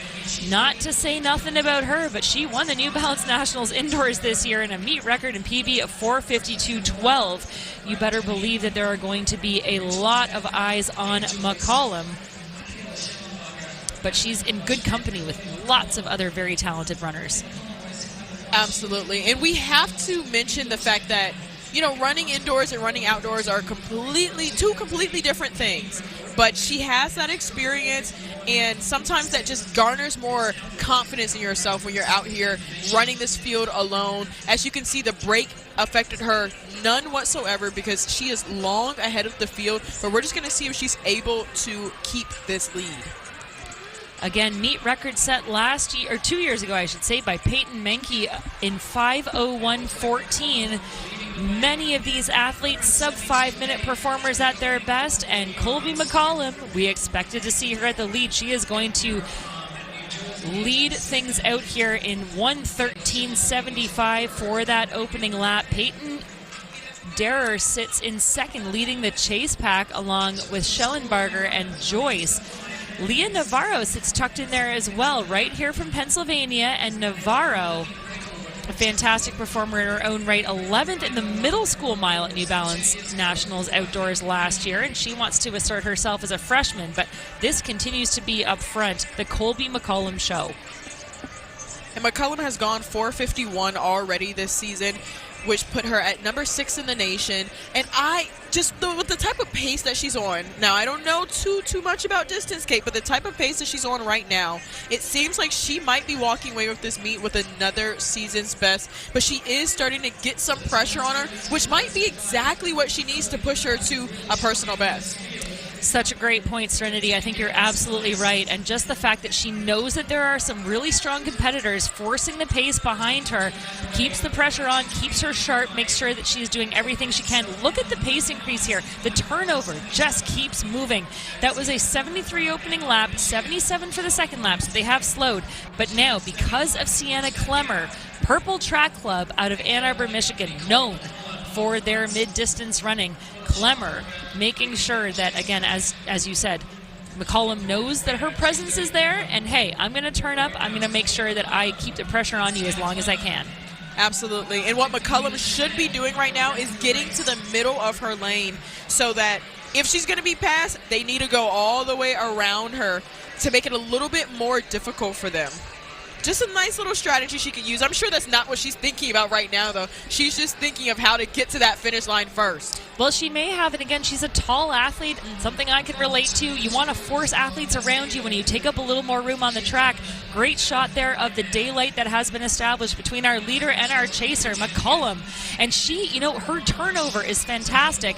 Clemmer working hard to stay with her, but here comes the field. This is going to be a phenomenal final lap. It is Colby McCollum of the Carolina Cavaliers who's going to hear the bell first at 3:45 unofficially on the clock. That was a 74 last lap.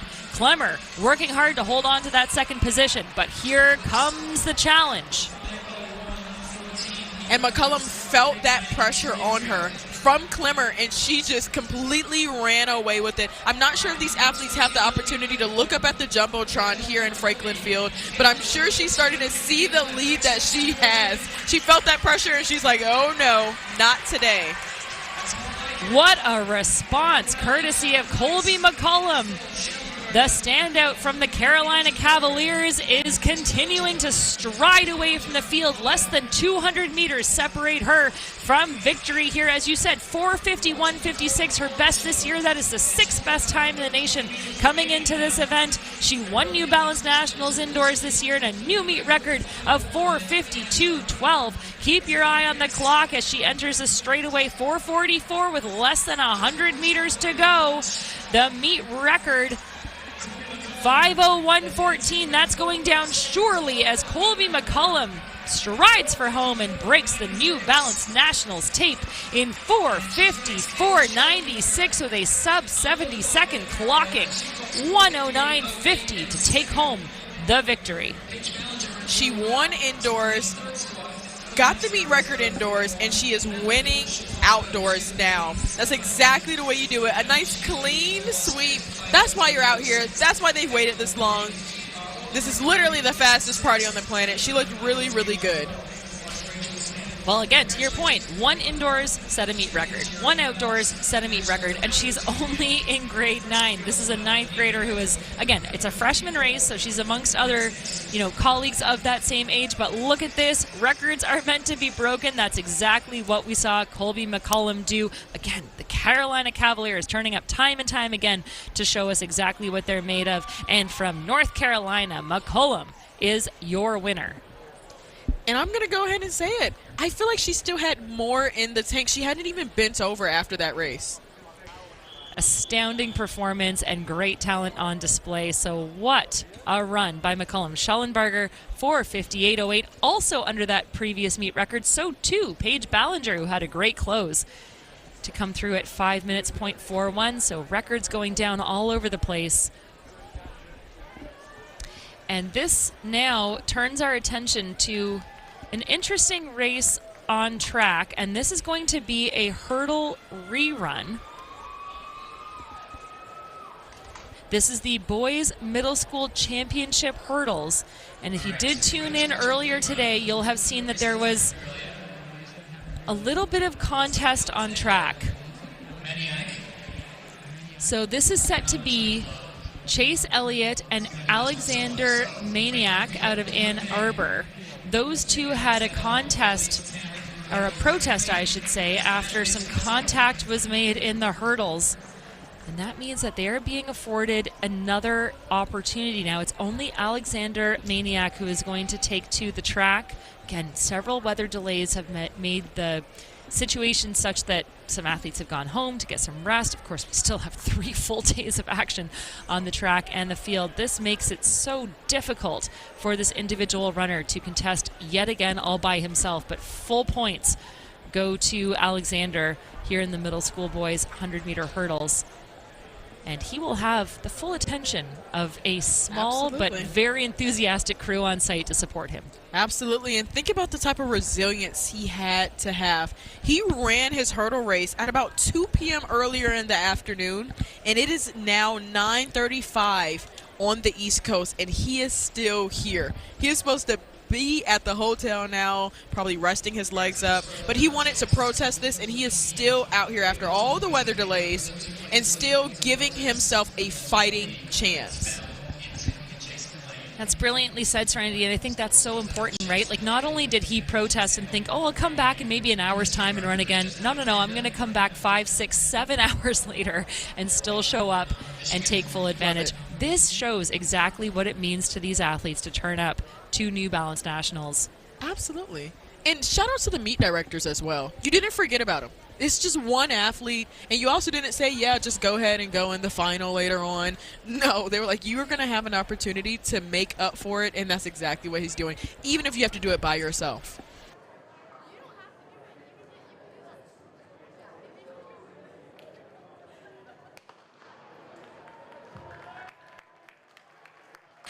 So, running completely by himself, but with hurdles to his inside and outside, Alexander Maniac coming back after protest under the stadium lights and doing it the hard way. But again, a small but mightily enthusiastic crew on site to cheer him on. 15:66 will be his unofficial time across the line. And this is going to serve him very well. 15:63 it's corrected to in that middle school boys 100-meter hurdles. We're calling it Section 2. This was a rerun. But again, finding that determination to come back, get yourself in the right headspace, and then clear all of those barriers that any competition. Well done to Alexander. Absolutely. And I know you're wondering, like, well, what does that get him? Like, does he go to the final? It was already a timed final. Sometimes it's just about coming out here and getting your personal best, getting the best in your state, the best for middle schoolers. You really never know what type of personal goals that these athletes have. Or just getting the experience. Again, Absolutely. Coming out here, dealing with adversity, finding a way to get through to another timed final solo counts for so much, and I'm sure that is going to be information that he'll bring with him into whatever comes next in his athletic career. We're going to turn our attention back to the start-finish line now, the start line of the 5,000 meter, which will be kitty corner to the finish line. This will be 12.5 laps. This was the distance that I ended up competing in at the highest level, and I can tell you it is the hardest thing to do on a hot night. The weather has cooled. Conditions are brilliant for this single boys 5,000 meter championship race. Again, these guys have waited a long time to get themselves onto this start line, several weather delays, but it has increased the tension and I'm sure increased the focus of every one of these runners. There are a few athletes to keep your eyes on wearing hip number, well, at this point, 28, Trent Daniels. Out of Bristow, Virginia, 4th in the 2 mile at New Balance Nationals indoors. He's got an 8:49.39 to his name from that race. Noah Bottringer of Indiana.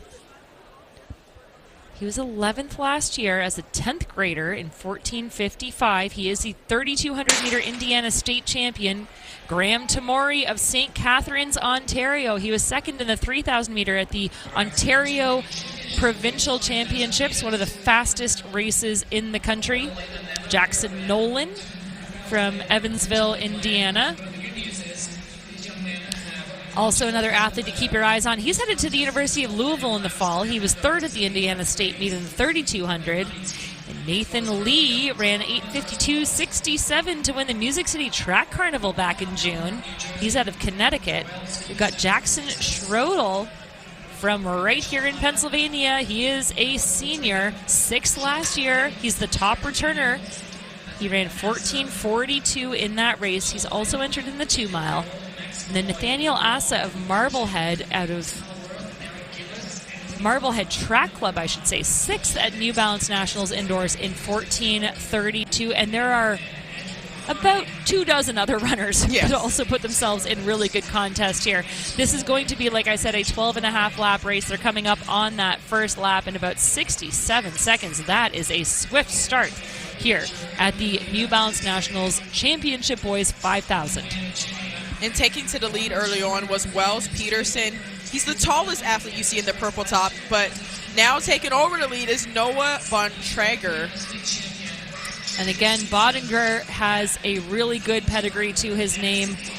Indiana State champion. He won the 1600 and the 3200 there in 4:02 and 8:51 respectively. He's run 8:46 for 2 miles indoors this year, and he is brimming with confidence as he comes into this final. And we've got, for those who can hear the PA system, Thunderstruck is resonating through the stadium. I don't think there's a more appropriate song. Man, I was just about to mention it. I was like, you know what? If they start blazing, it's because Thunderstruck is playing right now. Well, if there was ever a moment to get these athletes up, again, you can see in those sort of wide shots, the stadium is not very full, but those who are here to party. Fastest party on the planet. These athletes are going to approach that 800-meter mark, and it is going to be Samuel Darmani who is leading the charge.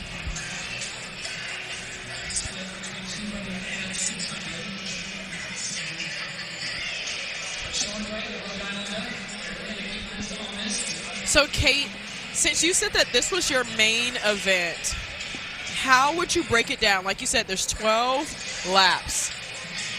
What's the rundown? 12 and a half laps if we're going to be specific about it. You're right.